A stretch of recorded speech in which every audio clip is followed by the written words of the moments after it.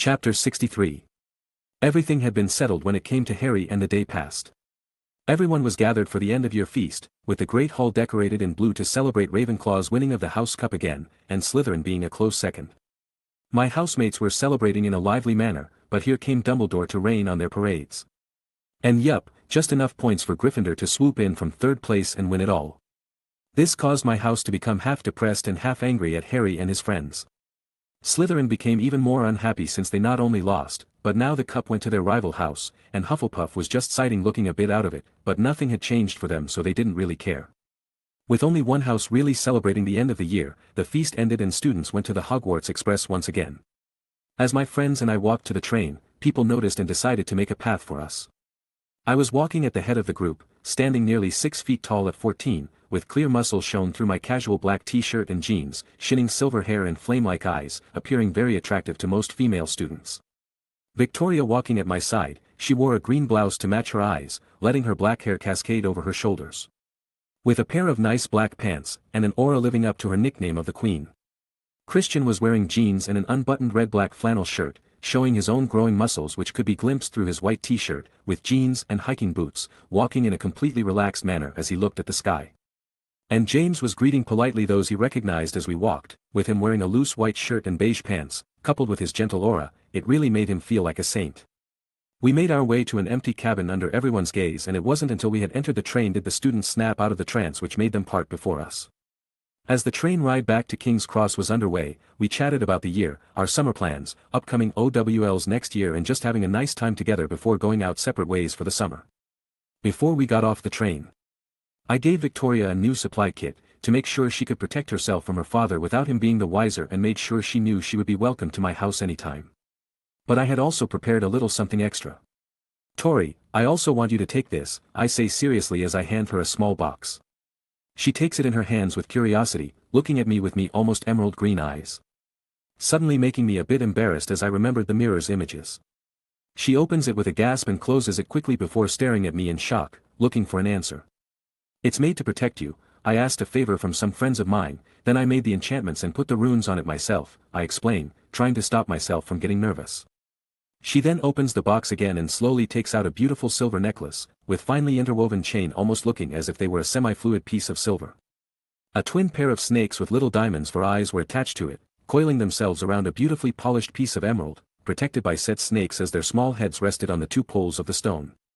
James' eyes widened in shock at the necklaces and Christian stood up abruptly at the sight of it. That's goblin-made jewelry.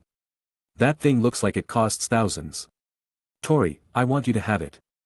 I asked a friend to make it and he was happy to do so.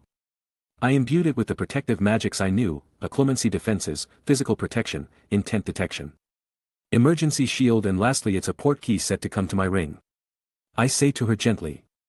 If you are ever in trouble, it can bring you to me and nothing will stop it, and no one will be able to take it from you, until you decide to reject it, I say gently to the now very emotional girl. Merlin's balls mate, quietly said Christian, completely blown away. Aiden, wouldn't this burden Victoria's conscience? Asked James as he was thinking about her pride and stubbornness. This was my own decision. I care about you and want to do everything I can to stop you from coming into harm's way. If you believe it is too much you just need to give it back. But I will give you the other emergency port key linked to my house, that I'm not arguing about, it's always good to have backup plans. I say to reassure the girl. I've actually made 3 of them, 1 for each of you, just in case. She was trying to say her decision but was stuck. It was an incredibly beautiful necklace and an amazingly thoughtful gesture, but this was so foreign to her that she froze. Tori, I say gently, making her look at me with a jump as I said her nickname. I decided to do this on my own. All that is left to decide is if you accept my will to protect and help you stand against the world itself if need be, or wish to do so on your own, proving your will and strength to them all. There is no shame or rejection of anyone, not even yourself, in choosing either. Take a breath and hopefully you can find the answer you want. I say with soothing voice and warm expression. Going to be in Victoria's head for a bit.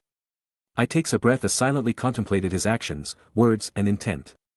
I looked between my 3 close friends, the people who pulled me away from that lonely and painful place. And I see them waiting for my choice.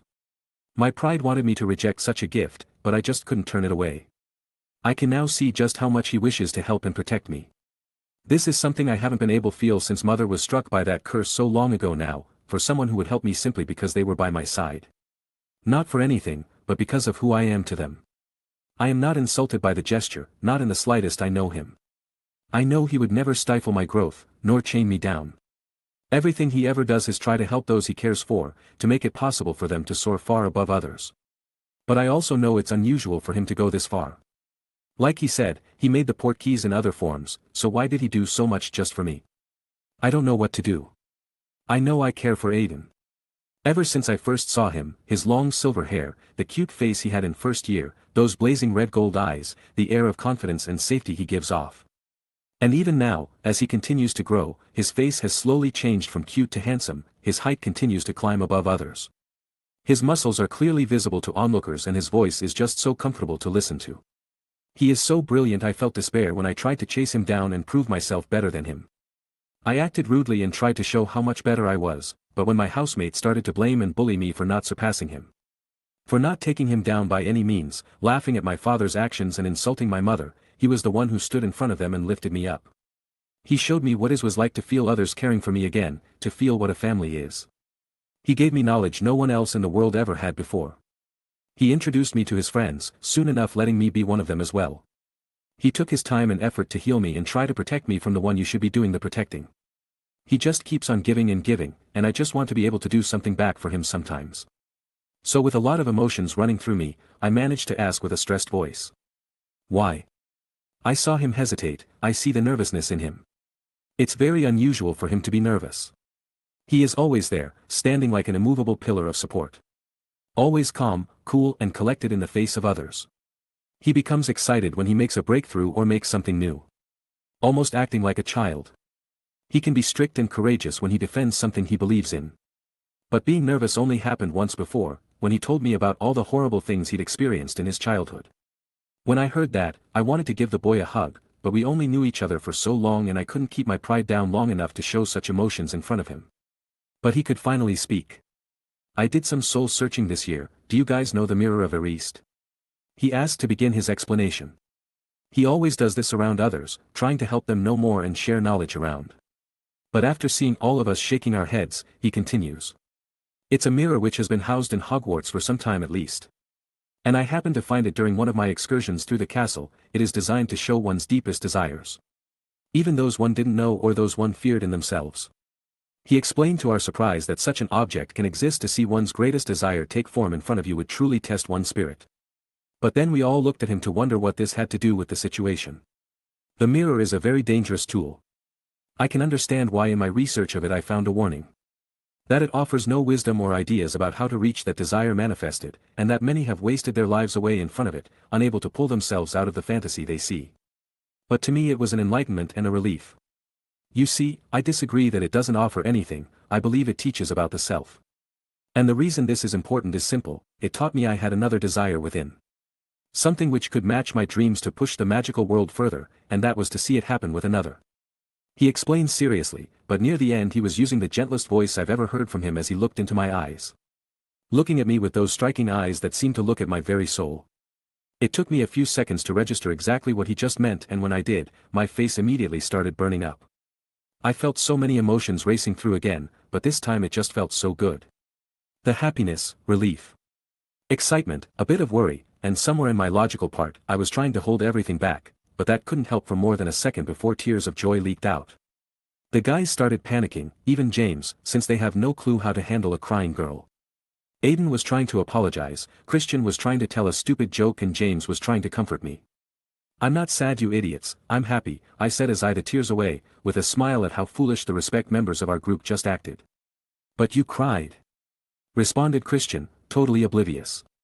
That's enough, Christian, I think we should leave these two alone to talk for a bit, declared James as he dragged the wild boy away, closing the door behind them and letting me and Aiden be alone. He was fidgeting a bit, but it was cute seeing the ever-brilliant and imposing Aiden Bones, acting like a nervous kid his age in front of me. I couldn't help but giggle a bit, making his ears turn red. So I wanted to give you this to protect you until then, he said shyly. And, the main reason I wanted to make it perfect was because it comes with a bit of a condition. What condition? I asked carefully, my happiness immediately dropping a few notches and my own nervousness rising as my heart thumped madly. I don't want people to know until graduation, until I can live on my own and hopefully be able to have you there, he answered with some hesitation and fear over my response. He kept looking at me, trying to gauge my response. Why? Are you ashamed of me as I am? No, I am and always have been very proud of you. This is because my plan involves making my name resound in every corner of the magical world, to help push it forward in the right direction without violence. This is a necessity. The problem with that is the fact that the attention and criticism I will receive will be massive, and I don't want to pull your life down with mine because of it. I want you to be able to stand proudly and never doubt the fact that you are the one I want and the world will never question it due to your own abilities. He explained seriously. It helped a lot and made me happy. He knew how I was. I will vehemently reject those trying to help me for impure reasons, and my pride will not let me be someone only known for being associated with someone else. I will never accept being given everything. It must come from me. Thank you, Aiden, for caring so much, I say, my voice closer to a whisper, but it relieves him. I'll take that deal, you will be mine and I will be yours, and when we graduate, the world will have no choice to accept it and see two people, not just you, I finally answer with my own feelings and determination. But I have my own condition, I then state seriously. Name it, he responded, sounding ready to fight even a dragon at the moment. You put it on me, I then say gently as I turned around to hide my red face and lift my hair up to show my neck. I could hear him gulp in nervousness as he saw my actions. He fumbled with the necklace a bit and I suddenly felt him right behind me. I could feel his breath on my bare neck. His impressive heat from his presence on my back.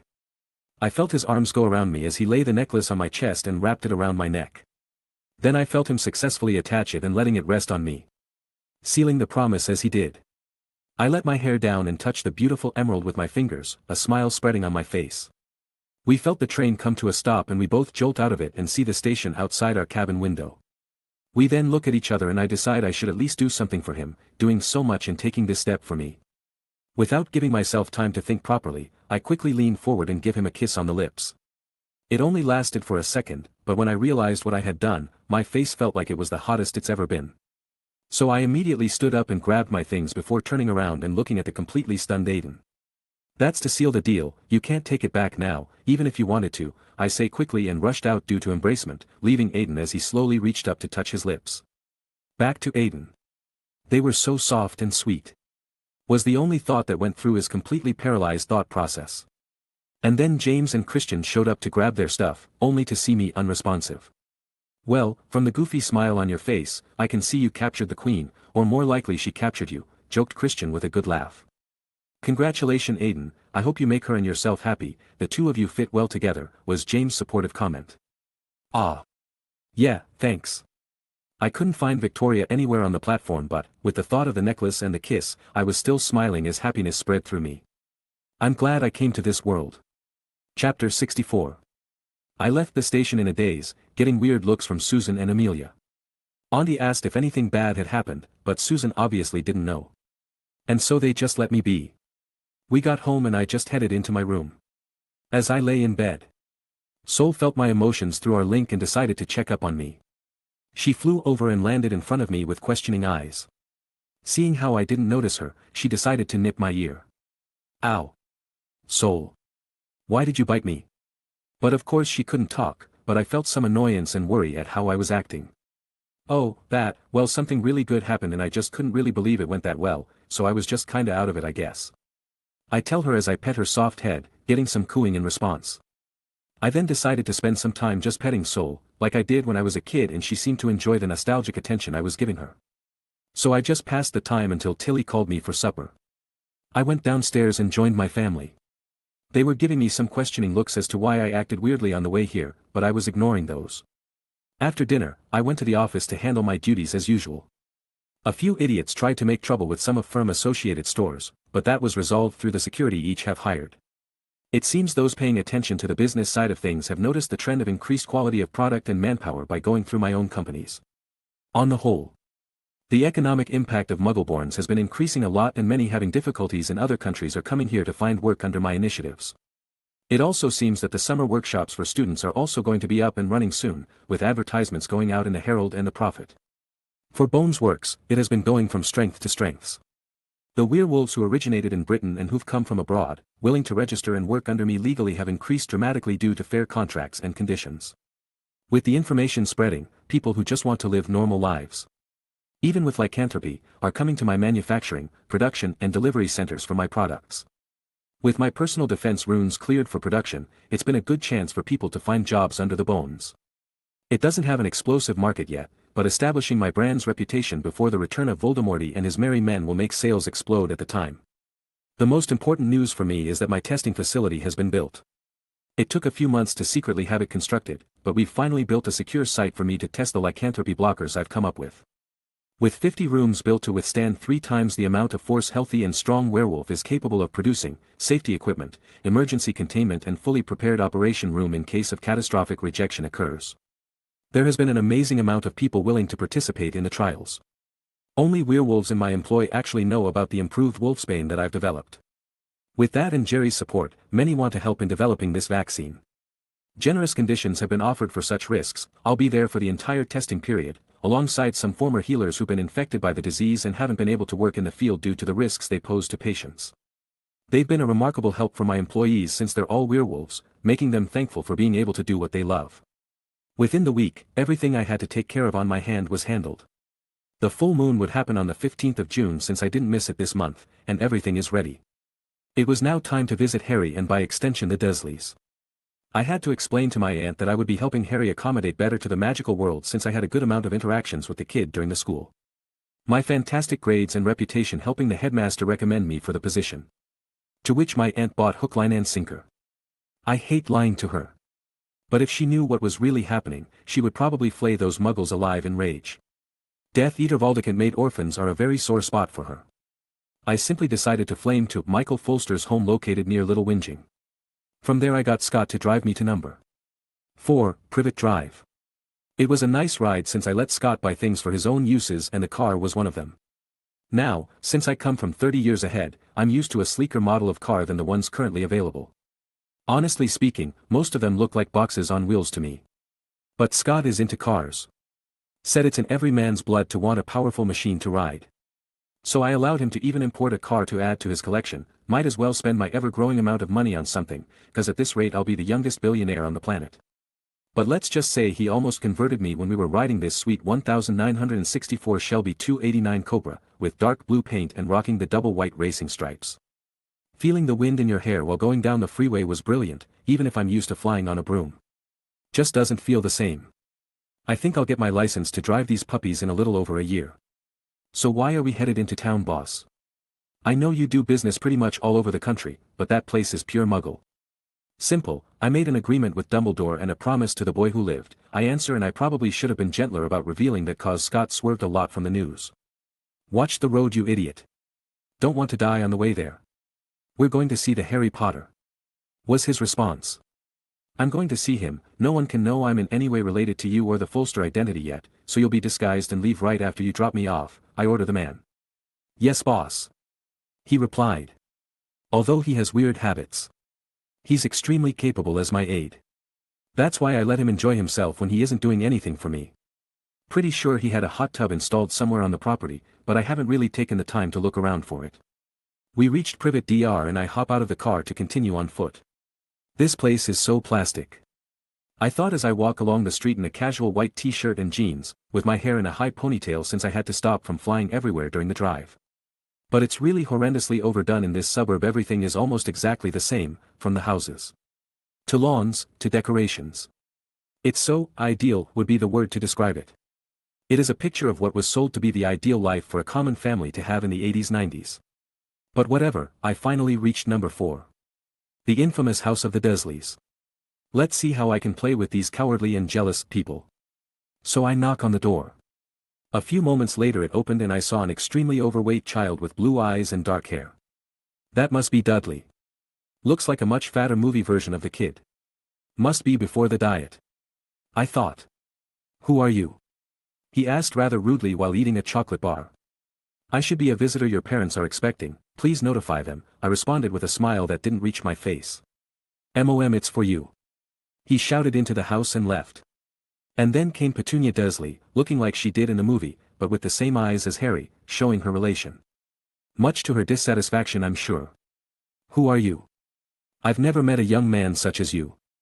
I am the one the headmaster has warned you would come, Mrs. Dursley, was my simple reply. As a result of my words, she paled noticeably, probably fearing what I would do. You seem afraid. Probably should be after what you've done to the kid, but I'm sure you'll be more than happy to know I am not permitted to use magic here. So rejoice. Now it would be better to head inside to continue this conversation. No. Don't want the neighbors knowing you aren't normal, now do we? It was then that the last member of the family exited the living room. Vernon Dursley. It does seem like most people are mixes of movie and book descriptions because the man is a blonde, and although he was considered beefy, it looked like mostly fat. As he was about to ask something, he saw me and stopped. And you must be Vernon, I say with a smile again.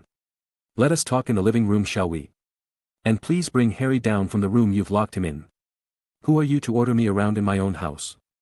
He bursted out in outrage as his face was turning purple in anger. With a sigh I take off my glasses and put them away, then I slowly open them as they start to resemble raging flames, and my usually concealed predatory aura exploded out, stopping the two from breathing. I am someone not nearly as tolerant as Dumbledore, you pathetic excuse for a human being. If it was up to me, I would have had all of you incarcerated for severe cases of child abuse and neglect. I would have made your lives a living hell for putting a child who's already lost so much in his life through what you have done. You have no idea how horrible what you've done to the kid was, and you don't care because you, Petunia, are a twisted and jealous child with an inferiority complex, and you, Vernon, are a tiny-minded imbecile. What you've done to Harry could have easily led to him developing an obscurus, an extremely dangerous and deadly magical entity born in children who are abused into suppressing their magic. It would have killed everyone in this town you call a home. Now shut up and bring Harry down. I will then tell you what is going to happen, and you will have no choice in the matter. If you are clear, nod and go get the boy. I ordered with pure venom in my voice. Petunia couldn't run to get Harry fast enough, and as I put my glasses back on and calm my aura, Vernon's legs lose their strength and was forced to sit on the couch, with pure terror on his face. The woman hurried back with a confused Harry. Likely due to the way she was acting. He saw me and looked happy due to what we had talked about. He entered the room and I gestured to sit near me. As he did, I couldn't help comparing myself to him. Black versus silver hair. Red versus green eyes. Tall for my age versus short for his. Muscular and fit versus thin and damaged. It honestly angered me seeing the boy acting so fearful and hopeful. Harry, you have nothing to worry about, everything will be handled shortly, just don't be surprised about how I'm going to act. You aunt and uncle need a firm hand, I whisper to the boy in order to prepare him. He nods and waits. Now, Harry has suffered tremendous abuse under you. Because of Dumbledore's request, I'm not having the two of you arrested right this instant. But my passivity comes with a cost. I don't care if you ignore Harry, but he will no longer be your servant. He is your nephew for you, Merlin's sake. You will simply need to give him 3 meals a day and let him in and out of the house. That's all you vile people need to do. Simple no. In exchange, Harry will be spending most of his time away from the place. Isn't that great for you? I will be inviting him over either to my home or outside during most of the summer. Actually reducing the meals you'll need to provide to the boy down to 2. Exciting, isn't it? I say to these people with sarcasm and disgust. But if he tells me you've abused him, locked him in his room, stopped him from contacting either me or his friends, or that you punish him because you're baby whale or for anything that isn't actually Harry's fault, I will scramble your brains until you beg me to let you pamper the boy. I declare as I use a bit of legilimency to make them experience some of the pain I had, making them scream out in shock. I stand up as they flinch at my movements and simply turn to Harry. Go grab your wand and owl, Harry. I have everything else you'll need at my house, I gently say to the boy who hesitates slightly, wanting to ask some questions, but I stop him. I'll answer your questions after we've left, all right? I simply say, making him nod and run upstairs. I wait a bit and he comes back down with Hedwig, still a beautiful snowy owl she is. All right then, we shall be off. Lovely talking with the two of you. I hope for your sakes it doesn't have to happen again, I say with a bright smile and walk Harry out of the house. Chapter 65. I brought Harry outside and we started walking towards an emptier area of town. Where are we going? He suddenly asked. Just need to head somewhere muggles won't spot us, can't let them see us disappearing now, I answer with a smile. Okay, but what did you do to them before we left? He then asked curiously. That, Harry, was an application of a less practiced magical art known as legilimency. Legili what? Was his confused response. Legilimency is the ability to enter and attack the minds of others. What I did to the pile of blubber with a mustache and the shrew was very simple. I forced one of my own memories into their minds and made them experience it. I explained to the kid. A memory made them that scared? What did you show them? That is a very personal bit of my past, Harry. I just used a small clip to give them an idea, I reply with less of a smile this time. Oh, I'm sorry, didn't think it through, he apologized sheepishly. I understand, Harry. This alley will do, I say suddenly as I enter said alley. I then take out a steel chain and stretch out my hand holding it to the kid. Grab onto this and don't let go of either it or Hedwig, it's going to feel weird, but it's the quickest way to get out of here without breaking many laws, and these ones can't be detected, I say with a little grin. We're breaking laws? Was his very shocked response. Ha ha ha. I'm teasing you on this one, no way my aunt would let me set up an illegal portkey to our house. She's the head of the magical law enforcement and damn strict when it comes to these things, it's just for this time, I've got other ways to get you over to my place next time. I laugh as I explained. He gives me a little glare but grabs the chain and the familiar feeling of being pulled by your navel occurs, sending us off. We landed in the middle of the backyard, me on my feet, Harry on his butt and Hedwig complaining about him dropping her cage upon landing. First couple of times leave people with a hard time landing, I say to reassure the kid and give him a hand to stand up. Welcome to House Bones, Harry, it's simple, but it's home, I introduce with a warm smile. You have a nice garden, he said as he looks around the place. Thanks, started it when I was 6, I wanted a place to practice herbology, but after I started going to Hogwarts it basically became Susan's, I say with a nostalgic smile, remembering little me and Susan playing in the dirt. Wait, Susan, from Hufflepuff? He asked in surprise. Well yeah, we're cousins, but we grow up like siblings, you know Aiden Bones and Susan Bones, I explain with a little smile of the kid's thoughts. But you don't look anything alike. He tried to justify, never having noticed. Well, to be honest here, have you ever seen anyone who looks like me? I ask with a chuckle in response, effectively leaving him with no answer. Well, enough of that, Tilly. I shouted for the house elf. Yes, young Master Aiden. She popped in and said. Tilly, this is Harry, he will be coming here frequently this summer, can you bring his owl to where Artemis is please, also a good lunch for the two of us would be lovely, and if Susan wants to join all the better, I say to her. With pleasure. She replied excitedly as she began her tasks. What was that? Asked Harry again in shock. That is a house elf. Beings who need the magical energy of wizards or magical dwellings to survive. Unfortunately, through centuries of this happening in noble houses, they become a slave race in the eyes of many and horrible treatment became common. We treat her like family but that's still how she acts, no matter what. I explain with some reluctance in my voice. But for now let's get you a proper meal, after that I can get a good look at you and start healing you properly, I declare as I lead the boy into the house. He was looking around the place with very curious eyes, this being the first wizard home he's been to since the Weasleys haven't brought him there yet. Might as well introduce you to the house while we wait for the food, I say to the kid who nods back. Here we have the common room, like the dorms it's used for relaxation. Reading or light work in a peaceful environment. The fireplace is connected to the FLU network and since I'm pretty sure you don't know what that is I'll explain quickly. It basically a mean to travel near instantaneously from one connected fireplace to another by calling out the destination's registered name. For example, if you wanted to go to Diagon Alley, you would grab a handful of the powder, step in the fireplace and yell out Diagon Alley as you threw it into the fire. It has to be set to its FLU fire first, which is bright green, so don't just walk into any burning fireplace and it has to be connected by the ministry. I explain to B-Boy as he marvels at magical means of travel. Next is our home library, it mostly filled with history and law books because of my aunt's interests and job, but I have every Hogwarts subject and then some in my room, which I'll show you later.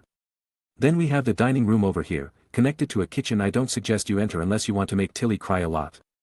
If you ever need anything she'll be ecstatic to get it for you, believe me on that. I know because of your upbringing you'll have a lot of problems doing that. But take it slow and try to get over it will do you some good. I say gently.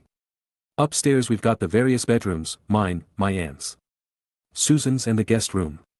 You'll be able to go in and out of mine pretty freely, but you know better than going into the others I'm sure.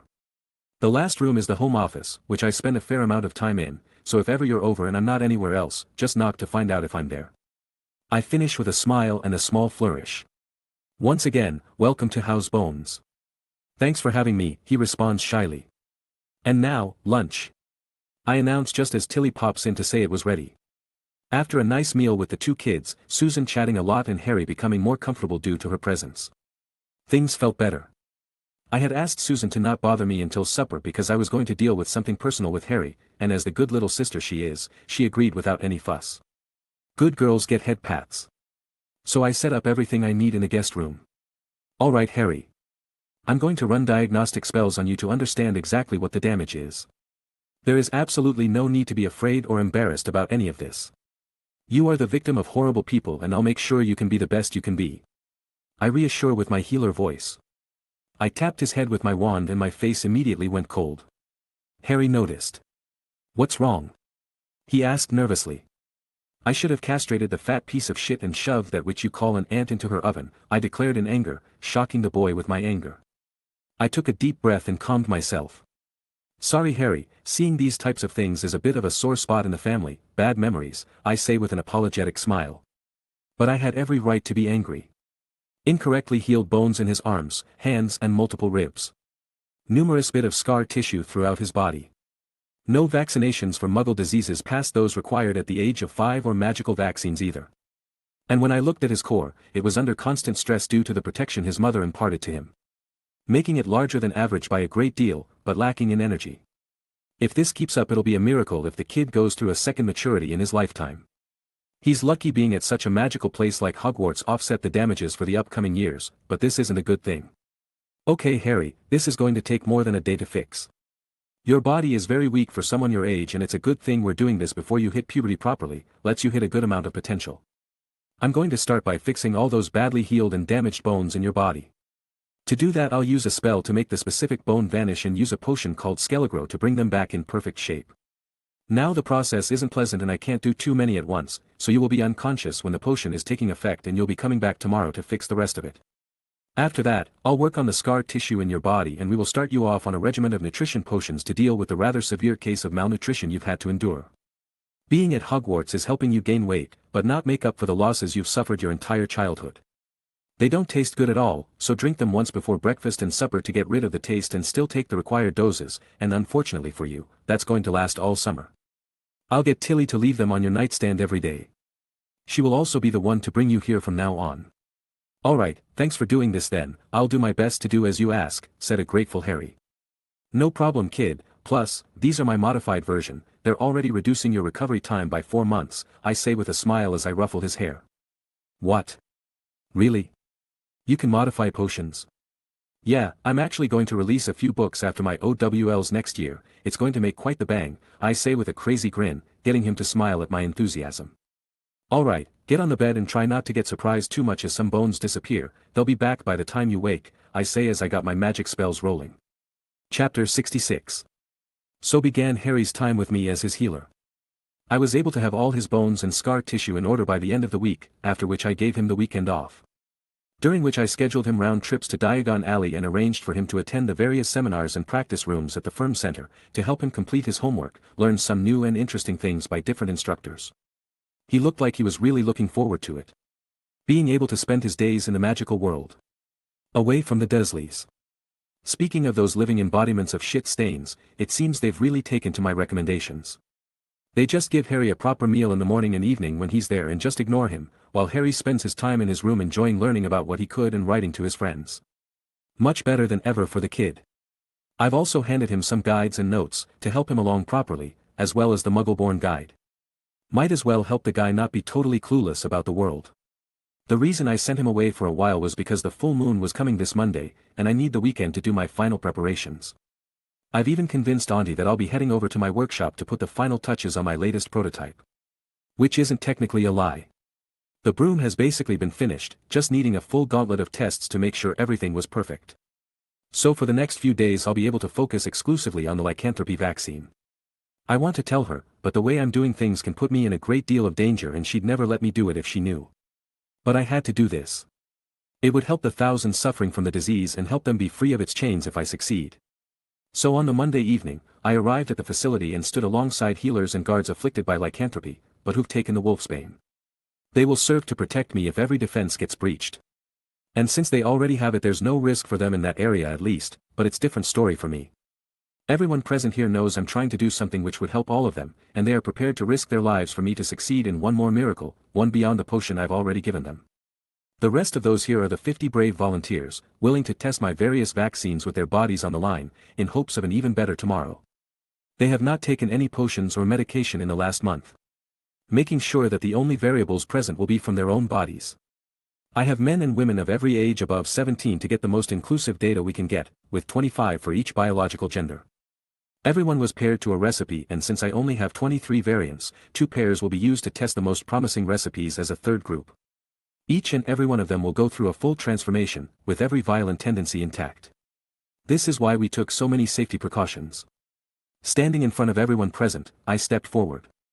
Although I am young, my body's growth and my abilities make people treat me like an adult, and they respect me for the results I've achieved.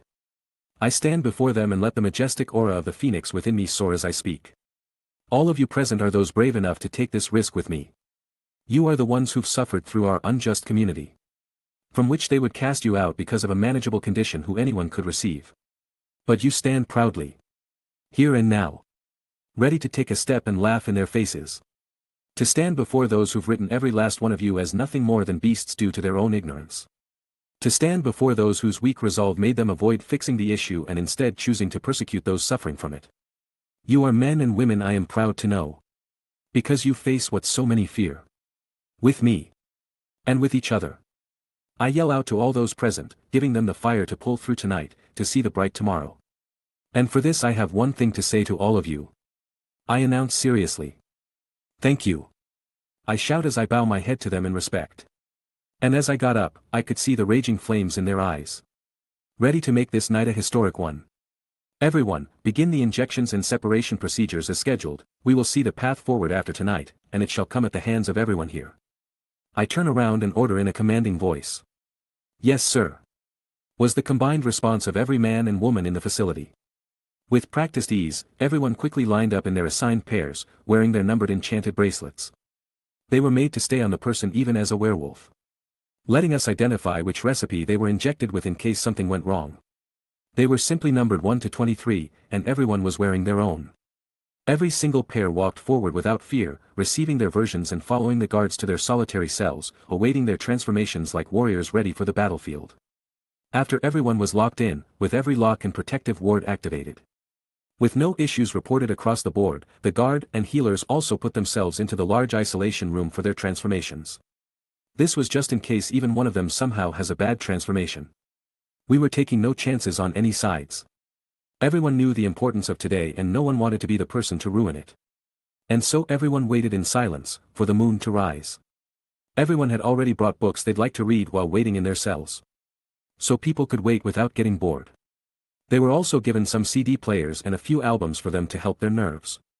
Like I said, I tried to cover all angles.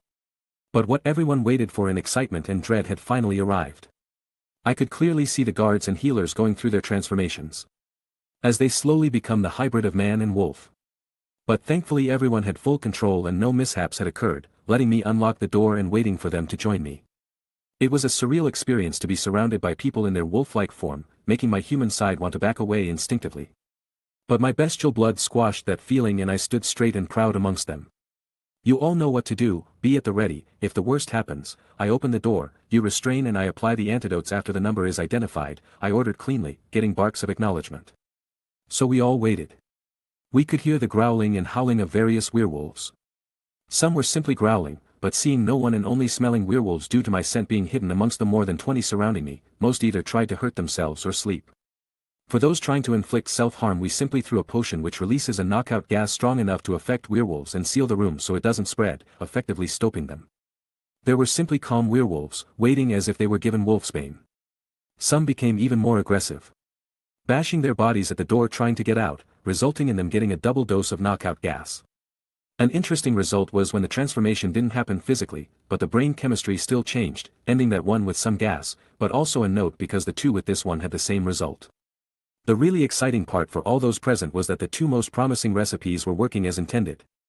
6 of the volunteers have been experiencing no change at all. The sight made the guards howl out in triumph at the scene and I swear I saw some crying. I immediately took blood and saliva samples. I need to see what was happening right now. So I ran to my lab to run tests, knowing that those I left behind could handle things and if they can't they'd immediately come and get me. All the results were proving to be fantastic. Both of the formulas were effectively stopping the activation of the virus in the bloodstream, the one causing the physical and mental changes. And the ones in the saliva, one of the modes of transmission for the virus along with some secretion glands near the claws. Meaning that at least for tonight, we've effectively completely stopped the werewolf transformation with a single injection the night of the full moon. Now we only need to see how long the effect stays in the bloodstream and work forward from there. The rest of the night passed as we made sure every volunteer would be safe from the test and themselves. And only when the last person changed back into their everyday selves, with clothes on after being distributed, did we open the doors to let them all out. Everyone gathered, with many looking weary and sore. Everyone. You have all done everything we could have asked, you have risked your lives and made it through, every one of you has more than earned what you were promised, and we will hold some tests daily to see if the injections led to lasting effects. I informed properly before getting to the exciting news, with those behind me were fighting to hold in. And I am extremely happy to announce that 2 of our recipes have achieved the desired results. We had 6 of you who did not undergo their transformations at all. At the realization of what I just said, cheers erupted from everyone present as they hugged each other in joy at what that signifies. It means that at the very minimum, with just what they know so far, they can completely suppress their transformations with a simple injection. This led to an incredible celebration amongst the close to 80 werewolves present today. With people laughing and dancing as music played, with some crying in joy at the preliminary success. I let them celebrate as much as they wanted. I told the healers what to do next and that I would begin planning for the next phase of testing next month. As well as follow-up testing on every one of those volunteers to make absolutely sure no damage was done. But when I left, a relieved smile spread on my face as my hard work had actually paid off. Chapter 67. After that initial success, I began to study and adjust the 2 successful recipes. The next step was to make them long-lasting, and to accomplish that, the trick was to maintain the effect of the injections while fusing it with the effect of the blood regeneration potion, in an effort to make the body produce the lunar energy blockers on its own. The end result should hopefully be the continuous creation of the blocker for an extended period of time. Hence lengthening the effect. That's the theory anyway. So I began the testing phase while the original volunteers will be strictly observed for the next year minimum, for side effects or unexpected changes in their transformations. Extra attention will be paid to the successful 6, to know what is going on in their bodies every step of the way, and the reports being sent to me. With the trial for this month over, I began having Harry over a few more times during the summer. Making sure he was progressing properly, giving him some nutritious food on top of the potions, getting him to exercise more and helping him with his homework. So how come you're making me exercise? I already do it for Quidditch and it's not like it helps with magic. That's actually incorrect, Harry, I respond. You see, 2 things happen as wizards get older: magic increases in the body and the body toughens thanks to magic. Meaning as we grow older, gain more experience casting spell and/or live in magical areas, our bodies increasingly absorb more magic and refines it to improve our own. But magic needs to be contained within the body. Hence it passively toughens the bodies of witches and wizards to endure it. That's why Quidditch has such a low mortality rate for such a dangerous sport, or we have people still being spry well into their 90s or 100s. And why you don't really hear of people exploding because they have too much magic. I explained to the boy, simplifying the matter greatly. Alright, but what does that have to do with me exercising? He asked, not seeing the full picture yet. Well, Harry, if a body needs to be stronger to contain more magic, can you think of a benefit if your body is already stronger? I asked to let him ponder. I've been asking these types of questions during his visits to help him get over the psychological blocks over his intelligence. I ask him brain teasers. If he's right he gets a small reward like a fun spell or some candy. And if he's wrong I simply gently explain the real answer and praise him for his effort. You know, positive reinforcement of the desired behavior to counteract the negative reinforcement those scum put him through. And it's been showing some results. Would it let you absorb magic quicker? He asked, unsure of his answer. Very good, Harry, yes it does. Another benefit is that it helps during duels and combat a lot. Not being there when someone casts a spell you can often be the best defense, take the killing curse. They say it has no defense, but they heavily telegraph its casting, even Viscount couldn't get around it, so dodging is good to know. You still need to be very brave to face the curse in that manner, but this is an extreme example. I answer the kid as I ruffle his head lightly, with him smile shyly at the praise. So on the topic, here's your first actual combat spell, my modded Expelliarmus, made it stronger, faster, more accurate and with slight course correction, perfect for a young wizard's self-defense. I say with a smile as he gets excited at the reward. Wicked. You're going to teach me to fight? I'll get more spells into you first and beef your muscles up more, then we can learn to fight. But for now I'll teach you some spells and get you to practice on stationary targets and moving ones. Baby steps need to be taken before you can start going properly. I answer to the boy who gets a bit disappointed, but then perks up when he hears he's going to learn more magic. This was the general manner in which my time with Harry went during the summer. I also decided to take him and Susan out to the movies or a fair for him to have fun over the summer. Even getting Hermione involved in the fun since Harry could write to her.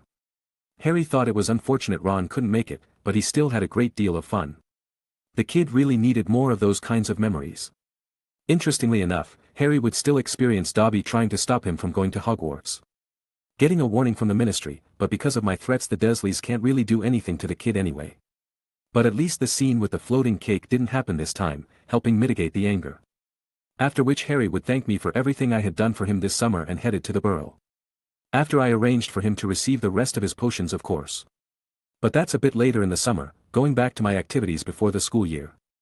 My businesses were continuing in their upward trends, becoming the dominant forces in their fields. Breaking Ground's apothecary was treated as the potion holy land in Britain. Having developed a reputation on their incredible products.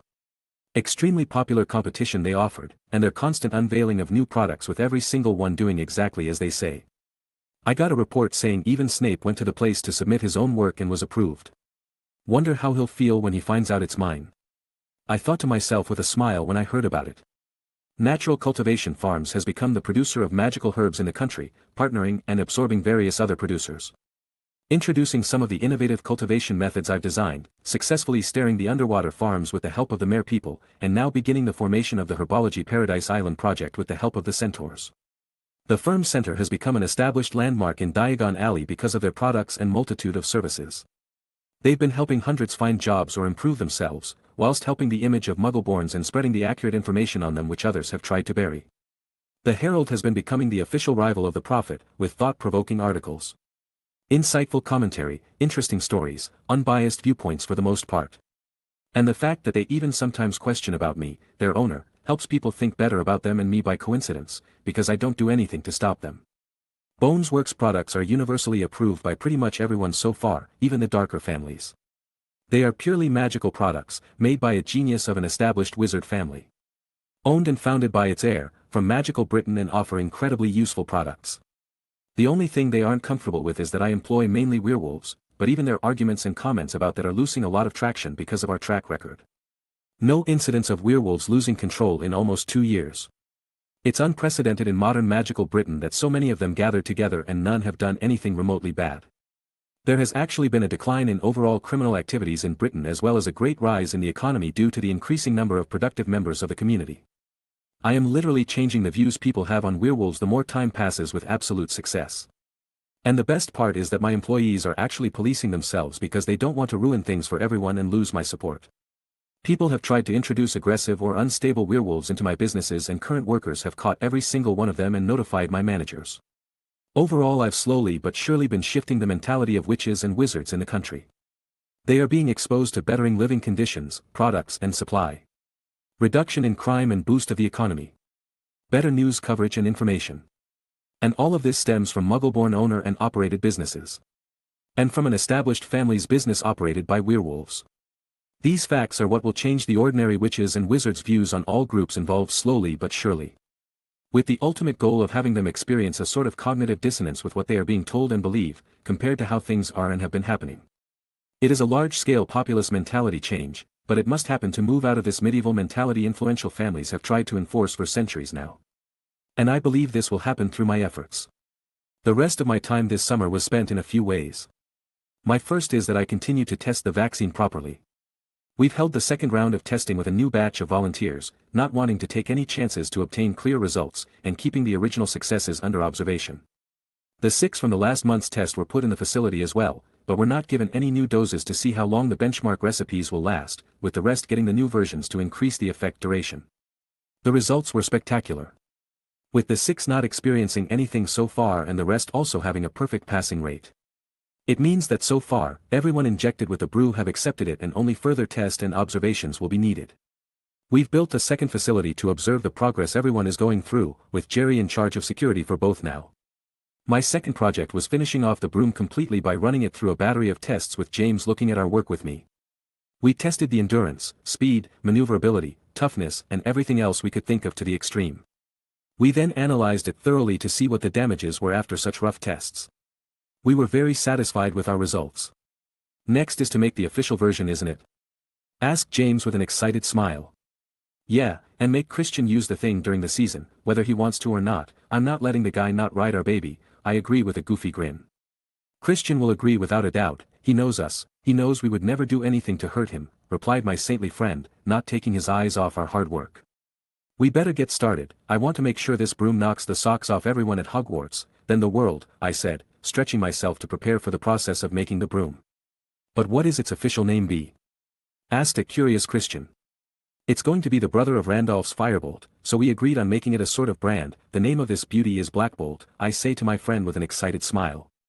A fitting name indeed, he nodded in agreement. We then headed back inside the workshop to create the first ever Blackbolt series broom. Chapter 68. All my goals before 5th year had been achieved, with the minor exception of the vaccine, but that is something which will undergo enormous amounts of testing to make 110 sure of every effect it will have. Making it a long-term project. The plans regarding it involve proper testing and data collection for the next 2 years before submitting it for approval, with proper observation and data collecting for the next 5 minimum. After that, it will be standard operating procedures to keep track more loosely unless someone wishes to dedicate themselves to it. The school year was nearing and Susan was excited to go back to Hogwarts. To be with her friends and learn more magic besides my special ones. She says it stops her from getting weird looks when she does the spells differently. Made me sad when I heard she didn't like my spells, but she assured me that she liked them but didn't want to always get it wrong. But there was a rather large surprise came with my letter this year, a badge with the words head boy. This confused me greatly. Not because I wasn't expecting a badge. I would be surprised if I didn't get the prefect badge this year honestly. But shouldn't the head boy girl be in their 7th years? Auntie was both ecstatic and confused when she realized it as well. Then I noticed an additional letter. Dear Aiden. I know you will be confused over this matter, as you know full well how the prefect and head boy-girl system operates. But let me assure you that the badge now in your possession is rightfully yours. I had to discuss it with the board of directors. But your stellar academic record, remarkable displays of ability and leadership due to your exchange, and your unbiased views and actions in school were more than enough to prove that you are the most deserving student in Hogwarts. Your work and results outside of school have probably helped influence the decision of the board as well. I hope you enjoy the rest of your summer. Yours. Albus Dumbledore.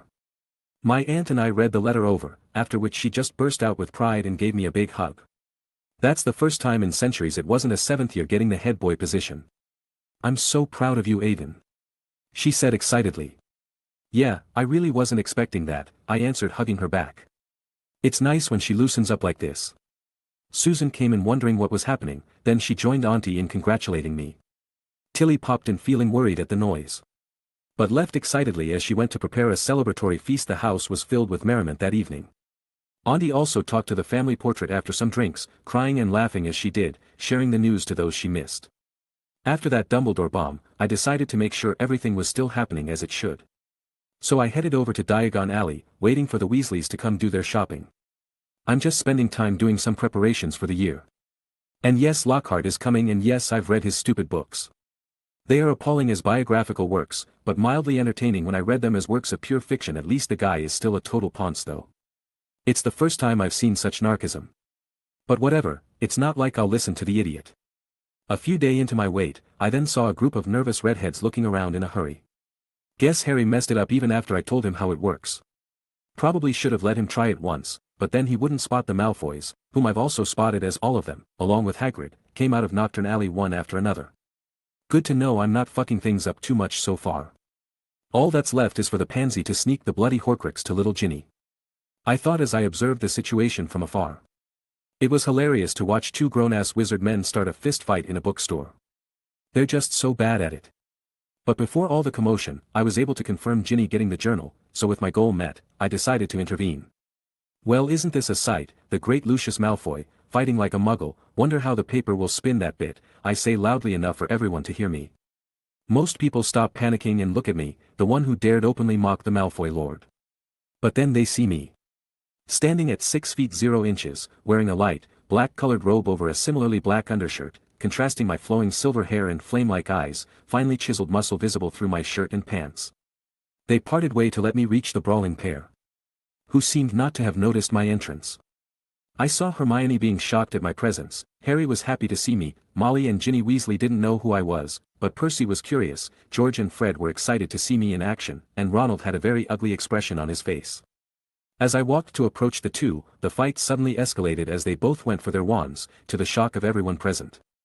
So in that moment I channeled some magic into my legs in a practiced manner and burst into a blur as I take Arthur's wand from him before he can notice me. And garb Lucius' wrist to flip him completely by forcing him into an awkward position and then sweeping his feet with enough force. I heard the gasps of the spectators as I ended the fight then and there, with a wand in each hand, a stunned Arthur and furious Lucius on the floor. "How dare you assault me, brat? Do you know who I am?" "I know very well who you are, Mr. Malfoy," I reply evenly. "You are a very rich man and you have the ears of many important people, but do you know who I am?" I asked back as he stood up in rage. "Why should I care who some mixed-blood bastard is?" He spat back out with venom. "Oh, you should really care, simply because of who I am and who my aunt is, because if she found out what you were about to do in Diagon in Alley, in front of so many witnesses, you'd be joining some old friends in a very happy place by next week." I reply with a true devil's smile as the statement immediately sent a shiver down his spine. "And who is this aunt of yours? You would be able to get me in trouble with her? How preposterous." "Amelia Bones," I respond with the brightest smile. Lucius' face paled noticeably as he realizes just how bad this is. "Right. I forgot to introduce myself properly to you, my aunt would kill me if I didn't show proper decorum to such a distinguished lord. It is a pleasure to officially meet you, Lord Malfoy. I am Aiden Bones, heir of noble House Bones, may we have a long and pleasant relationship," I finished with a polite smile which did not reach my eyes. He couldn't respond.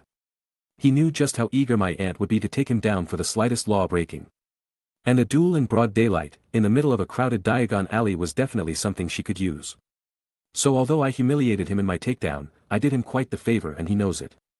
So he now has to show either proper decorum and get payback later. Or be angry now and leave in a huff. But he is smart, and very slippery, I know what he will pick. "Then I will have to thank you, Heir Bones, for mediating mine and Arthur's disagreement. Come Draco, let's go," he said with no emotions on his face or in his voice as he simply departed after snatching his wand back from me. With that it was over and people quickly dispersed, I'm guessing they really wanted to tell the people they knew about this one. After everyone left, I turned my attention to Arthur Weasley, a man who apparently loves muggles but never tried a condom. "Here you are, Mr. Weasley, I hope you can at least do such things in a proper venue next time. I hear muggles have many fighting competitions, maybe there would be a good place," I say with a chuckle as I hand his wand back to him. "Ah, yes, thank you for that, but are you really Madam Bones' nephew? Not many have seen him, I knew his parents and you look different." To which I show him my heir ring and answer. "A lot has happened, but yes, I am her nephew. I was actually here to work on some stuff at the store, I'm almost finished making a new product, it'll be great," I say with a smile. "Then I heard and saw the commotion," I say with a teasing grin.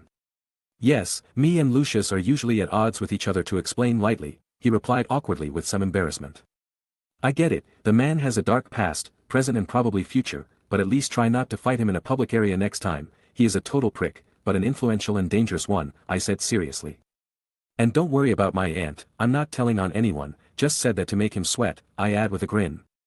"Thank you for that, now I better get back to my family. It looks like Molly might hurt me more than Lucius has if I don't hurry," he said with nervous chuckle. And with the look on the woman's face, I can't blame him. I said a quick hello to Harry, Hermione, and Percy, who although has a stick up his ass, I've gotten to know well enough in the exchange. The twins were energetic as could be due to the sight of Father Malfoy on his ass and were shaking my hand in an over-exaggerated manner for the fun of it. I introduce myself to little Ginny, who looks up in awe at what I did, finishing with just a polite hello to Ronald, whom continues to be a prat. With that interesting bit down, I excused myself and went back home. Chapter 69. Of course that little event from yesterday made the papers. I'd be surprised if it didn't. But does the prophet not realize how hurtful it is to their reputation to run such an obviously biased story? I ponder to myself after reading its and the Herald's version. Honestly, the prophet actually ran a piece on how violent Arthur Weasley is. As he started the fight when Malfoy offered to help him buy his children better than second-hand equipment. And then come my bit, a story about me coming in and double-teaming the man into submission. That one made me laugh. Who writes these things? It's not even a Skeeter article. No wonder they're okay with the cockroaches writing. I mean, they had at least a cameraman at the scene, due to that guy wanting a picture of Lockhart. Did they just ignore the guy? I laughed to myself. The Herald on the other hand had a reporter on the scene since the building they run out of is in the alley. Then add photographic evidence of the two brawling, my intervention was fully captured, flip and all. And me standing between the two of them with their wands. It reported that the event was both men's fault, Lucius for continuously mocking his foe and talking about pureblood superiority at the sight of a young muggle-born girl. With Arthur not being able to hold his temper properly and throwing the first punch. I on the other hand, am being treated as some kind of valiant and promising heir, ready to intervene between an erupting duel without magic due to my age. I didn't even ask them to do that too. That picture of me flipping Lucius is awesome, think I'll save it for when I need a smile. I thought as I cut it out to preserve it. Well, I was happy until Aunt Amelia came home and gave me one hell of a lecture for what I did. Since it did put me in some danger and brought the ire of Lucius Malfoy. But after that she said she was glad I wasn't hurt and that I did the right thing by stopping people from getting hurt without harming anyone. I can't be mad at her because she just worries about me and Susan, so I just gave her a hug and thanked her for caring. The summer ended nicely and we were finally on our way to King's Cross. We said out goodbyes to Auntie before Susan and I went to find a place to sit. I found a nice cabin, but before I could get all my stuff ready, Victoria came in. We've been talking during the summer, keeping each other updated and helping each other out on our projects. But it's the first time we see each other since the break started. I was stunned because she seemed to be a blooming flower to me. She was wearing her usual mix of black pants and green blouse, with the necklace I had given her shining brightly around her neck. Her jet black hair flowing down her back with light waves in them, her outfit couldn't hide her growth as she was becoming a woman. Letting the necklace lay in developing mounds and her curves showing nicely, she was becoming more and more enchanting as her noble demeanor was offset by her charming beauty and emerald green eyes. Victoria POV. I wanted to quickly find a cabin to talk to Aiden face to face before James and Christian showed up. I knew that Aiden always came early because of his aunt and that if I came at the same time I would have at least 20 minutes to talk to him. I've been using the box he gave me to talk to him.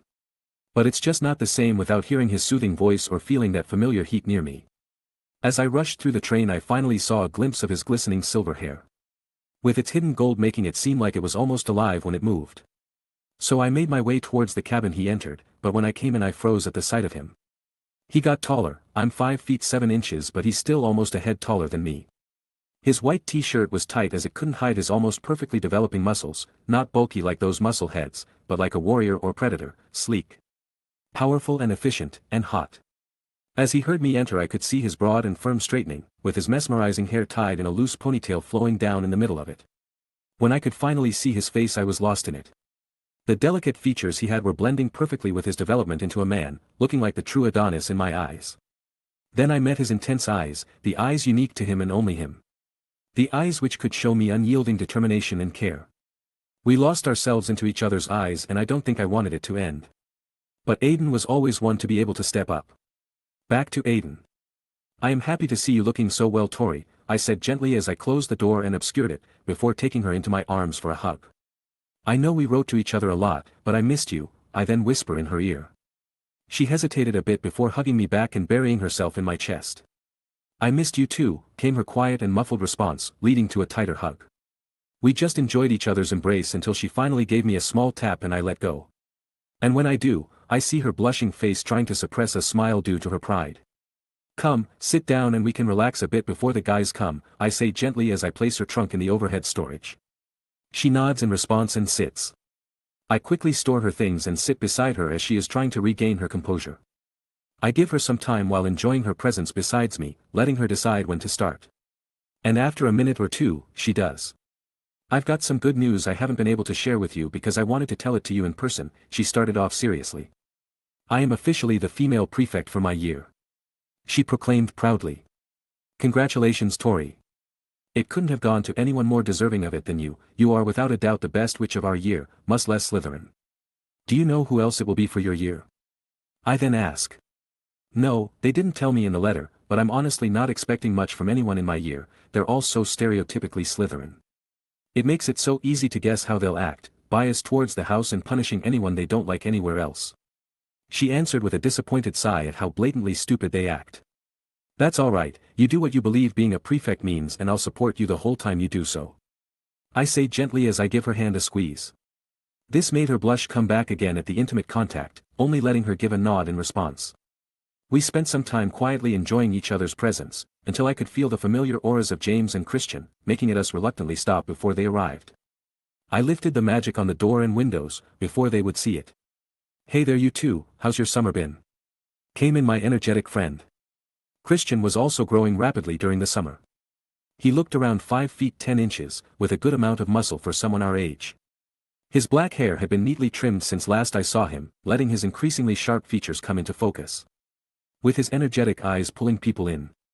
He was wearing camo pants and combat boots, with a green tank top, looking like he just came out of a tour in the jungle. It's good to see you again, Victoria. I've been spending some time with Christian this summer, so I know how he's been, but how have you been, Tori? Said our gentle friend. He was also growing quick, but was shorter than Christian due to him not exercising as much and focusing more on academics, standing at 5 feet 8 inches. His frame wasn't muscled, but it also wasn't skinny or fat. Being healthy would be the common ground between the three. His sandy blonde hair had grown a bit, almost reaching his shoulders. His face was becoming one of a kind man, with his soft features developing alongside his strong jawline and his blue eyes always giving off their welcoming gaze. I've been good, you too. I've also heard about you and Aiden, James, but where did your parents take you this time, Christian? Tori asked with a small smile. Oh, we went to the Amazon rainforest this year. It was pure survival as we were looking for forgotten, supposedly extinct, or new species. It was great, man. My old man taught me how to hunt and survive. Now there's something I never expected to meet, a survivalist wizard, I say with a chuckle. Although that does sound like it'll give you much to tell us about, unfortunately I will be too preoccupied with my new duties during the ride to hear them, so if possible do tell me at the castle, said James with a small sigh. That'll have to go for me too. I'm guessing you're a prefect as well, James, added in Victoria. Should have guessed you'd be one as well, Tori, he replied with a knowing smile. Merlin's britches. You two are also prefects. Me too.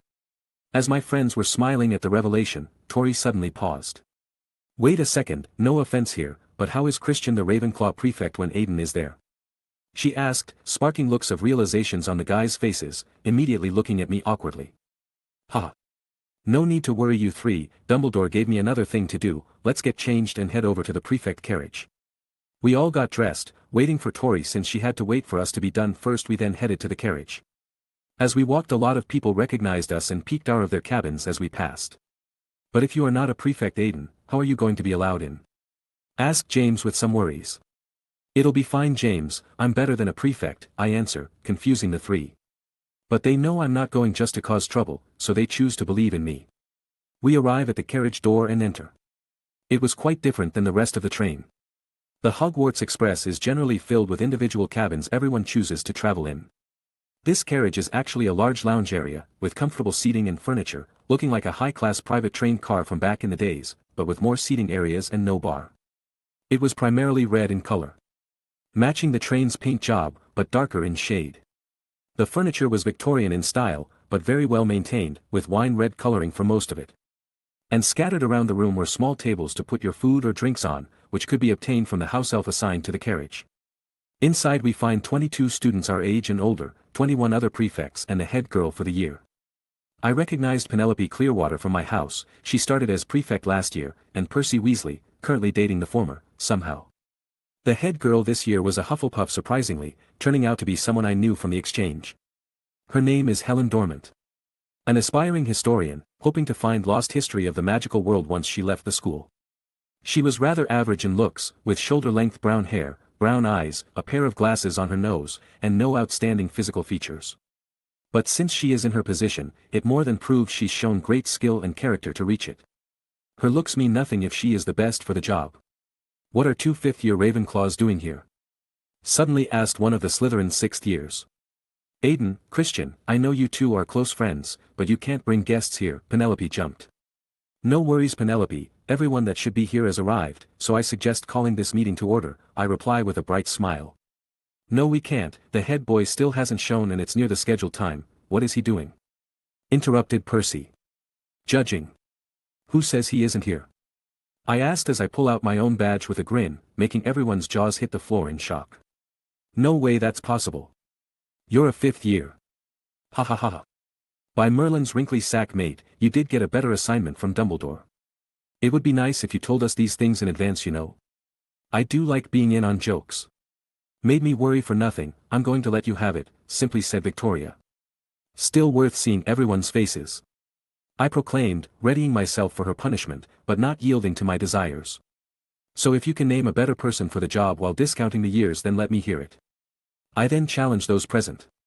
But the thing is that all the prefects outside of Slytherin have been coming to my exchange and know just how good I am. Putting aside my age, I am the best candidate for head boy without a doubt, even if their pride sting a bit as a result.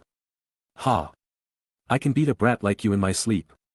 Why is it that every time I meet a Slytherin other than Victoria, it's always an idiot with no understanding of his own abilities, or place? You guys always believe yourselves so important, and that's mainly because the headmaster felt sorry for you all. I say to the room. Shut up, we are the true future of the magical world. He simply raged on. Did you know the special treatment of Slytherin is allowed so that the other three houses don't take revenge on you for what most of your parents did to others during the war? I asked aloud, silencing everyone immediately. Then I'll ask something else. In what way are any of you even fit for the House of the Cunning and Ambitious? Most of you act like brain-dead bullies. Incapable of expressing original thoughts since you've been brainwashed by your parents and force those who are actually capable of being true to Slytherin ideals to conform to your might makes right philosophy. I then pressed the team. Honestly, what ambition do most of you have when you don't even have your own goals? Everything you are and think was hammered into you. Most of you have never thought about the question, who am I? Because you are afraid of the answer. You know that without that precious last name of yours, you are nothing. You are an empty being, filled with someone else's words, spitting out someone else's poison and following someone else's will. I speak out as my magical energy starts to pressure those present in the room. So don't stand in front of a true man and bluster. Because you are not more than some else's puppet made to spout hate and are not worthy of doing so. I then retract my energy, letting everyone but my friends gasp for air. By Merlin's knickers, mate, that was bloody awesome, exclaimed my wild friend in awe. That is certainly one way to cow the opponent into defeat, but you could have gone a bit easier on the guy, said a slightly concerned James. Victoria actually came closer to me and leaned into my ear to whisper. That was really hot, you're off the hook for earlier because that is how my man should be, in a really sexy voice, before she went back to her place with a straight face. With a smile on my face I then turned to the rest of the carriage. Alright, now that the objections have been dealt with, let's begin the meeting, I declared with confidence. Chapter 70. The rest of the meeting went fine after the Slytherin prefects learned to keep their traps shut when someone else was talking. My role is to basically oversee the various prefects and make sure they are performing their duties properly. Or at least well enough without making more work for the professors. I have the ability to punish them if they go overboard and rescind distributed punishment if deemed too much. Helen and I also have to write reports to the board of directors and if need be, to attend a meeting. So before everyone left to patrol the train, I decided to address everyone. Before you all go, I wish to say something. Although I personally believe in treating people in general fairness, I also understand that the nature of houses will inevitably lead to biases. I know that some people here are capable of being by the book. But I also know people who will favor some and punish others based on personal preferences. I cannot stop you from doing so because that is how Hogwarts is by its very nature. But I will say this, as long as you keep it in moderation and act reasonably, I will tolerate your actions. Thank you for your time. I say as I dismiss everyone. Why did you say that? It's almost against our duties. Because I cannot change the fundamental system Hogwarts was built on, so I must do what I can from within its construct, I answered. But tell me, Helen, you are a passionate historian, when in human history has fairness ever been true? I then asked the girl. The question leaves her mouth opening and closing as no answer could be correct. Because being human leaves biases whether we want to or not, and so no true fairness can exist. The best we can do is equalize the playing field. That is precisely why I'm not trying to enforce perfect fairness, only limiting the bias each possesses. I explained to her simply, seeing she wouldn't be able to answer the question. I left the carriage and started patrolling myself, wearing the head boy badge on my chest with some thoughts going through my head. It really wasn't like me to go so far against the guy. I felt aggressive in the face of being challenged. Like I was an alpha being threatened. This merits investigation. I don't want to lose control of myself like this. Even if they have twisted views, they deserve a chance to better themselves.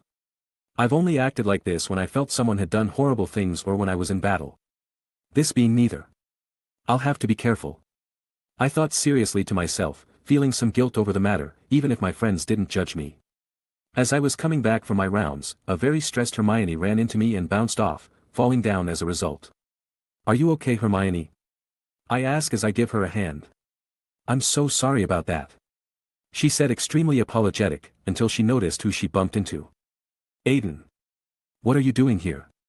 It's no problem, Hermione, you are quite small and light compared to me. I was more worried about you, so are you okay? No bad landing? I asked nicely.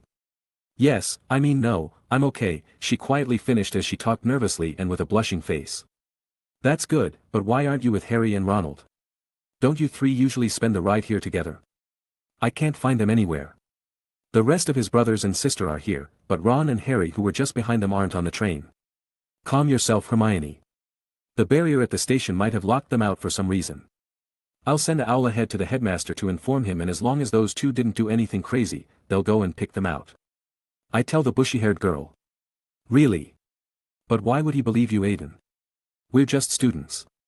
Well, I am head boy, so this happens to be something I'm allowed to do, I answer with a grin. How can it be possible?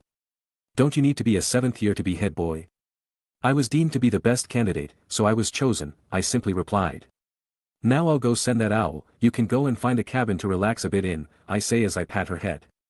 I go and write a letter, grab Artemis and let her go from the back of the train to send her on her way. It should arrive sometime before the train. But if everything goes as it should, the two kids should be on their way by flying car already. With that done, I went back in and continued patrolling. The rest of the trip went fine, with only a few students going overboard and with Percy constantly hunting down his two brothers.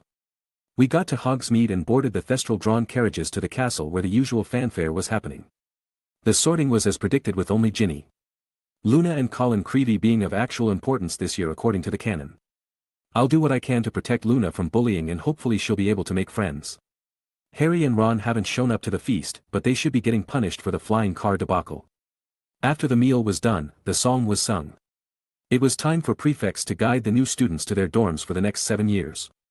As the head boy, I stayed behind and made sure everything was happening according to how it was supposed to, as well as making sure no one was left behind accidentally. With my first day's duties taken care of, I head towards Ravenclaw Tower and enter my own room. It was time for my yearly tradition, the listing of goals. My mastery projects. With potions, herbology, arithmancy, ancient runes, transfiguration, warding, dueling and healing taken care of on my list, it was time for charms and data. For these two, I've planned to create 2 new spells, one offensive for data and one defensive for charms. I already have an idea of what I'm aiming for, it will require a lot of time and effort to bring them to life. Make Voldy's useful memories my own. I want to be able to use his extreme knowledge of the dark arts against its practitioners. This path is vile by its very nature. It slowly taints the soul itself, increasing one's affinity with its magics by changing the person slowly. It turns the person into being more ruthless, easily angered, prone to extreme actions. And most importantly, it makes you more dependent on the dark arts. It slowly turns you into someone relying on it for all of your skills and strength, making you a conduit for it to come into the world. When I describe it like that, it's like the path has a sort of sentience, but it's the best way I could describe its influence on wizards. Make sure no one dies this year. I don't want to rely on believing the story will happen without fail and that no one will die this year. Every one of the petrification victims were lucky to not have been killed by its gaze or bitten by the basilisk during the year, and I want to keep it that way. Plus I have my own advantage against the snake. Like not needing to use my eyes to see it. Continue to help train my friends, and if the Dueling Club is reopened this year, I'll try to salvage whatever Lockhart does with it. I want to help others learn how to defend themselves, and I'll do it with anyone who wishes to learn. I believe Professor Flitwick would actually love to teach the subject. He was constantly denied by the headmaster and gave up on it, but this is the perfect chance to make it happen. This one's new. I want to make sure I'm okay. After that aggression I felt on the train, I'm worrying about myself. I fear it's between 2 possible causes, Voldemort's memories or my rituals. It might be a side effect of me spending too much time inside the maniac's head during last year, or it might be that even if I've never used dark arts, seeing them through the maniac's memories was enough to change me somehow. The seconds would be that one or both of the creatures I've assimilated has started affecting my behavior to be more animalistic. If I had to guess, it would be the Wampus cat parts of me, due to their predatory natures and having actually been infused with some of its parts. The Phoenix is a lot less likely due to their more peaceful or aloof natures, and being considered creatures of the light will usually indicate milder temperaments. I hope it's nothing too serious. I don't want to do anything I'll truly regret.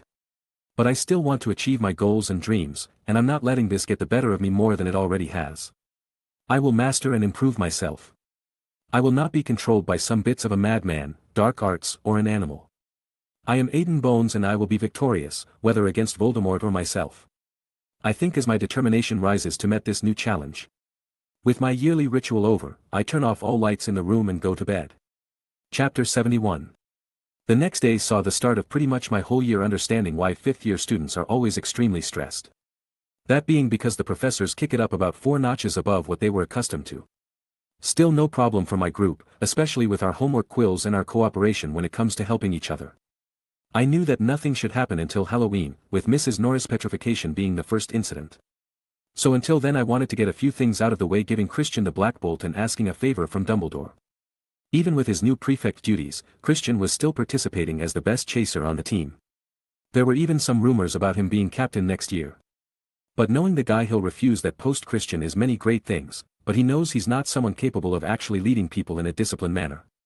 He lives too freely and doesn't like forcing himself onto others, even in a team sport. James and I decided to call him to the Quidditch pitch during our first month back, bringing Victoria along. Even if she wasn't interested in Quidditch or brooms in general. We still wanted to see the fruit of her temporarily secret boyfriend and best friend's efforts with her own eyes.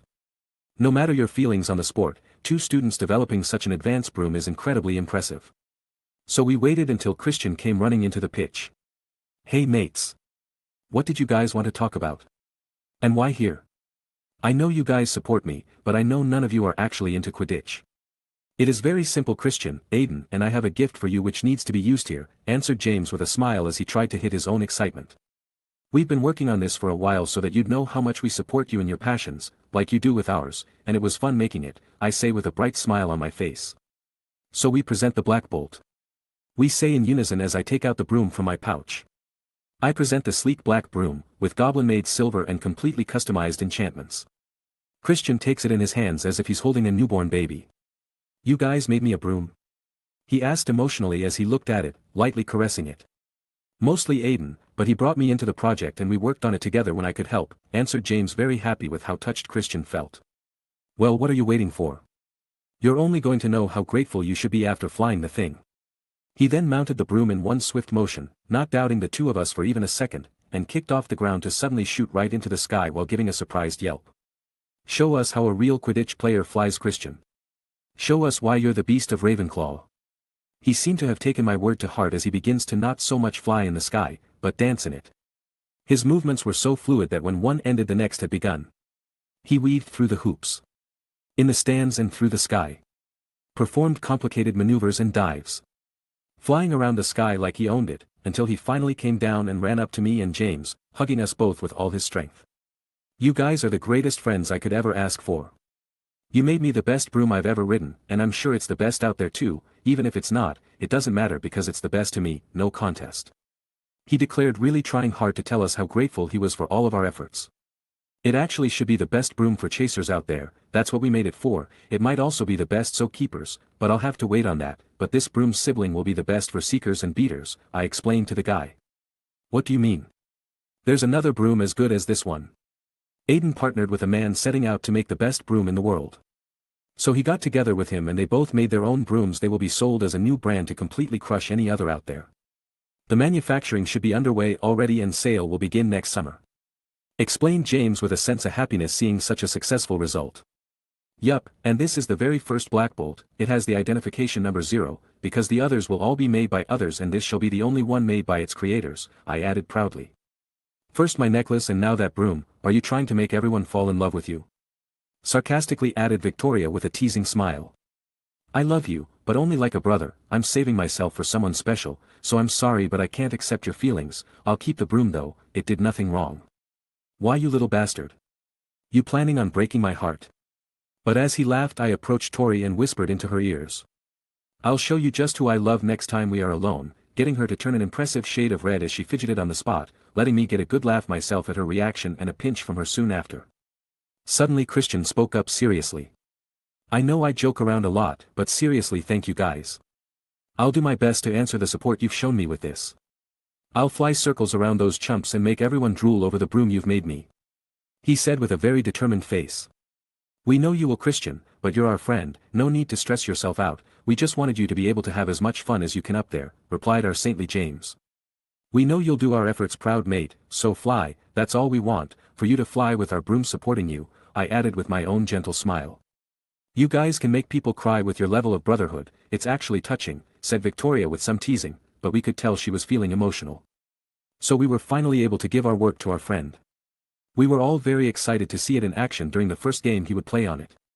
My second task before things went sideways this year, was having a chat with Dumbledore, something he's granted. During the last weekend of September I walked to his office. "Sherbet lemon," I say to the gargoyle protecting the stairs and head up. As I reach the door, I hear the old man call me in. "Aiden, please just come in," he said with his jovial tone. So I enter and join the headmaster as he was reading some documents at his desk.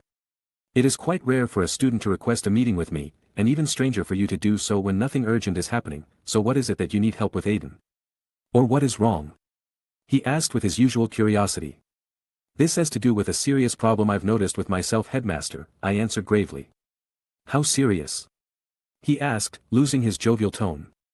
I believe it has to do with what I experienced as a child, I answered straightforwardly. What has happened, Aiden? Tell me, he gestured to go on in order to understand. I've been experiencing bouts of aggression and volatile feelings going against my usual philosophy and ideals. They come when I feel challenged on a personal level or feel some levels of anger, clouding my judgment and leading me to act in a predatory manner. I strike at weak points or fears in a person's mentality and almost break them down. Thankfully nothing physical has really happened, except for that incident with Arthur and Lucius, but that was a light one, with it only influencing my choice on how I would handle it, and nothing after that. I tried to explain in detail what I've deduced during the last month of self-reflection. That is serious for someone of your physical and magical prowess. If you lose yourself in that feeling, it could be dangerous. So why did you come to me? You are undoubtedly brilliant and you must have ideas on the matter. Accurately guessed the headmaster. I believe this is happening because of me going through puberty. With my physical and hormonal changes causing a reaction or activating the beast parts integrated into my body, so I need to know the 2 rituals they put me through. I need the documents on it to understand exactly what they did to me and stabilize it. This is the best way I could come up with to fix this as quickly as possible. I answer with full honesty. This is dark magic, Aiden, very dark indeed. I do not want you to go through this path, he said with clear concern over the idea. I never wanted to go back to anything that has to do with that place either, sir. But there is something wrong happening in me and the answers are in my past. What they did to me was unpolished and my survival was a fluke, and me surviving the second one was a downright miracle. But I need to know what they did wrong to understand how I can make myself right, so I am asking you, headmaster. Will you help me fix myself? I finally asked the man, with hope in my eyes. It took some time as the headmaster was thinking deeply about my request. I was asking him to help me study a very dark path of magic, blood rituals. A path to great power and even greater costs. But he finally gave me his answer. I will, Aiden. Like you've told me before, I chain myself to the past and fear it being repeated. Prove to me you can break that fear of mine, Aiden. You are the one who's already shown me my mistakes. Prove to me this will not be one of them. He answered sincerely. Thank you, headmaster. I swear to you that I will not fall to what I will find, nor myself. I swear to you. I answered with unyielding determination. I will wait to see you triumph, was his response as he gave an encouraging nod. Chapter 72. Dumbledore was able to quickly get me the data from that old demon's experiments. I'm guessing people have a hard time stopping the man when he actually wants to do something. Maybe all those ridiculous titles have some uses after all. I thought as I held the documents. Alright, I've got a promise to keep to him and myself, let's get started. But as I studied the journals my stomach turned. The man was absolutely mad. Ravings about helping the Dark Lord, strengthening the Lord. Improving his followers, sacrificing any amount of filth to pave his path. The man was insane. I thought only Bellatrix and Crouch Jr. had this level of devotion to the man, but it seemed I was wrong.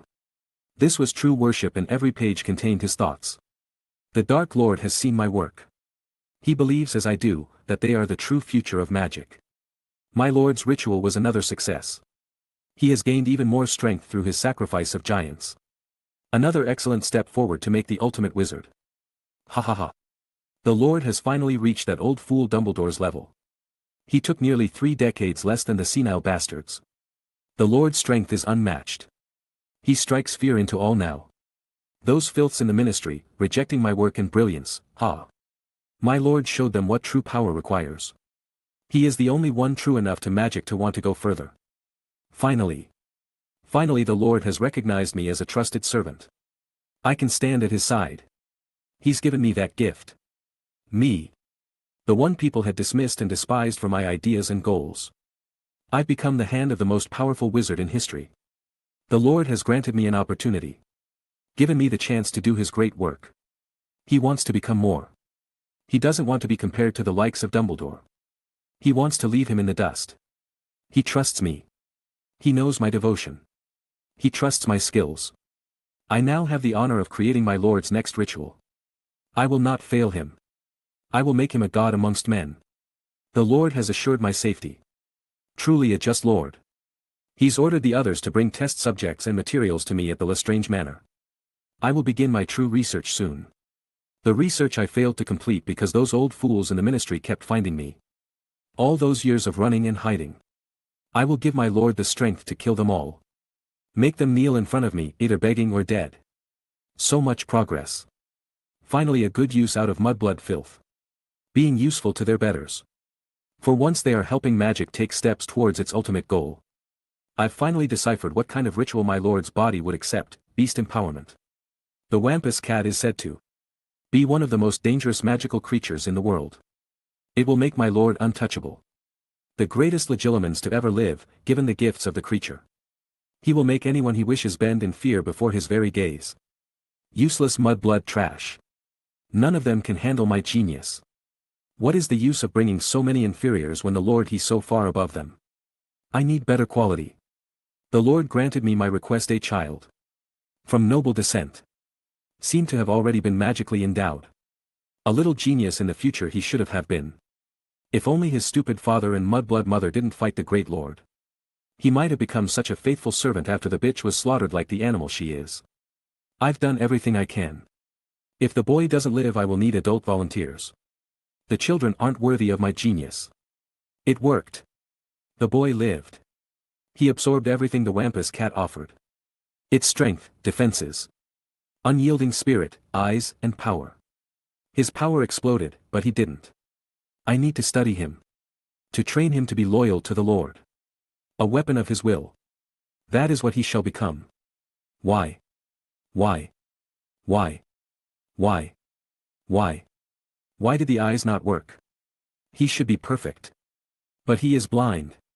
My perfect work is ruined. I need to know why. The boy is resilient. But it makes it fun to break him. To have such a bloodline at my mercy is intoxicating. I remember that bitch Amelia hunting me before I met the Lord. Oh, how I relish being able to play with her kin. His screams are wonderful to hear.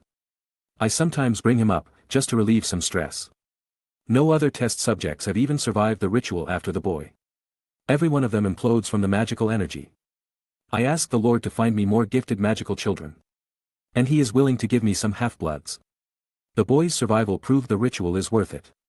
Strength far beyond his age. Resistance to physical and magical attacks. It's almost like cutting through tough hide rather than skin, but it lets me really slash the boy without fear his death. Improved recovery. Explosive upgrade in magical power. If only he could see. He would be perfect. No, no, no. The Dark Lord cannot be defeated by an infant. That is not possible. I know he lives. Waiting for his loyal servants to find him. I will bring him back. I will make a ritual to make him the immortal he is. Unicorns are only a stopgap measure, not a true rebirth. It seems I need to use the only known immortal species. I need a phoenix. Difficult, but with my success the Lord will never supposedly fall again. He will always be. We've found an egg. But now those dogs of the ministry are on our tail. I must not fail. They cannot stop me from bringing the Lord back. I have found a way to force the egg to make a person go through a rebirth. They shall be reborn completely cleansed. As perfect as they can be. Time to begin the test. All failures. None of the trash even had ashes left. The only one left is the boy. He is stronger. He is resilient. He will survive again. I can feel it. That was the last entry from his personal journal. Guess he didn't have time to write down anything before he was taken down by the Aurors. The fucking bastard deserved so much worse than Azkaban. But the flaw which is currently affecting me is that he wanted to infuse the spirit of the Wampus cat. But he also wanted to bend me to the will of his Lord. It was a foolish decision. But in his twisted mind I'm guessing he wanted to create a devoted soldier. Someone who is unendingly loyal once broken in. But it is now making me fight against those trying to challenge me on an instinctual level. It means that when I experienced his so-called rebirth, everything that hadn't clicked into place from the first ritual could then fit perfectly as intended. So I received my eyes and the spirit of the beast. Luckily for me though, is that the demon didn't expect the phoenix to hatch through the ritual as well and bond our lives together. From what I understand, it shared its essence with me in that moment and suppressed the violent and animalistic tendencies in favor of the serene behavior phoenixes possess, while keeping the focused and determined aspects of my predator side. I had a few thoughts on the subject and I decided to dive into them quickly. I ordered book after book on everything I could find about phoenixes and wampus cats. I would know them inside and out. I've also asked the headmaster about his own extensive experience with Fox as a reference point and took a lot of time observing Soul. It did make me feel better when she was around. Calmer. I might need to carry her around more until I can get a handle on things. I thought to myself when trying to beat this dilemma. But my time was well spent. It doesn't happen often anymore that I single-mindedly focus on one project. I've even pushed aside my mastery projects because nothing is more important than this right now. Dumbledore was even willing to go a step further and provide me with books on rituals that had been taken out of the library and some he obtained for me. I was really grateful to the man for his help, because my progress was explosive without the delays. I was calculating theories and possibilities with a fervor. I was trying to balance myself out again because puberty did throw me off. It mainly because of the more aggressive nature found in men. As it resonated with the predatory instincts hidden deep in me, letting it affect my subconscious decisions. I am not at all excusing my behavior though. Even if it was influenced. It was still my actions. The only times I didn't really regret my choices was when I spoke to Dumbledore and the Dursleys regarding their treatment of Harry. But I felt that I was too harsh on Ronald and a 7th-year Slytherin prefect whose name was Troy Yaxley, from a Sacred 28 family. I actually decided to apologize to the guy, even if it makes me look weak in front of him and end up with me getting challenged. So after a prefect meeting, I decided to talk to him. Troy, I would like to talk to you about what happened in the train last month, I spoke to him calmly. What about it, he asked with bravado, but I could see clear signs of him being nervous. Twitching body, increased eye activity, quicker breath, forming perspiration and higher-pitched voice. I want to apologize for my behavior and extreme words. You were justifiably upset at someone younger and seemingly weaker or less experienced than you being in charge and I irrationally lashed out at you against my better judgment. So I am sorry. I sincerely said to the teen. He didn't seem to expect that from me, not after my display of power and authority. It was simply because like I said before. Slytherin has had a might makes right policy for a while now. To many in the house, what I did should be expected of a leader. Showing pure power to oppress opposition. Look Aiden, I'm not sure if I should really be angry at you because of that, he started off awkwardly. Because even though the words were shocking and infuriating at the time, they were right, I never thought about what I wanted to be really. I never gave a thought at what my old man taught me or what I wanted to do with my life. I may be a jerk, but I'm not brainless like a lot of my house. If I was I wouldn't be a prefect. He said with wry smile to himself. But I still went way too far, so if you want to challenge me for the position I'm sure we can come up with a fair competition to prove my qualifications, I offered to make up for my behavior. Nah, you gave me a lot to think about. It's my last year here and I want to figure some stuff out, but you're doing fine. You've been policing things and actually have been reducing some of the extreme behavior from all the houses. I know you don't do favoritism, so I'll believe you for now. But thanks for stepping up like that. He answered with a sigh in his voice. Thank you for that Troy, I hope I can build on it and not make everything get worse, I hope we can have a productive year together then, I said as I put me hand out in front of him. Same to you Bones, hope everything goes well, he replied as he gripped it and shook my hand. Chapter 73. While I was diving deeply into ritual magic in my past, the story kept going regardless. I found out that having Gilderoy Lockhart as a professor turned Dada into more of a theater class. The man wasn't stupid enough to try and look like pixies were something difficult to handle in front of OWL students.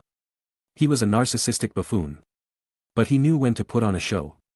So he tried to teach how to handle various situations by reenacting some of his so-called adventures. This made Christian and I cringe at how inaccurate so much of the crap coming out of his mouth seemed to be. He couldn't tell a Yeti and Sasquatch apart. He thought you could talk your way past a reanimated corpse puppet. And I think he said he made out with a banshee and you have no idea how ugly and dangerous those things are. It was honestly shocking just how much misinformation he was cramming into people who wanted to actually succeed in the class. So what I did was open the exchange an additional evening every week. To do a focused review of what we were taught. I phrased it quite carefully to make the living Ken doll think it was basically a time to appreciate his books and stories, when I'll instead be teaching actual defense of the dark arts. My review class was actually getting a lot of attention. My mastery in the subject was clear. With plenty of understanding of the material and experience in teaching I'd obtained through tutoring during my exchange. I was making up for a few years of shoddy teaching in the subject and raising its importance in the eyes of many who'd lost hope in it. An unexpected assistance came from Hitlermort, giving me a master's outlook on the dark arts themselves, furthering the depth of my lessons. Within a month of having started, even Slytherin students had started coming with Troy as a leader of the groups. It was nice to see all houses represented. I even thanked the guy for coming. During the actual class with the plastic man though, I kept receiving some hidden glares from the man. I didn't really know why though. That was until I had enough and simply went into his mind to find out. I never want to be in that man's mind ever again. I didn't know that when one reaches such a high level of narcissism, it could be considered a mental defense. It was horrifying in that man's head. Everything was about him and anything happening had to involve him looking better in front of everyone. He lives in his own delusion regarding his actual abilities and believes himself to a very competent wizard. It is only when that mentality is challenged that he remembers his actual skills. This should explain why he cowered at the pixies or gets awkward when he vanished Harry's bone, or when he tried running away when his bluff was called. When I shook off the disgust I felt from being in the man's mind, I found that the reason he was glaring at me was because of my looks. The man felt threatened by my physical appearance and youth. He was jealous of my hair.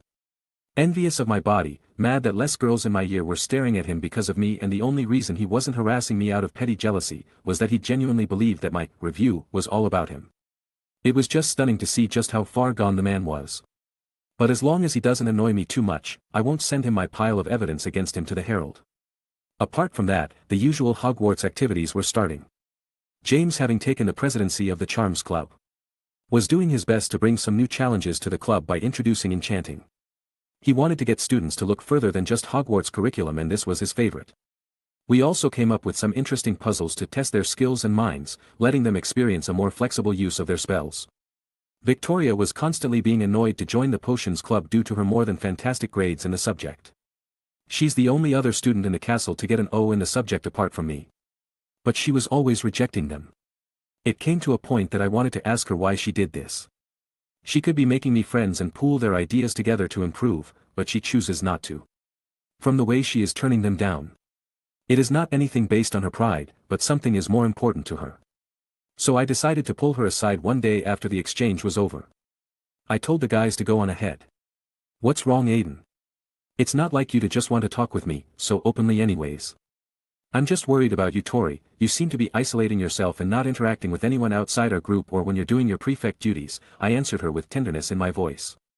I just don't have time to play nice with others, my project is too important to me, she replied with a hard look on her face. Then can you at least let me help you? Even if it's just sending you materials or books I think could help you, I don't want to see you struggle so much on your own. It has something to do with my mom, Aiden, I just want her to be normal again, she then said with a very sad expression. So that's why you throw yourself into potions, transfiguration and charms, you want to be a qualified healer. I exclaimed as I finally understood what her goal was. My father would never let me study the art, a pureblood does not serve other, he says, but I can't give up on her, Aiden, she's the only reason I haven't run away, I don't want me leaving somehow making my father take it out on her. She said, looking very alone at the moment, with a heartbreaking, self-depreciating smile on her face. I couldn't help myself and hugged the hard-working girl. Then I'll help you, that's what you want to do, then nothing will stop you, I declare as I stroke her smooth hair. I let her go and looked directly at her. I'll talk to Madame Pomfrey, with me having learned everything I could there already, I'm sure she'd be glad to have another gifted student interested in the art, I then informed her of my little plan. What? She won't just teach me how to do the stuff, why would she even do it? I know Poppy Tori, and she'll be very happy with you, plus you've already got a proper healer's temperament, you can be strict and commanding, but also gentle and supporting, and you're the best witch at Hogwarts. I proudly state, getting her flustered at my straightforward compliment. So, without letting her try to talk me out of it, I went to talk to Madame Pomfrey. It took a bit of convincing. But she did agree that I could more than match her as a healer and that Tori would be very suited to the role. She finally agreed to take her under her wing if she passed the tests she would administer. If she passes then great, but if not she will have to wait until after Hogwarts to properly learn. Of course my girl aced that test, her grades not just being for show. And her having me teach her a lot might have helped a bit. She was so happy that she gave me a hug and peck on the cheek. So I say any effort was worth it. Christian was also beginning his Quidditch practice. He apparently hasn't told anyone what kind of broom he was using or where he got it from. While maintaining an improved performance, but nothing anywhere close to what he could do with the thing. He wanted it to be a big surprise when he starts to really fly with it.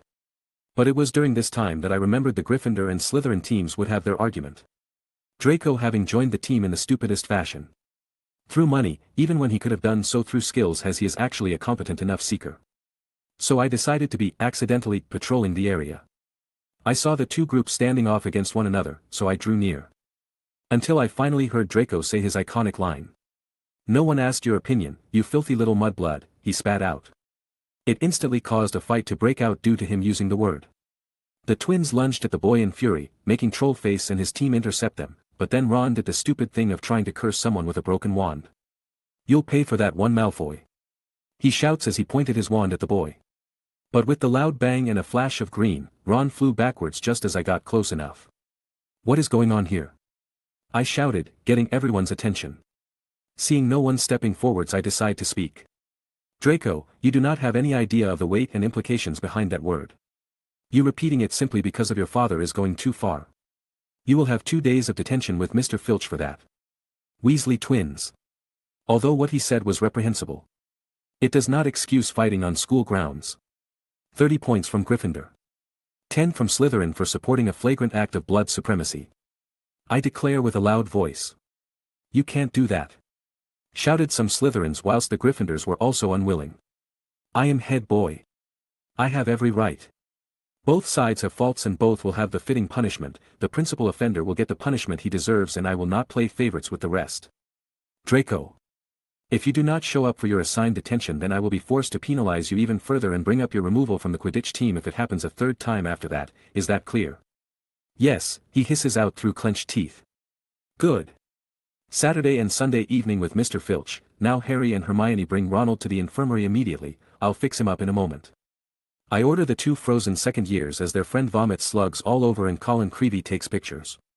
Slytherin was indeed given permission to use the pitch today, however, hence Gryffindor was rescheduled to have it in 2 days instead, and no changes will be permitted again. This was the accord between Professors McGonagall and Snape. I inform the teams as I take my leave and head for the infirmary.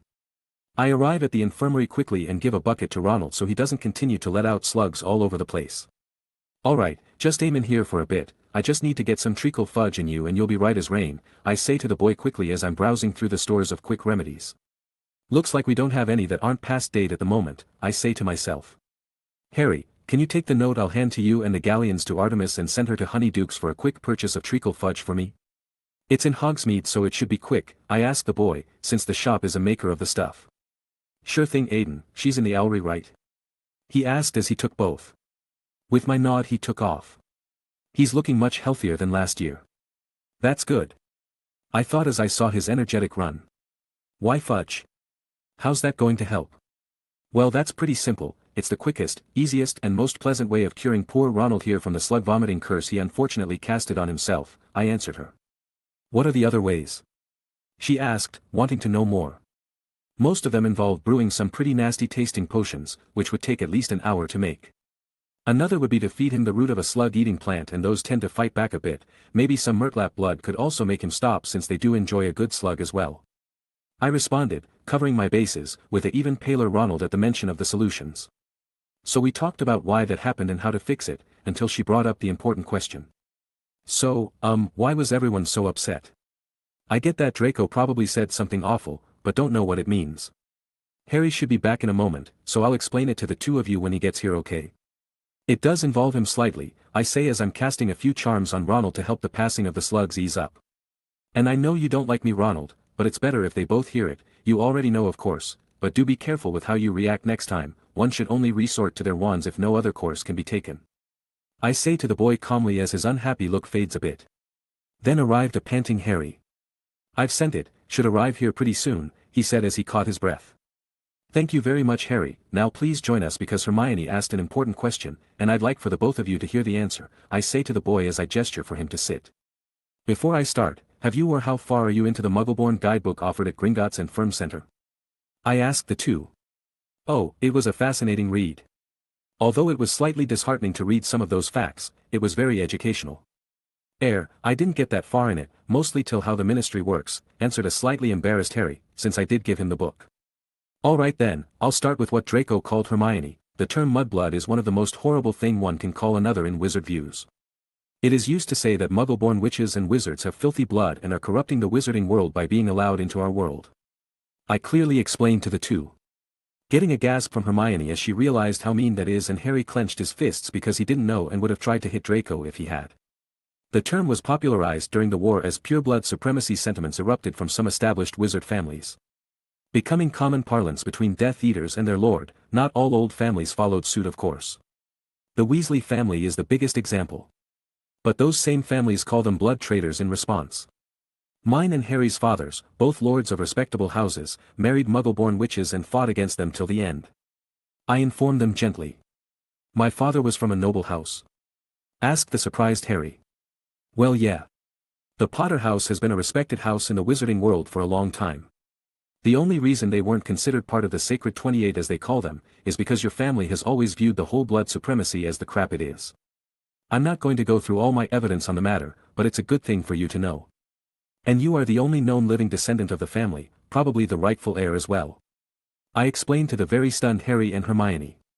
As Artemis arrived through a window I had left opened, I thank her with a treat and grab the package. I then take a piece of fudge and turn to Ronald. Alright, this won't be a pleasant sensation cause I have to force it through the slugs that keep appearing, but after a few seconds you'll be all good, I say to the redhead. So I force the fudge into his mouth and use my wand to get it past his throat as he gags a lot and finally make it to the stomach. And after a few moments he can finally stop belching slugs. Thank Merlin's hat that's over with. Exclaimed one relieved Weasley and making two kids excited. Didn't know I was a hat, but you're welcome Ronald, I say with a chuckle to myself, interrupting the excitement the trio was feeling. Ah, thank you for taking care of him, Hermione quickly said. Yeah thanks Aiden, Harry added. Thanks, Ronald begrudgingly said. Before I go, I have two things to say. I start to get their attention. First that you'll be free to go right after I just do a quick check on you and that you should limit your use of magic until you get a new wand. Second is that I'd like to apologize for last year. I feel like I have been too harsh on you Ronald, and if you'd like, we could have a talk next time you come to the exchange. No need for an answer, just think about it. I say, then perform a checkup under questioning gazes of Hermione and Harry, before nodding and being on my way. Chapter 74. With the first months of the school year coming and going as they usually do, Halloween once again came around. I don't know why JKR decided to have something ridiculous happening twice in a row on that day. But it's a bit forced no. Wizard horror stories happening on Halloween. Bah, oh well. So the yearly pumpkin overloaded feast began once again. It seemed that the cabinet I had put in the place of the vanishing one I took was a fit replacement. Since the golden trio wasn't here and neither were the ghosts, meaning the death day party was happening with them experiencing its wonders. As the feast ended and everyone returned back to their dorms for the night, I decided to head to the second floor corridor quicker. As I step on the splashing floor, due to the flooding the basilisk caused when it got out the first time, and I finally reached the trio. What are you three doing up here? I ask, not letting them know I already knew. Aiden. He exclaimed 23, with all three freezing in place. Then I looked at the wall they were looking at. The Chamber of Secrets has been opened. Enemies of the air, beware. Was written in what appeared to be blood and Mrs. Norris hanging on the torch bracket, petrified. So it begins again little Voldy. But you really can't think of anything original? You already pulled this crap last time. I think to myself with a mental sigh. From the looks of horror I'm guessing it wasn't you three, right? I ask them and get furious head nods in return. But as I was about to speak, students flooded the corridor as they returned from the feast, making the trio's face turn pale. And then when he arrived, Draco had to act like an idiot again. Enemies of the air, beware. You'll be next, mudbloods. Draco Malfoy. That is the second time I'm catching you using that word, 3 days with Mr. Filch. Then we all heard a voice we recognized. What's going on here? What's going on? When he finally spotted his cat, he lost it. My cat. My cat. What happened to Mrs. Norris? It was you. You murdered my cat. You killed her. I'll kill you. I'll kill. Argus. He authoritatively said. Come with me Argus, you too Mr. Bones, Mr. Potter, Mr. Weasley, MS Granger, he said as he looked at us. Then Lockhart tried to insert himself like usual. My office is the closest, headmaster, feel free to use it. Thank you, Gilderoy, simply answered Dumbledore. So the four of us with the headmaster, Filch, Snape and McGonagall headed to the narcissist's office. And yup, full of moving portraits and pictures of himself. All of them hiding in fear at being caught doing their beauty routines. I mean seriously, even the paintings are going through them. The headmaster along with his two trusted professors analyzed the cat. As Filch was crying in the corner and Lockhart wouldn't shut up about stupid stories he's spouting to try to make himself look better. Meanwhile the kids are looking extremely nervous in their chair. You three haven't done anything, so don't worry about it, everything will be fine, especially since she's only petrified, I say to the trio as they relax a bit at my words. Mrs. Norris isn't dead, said Filch suddenly as he heard my words. But she's all stiff. Headmaster, I simply say. Mr. Bones is correct, Argus, she is still alive, although I cannot say how she was petrified, she will be fine just as soon as she's given the correct potion, he calmly explained to the man. Then ask him, he yelled, pointing at Harry. Mr. Filch, complete petrification like that is the work of very powerful dark magic, even some professors wouldn't be able to cast this, much less Harry, I defended calmly. Mr. Bones is right, tried to assure Dumbledore. Before being interrupted. The conversation went on as canon once again, with Filch revealing he was a squib and Harry not knowing what that was. Until Snape finally came in and tried to take Harry off the Quidditch team for the hell of it. Dumbledore rejecting the man. Then he turned to Filch to inform him she will be cured quickly due to the school having mandrake plants. Lockhart trying to steal some thunder again. But drawing Snape's ire. The headmaster then dismissed everyone but me. The professors gave him a questioning look which he ignored, and the trio looked at me worriedly until I reassured them with a smile. What do you think, Aiden? He asked when everyone had left. The Death Day party is easy enough to know about, plus the timing might be bad, but even if they wanted to head to the feast they wouldn't have made it for the food, I answer. True enough, but I'm asking about the chamber, you know about Tom and his time here, you know what I'm asking, I replied while looking serious. Yes, but with no further proof it is hard to say anything. It might even be a completely new student who was inspired by the event and ideology. Or an extremely distasteful prank, all I know is caution will be key. I reply, hiding my foreknowledge. Further evidence will be needed, yes, I will ask you to keep an eye on matters amongst the students, and please keep an eye on Harry and his friends, they tend to find trouble. He said with a small chuckle at the misadventures they tend to experience. Will do, headmaster, I reply with a knowing smile. Before you leave, how has your private matter been doing? He asked curiously and with concern. I am making good progress, headmaster, I can't thank you enough for helping me, I have a few possibilities so far and I'll send you a copy of what I come up with for you to review, I answer with gratitude in my voice. I'm glad these old bones can still help the youngsters, he replied with a warm smile. If that is all, headmaster, I'll head back to my house, I think many students will be alarmed due to tonight, I say with a small bow. Good night, Aiden, good luck as well, he said in response. For the next week the school was abuzz. With only the message and the cat being the center of everyone's attention. Everything spreads quickly when a place is full of gossipy teenagers. Professor Binns decided to fill people in on what the Chamber of Secrets was, making a new wave of speculations happen. Then came the first Quidditch match of the year, Gryffindor and Slytherin. Always them. Rowling really didn't care for the other two houses much, did she? All she did was make one Diggory die the only year he was noticed. A sorta Asian girlfriend and everyone's favorite unique Ravenclaw. Who I'm pleased to announce has been coming to the exchange and has avoided being bullied, mostly because of me and Christian's interest in the girl's different pursuits when it comes to knowledge. Her and Christian were really getting along well. The rest of the people from other houses were pretty much a one-and-done scenario. Whatever, back to the game. Dobby basically tried to crush a lot of Harry's bones again. Malfoy was playing like an idiot. Slytherin was flying much faster due to their brooms. But Gryffindor had skills. Finally Harry managed to snatch the snitch, winning the game and still getting the broken arm. As he fell onto the ground, I rushed out to do my job before Lockhart can try to make it about himself again and fuck up the kid's arm and night. I'll still send him to spend the night, but at least he won't be suffering through skill grow. Hey there, Harry, try to hold still and I'll have your arm fixed up in a moment, okay? I say to him calmly. It helps reassure patients when their healer appears calm and in control, good thing to be when you're doing this stuff. So with a wave of my wand over his injury, the bone snaps back into position and mends itself beautifully with a shout of surprise because of the sound by Harry. There we go, kid, but you'll have to spend the night in the infirmary, I did fix it, but this is to make sure and Madame Pomfrey will not be happy if I don't make you go after an injury like that. I ordered him with a smile, to which he nodded with a funny smile. It hurt, but he was overall happy they had won the game. Too bad I didn't reach the boy first. I would have healed him up in an instant as well. You remind me of a young me, Aiden, my boy. You might even come close to my abilities one day, I heard the purple-clad nitwit say from behind. I helped Harry up from the ground and then turned to the Ken doll. Thank you, Professor, I was only doing what Madame Pomfrey trained me to do. Now if you'll excuse me, she'll want to take a look at the kid and double-check my work. Good day, Professor, I say with proper respect and my business smile. Ah yes, certainly my boy, one must always make sure they are in perfect health, Harry. It is very important to not worry your fans, he then said with his signature smile. I'm sure Harry appreciates the advice. Now let's go, I say and guide Harry away. Once we were far from the man, he looked at me and asked. Do you actually respect Lockhart, Aiden? Ha! Merlin's walking stick, no. He's even worse than Quirrell at teaching, and the man had a second face, with that horrendous stutter. Why do you think I made my review sessions?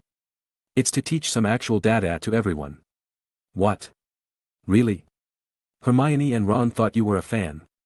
I'm certainly not a fan, but if even they thought that, then the name was a good choice. Makes the idiot think I'm talking about him, instead of knowing I'm teaching what he's supposed to and making him look even more useless. I reply with a small smile. Oh, brilliant then, do you mind if we come too?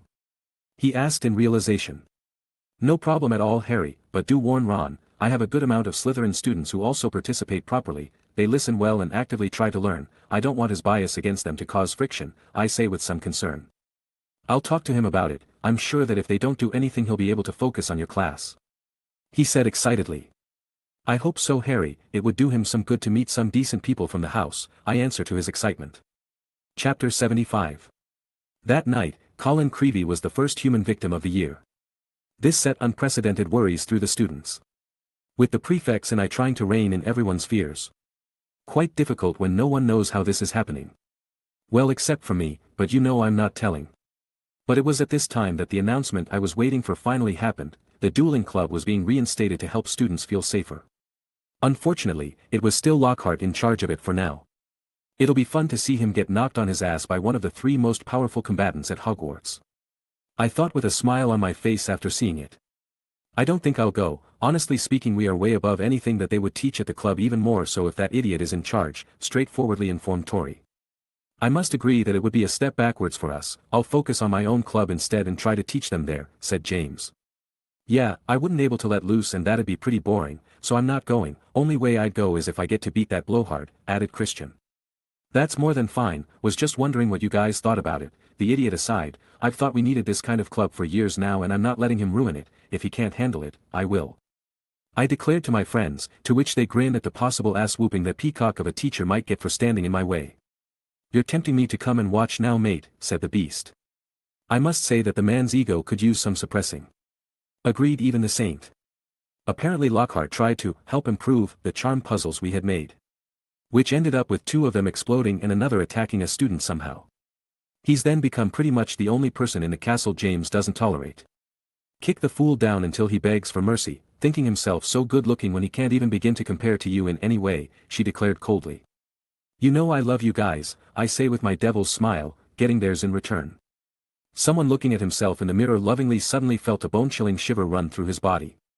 The evening scheduled for the club arrived soon enough. With many students present. There was a good amount of fangirls unfortunately, but many wanted to learn the art. Then Lockhart came on the stage with Snape and made all of the guys frown at the sight of him. Gather around, gather around. Can everybody see me? Can everybody hear me? Everything else was happening as intended. Snape sent him flying into the wall. He lied again. Then they started to hold duels between all the kids and boy was it horrendous to watch how badly these two twits were teaching the art. No teaching of basic defensive or offensive spells. No one checking skill levels. Nobody supervising most of the duels happening all at once.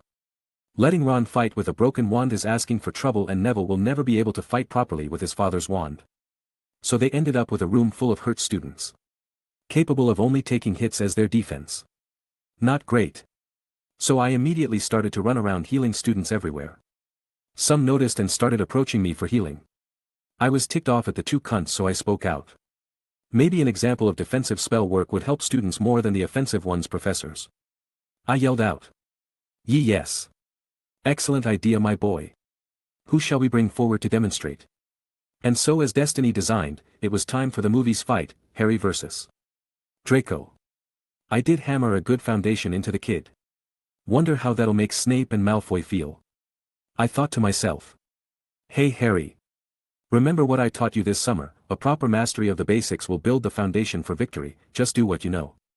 The kid on the other hand relaxed a great deal and got his head into the game after my little reminder. So he waited for the duel to start with confidence. It wasn't anything grand. Malfoy only had half-baked knowledge about the subject, letting Harry dodge his badly aimed spell and make him fly to the end of the stage with a good knockback jinx. Snape forced Draco on his feet. But this time he was embarrassed, so he tried to send out his most complicated spell, Serpensortia. I mean, if it was a large snake sure, or even if he conjured it near Harry's feet. But the kid let a wimpy snake just appear almost as far away from Harry as possible and looked proud about it. Unfortunately, Harry decided to talk to the snake, letting everything run its course and making everyone think that he is the heir of Slytherin because of his parcel tongue. With that event effectively stopping the club's activity, I decided to approach Dumbledore in taking over with Professor Flitwick, whom I've already convinced to help with this.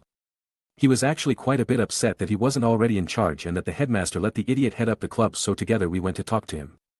Hello you two, I can guess why you're here, the club.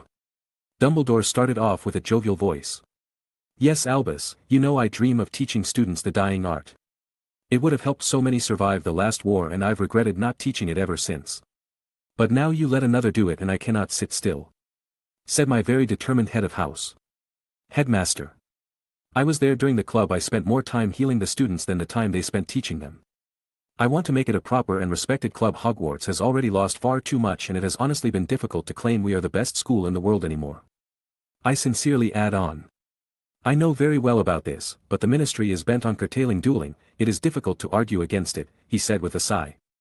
It's actually not anymore, it would have been maybe 2 years ago when they controlled the only media outlet, but with the Herald becoming increasingly popular I had an idea, I say, making both of them perk up. Ho oh. And that idea is Aiden. It would be to get them to print this article of mine, I respond with a growing smile as I handed the parchment to the headmaster, while Flitwick watched with curiosity. Dumbledore reads it with a small smile as he does, before handing it to my house head to read. How can you be sure they will run it? He asked with the smile still on his face due to my certainty.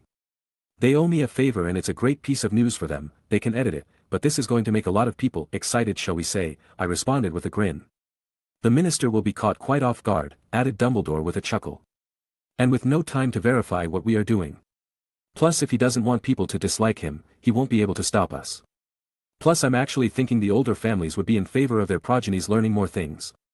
I think if things go very well, it might take a few off of your back, headmaster. I finished up my proposal. Oh. This is brilliant Aiden, simply brilliant, intelligence and cunning used perfectly, if this works I'm awarding you 40 points. I will permit your taking over the club then, Phileas will be the head and Aiden shall most likely be its president, I wish you both good fortune in your efforts, declared the headmaster seriously, but with a smile at the end. Thank you Albus, I will not let this opportunity go to waste, replies an almost tearful Flitwick. I'll do my best to live up to my promises, I said with a slight bow. The professor and I then leave together, but suddenly remember something and head back in quickly. There's something else Aiden? He asked a little surprised. A report about something important that happened during the club sir, it's about Harry, I said seriously. Is he hurt? He asked with concern. No, but he appears to be a parselmouth. This will isolate him until these events are resolved headmaster, I thought it would be better for you to know quickly, I answered. I understand, you are not going to do the same as the rest I assume, I said with a raised eyebrow. I'd actually be more interested in teaching him how to us it properly, I've heard the best healers in India use parseltongue spells, boosting the effect of the healing tremendously. I replied excitedly. I had a thought you'd think something like that, Dumbledore responded with a chuckle.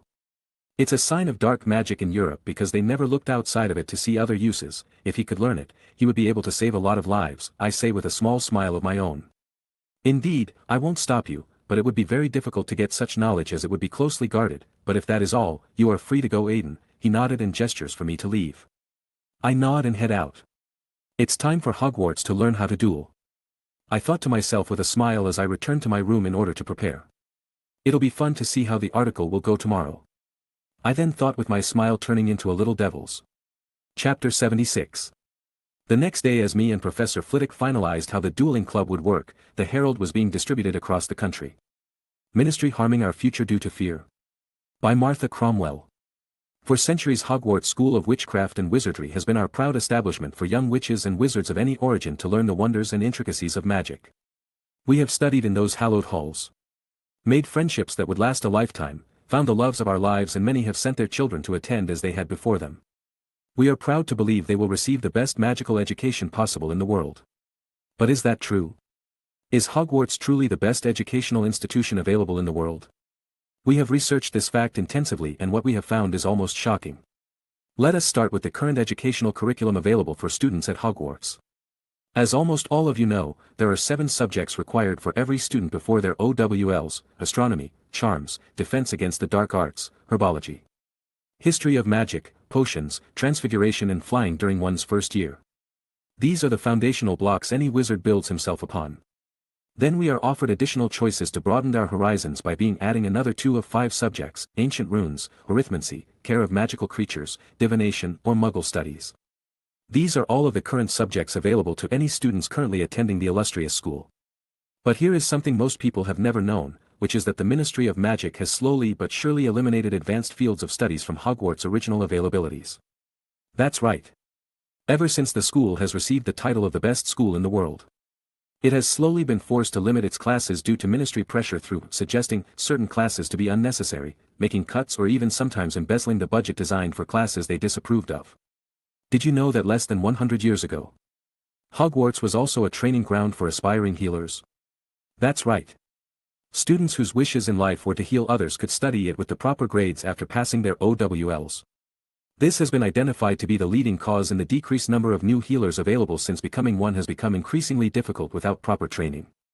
More recently, dueling has been under attack in our country.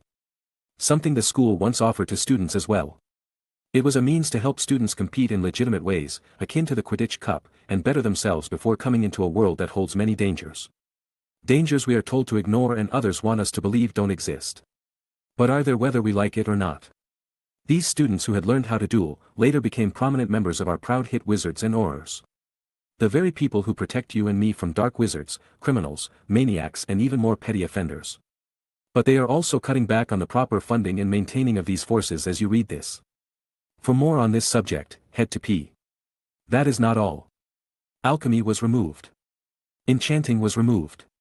Warding was removed. Artificers' studies were removed. And to be honest, Muggle studies has become a joke at the school. Have any of you ever been in a Muggle area? How many so-called horseless carriages line the streets? We have not updated the curriculum in the last 150 years. All of this is because the ministry was afraid of not being in control.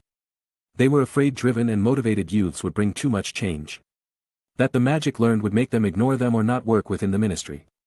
So they slowly brand difficult or harder to monitor studies as dark.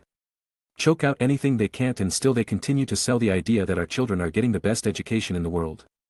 Wagadu teaches alchemy, wandless magic, and proper animagus courses. Durmstrang teaches proper dueling. Bosbatons holds enchanting and alchemy classes. Mahudakoro teaches dueling, enchanting, and ancient magic. Ilvermorny modernized its courses, includes more divination schools, self-transmutation, and dueling. And many of these teach children starting at the age of 7 instead of 11. So how is that we still hold the title of best school in the world when our own ministry smothers the potential out of our children? When life-saving courses are stamped out by greed and fear?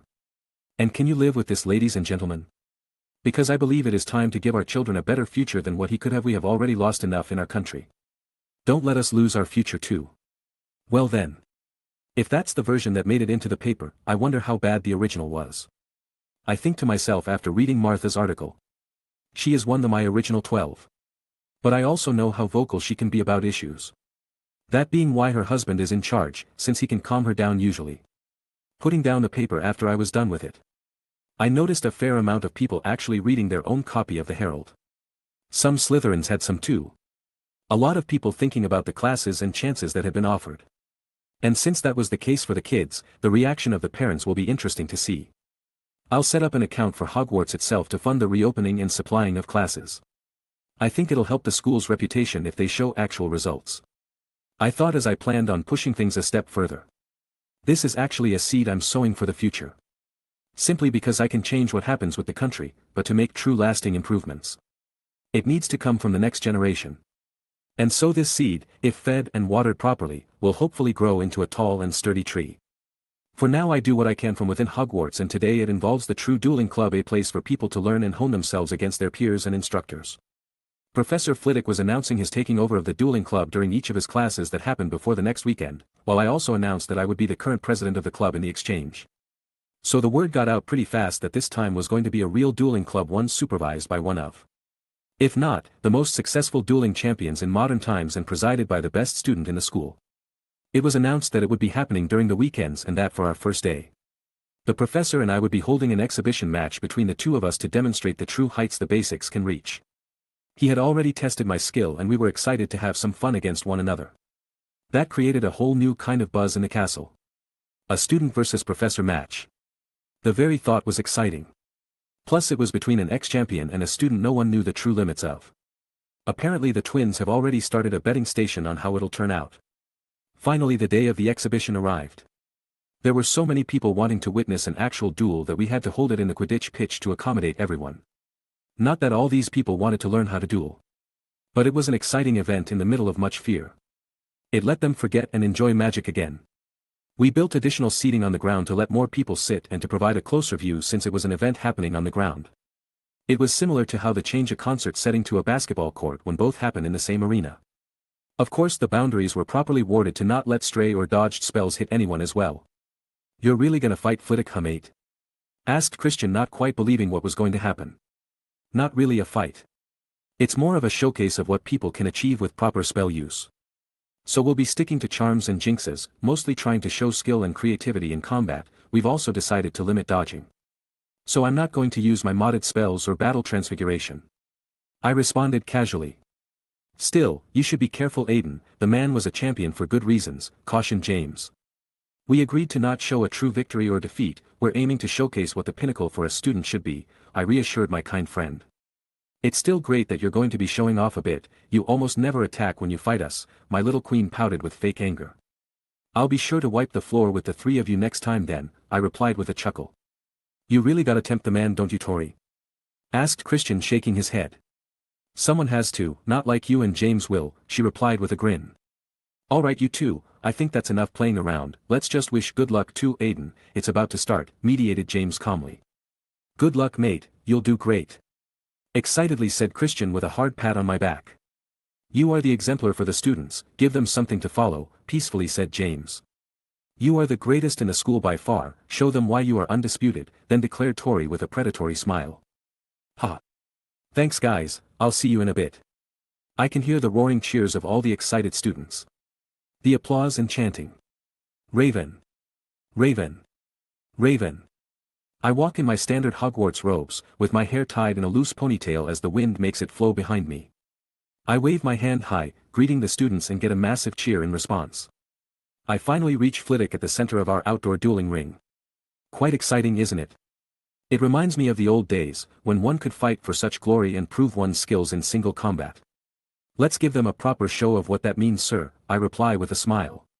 "Yes, let's," he said excitedly. "Welcome everyone, to this very exciting event.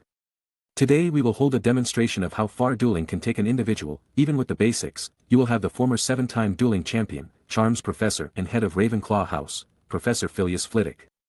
And his partner for this event, head boy as a 5th year, founder of the exchange, slayer of last year's troll, undisputedly the best student in Hogwarts, the Raven himself, Aiden Bones." Was the very energetic introduction from Lee Jordan, who usually did the Quidditch announcing, as the whole crowd bursted with excitement. Then the professor and I turned to face each other. Raise our wands as if swords, then bow in respect to each other. The crowd fell into silence as we walked away from each other and set ourselves in proper dueling stances. I will be doing standard practice instead of my personal stance due to this being a demonstration. Begin. Although I am quicker in general, the professor's smaller limbs allow him to get the first shot as his motions are considerably shorter than other wizards, forcing me to start a chain of spells, starting with a counter to his disarming charm, then moving into my own and finishing with a trifecta of stunners. The professor easily defends my counter-attack through deflection and even redirecting the last one to shoot back at me. starting his own quick-fire spell chain, as I'm forced to block and deflect a clever series of mildly debilitating jinxes intended to limit my vision. Distract me, slow me down or disable me temporarily so he can go for the finisher, ending with a quick 1-2 involving a stunner to make me block in an awkward position and a disarming charm to finish it. I play along with the man's plan as I raise my wand high for my block, getting a gasp came from the audience at my impending loss. Before I strike downward with a severing charm aimed at the spell itself, causing it to split in two and starting my counter-attack with me shooting an out-and-in combo starting with an Incarcerus to impede the man and shooting quick jab-like stunners right behind them twice. Before suddenly switching to a leglock, disarming and full-body bind charms combo to rush him at the end. Although rushed, the professor deals with everything I throw at him. We then started to throw spells back and forth at each other, getting into a strange rhythm with each other. Until we fired disarming charms at each other and formed a connection as the two beams of red competed against one another, pushing against each other's spell until we both shoot our spells upward to separate them. And since we were at the limit of what basic dueling could afford, we decided to use our dramatic finish as we simultaneously pointed our wands at each other and casted Bombarda, causing a rather spectacular explosion in the middle of the ring, dust to fly up and a good excuse to end the duel as a tie. Although the ending was plain, everything that happened during the duel was dependent on each other's actions, leaving only that final blast to not be a surprise for us. And as the dust settled, the spectators saw that both Filtwick and I were now out of our designated spaces, meaning the duel was a tie. And in an incredible finish, the duel is a tie. Lee announced, but it was only a second after the announcement that cheers erupted from everyone. They came to see a duel and they got one. They saw exactly what they wanted to learn. They saw what even the basics of dueling could accomplish in the hands of masters. They had no doubts that a single combo from these two would leave them in defeat. And that's when they are holding back. So they cheered for the display. Professor Flitwick and I bowed to each other in respect, then to the audience. Although it was a short event compared to the setup, it satisfied and excited students. And now they knew Hogwarts had a real dueling club. Chapter 77. The entire castle was feeling very alive right now. Many became very interested in the club, but there was a limit to how many people we could reasonably accept, so it was made to be by first come, first served. We would basically accept a certain amount of students from each year first, and if some years don't fill the given spots, they will be redistributed to the lower years. It was the fairest way we could think of. Unfortunately, it was around this time that Justin Finch Fletchley was found petrified alongside nearly headless Nick. This made the castle's lively atmosphere go down the drain very quickly, and more people than ever were convinced Harry is the heir attacking everyone. Even when I make such an explosive event happen, it's still him getting petrified, huh? Tom must have done it on purpose to draw eyes to Harry so that he can continue without any scrutiny. I thought to myself as I heard the news. With that, the Golden Trio was pretty much spending all of its time away from everyone else. Hermione even stoked coming to the exchange because of some funny looks, but one cough from me made people remember how things worked. But, I was rather pleased when the kids approached me about the situation. Made me feel like they were trusting me more. Aiden, could we talk to you please? Asked a fidgety Harry. Of course Harry, what's up? I asked with a gentle smile. Could we talk somewhere more private? He clarified, not comfortable talking in the hallway. Sure, let's head to the exchange, no one's there right now, I say as I lead the way for the very serious-looking trio. A minute later, we were inside the room. I don't get to see you much anymore, but I guess that could be understood, but if you do need help you can talk to me, I said with a little chuckle. Yeah, Professor Dumbledore said you'd probably be one of the only other students who doesn't think I'm the heir, but he didn't explain why, even I know I'm suspicious because I can talk to snakes, the kid said, looking very down on himself. Mate, cheer up, we know you aren't the heir, tried to comfort Ronald. He's right Harry, you were us the whole time, so how could you have even done it? Tried to explain Hermione. I for one must say I'm quite jealous of your gift Harry, I suddenly said in a jovial tone. The three of them looked at me in utter shock and surprise. You what? You're jealous of me being able to talk to snakes? But that's mental. Only the darkest wizards could talk to snakes. Only they would want to. No offense Harry, I know you're a good guy. Why would you say that Aiden? From what I know of you, just talking to snakes wouldn't really interest you. It's very easy Hermione, it's because I'm the heir of Slytherin, I say with an evil smile and threatening voice. That caused them to go pale in horror and get very nervous. Until I burst out laughing anyway. Ha ha ha ha ha ha. You should have seen your faces. That was priceless. That wasn't funny. Yelled out Hermione, feeling both annoyed and relieved. Not to you, but at least it cut the "I'm carrying all the world woes" vibe around Harry, I say casually, getting a surprised look from the kid. But yeah, I really don't for 1 second believe Harry is the heir. Really? They exclaimed all together. Well yeah, honestly, just your alibis are rock solid with witnesses for every attack so far, kinda hard to attack people when you're in front of others, I simply say, making the three get a look of realization on their faces. Then why do people still think it's Harry? Asked a confused Ronald. Because people will latch onto the easiest possible reason for something to happen, Ronald. It is human nature, and unfortunately, witches and wizards do it even more, I answer with a sigh. But surely someone must have thought about it like you did, exclaimed the girl in disbelief. They might have. But then they are cowed into following the masses' opinion on the subject through peer pressure. It is very common nowadays.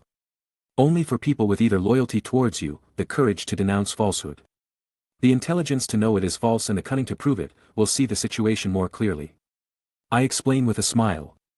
The rest are those who've decided to not think and just follow the flow of events, just as many have done since humans gathered into large numbers. It is simply how most of us are. What kind of idiots are those? Snorted Ronald. You don't realize it, do you, Ronald? I asked the boy calmly. What? He said with a confused look.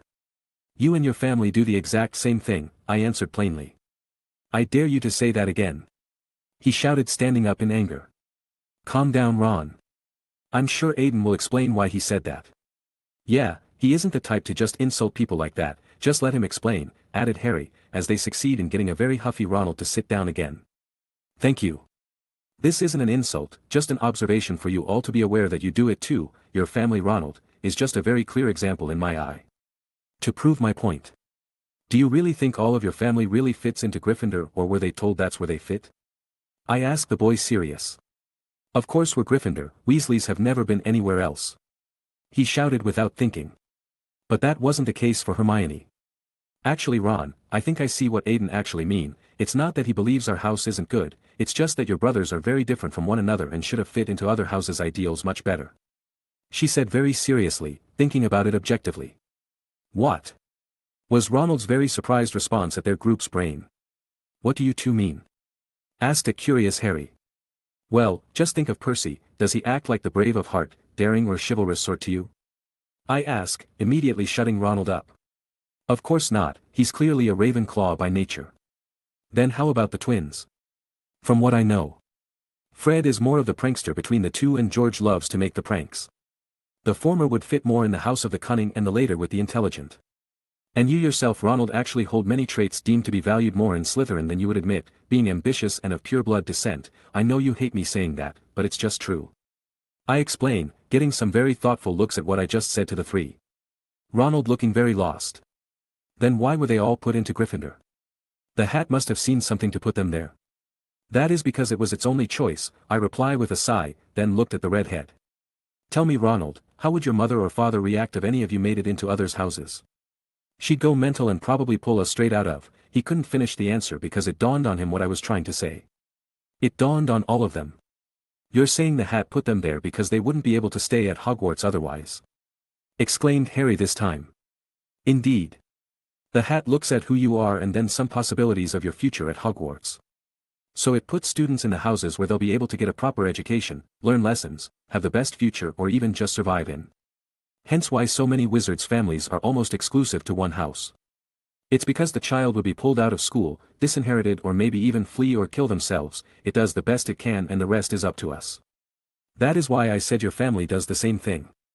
They are so ingrained into the idea that Gryffindor is the house of the good and other houses show you aren't truly good. Especially with Slytherin being full of evil. They thought most of the wizarding world enforces on a bunch of children. I finish with a sigh. The three were truly thinking about what I had said. It was complicated, and challenged their understanding of how they viewed the world so strictly as good and bad. But it would help them mature if they can learn from what I said. To be fair, there are plenty of gits in Slytherin. But there are intellectual bullies from my house, peer pressure enthusiasts in Hufflepuff. And some overzealous defenders of justice from yours. So try to judge the person instead of the house or origin and you'll be fine, as simple as that. I say with a smile, making them relax a bit. But back on topic. I got two more reasons why the headmaster and I don't believe Harry is the culprit. First is that this has happened before, when Hagrid went to school here and was expelled, the rest is his story. The second being that your best friend is a Muggle-born and you were raised in a Muggle world. So when in the world would you even learn about any of this stuff, and why would you care? Last year when you were busy trying to stop Quirrellmort? Or because you suddenly want to be evil? I think not. So try not to let it get to you, your innocence will be proven soon enough, I say with me ruffling his hair. Now get. I have to prepare for the Dueling Club. Right. Can we participate? I have no problem with it, but you'll have to sign up in time. Ronald would not be allowed because his broken wand is just too dangerous to others and himself, sorry, and I don't really think dueling is Hermione's thing. I say in response, getting understanding looks from the three. They thanked me for the talk and headed to have whatever adventure laid in front of them. On my end, I posted the established rules for being a member of the club and some changes which would occur because of it. Any duel on school grounds must take place in the Dueling Club, with proper supervision. Any members of the club will only duel within the club if any are found to be dueling outside. They will be suspended from all club activities in addition to proper punishment. Any further infractions could lead to being banished from the club. Any student conflict can now be solved by applying for a proper duel. Any personal duels will be held in the club room as well. One can only duel members of the same designated skill level to encourage proper improvement and discourage others from crushing aspiring duelists. Members will be tested upon admission into the club and separated into various levels: beginner, novice, intermediate, advanced and expert. The results will not be tested on year, but skill. A supervisor and referee must always be present. Any duel will require designated supervisors to oversee it and have a referee to ensure fairness. Any tampering or interference with the two required officials will lead to fitting punishment and automatic loss. Supervisors and referees will be designated amongst responsible and skilled members of the club. Any head of house can fit the requirement for a supervisor if the conflict has been deemed important or severe enough. All official club activities will be happening on Saturdays and Sundays, 7:30 to 9:30 p.m. Any other use must be approved by the club's supervisor, president or head of house headmaster. All official junior dueling rules and regulations will be followed strictly. If any student is found intentionally injuring, maiming or using excessive force during duels, they will be punished severely and may be forced to leave the club. Monthly tournaments will be held to examine a member's progress within their classification and if Hisha is ready to advance to the next level. At the end of the year, the best student will receive an award for outstanding dueling prowess. Any Hogwarts student is welcome to enter the club. No house is to be excluded. Any with a problem with that has been warned. Any harassment of fellow club members is strictly forbidden. This is a club to learn the art of dueling and hone oneself against peers of any age or house. That should be good enough to get things started in a proper direction. I thought with a nod as I posted the club rules. Chapter 78. The school was in a mixture of excitement, stress and fear at this point. The Duel Club and Harry became the only talked about topics for students. I did announce during the exchange that I didn't believe Harry was the heir, with a few facts to prove my opinion. Which did convince a fair amount, but the rest of the castle chose to stay their course. Another bomb was dropped during the first Ravenclaw Quidditch game of the season. Christian, riding on an unknown broom, completely crushed any defensive effort against him and constantly stole the quaffle from the opposing chasers. He was single-handedly breaking their spirits by effortlessly dancing through the sky and ripping apart any resistance. The sight brought smiles to mine and James' faces. Even if his house was getting demolished. After the game ended with an overwhelming victory as the new seeker Cho Chang caught the snitch, everyone wanted to know where he'd gotten such a broom. Of course you've never seen this broom before. Our very own Raven and Saint made it to show their support for me. They said that next year public sales would begin with another broom called the Firebolt. Until then, watch out for me and Blackbolt. He declared proudly. The answer set a wave of responses towards me and James. His house was as peeved as they could manage against the gentle guy. But he explained that it was mostly my project and that I wanted him to help cause he really loved enchanting. Plus he's their house's best student, and he's too nice to be mad against. It was also decided that we would only accept 6 students from every year for the Duel Club. It would make things even and it would become increasingly difficult to manage anything more than that honestly. Ronald wanted to join, but after my warning that without a proper wand he couldn't participate, he finally decided against it. Harry wanted to. But he didn't want to face the constant judgment people showed when he was around. It wasn't Hermione's thing, even more so when the two boys weren't into it. James decided to keep to his plan about teaching stuff during the Charm Club. Victoria would actually be an on-site healer for practice, and sometimes join in on the fun. Christian joined because he wanted to push himself further and thought it was a good chance to face different people. Unfortunately for everybody who did join, the club wouldn't begin official activities until after the winter break. It would let us make proper training in dueling areas. We decided to expand 2 separate abandoned classrooms in the basement and remodel them into proper club space. I decided to fund the project as Air Bones, using it as an investment to improve the future quality of hit wizards and aurors for the DMLE. That move got me a little mention in the paper actually. So without anything eventful happening aside for that, the break arrived for everyone. What I found great was that Victoria was going to be staying at my place for the holidays again. It'll be nice to be able to relax with her a bit. Well, I thought we were going to be relaxing a few days ago, but Christmas morning itself, a few days after we got to my home, well, I ended up having my tongue almost down her throat. We were on my bed, as the two of us were embracing each other. I could feel her soft lips against mine, out tongues intertwined as if they didn't want to separate from each other, twisting and snaking around each other as we enjoyed the sensation. My hands were roving over her beautifully developing body. Her soft skin was trance-inducing to the touch, her shapely and perky breasts molded themselves to my hand when I massaged them, getting moans of pleasure as I did. And when I groped her nice, round ass, it felt like I just couldn't let go. She was doing the same to me. She felt the contours of my face, moving down to my perfectly sculpted chest as her fingers lightly caressed my pecs and slowly feeling every one of my abs. When she waves of pleasures as my own hands wandered, she gripped my back and felt around it too. We shared our hunger for each other as we made out more and more, taking off almost all of our cloths as we did. Ending with me in my boxer, barely hiding my impressive erection, and her moaning in only her black laced panties as I kissed every part available to me. We separated for a moment and stared at each other's bodies. Her body was still growing, but it was more beautiful than any models I had seen in my past life to me. The curves which showed of her hip and lightly muscled stomach, her smooth but strong legs. She looked at my body made for combat with yearning.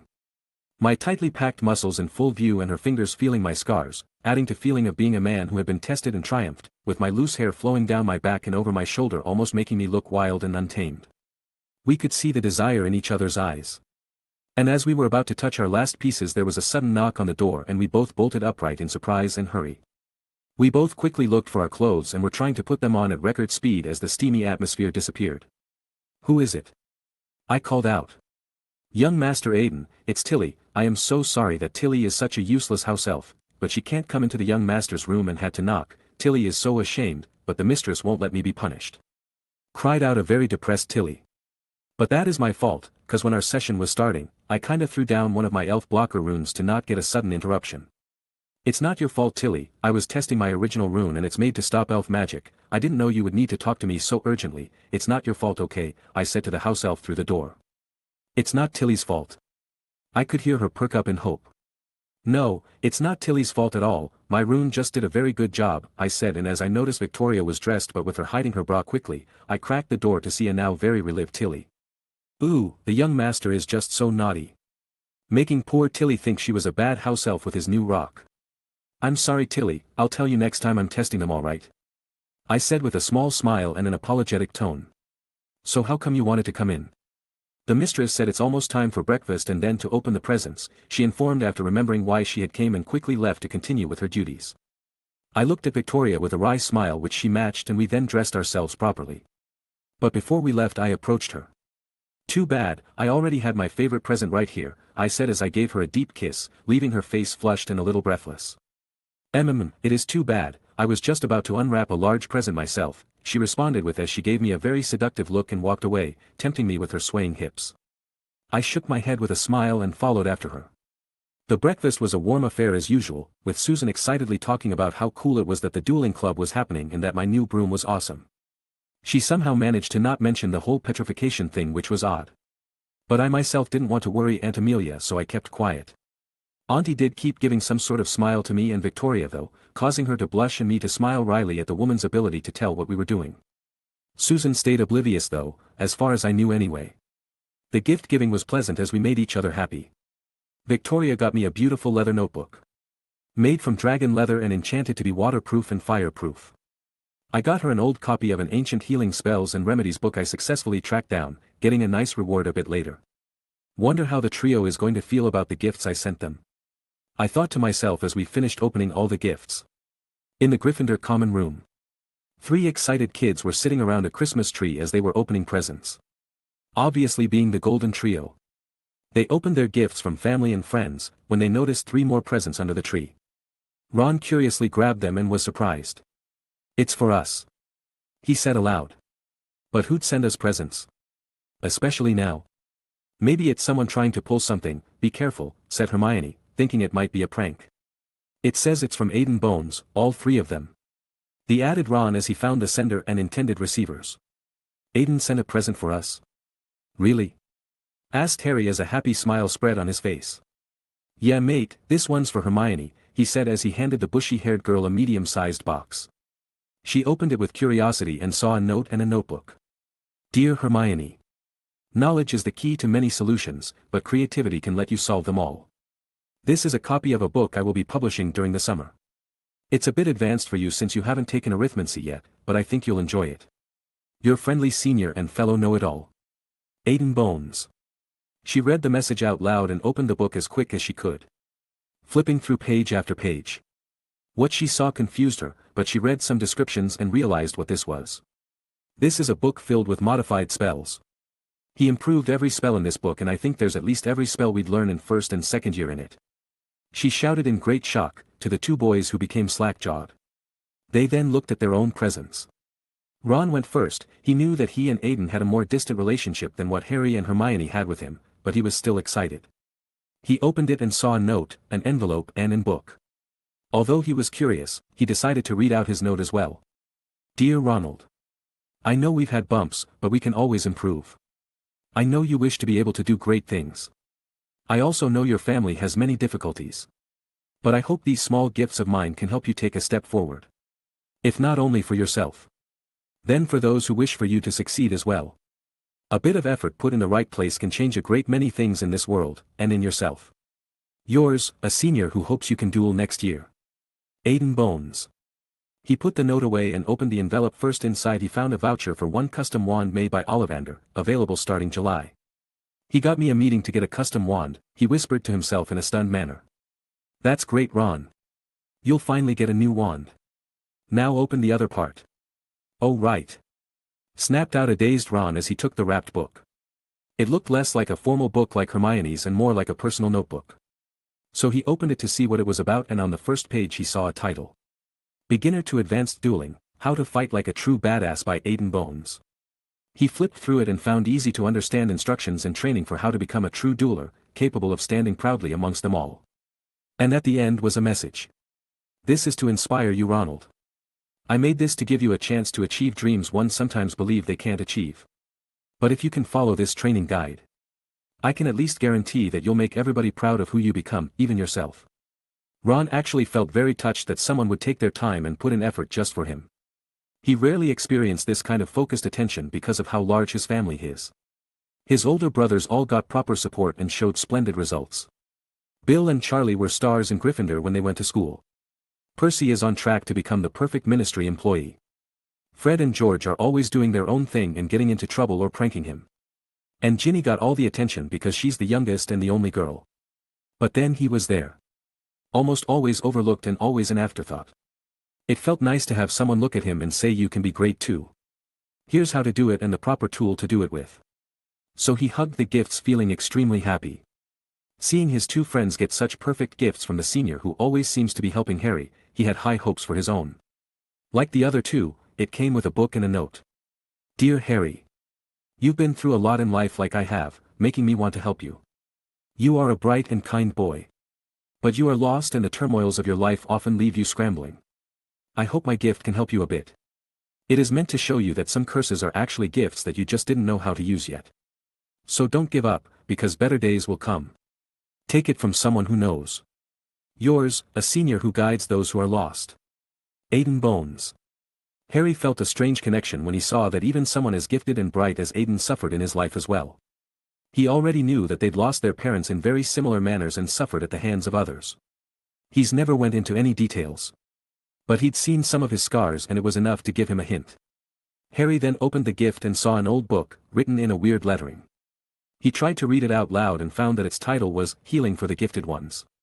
Why did you suddenly speak in Parseltongue, Harry? Then exclaimed Ron from behind me. But I just read the book's title, I didn't even see a snake.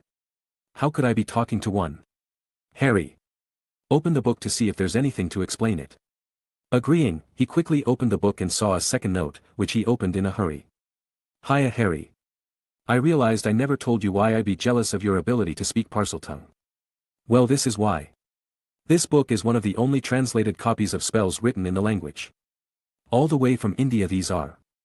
These are all healing and protection spells said in the snake's tongue. It is more powerful and more effective. This is what I meant when I said a curse is sometimes actually a gift. In India people with your gift are the most respected and powerful healers. I hope this helps. Aiden. Harry, this book is impossibly rare, I can't even guess how he got it or even how much such a thing would cost, said a blown-away Hermione. There are loads of parcelmouths in India. How come we get all the nutters and they get the healers? He got this, for me. Harry asked aloud, not really believing it. I think he wanted you not to just believe you were a freak. Harry, he does that, doesn't he? Always tries to give people the best path they can take. Yeah, he really is great, isn't he? He then said to the others as they nod in agreement. Chapter 79. But with the holidays came my biannual report from all of my ventures. My legitimate face has been doing well. Bones Works has been stabilizing in the market as many look to it for work supplies and communication needs. I am actually in the middle of completing negotiations with the other ministries in Europe, France, Italy, Germany and Bulgaria. They want to have my store's products available urgently. I think I underestimated the appeal of my deskwork quill, it's been even more popular than the vanishing box. This requires extensive negotiations about some incentives they offered and the fact that I need to build my own logging supply to have everything connected to each other properly. I also give priority employment to those in need of it, so they need to accept that. But it's not so hard after seeing the data I gave out. And to avoid any future annoyances like the next ministers trying to renegotiate when my facilities are set up there, or if they start being dicks after Voldemort is back, I made them vow on the ministry itself when we signed the contract. I basically assured that as long as my business runs fairly and legally, they can never take it. And if they even try and mess with the legally part, that will not end well for them. Just stopping greedy dumbass before they happen. The vaccine testing has shown extraordinary results so far. We've seen no signs of rejection from any volunteers so far and the excitement over this has been very high. 3 of the original successes have also started to transform again after 4 months of not taking any sort of potions and the other 3 lasted 5 months, making the benchmark results phenomenal. We have also found that only one of the original test recipes had noticeable side effect in those injected with it.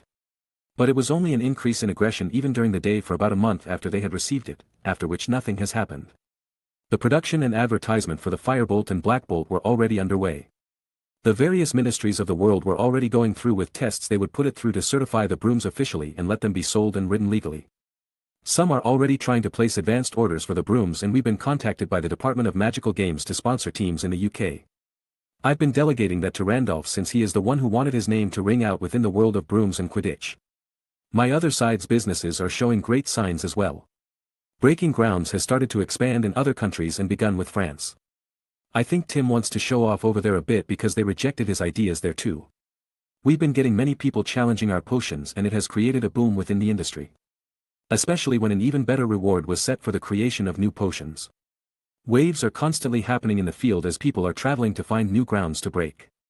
It made me happy that such things were happening. Natural cultivation has met great success in all of its projects involving magical beings. The Mere People Run Underwater Farm has been going well, with a steady supply of aquatic herbs and material exchanged for whatever they would need.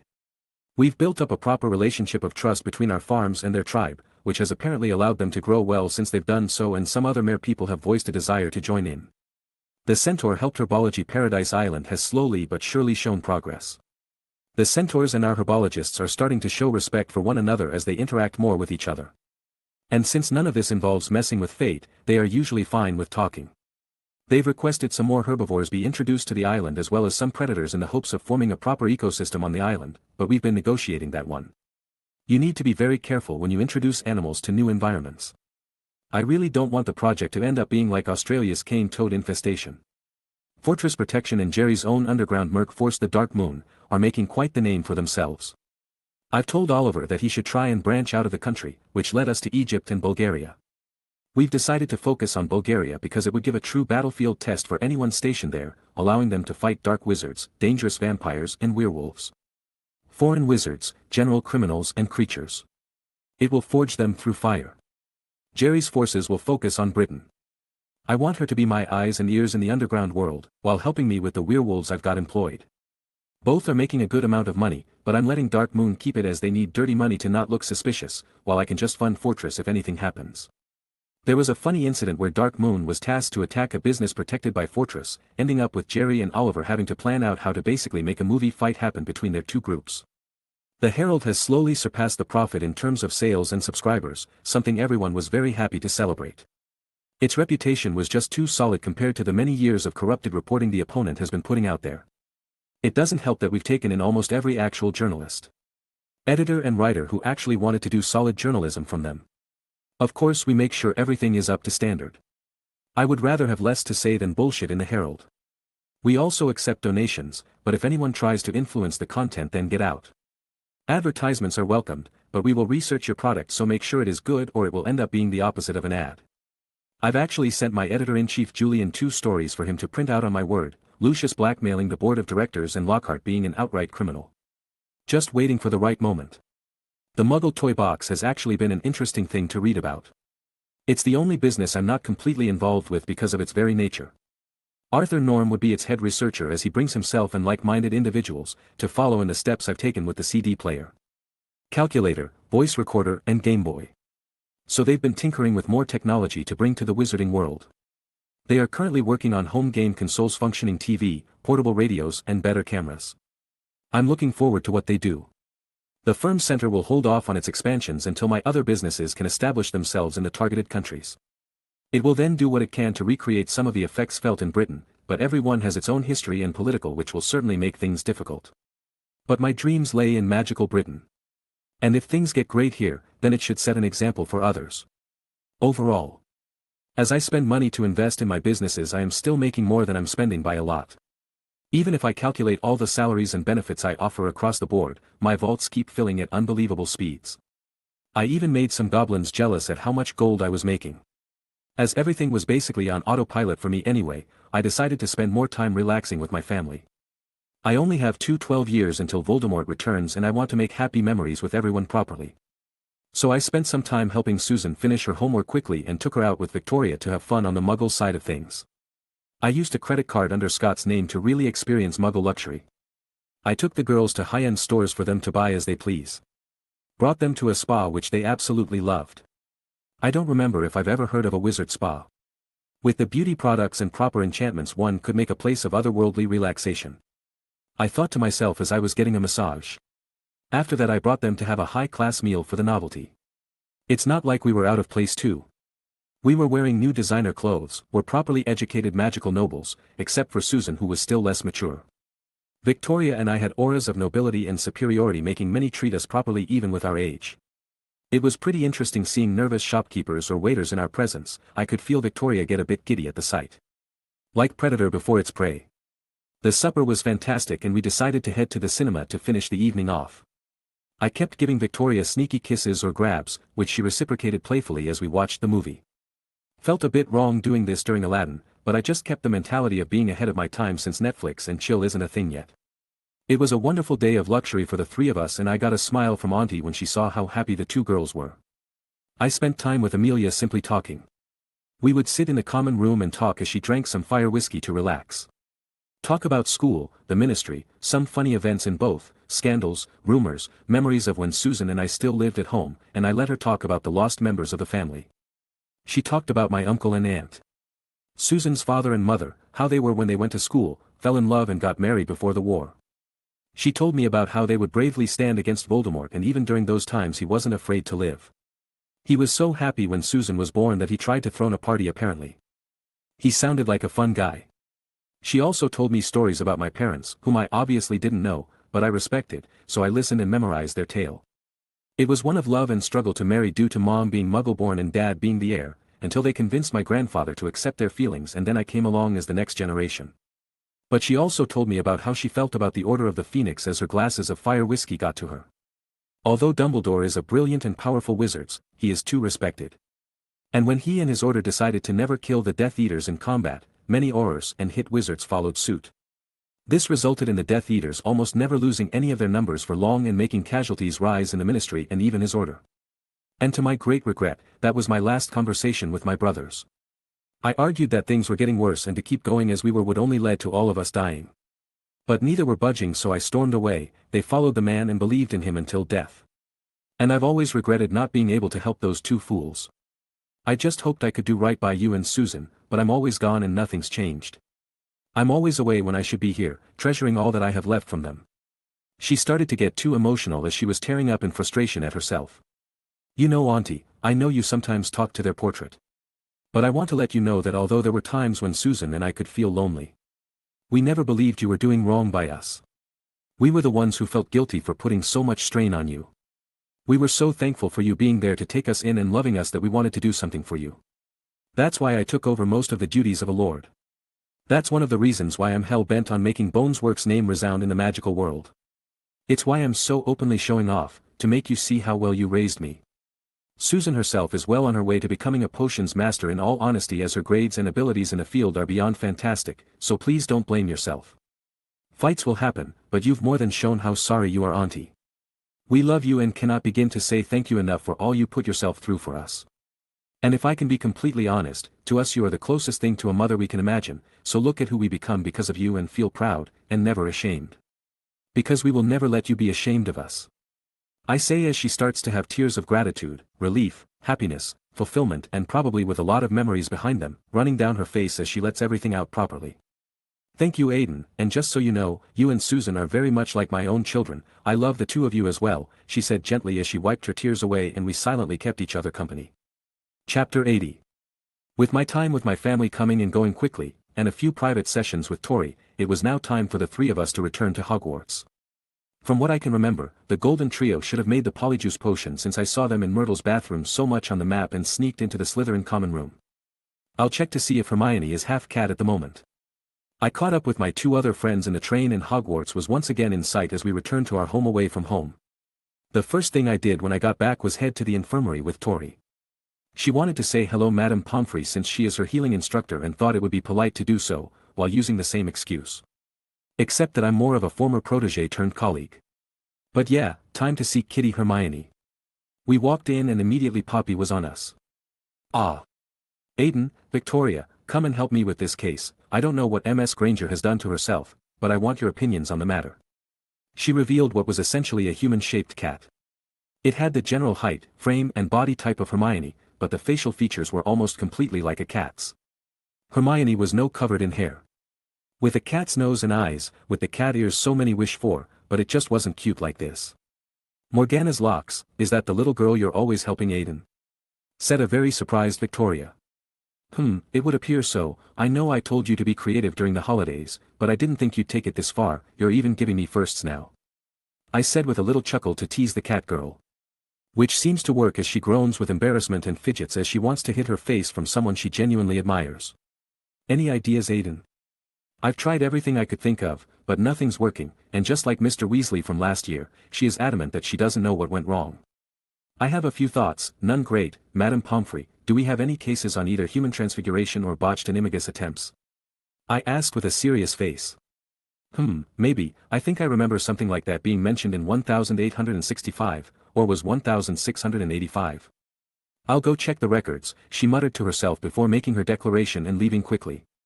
"Tori, this is going to be a private talk and I'll fill you in later, okay? I need to have a honest chat with the girl." "Alright, but if you don't tell me it's going to cost you," she answered with a grin. "Thanks, don't worry, I'm not tempting fate," I reply with a chuckle as she nods and departs. So, Polyjuice Potion with cat hair, not the best course of action to turn oneself into an animal, I simply stated with a smile and get a look of utter shock. "How?" was all she managed to ask.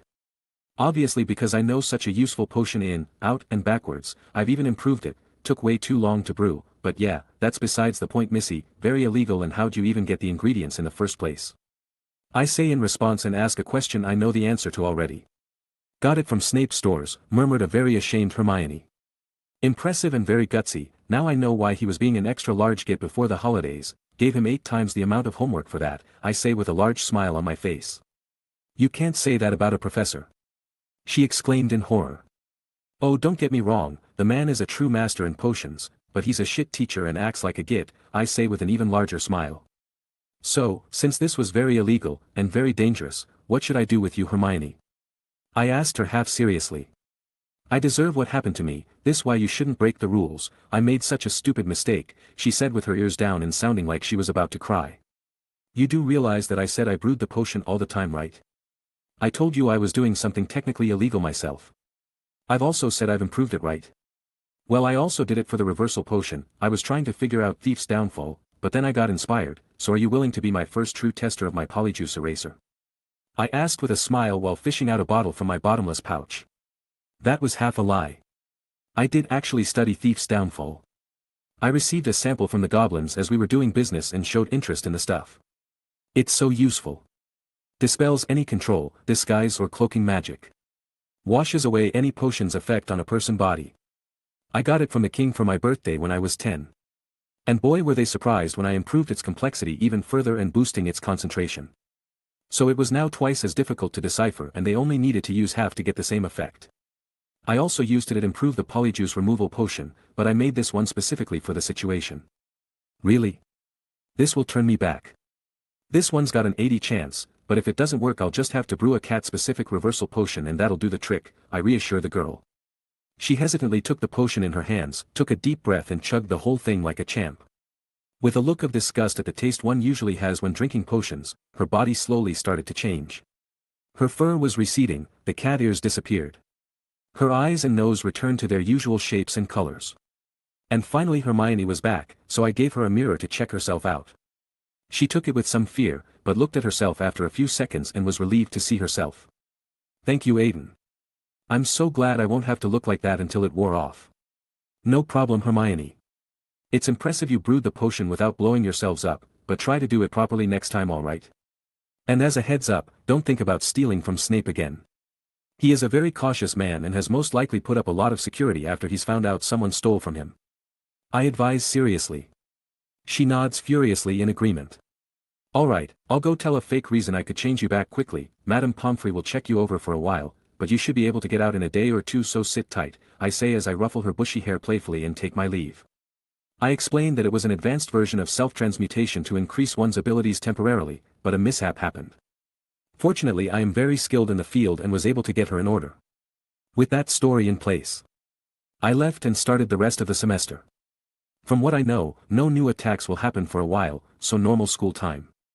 The most noticeable change for me was obviously the Dueling Club. Professor Flitwick and I took turn overseeing the 2 rooms we had decided to renovate for the club. One was the dueling arena. A room filled with standard fencing-like dueling platforms surrounding a real dueling ring. With each one properly warded to stop stray or deflected spells, and with some spectator or guest seats for people who wanted to watch or wait for their friends. The second was a practice room. It was kind of like the Roars version when I started practicing. We had a dozen moving practice dummies. A shooting range for accuracy and spell strength training. Bookshelves filled with materials on the art, and I actually got a pensieve with a collection of dueling memories from an old dueler who had passed away and whose things had been auctioned off. I was in charge of mostly teaching and supervising the kids from 4th year and below, while the professor gave more advanced lessons in the art to 5th year and above. It worked well since I was old enough and respected amongst the younger kids, especially after that display we did, as it had given the kids a lot of respect for the basics. And so with a new addition to my schedule, I settled into my routine. Splitting my time between training, classes, friends, exchange, club and ritual magic research. The last one getting me some good results as the possibility of success rose the more I polished it, making me believe I should be able to present the finished form by the end of the year to the headmaster. I made the man a promise and I would keep it. I was developing an impossible ritual for anyone else to actually survive unless they were like me, life bonded with a phoenix. It was in nature, a neutral ritual, and hoped it would help the man not reject it instinctively. Harry actually came and thanked me for my gift, saying it made him feel a lot better about his Parseltongue and that he promised to study it when he was good enough to learn the spells in it. Ronald was the biggest surprise for me. He became very determined to follow the training advice I had written in my book for him. He started to run in the morning and put some effort into preparing his body to duel properly. To encourage his efforts, I often went with Christian to support the kid and help him persevere. Christian's opinion still wasn't good about the kid. But it was improving as Ronald kept trying.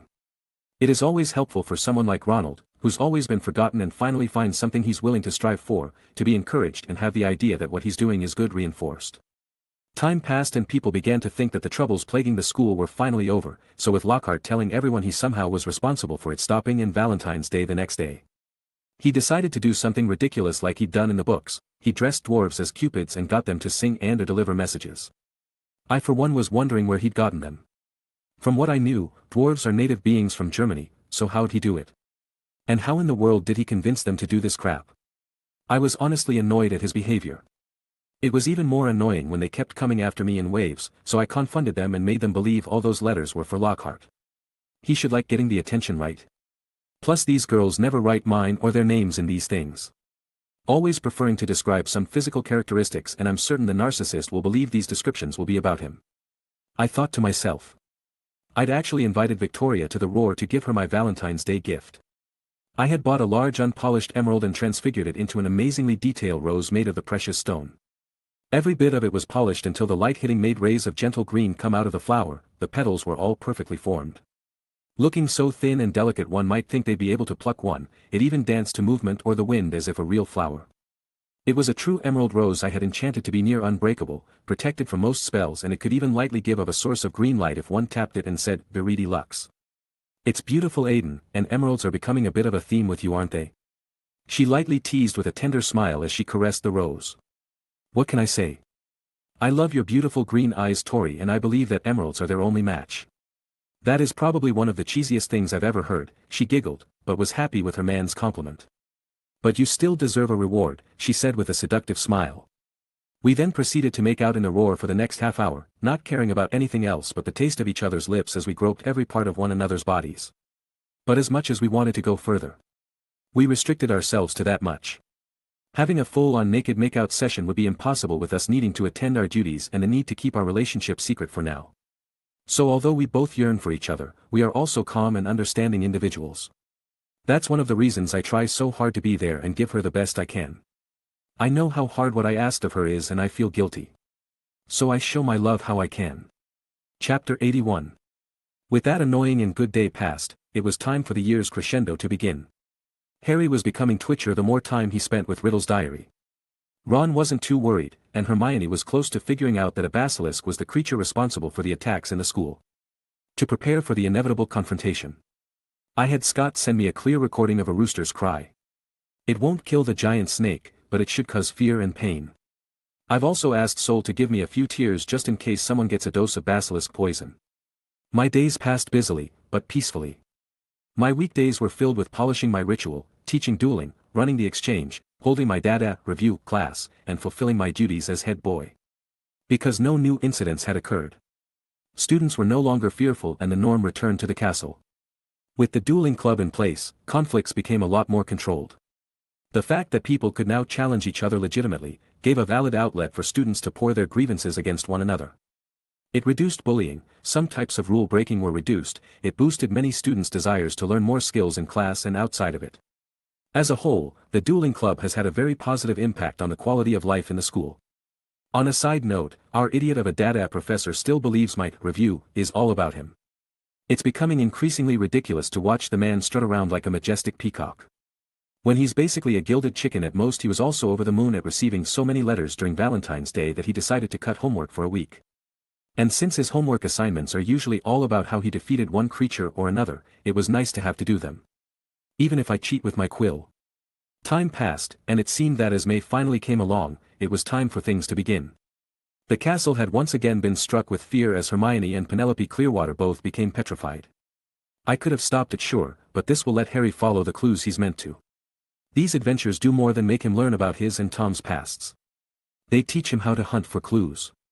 Look for secrets, heal his psychological traumas and reinforce his positive qualities. They are things that he needs to face in order to grow into a proper chosen one. I know I'm acting like Dumbledore, but I'll at least do what I can to help him along the way more. Sometime after this new attack, I received my notice that the year's events would end soon. Aiden Bones, the headmaster wants to see you, a 6th-year student from my house told me during my charms class. Alright, sorry professor, I've got to go, I said to the mini professor. Oh, I think I can handle teaching without your assistance, you go ahead and have a nice chat with the headmaster, he answered in his happy tone of voice as usual. I left quickly after giving Christian and Victoria a nod to tell them it's okay before I did. Arriving at the man's office door, I knocked. I don't get many chances to actually knock on the door since he always tells people to come in when they reach it, or I just go in when called for. But I could sense people and it wasn't good to be impolite. Come in, Mr. Bones, invited the old man in a light-hearted manner. Mr. Bones, huh? So that means he doesn't want people to know our friendly relationship and that these are people he doesn't really trust also means I have to be polite and formal. I thought as I opened the door. As I expected, the minister had come. He was wearing quite a ridiculous outfit today, a pinstriped suit, a scarlet tie, a long black cloak, and pointed purple boots. Under his arm he carried a lime green bowler. He looked very nervous to be here. "Hello Mr. Bones, thank you for coming so quickly," greeted the old man with a smile. "No problem at all, headmaster, it is good to see you again, minister. We haven't had the chance to talk since that ball a year and a half ago. I hope we can speak to each other more in the future. Especially with my shop providing so many supplies to the ministry itself." I say with a smile and sincere tone, the one for politics. "Ah, yes indeed, the ministry has been very happy with your products, even helped with my work, don't you know," he said awkwardly as he didn't know how to face me. Understandable, since the last time I was near the man his undersecretary almost lost her job and he looked like he'd seen a ghost when I was introduced. I thought as I looked over the cowardly man. "What can I do for you, sir?" I then ask as I turn my attention back to the headmaster. "It seems the minister wishes to take Hagrid into temporary custody since he is said to be the one responsible for opening the chamber 50 years ago. Dumbledore started to say. "You can't tell this to a student's Albus," interrupted a very nervous Fudge. "No need to worry, minister, young Mr. Bones actually already knows about this, he is exceedingly bright and researched it on his own," reassured the headmaster with his grandfatherly smile. "I understand. The ministry cannot allow this to keep happening, so they want to prove that they are on the issue, truly the right political move. But surely you won't send a man who was pardoned and has lived the last 50 years without any law breaking, to Azkaban just for safety reasons, yes? This seems to be an unjust punishment when no evidence points to the man," I said with a troubled tone as I looked to the minister. "How would it look to the people? The ministry can send you to Azkaban at any time because of a past offense, with no trial or evidence as a precaution. The backlash would be tremendous." "Well, what do you mean? The ministry can't be seen doing nothing." "Of course it can't, minister, I am completely on your side here," I answer seriously as I reassure the man with a kind smile. "But we can ask the man to cooperate peacefully and send him to a secure environment until evidence of his guilt or innocence has been collected. This way the ministry is doing what it can in its investigation of the issue and you will appear just as you uphold fairness." Yes. That is perfect. I get what I need to keep those people of my back, and you, Albus, won't have to worry about the man, but where could we put him? The only cells in use are in Azkaban," pondered the minister seriously, because this would actually be the best for everyone right now. "I've heard that Fortress Protection has holding cells, and I'm sure if they are simply compensated for the issue they will be more than happy to cooperate. I'll even ask a contact I have in the company to see if everything could be handled properly," I finally say as I give him the final push. "Yes. That would be perfect. Should I contact Madam Bones for this?" "I will be more than enough, and I'm sure the headmaster would be more than willing to help in this matter, minister," I say with a bright smile as I write a message and send it through my vanishing box to Scott. A few moments later he says it will be arranged. "And there you have it, shall we, sirs?" I say politely. "We shall, Mr. Bones," replied a happier Dumbledore. He also knew how much better this would be than Azkaban, and I made sure to tell them that the man was a friend, so they should treat him more like a guest than inmate. The three of us walked to Hagrid's hut, arriving quickly enough due to the minister really wanting to get this over with. So they knock on the door and explain the situation to him. "Not Azkaban?" he asked in fright when he understood where this was going. He'd been there once, and no one wants to experience it again. "No, not Azkaban, Hagrid," reassured Dumbledore. "Young Mr. Bones has helped arrange a more suitable place for you to be in precautionary custody. As long as you cooperate peacefully you will not go anywhere near Azkaban, you have my word."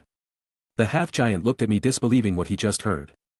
"You're a friend, Hagrid, I can't just let you go to that horrid place for something you didn't do back then, and certainly not now," I say gently to confirm the situation. "Oh, thank you, Aiden, you have no idea how horrible that place is," he gratefully said as relief washed over him. "No problem, Hagrid, I just hope we can resolve this issue once and for all. I'm also thinking that if Hagrid is once again innocent it shouldn't be too much to ask for him to be allowed to carry a wand again, right, Minister?" I say, startling the both of them. After all, he was falsely accused last time and it should have already happened. Yes, of course. No issue at all. Just a quick permit. Wonderful. So don't you worry, Hagrid, everything will be fine as long as you just cooperate, okay? "Oh, course I'll do it. No way I'm no doing it." Then came a knock on the door and finally Lucius Malfoy came. He instantly began to be condescending, greatly angering Hagrid with his presence, and he was about to gleefully inform the headmaster of his stupid success, but I decided to mess with him a bit. "Lord Malfoy. Such a pleasure to see you again. I haven't seen you since last summer and I've so wanted to talk business with you. After all, you are one of the richest men in Britain. He instantly lost his sneer as he became displeased at being reminded of what happened. What are you doing here, young Airbones? He asked through almost gritted teeth. I'm just helping the headmaster and minister talk Hagrid into going into precautionary custody since he is my friend and I am head boy, but I must say I am surprised at your presence. You've always said you disapproved of the running of the school, so I am sure you've come to reassure the students that additional security measures are going to be taken, yes? I'm sure the illustrious Lucius Malfoy has come to protect all the students currently studying with his own son. I say with enthusiasm, as I'm rubbing into his face that he's doing something stupid and putting his own son in danger. Because even if he can't stand Dumbledore, he can't deny his strength and the safety he brings to the school. Of course, he replies with a very harsh glare towards me before turning his attention back to the headmaster and taking out a piece of parchment. This is an order of suspension signed by all 12 of the school governors. I'm afraid we feel you're losing your touch. How many attacks have there been now? 2 more this afternoon, wasn't it? At this rate, there'll be no Muggleborns left at Hogwarts, and we all know what an awful loss that would be to the school. And so Fudge and Hagrid began to argue about the stupidity of the decision until I spoke up. Surely you're not just taking away the most powerful wizard in Britain and not assigning anyone to replace him. The governors truly care for the school and would never do such a thing without a proper plan in place, right, Lord Malfoy? You must have talked to my aunt about assigning some Aurors. Or took at least a squad of hit wizards to patrol the halls. Or even hired protection from the new defense agency Fortress Protection. Because if not, as a student, head boy and heir of a noble family, I will have to have the decision investigated and properly explained. To take away the headmaster in a time of crisis, without any actual backup to fill the gap, would be foolish beyond measure, and I would have to lodge a formal complaint with the board and ministry for gross mismanagement of one of the most important institutions in our country. I will only be able to assume they are compromised and bring legal actions against the endangerment of the student body instead of its betterment. I say to the man with indignation and righteousness. Lucius looks at me with downright hatred, Fudge with scared witless at the confrontation, and Dumbledore is very serious at the moment as he thinks. That will be enough, Mr. Bones. If it is the governor's wish that I step aside, then I will of course step down, Dumbledore said as he looked into Malfoy's grey eyes. However, you will find that I will only truly have left this school when none here are loyal to me. You will also find that help will always be given at Hogwarts to those who ask for it. He added as he looked to where Harry and Ron were hiding for a split second. And Mr. Bones, I trust you will continue to perform excellently, he said with a smile at me as Malfoy lead him away with a sneer. Really, like father like son. Both are obsessed with bringing down their own targets. No matter how stupid they act or what they have to do. I thought as I saw the gloating git. Of course, headmaster, everything will be as you left it when you return, I reply with a knowing smile. He nodded and left with Lucius, and Fudge leading Hagrid away after he loudly said. If anyone wanted to find out some stuff, all they'd have to do would be to follow the spiders, that'd lead 'em right. That's all I'm sayin', dot. To the minister's great confusion, but he just shrugged it off as he left. I just smile at the man's subtlety, and I almost laugh when he yells out that someone will have feed his dog. After everyone was leaving, I waited for them to get out of earshot and looked right where the two were hiding. Good luck you two, I'm sure you'll figure it out, I say with a bright smile as I exit the cabin and head back to the castle. Almost time for the final act. Chapter 82. The next few days were incredibly tense. Most professors were incensed by the moronic actions of the governors. Although they added some security, it was only making matters worse. They weren't even actively looking for anything, just locking down the castle to make it look like they'd be able to stop whatever was happening. Honestly. If they wanted to help they should have just added the security and left Dumbledore, but no, the idiots had to be blackmailed or are so pathetic that they couldn't report Lucius threatening them. Honestly. It's kind of sad. During this time, I was observing the movements from Harry, Ron and Ginny. The two boys went ahead and headed into the Forbidden Forest to meet Aragog. I actually followed them in my eagle form to make sure they wouldn't get eaten by spiders. But the Ford Angelica they had crashed at the beginning of the school year saved them as written. This meant they now knew Hagrid wasn't guilty for sure and that something else was responsible for what happened 50 years ago. Although Ron was completely horrified of the spiders, he still did better than I thought he would, and instead of completely losing his wits, he was able to very nervously stand his ground. To the great relief of the student body, it was finally announced that the Mandrake draft was finally going to be ready and that everyone would be cured of their petrification shortly. I watched and waited. I saw that the boys finally went to the infirmary, but as they finally get the answer they were looking for from their petrified friend, Ginny had finally moved. The new and most frightening message for everyone had been written. Her skeleton will lie in the chamber forever. I had to take charge and make the students return to their dorms for safety reasons alongside the prefects. My own friends had become worried about this, but I couldn't inform them. Yes, they were strong, and getting stronger. But that is only relative to students. They would want to go after the beast, but they would die and I couldn't let that happen. I could only train them more, and once they've grown, then we will fight together. As I returned to my map, I finally saw the Harry, Ron and Lockhart head to the girls' bathroom together. I knew I wouldn't be able to see when they reached the Chamber of Secrets, but I asked Sol to keep an eye on Fawkes and bring me to him after he'd left. An easy, efficient and downright fantastic way to make an entrance. But I knew what should happen. Even if Ron has been better, it is still completely reasonable to get distracted by a humongous snakeskin. And soon Lockhart would destroy his own memories. On that note, I've already told the Herald to run my 2 articles. The one about how Lockhart achieved so much. And how Lucius blackmailed and threatened the school governors. I was going to get rid of half of those embezzling bastards, and that was what Lucius has on the blackmail victims. These people were talking away the money meant to educate the magical children of Britain. This will really hurt their authority. Honestly, only maybe 3 of the governors are actually interested in having the school run properly.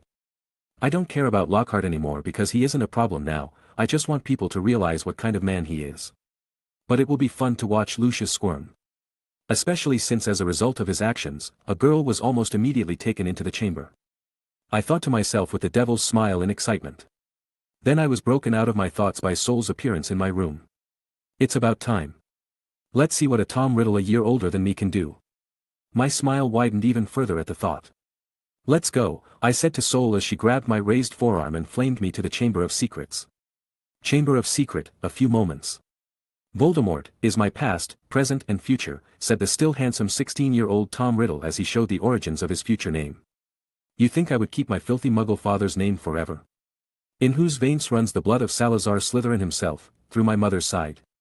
Did you think I would keep a filthy muggle who abandoned me before I was born? Just because he found out my mother was a witch? No, I fashioned myself a new name, a name I knew wizards everywhere would one day fear to speak. As I had become the greatest sorcerer in the world. He proudly said to Harry. It did truly shock him when he had heard of Voldemort's true origins. Abandoned in an orphanage, to grow up to be his parents and so many others' killer.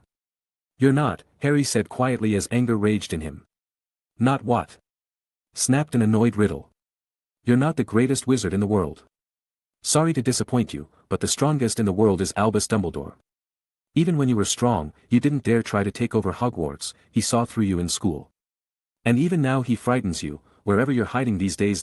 Harry responded with bravado, but was interrupted. Dumbledore was driven out by the mere memory of me. Hissed the future Dark Lord in anger. Not as gone as you might think. Hoped Harry as he yelled. Before Tom could respond, the musical call of Fawkes resounded as he flew into the room and dropped the Sorting Hat at Harry's feet. Harry felt like he was no longer alone. Even if he didn't know how the two could help, he felt braver. But Tom began laughing. So this is what Dumbledore sends his greatest defender. A songbird and an old hat. Out of it walked a tall teen, wearing nicely tailored school robes perfectly showing his warrior's physique. Long ethereal silver hair hanging loosely to his hips, a pair of flame-like eyes which almost seemed like true fire, and an aura of a predator and true nobility forming a feeling of absolute awe. Aiden had arrived. Not only those 2 little lordling, he trusted me. He declared with authority. Back to true POV. Aiden. You've got to help. Ginny's going to die. That's Voldemort. He's the one responsible for what happened this year and to Hagrid. We already knew he was responsible, only how was the question, but we'll talk about that later Harry, I said calmly to the boy. You. How are you here? Right, you're here too, I said plainly like I forgot about the guy. I mean it always fun to ignore people who always see themselves as the most important or best thing since sliced bread. How dare you ignore my presence, the heir of Salazar Slytherin, the greatest wizard who ever lived. He hissed on predictable rage. Pretty easily considering you're quite delusional for a soul fragment, can you even use that wand you took from Harry properly? I simply mocked the overinflated teen's ego with a grin, getting Harry's jaw to drop. I didn't even get a response since he was feeling too humiliated and decided to fire a severing charm straight at me, which I just dodged. Oh, is little Voldy not capable of shooting real spells in this form? I say in a motherly tone, getting more spells thrown at me. Ah, that's adorable, he doesn't know how to fight properly, I keep dodging as I mock him.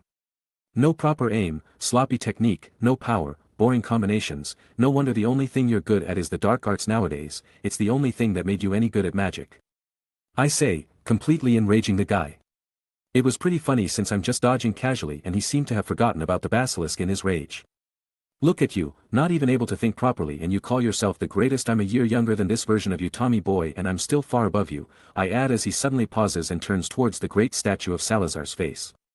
Harry, he's about to bring his little pet out, so can you pull out that sword shining from the hat on the floor please? You'll also need to stand behind me and not peek, okay? I'll take care of everything. I asked the boy nicely as he quickly does as I said, grabbing the sword of Gryffindor and then running to stand behind me.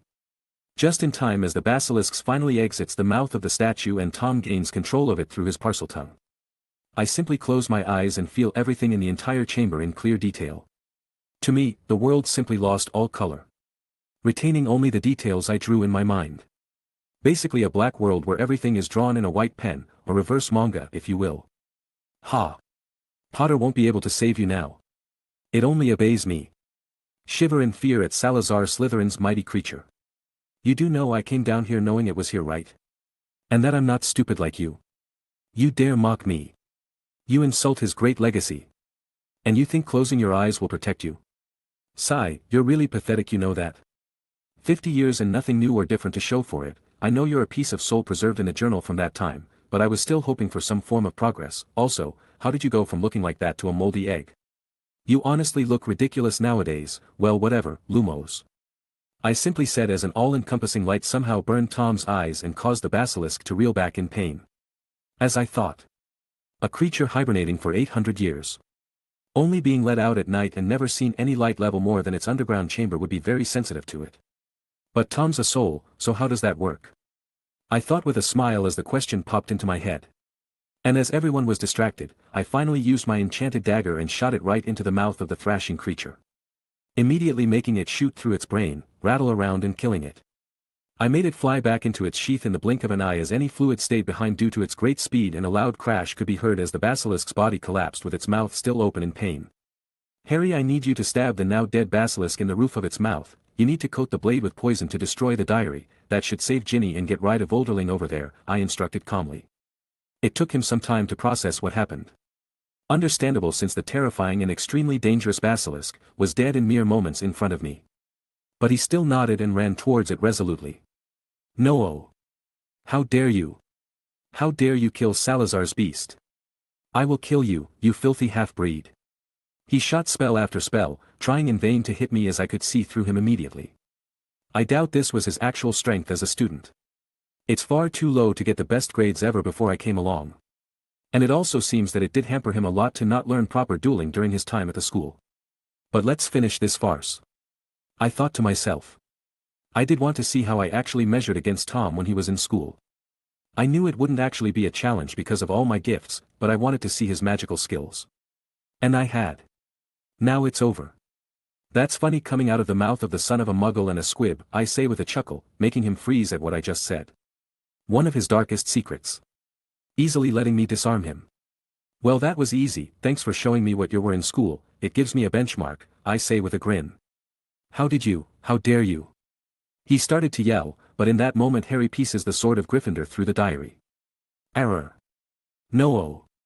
After a few moments Ginny woke up and started confessing and profusely apologizing for everything she'd had done. Harry not being poisoned was just there in a daze as the young girl cried in his arms. Hug her and make her feel safe, you dunderhead, I whispered to the boy as I borrowed Snape's favorite word. He did so with some embarrassment, but he was soon getting the hang of it. I then turned my attention to the basilisk corpse and approached it. Taking out my specially prepared vials, I took all the venom the creature had in it, filling up over 30 of the things. I then took out my knife and very carefully extracted its eyes, avoiding any damage on them. I timed my appearance perfectly to not let Fawkes ruin these beauties. Not letting them go, I thought while doing the work. Aiden, what are you doing?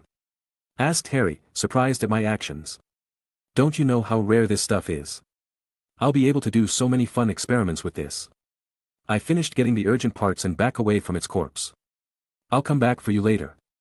I thought with a smile. I then cleaned my robes thoroughly and turned to the two kids.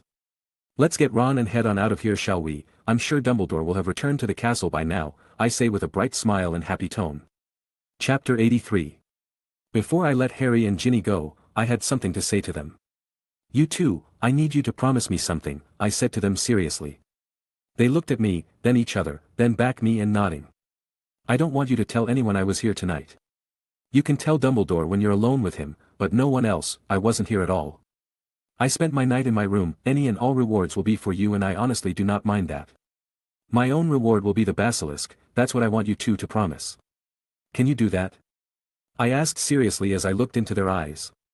They hesitated, of course. They were good kids and knew how to be grateful. They were also too honest for their own good though. But why? You took down a Basilisk and Voldemort. That's the very reason. I do not want dangerous people to know what I can really do. No one can know I am that dangerous myself. I want them to believe I am an extremely skilled student for now. Maybe after next year I'll be able to really show what I can do, but not now. So, can you promise to help me? I asked again. This time they both nodded, although reluctantly. Good, Fawkes will be able to get the four of you out of here with ease. And yes, I knew about Lockhart as well. I've got Soul, no mentioning her either, you two. To anyone. Dumbledore already knows since we've discussed grooming tips on the matter. I instruct the young Gryffindors. See ya kids, I say as Soul and I are enveloped in flames and disappear. So with a flash I was back in my room. It was fun messing with the egotistical brat version of Voldemort. I will need to work hard to get through my third maturation, do so with the real one. Only 2 years left, but first, let's demolish the OWLs. I say to myself as I pet Soul and give her treats as thanks for helping me tonight. I get out of my robes and get a well-deserved sleep after having to deal with canon events all year. It was so much easier to just have school. How did all the kids that had to deal with this crap happening their entire education even make it through it? I wondered as I drifted to sleep. The next day came, and so did a lot of new information to have floating within the castle walls. I made it to the Great Hall with Christian after our morning exercises. Ron did understandably skip today, due to last night's stressful events. His sister's mortal peril, family issues and general relief that it was over made one very tired. And during breakfast the morning paper came to bring even more of a storm across Hogwarts. Gilderoy Lockhart, famed stealer extraordinaire. Lucius Malfoy, threats and blackmail. Michael Folster Fund for Equal Education. 3 big pieces of news were plastered on today's edition, grabbing the attention of all readers. The first story would be familiar to anyone who knew about the canon. It was about how Lockhart went around the world and listened to tales of valor and heroism. Got all the details he could from the people truly responsible and then wiped or modified their memories of the events in question to take all the credits for them. His barely average OWL levels were dug up and low achievements at the Newt levels as well.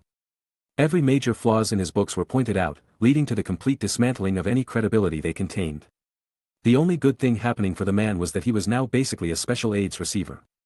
He was almost like a child and would likely never recover or know about all this. The second really brought a smile to my face. Lucius Malfoy has been found threatening fellow governors of Hogwarts School of Witchcraft and Wizardry to remove current headmaster Albus Percival Wulfric Brian Dumbledore from his post due to a personal vendetta against the man. Although a past student, Lord Malfoy seems to hold a deep obsession against the man, leading to suspicions that the accusations he was later acquitted of after the war have more merits than originally thought. Due to his illegal actions and the endangerment of students directly following said actions, he and 4 other governors have been removed from their posts due to embezzlement. The ministry has been taking many steps to better the quality of the schooling our children will receive in the future, and these actions are in direct confrontation of these goals, as well as being morally reprehensible. Although the now former governors will only need to abdicate from their positions and reimburse the school in full if capable. And if incapable they are to sell their assets to fulfill the requirements, Lucius Malfoy is in much bigger trouble. The man is facing time in Azkaban due to the overwhelming nature of the evidence against him and the number of plaintiffs. He is also being obligated to compensate the families he's threatened, and notably the Weasley family, whose daughter was put in life-threatening danger immediately following his dismissal of the Hogwarts headmaster. That's going to light a fire under his ass for a while. Especially if he tries to do the same crap to make his problems disappear. He could make his troubles even worse with that. But I'm not sure who's going to dislike the compensation more, him or Arthur. That's going to be interesting to hear about. Have fun, you disgusting excuse for a human being. I thought with mirth at the article. The last one had to do with my persona opening a vault exclusively for students with difficulties to purchase at least standard quality robes, books, equipment, ingredients and companions. The goal was actually to make an even starting ground for everyone. No one would be inferior in their new school, with only of rich students being able to splurge on better quality goods. Basically they would be given a few lists of proper quality goods they can pick from and are permitted to buy using the vault if their situation makes it difficult to afford everything. This is purely to help anyone who believes they could use a hand, with the spirit that these same students helped through this, would then help others in the future. The herald was lauding his actions, but it was a really good thing since Hogwarts just didn't have enough money to do this, whilst I had too much. And if the bombs that the herald dropped weren't enough, the headmaster declared that no exams would be occurring due to this year's events. A good reason was for the petrified students, and that Harry, Ron and Hermione would get awarded with special service to the school for solving the crisis. Thankfully my name wasn't mentioned. But unfortunately for most of my year and the 7th years, OWL and NEWT exams could not be cancelled. So there were still students cramming as if their lives depended on it. Thankfully for them, I had taught most of them proper data, the Dueling Club sparked new interests into charms, jinxes and curses, and the exchange was open just as it always was. It felt quite nice to see things I did helping others. Then the 2 weeks of exams finally came.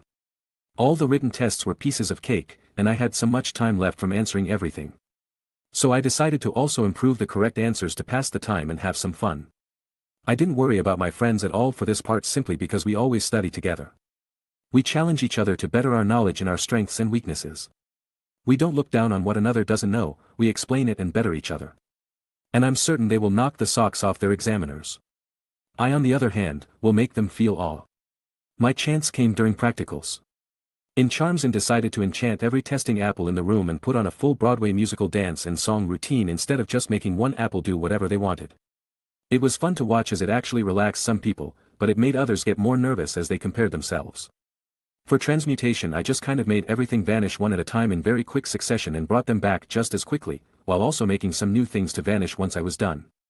In herbology I creatively transferred Devil's Snare, and then I accelerated its growth in a controlled manner to form a deadly bench. Defense against the dark arts just had me conjure a fully corporal Patronus. Using my cat one because that's the animagus transformation I decided to make public when I go for masteries. And the last exam for the week, Ancient Runes.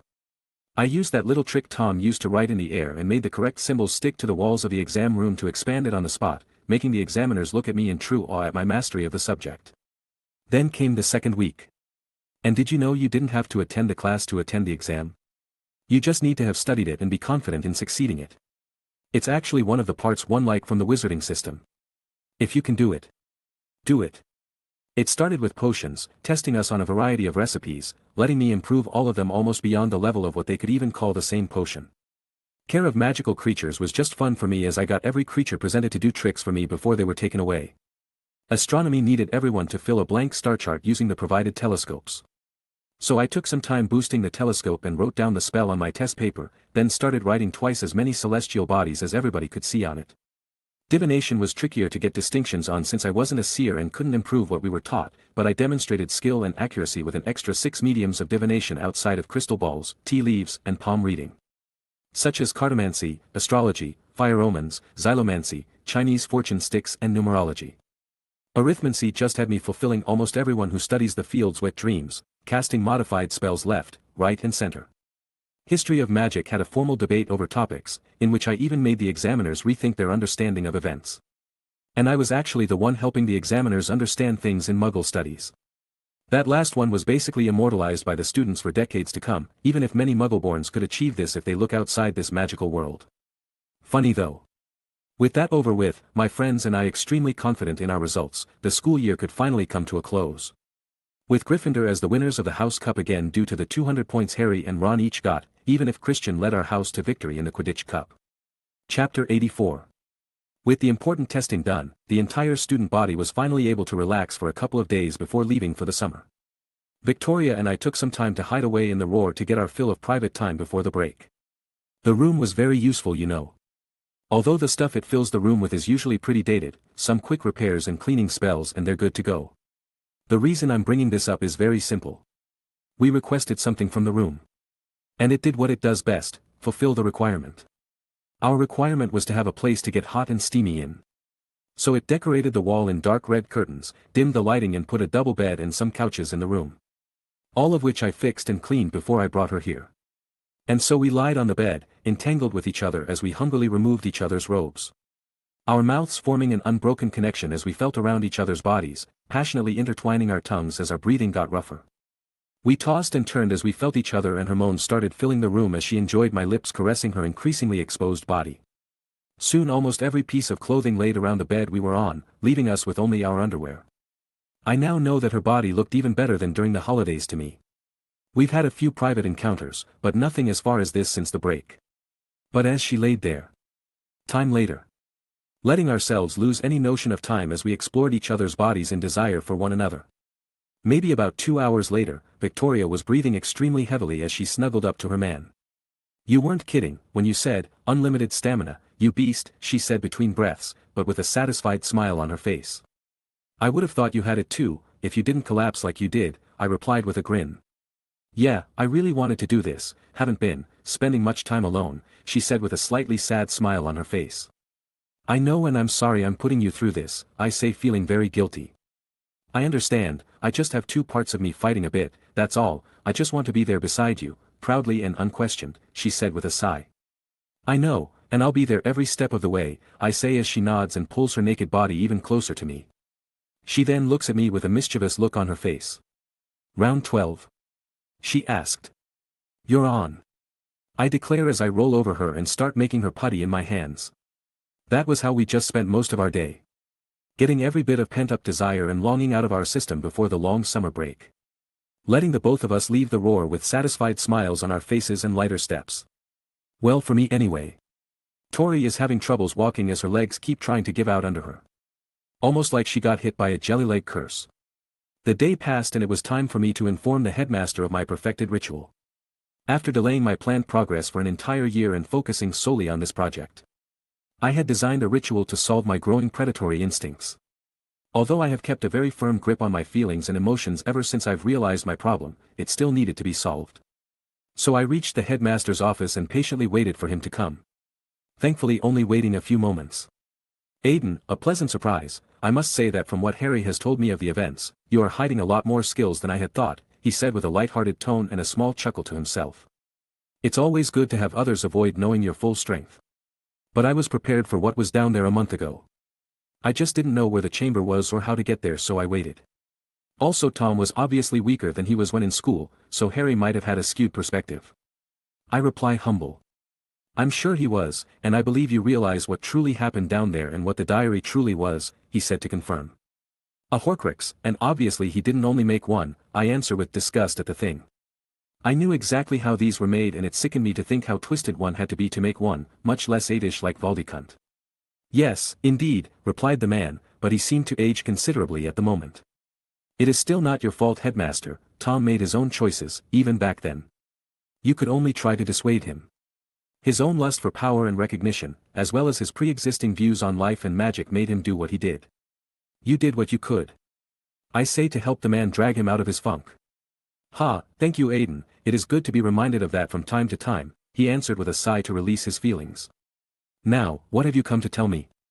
he asked to get to my reason for visiting. "I believe I've finished designing the ritual to fix my issue," I say as I hand him the finalized version. He reads over my work, but he increasingly becomes worried. "Aiden, my boy, this could kill you," he worriedly said. "Honestly, it could. But this is the only way of completely eliminating the problem.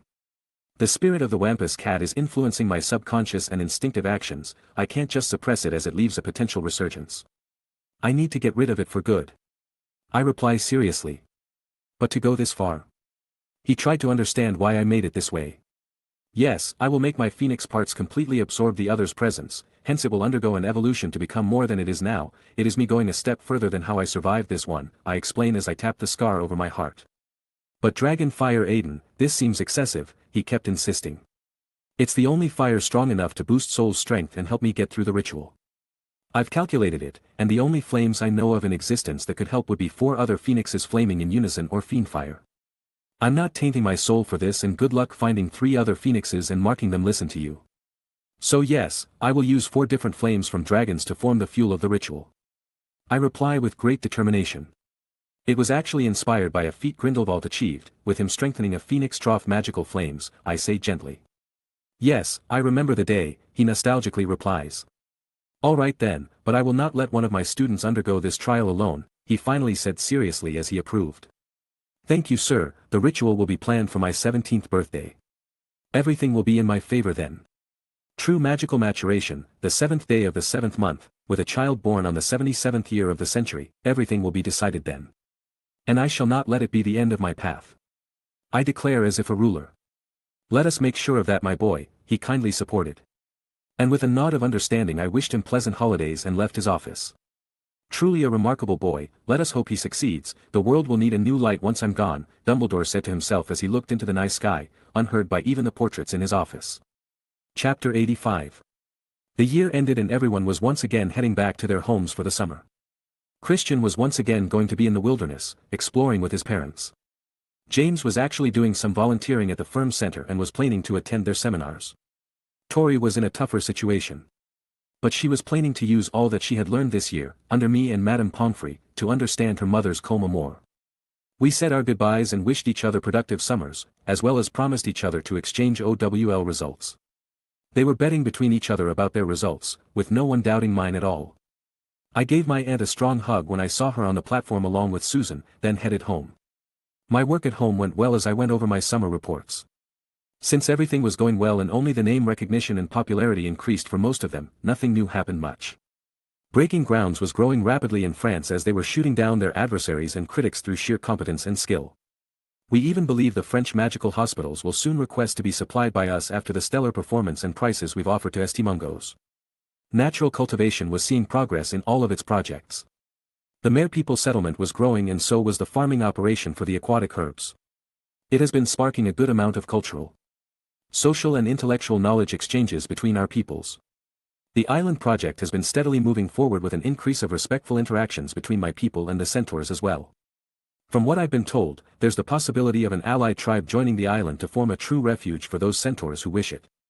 I've even sent them some more modern astronomy tools which many seem to have appreciated. The Herald is now almost crushing the Prophet. With us publishing the news about Lockhart, Malfoy and myself so quickly and properly, it shot us ahead of the competitor significantly. The ministry has approached us about the situation. But without any causes, they can't do anything. And if they somehow tried to just shut down my paper, they would certainly hear about it from all our subscribers. I've actually been pitching a project to start another news show to help spread the use of WWN. Firm has been getting more influential as more people frequent the center for its services and opportunities. Getting behind the idea of actually making those not of pure magical descent truly accepted. And removing so many laws letting pure-blood families get away with so much. Even those with magical being blood have been gathering under this banner and pressure has started being exerted on the ministry to address the issue. I've tripled security around it to prepare for those who will inevitably try to cow us through fear. Elaine Summers, our hit wizard, has said that due to our help in her apprehending Malfoy and so many others during her investigations, her record has shot through the roof and she had been offered a promotion to be a captain, hence having her own squad to order and mold. It was filled with loyal and expertly trained individuals, all of whom began to rack up achievements, furthering her status within the department. Even Auntie has mentioned her repeatedly as a shining example and an inspiration for many young witches. I actually investigated that last one, and it turns out that because she is an attractive woman, with skills and some fame, she's gained a bit of a fan club, which stunned the lady in question. Sherry Holmes, who has basically become my spymaster, has reported that we now have eyes and ears everywhere in the ministry except for the Department of Mysteries and the minister's office. We've even had some Aurors joining in as they've liked what we've been doing and want to do their jobs properly even if Fudge is trying to screw their department. I've tasked her to investigate those who supported Voldemort from inside the ministry during the last war, giving her the excuse that they were unstable elements and I wanted to keep track of them. The Muggle toy box has made some nice progress and they believe that the new cameras they've enchanted should be able to start production before Christmas. The radios will take more time and the game consoles are just frustrating them at this point. I've gotten word from Scott that he might have found a builder for me and has been in the process of thoroughly investigating the man, as well as preparing a proper contract. We will have to see if he's the right man. Fortress protection has officially expanded into Bulgaria. When we thought it would be a good proving ground for our men, we were right. Within the week we had 3 separate groups trying to raid the office, every single one were brought down or killed, with only some more serious injuries being reported. We've started to slowly push our ring of influence by getting hired immediately as support for the local ministry's severely lacking forces. We are actually considered as heroes amongst many locals near the branch office for the protection and stability offered by our presence. As a result, we've seen a sharp increase in ability amongst our men and even local recruits inspired by our performance. Bones Works itself has gotten a huge wave with both new brooms now officially being sold in store. They have literally resulted in Quidditch enthusiasts to drool over them. We are already receiving orders from around the world in the hopes of obtaining even one of these insanely expensive brooms for the national teams by next year's World Cup. Our store has already agreed to be a sponsor for the UK teams. But will only provide one of each model for the 2 teams which will qualify to represent our country.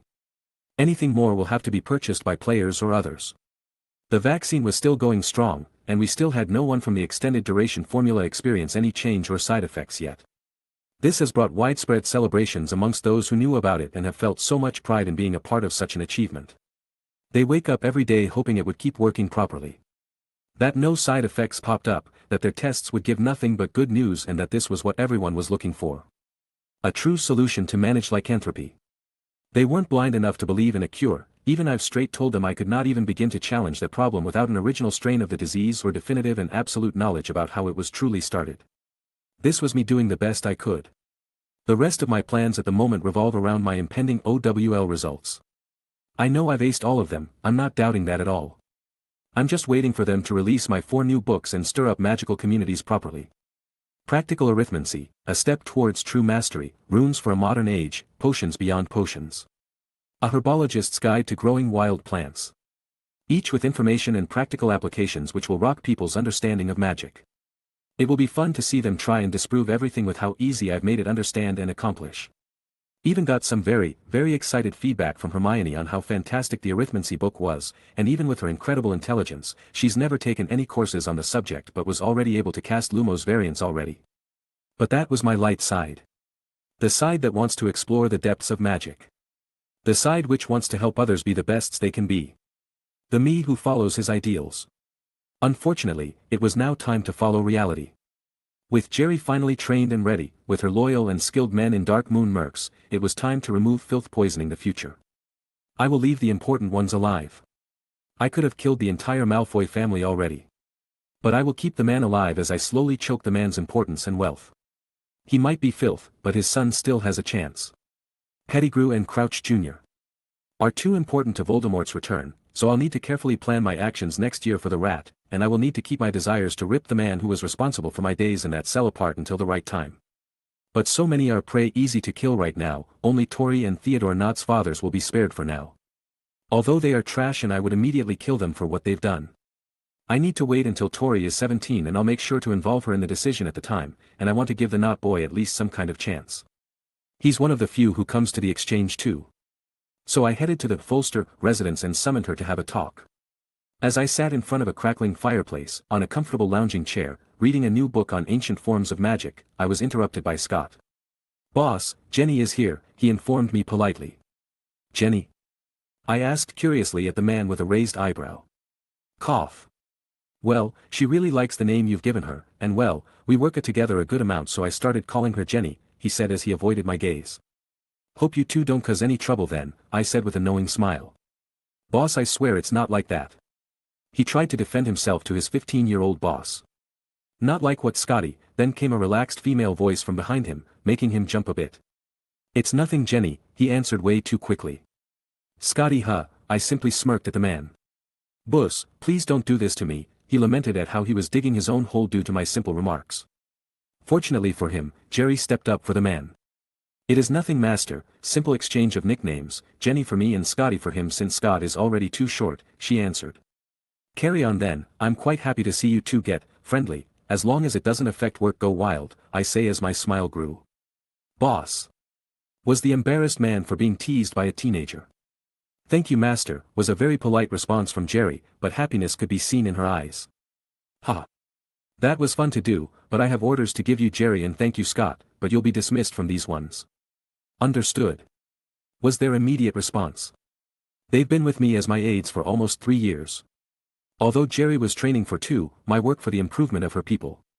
Training and fulfilling work have earned me her absolute loyalty.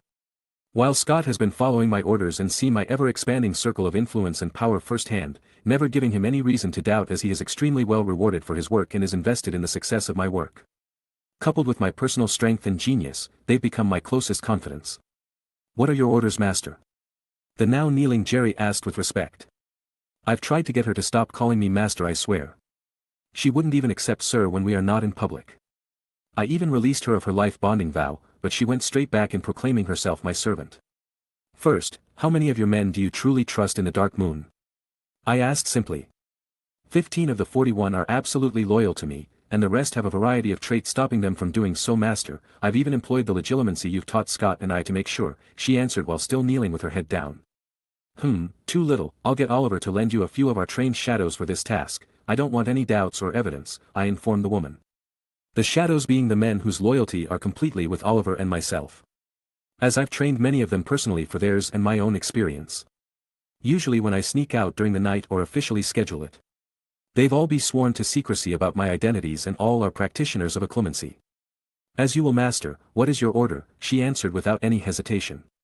Although I have many dreams and ideals for the future, I still see reality in the present for what it is. It is time to remove some of the poison corrupting our homes, I say as I dance around the subject. Master, you mean? It's time. Yes. I will give you a list. Kill them, remove their immediate family if they are in the way, no evidence, no witnesses, no failure. Everything must be taken care of discreetly and no one must connect anything to you or me. I order with the tone of an absolute ruler. Your will shall be done, Master. She replied as shivers of excitement ran through her due to my command. Avery, Caro, Jugson, MacMare, Mulciber Sr. Selwyn and Yaxley will be priority targets. I've also given you a list of other notable dark wizards, savage werewolves following Fenrir and other beings currently plaguing the country. I want them to believe a sort of vigilante is attacking criminals the system is not catching, not just Death Eaters. I instruct as I hand her a few lists. And once this is done, we shall rid the world of Fenrir. He has stained it for far too long, I say darkly this time as the fire made shadows dance on my face. It shall be my absolute honor to do so, she replied with intense flames burning in her eyes. You have a year and a half to accomplish your orders, properly plan everything. You will have all assets you require from everything I can provide. Money, weapons, poisons, potions, tools, information, men or even alibis. You know what to do from there. I say seriously as I look down at her. Your command was given, these men are as good as dead, Master, they just don't know it, she answered with a vicious smile. Good, now go. I order. She immediately departs to begin my little cleansing. It's time to clean the board a bit, I thought as I got up and returned home. Chapter 86. An unnoticed purge had begun in Britain. Jerry was a very talented individual. Even without ever going to Hogwarts due to her father, she was able to become among the best of the werewolves. She was a true beast when it came to combat. Due to her ridiculously trained instincts and specialization in the field. So I rounded out her skills as a magical combat. Made sure she knew how to fight and just ditched standard coursework in favor of my true combat magic. Spells I've designed for maximum effectiveness and lethality. And the number I created only grew the more I took from Voldemort last year. I made the dark arts useless to me by simply making better spells from the light or neutral systems and I taught them to her. I took her instinctive combat and had her taught systematically as well. Trained by her life, honed by expert, taught by my own hands. I probably turned her into the most lethal woman alive. But I am not a monster. Everything she learned she chose to. I gave her opportunities and she chose to make herself my hidden blade. If I trained Oliver Gunn as a true warrior, to fight on the front lines and help me defend this country, then she is my assassin. Through it all, however, I made sure not to turn her into an emotionless tool. I would never walk that path. Scott and I showed her how to live in both worlds. Introduced her to leisure activities, hobbies and places to have fun in. Let her experience what it's like to be a normal woman or witch. I didn't want a tool, I wanted someone I could trust and who would choose to fight for my vision. And now it was time for her to use that sharpened edge for my will. Within the week I received her notice that she had started subjugating some less dangerous individuals and busting a few drug ring or illegal potion markets. While silently getting rid of my designated targets. No priority targets were to be attacked yet. She would follow my orders to make sure it would not seem like there were actual targets. The ministry hadn't really caught any wind of this, simply because they don't care about some criminals disappearing. It happens all the time. And we got Elaine some nice arrests simply because those arrested just thought hit wizards did it. We made people from the dark side of the wizarding world think that the Dark Moon mercs were either doing missions or waiting for one just as they had before by using polyjuice potions and scripted contracts. Investigated every target thoroughly. Then neutralized them in perfect manners and made sure to conceal the participants' appearances, heights and weights by constantly rotating the members in action. Not letting anyone even come close to identifying any of the mercs or shadows. It was quick, efficient and deadly when required. Everyone acted like trained professionals.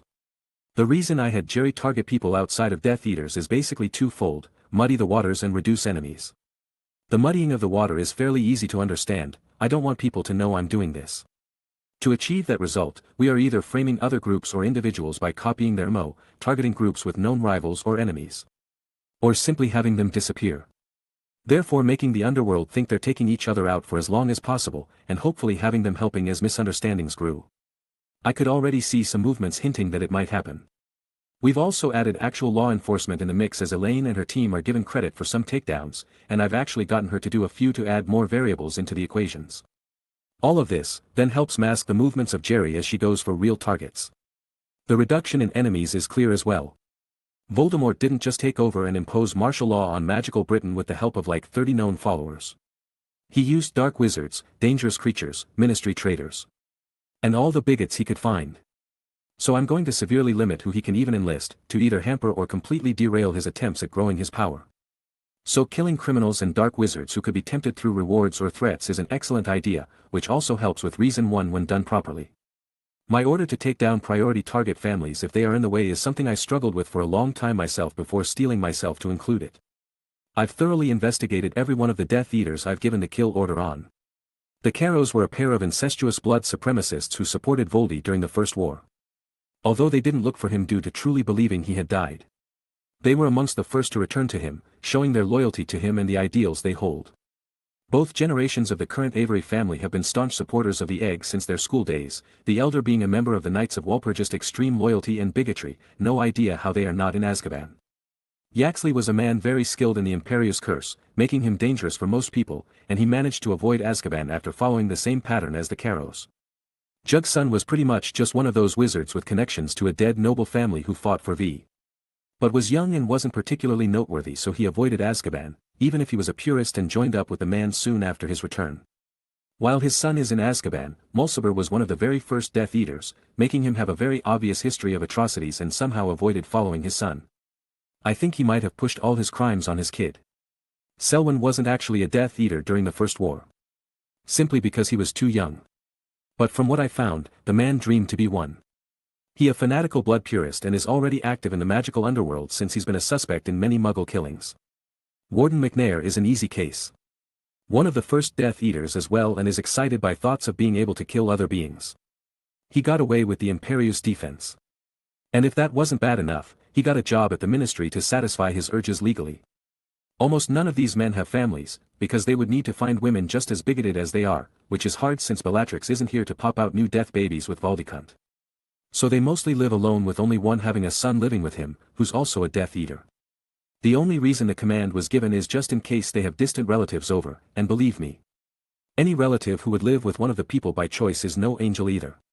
But just to be sure, even if they are absolute monsters, I avoided those with clear families like Malfoy, Nott and Travers, while Goyle and Crabbe are still in jail.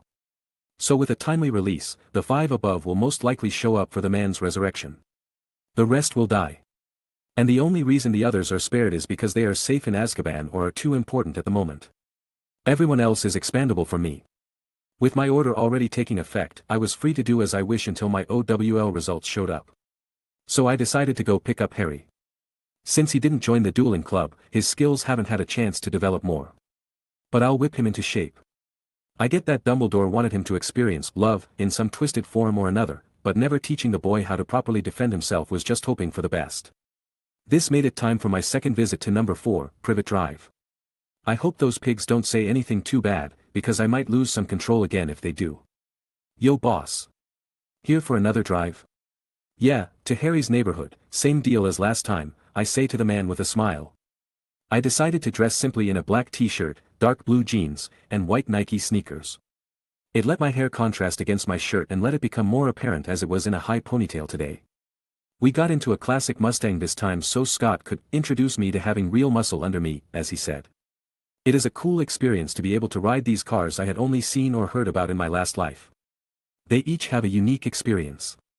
I quickly reached the Dursley household and knocked on the door. The one to open it was a very frightened Vernon this time.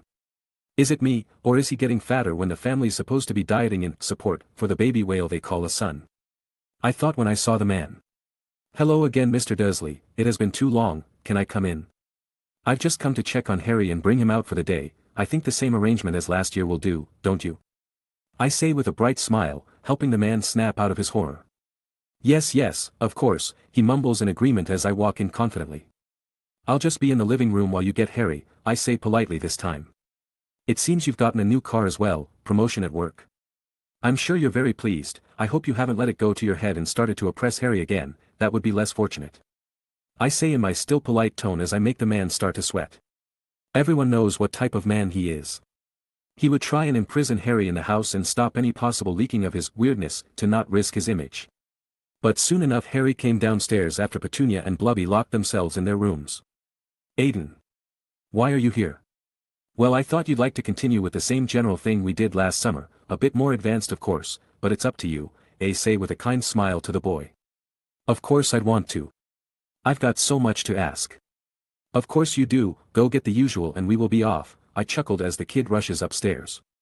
Just so you know Mr. Dursley, summer homework is just that, homework. The kids just have to write things they learn from books like any other school. It's simply a different curriculum. So as long as you just let everything that has to do with it in Harry's room and just make it so it doesn't exist in your mind like you already do, no one will ever know and no troubles will come. Easy no. I say to the man as I give him a pretty obvious hint at how to act during the summer. Harry now rushed back down with Hedwig, assignment list and wand, looking at me with anticipation. Thank you for your hospitality, I will be off now. I believe that how things went last summer was the best for everyone, so no one should have any issues with the same happening now. Have a pleasant day, I say as I walk out with Harry. And when we got far enough he could no longer wait to ask questions. How did you kill the basilisk? Was his most urgent one. A special tool prepared due to its magic-resistant nature, actually why I wanted the beast. I'm currently getting a duster coat made of its leather and dragon leather, it'll be perfectly suited for combat, I answer patiently. Really? That's brilliant. Maybe I'll save some for you and get a coat made for your own 17th birthday, you should have pretty much stopped growing by then, I say as the thought passed off my head. You'd do that? But why? It never hurts to have one more person wanting to give you a gift, it's a little belief of mine, I say in my own jovial tone. Wicked, thanks Aiden, he said sincerely. Well, it will be in another 4 years so no need for thanks now. What were your other questions then? I asked the boy to sate his curiosity. How could you beat Voldemort so easily? Was the next big one. Couple reasons. One is that I am actually very strong, knowledgeable and skilled. The second was that at the age of 16, Tom Riddle had no experience in dueling, whilst I can take on 3 aurors at the same time when I'm following proper dueling rules. 3 is because I got in his head so badly it reduced his abilities to think, plan and stopped him from properly using his skills. And lastly it was because of the very nature of his presence it was only a part of him using Ginny to survive, hence a lot weaker than the actual Tom of the time. I explained step by step. Wow, he simply answered. Oh right. How did you even get into the chamber? The entrance needs a parcel tongue, it had collapsed behind and you appeared in a burst of fire, how'd you do it? Phoenixes have the ability to travel through space by utilizing fire as a medium. It works similarly as apparition, something you'll learn in an optional 6th-year course offered at Hogwarts and need a certification for due to its risks, but a lot less restrictive. No one really knows how to block a phoenix, and those who are bonded to one like Dumbledore and I, can use their gift to travel alongside them. I patiently informed the boy. Can I get one then? He asked with stars in his eyes. Unfortunately not. Fawkes is actually the only known truly domestic phoenix until you reach Asia I believe, with no one knowing about mine of course. They are incredibly rare and bonding with one is near impossible. Not sure how the headmaster did his, and mine is extremely personal, so no asking about that. I say with an amused smile as Harry gets disappointed. Alright, no mopping, we are hidden enough so grab the chain, you remember how this works, I then tell him as he nods he prepares. The familiar feeling tugs at us and then we land in my backyard. You're doing better Harry, barely stumbled on the landing, I'm sure Hedwig appreciated it, I say with a grin. Well then, let's get started, I excitedly announce as I drag the kid inside. So began a peaceful month for me. I taught Harry and Susan. Letting them do their homework as I advised them. Got him into a routine of proper workouts and taught him more on dueling and defense against the dark arts. While Susan was more focused on potions and herbology. I also handled my own duties as the heir, and started working on my charms and data mastery projects again. And all the while, the result of my orders were making many in the underworld afraid as conflicts were erupting and people were disappearing. But no one noticed that one Mulciber had quietly vanished. This was my routine for the next month, until an owl arrived one day with an envelope. It seems like the OWL results are in, I thought to myself happily. I grabbed the envelope and excitedly opened it to see my grades. But even I wasn't expecting the results. Ha! Even better than I thought I'd get. Ordinary wizarding level. Passing grades. Outstanding O. Exceeds expectations EE. Acceptable A. Failing grades. Poor P. Dreadful D. Troll T. Aiden Michael Bones has achieved. Ancient runes, O. Arithmancy, O. Astronomy, O. Care of magical creatures, O. Charms, O. Defense against the dark arts, O. Divination, O. Herbology, O. History of magic, O. Muggle studies, O. Potions, O. Transfiguration, O. Due to Aiden Michael Bones' display of skill and knowledge. Thought impossible to reach at his age. He has been recorded to have already surpassed examiners in their understanding of the subject matter and awarded special grades and automatic qualifications to undertake NEWT testing for O-graded subjects. Congratulations on your great success. Professor Griselda Marchbanks. Governor. Wizarding Examination Authority. Chapter 87. Even for me. The results were a bit ridiculous. 4.0 was already mind-blowing to pretty much everyone.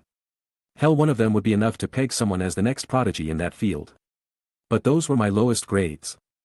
I've never seen O recorded anywhere before. And I got 8. What's wrong, Aiden? I heard you yell from the common room. Ha! I think I just made history. What? How? Check out my scores for my OWLs, I just say with a grin as I hand the letter over. Harry reads through the paper, but then his eyes widen and his jaw hung open. He looked from the letter to me, then back to the letter, then back to me. Yup, I just say with the biggest grin I've ever made. I didn't even know you could get an O, much less an O, said the now dazed Harry. Never heard of them either. I think they made this one up because I just did too much for just outstanding with distinctions. Hermione is going to break when she hears there are now 2 grades above outstanding. I say to the boy with a hearty laugh. That does sound like Hermione, he admitted with a smile at the image in his head. Bro. Why are you laughing so much? Sus. Come and see how even the ministry acknowledges the awesomeness your big brother has. She rushes to the door as she takes off her herbology gloves and takes the letter. Ha. You broke through the roof, big bro. Congratulations. You're still the most awesome brother in existence. You sound like you doubted me. For that one you get punishment. I've done this a lot, and even if she's almost a teenager I can still have these moments with her because we're close. She can be free around me and act spoiled. Harry watches how we act and smiles a bit with a shake of his head. He's seen me pamper and care for Susan a lot before. But there was also some sadness in his eyes. Since he also wishes to have something like that. Someone who would care and spoil him a bit just cause they're family. That was until Susan and I noticed the boy's melancholic mood and mischievously looked at each other before nodding. While the kid was in his own little world, we snuck up on him, and in one quick motion we sent some light tickling charms on the boy to make him start laughing. Ha ha ha ha ha ha. What? Ha ha ha. What are you doing? Ha. You looked stuck in the bad thoughts, Harry, started Susan. And that's how we take care of those thoughts in the Bones family, I continued. We make each other laugh. We finished in unison. What? He asked, completely not getting it. You aren't the only one who's lost someone, Harry, both Susan and I only have Auntie left for a reason, he said gently. Yeah, but we were lucky to have each other and Auntie, oh and Tilly, added Susan. Everyone in our family's been through the feeling of loss, but we don't want to lose ourselves in it, I continued softly as pat Susan's head, making her smile a bit more. And if we can't get out of it ourselves, we help each other to do it and smile again, she finished the explanation. It's easy to focus on what we don't have, what we've lost. Or what others have gained, it makes you focus on the wrong things in life. Everyone has had happy moments, times they've smiled without restraint. People who've warmed their hearts, it's all about which one you choose to dwell on. I think it's one of the true keys to happiness. I say to the kid as I ruffle his always messy black hair. So try to remember the good things, it might just change your outlook when you need it, I finished gently. Hee hee, you always try to help others, bro, said a happy Susan, with a bright smile at having such a brother. Only those who need and accept it. Can't always help everyone and the key is to accept that, but I believe I can help you, Harry, so stay strong. Even if your life didn't start off well, the future is for you to shape. So keep walking with hope and dreams in your heart, Harry, and find that reason to smile every day. I finished as I take my hand away from the kid's head. That was more serious than I intended, so let's have fun by making a show with magic. I declare as I took out my wand and started casting creatures made of light, dancing around us and exploding in colorful manners. The two weren't nearly skilled enough in that area of magic, although Susan might be able to make something akin to Muggle fireworks through potions, so it turned into a one-man light show. It did however get the kids smiling. Even with all I'm doing in this world. This is what I love about it. It can just be filled with so much wonder. I thought to myself as I made my Phoenix Patronus fly around the two, letting them laugh as the feelings of happiness and safety envelopes them due to it. With a pleasant afternoon over, Auntie arrived at the house looking a bit tired. We then proceeded to have supper with Harry today.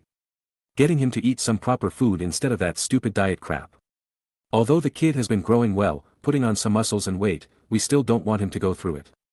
He's basically been only spending his nights and sleeping over at the Dursleys. But I've reassured Dumbledore about the secret modifications made to the house's safety measures and that secrecy is the best defense, since only those people in my family know he's here most of the time. Ron and Hermione know, but they promise not to tell and they don't really know the potential danger he's under. Plus, who would be crazy enough to attack the home of the head of the DMLE? We have Aurors protecting the house, on top of the wards, and her personal skills as well. She can still compete with active senior Aurors at her age. So unless people have a death wish or a Dark Lord backing them, no one would dare even try to get into the place. Plus it's not like Auntie doesn't understand and keeps this under wraps. That and she also feels like Harry is a lot like me and Susan, so she has a soft spot too. But during supper, it looked like Susan couldn't hold it in. Auntie, Aiden's OWL results came in today. She excitedly burst out, getting me to smile a little at her behavior. Oh, and how did it go, Aiden? As good as you believed, or have you slipped up somewhere? I believe I did pretty well, I reply as I hand her my letter, while Susan giggles and Harry is looking at my aunt's reaction with a smile of anticipation. As Amelia reads, she becomes even more shocked than she thought she'd be. So much so that her mouth opened slightly and she dropped the fork she was still holding, making it almost fall on the floor before I just use a bit of wandless magic to lift it up and put it back on the table. No one noticing cause the kids were waiting to see her next actions and Auntie was not computing. Is this real? Was all she managed to ask in almost a whisper. Yeah, as far as I know, those are my ministry certified grades, came in with a ministry owl and everything, I replied with a gentle smile.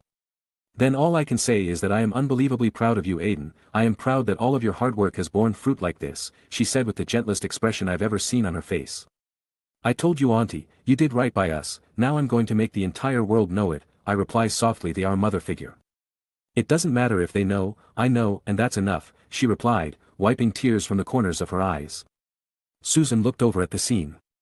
Even more determined than ever to become great too. While Harry saw this and felt it was very touching. He had some longing, sure. But he thought about what I had said in the afternoon, so he instead wanted to better himself and his own situation to make that longing a reality. I saw the looks from both of them and smiled. Tilly, then said Auntie, as the little house elf appeared. Prepare Aiden's favorite desserts, his success deserves at least some celebrating, she commanded to a cheer from the kids. 'Cause although the food is always great, dessert is a rarity in the house due to Auntie being a bit strict on the stuff. So that night was filled with happiness all around. We even got Harry to stay the night today just because it was too late and we didn't want to test his house's tolerance on these things. The next morning itself, after breakfast and getting the kids set up, I finally ordered to begin the stocking of my 4 new books at Bones Works and Flourish and Blots. Let's see how they'll react, shall we? I thought with a smile of excitement. Chapter 88. With my orders given, it was now only a matter of time until the wave I wanted to create right now happened. It will take time. The books need to be read, tested, proven and then praised. Following that will be its spread, then recognitions, and fame. With the quality of the books, the advertisement I've paid for in the papers, and the time needed for journalists to get more information, I estimate that around Christmas they'll bust down my door. I thought to myself as I'm working. As I agreed with my friends before the break, I sent them my results and received theirs. I think I might have helped them a bit too much, the thought went through my head as I chuckled. Christian got 2-0 for care of magical creatures and herbology. EE for potions, divination and history of magic. But O for charms, transfiguration and defense against the dark arts. James was one subject better, with O in charms, transfiguration and ancient runes, due to his passion for enchanting and spells in general. EE in potions and herbology. But O for arithmancy, history of magic and defense against the dark arts. Victoria had the best grades aside from me, with O in charms, potions, transfiguration and arithmancy. And O's in defense against the dark arts, ancient runes, history of magic and herbology. I was extremely proud of her achievements. All of them were still shocked that they made a new grade just for me, but they've been my friends for years now, they know it's completely reasonable. From their point of view anyway. Christian though would now be teased relentlessly due to him having the worst grades amongst us. The reason lies in the fact that he excels in things outside the classroom. He's the best combatant for my 3 friends, even if Victoria has more power and spells, he has a true sense for fighting. He's one of, if not, the best athletes at Hogwarts and has been receiving offers from professional teams already. He is a trained and experienced survivalist, and knows how to really use his knowledge of plants in the wild. And he has actually faced the creatures learned about in Care of Magical Creatures. James, Tori, and I know all this. Christian knows we know. It's all just good-natured fun and competition between the 4 of us. On a side note, James has been getting employment offers as well. Businesses involved in enchanting have been trying to get the guy, especially broom makers. Because he was officially announced as a participant in making the Blackbolt, they've really been trying to get the me and him. He's rejected these offers because he believes he isn't good enough to truly do this. So I've arranged something unique for him. I gave him an opportunity to learn a path to making artifacts and learning a totally different way to enchant objects, goblin smithing. This was difficult. But they've agreed, due to my relationship with them, to test James. If he fails that's the end, but if he passes he must make an unbreakable vow to never disclose any techniques taught to him by the goblins. Everything else will be up to him. Tori has said that she's making progress on figuring out what's really wrong with her mom. She thinks that it wasn't really a bad curse that's got her this way, since the trauma is actually more similar to the Longbottom's case than any existing curse's effect. She's been keeping me posted, but that discovery has been making me think of very bad possibilities. But I've sent her books on mental traumas, psychological injuries, brain damage and some muggle medicine books to use as reference. Tori will understand the uses of these materials. Although she still believes that being from an old and established house does allow you to be better, that is only if I've actually used the resources available and put in the proper effort to be better. And I've taken her out to experience the muggle world repeatedly, so she understands that they have made great progress and are not to be underestimated anymore. And apparently, Christian is going to meet Newt Scamander this summer. Since his parents are avid animal and nature lovers they've known the famous man for a while, and now they want to introduce their prodigious son to him. This should be an amazing opportunity for him, simply because Scamander is the magizoologist he literally wrote the book. So I hope he can learn a lot from the man. Anyway, time moved on. Harry's birthday was celebrated with us this year and gifts from his friends came in. Ron was in Egypt, his family still won the daily profit draw and decided to use it to visit their eldest who works as a cursebreaker for Gringotts over there. It always struck me as odd. The man has 5 children attending school, forced to make do with second-hand everything, but he blows all the money on a trip to see another son. That was in the original story anyway. So he's lucky I started my fund and got Ron a proper wand, still not sure how that bit with Lucius needing to compensate the man has gone though. The good thing about this is that I won't have to do anything and Sirius would learn about Peter as he did in the canon. But, poor Percy isn't head boy this time around because of little old me, who's still got the badge. So he's stuck as prefect for his last year, hence less smug in his pictures. Ron still sent over a pocket sneakoscope. Something that is actually pretty useful to have around. It inspired me to enchant my air ring to detect disguised or untrustworthy individuals later because of it. And you'll be pleased to know it laid on the table doing nothing around my family and I. Hermione had a family trip to France, and said she was envious of Ron due to the history of the country he's in. She sent over an entire broom servicing kit, with instructions and everything. It made the kid's eyes light up. On the subject of brooms, when he found out I had made my own alongside another by a partner, he really wanted to try the 2 brooms. I told him it would really make any other broom he's ridden feel worse in comparison, but he was adamant. I think that's the most excited I've ever seen him. Followed by the most desire he's ever displayed.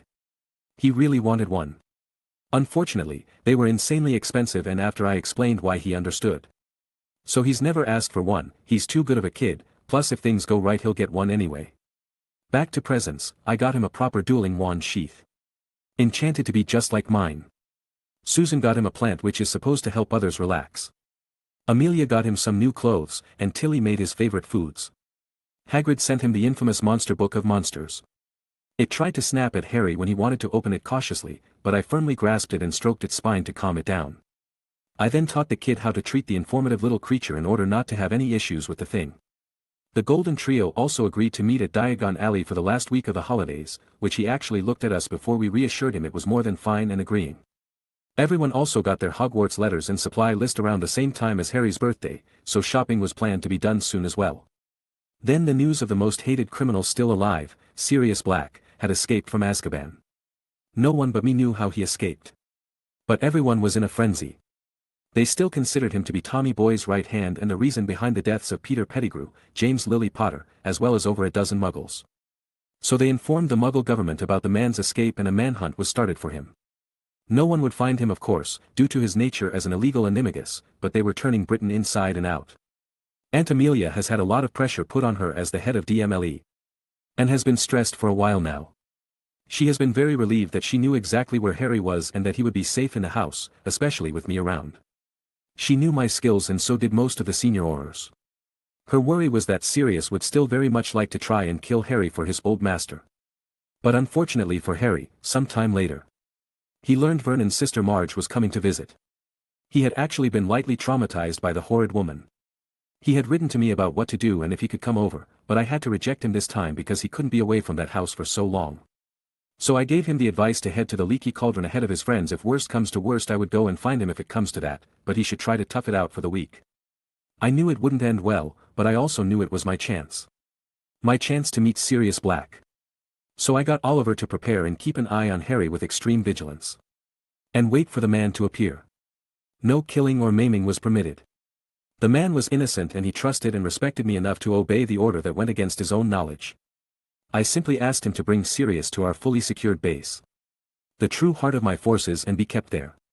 They knew he was an animagus in his form, so everything was prepared. As predicted, Marge was a horrid human being as well. Resulting in the funny bit of unintentional magic causing her to swell like a balloon. But being very scared of what he just did, worried about the Dursleys' reactions and that he believed to have gotten himself in a lot of trouble at the ministry because of using magic, he ran after taking his things. He remembered what I had told him and also how to use the night bus. So he properly flagged it. But it did not arrive until he saw a large black dog, staring at him intently, and when the bus suddenly arrives it had disappeared, so he boarded the train and left. On my side of things though, I finally got the message I was waiting for from Oliver: Black has been captured as per your orders. I immediately stood up and dressed myself properly to meet the man.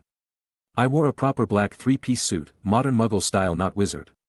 With a red tie, before changing my appearance to Michael Folster's. I still couldn't reveal my identity, but I believed I can say Aiden Bones has a relationship with him. Time to meet the infamous prisoner of Azkaban then. I thought as I used my private port key to go to the fortress, the company's heavily fortified headquarters. Chapter 89. In a very spacious underground area, hidden from the rest of the world, was a room that was used during peaceful interrogations. Well, peaceful to the cooperative and a nightmare for the less so. It was nearly identical to modern police equivalent, the only difference was the darker lighting, the smooth stone walls and the magical protections lightly humming as they worked. In it, was a man. He had shaggy matted hair from it not being washed or cut in so long. Sunken face and skinny body because of extreme living conditions, wounds around his wrists and ankles, and was only wearing an old and tattered prisoner's uniform. This was the Sirius Black as he sat in his chair, his head resting on the table as he was still stunned from his capture. Do it, came my calm order to Oliver as he waved his wand over the man silently, ready to immediately put the filthy Sirius down at any moment. In that instant, Sirius bolted up and tried to stand up to defend himself. Even if he's half delirious at the moment and is ragged, he is still a very experienced and clever man. He figured out how to be an animagus in school, helped create the Marauders map. Fought in the First Wizard War, escaped from Azkaban, evaded all his pursuers and kept doing so until his death sparking the Second War. But unfortunately we were more than prepared as he was completely attached to the chair he was sitting in. With it also being basically part of the floor, so we watched him struggle with all his might as he looked at me and Oliver in something close to insanity. It is an honor to meet a true combatant of the fight against Voldemort. I had wished I could welcome you properly. Let you rest and recover, but I know you would not trust me, nor would you wait due to your target. I say calmly to the aggressive man. My words got his attention, stopping him from thrashing around as he did, and making him look intensely at me. With those eyes showing his mad determination to reach the rat. Sir, he's just going to try and finish what he started, look at him, he'll do anything to end the boy, Oliver said, disapproving of the very fact I'm talking to the man. He's told me himself that he would end the man for the betrayal he's done. He would indeed do anything to finish what he had started all those years ago, isn't that right, Mr. Black? I asked the man in my deep and calm voice, as a corner of my lips raised itself. I'll kill him. I'll kill him for what he's done. You see. You should have let me end the bastard as soon as I caught him, sir. He's going to kill the boy who lived. You are missing a key element, Mr. Gunn, I say without taking my eyes off the disheveled man. What? What am I missing? The man was his follower. He betrayed everyone. No, someone did betray everyone, but it wasn't you, was it, Mr. Black? I simply say, as I guide both men. But if not him, then who? He finally asked the right question. You know. You know the rat. You know he's alive. It seems you are ready to listen, Mr. Black, I say with a small chuckle. You know where he is? Tell me. I'll kill him for what he's done. What rat? Sir, I need you to explain things right now. Oh, he means it literally and metaphorically. There is a man, Mr. Black, Mr. Potter and one Mr. Lupin, knew since their Hogwarts days. They were friends, trusted each other, and got into mischief together. These friends were all animagus, illegal of course as you've seen from our Mr. Black, and that friend's form was a rat. Rather fitting when you think about what he's done in his life. And when the Potters went into hiding, they used the Fidelius charm, with one of these three friends as the secret keeper. This is the main reason why even Dumbledore thought Mr. Black here, someone closer to a brother to Mr. Potter, was the traitor and why everyone believes so. I calmly tell the tale to a stunned Oliver and a now quiet Sirius. But who was that then? My man finally asked. One Peter Pettigrew, secret keeper of the Potters, former member of the Order of the Phoenix, and the Dark Lord spy in their midst. A truly cowardly man who has faked his death and hidden from the world for the last 12 years. Isn't that right, Mr. Black? I say with a small smile at the nearly broken man. How? How can you know that? I have a very intelligent young friend currently in Hogwarts. He told me of this, he figured it out. He found your map, traced it back to you and your group, but found the name of a man who should be dead on it since 2 years ago. My only assumption is that Pettigrew either didn't know how to conceal himself from the map, or believed that no one knew how to open it. But when you broke out, he informed me of what he knew and what you were most likely to do. So I ordered your capture. I wish to speak to you and hopefully prove the innocence that should rightfully be yours. I slowly explained to the man. If you want to help, then you'll point me to where the rat is, give me a knife and let me get him where he stands. He yelled out savagely. And how would that help you or young Mr. Potter? I asked simply, making Sirius shut up and calm down immediately. Well, what do you mean? He asked nervously.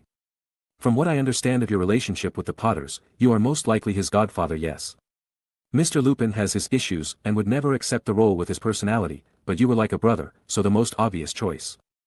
I start off with in my smooth voice. Yes, I am supposed to be his godfather, I was the one who was supposed to be there, he very regretfully replied.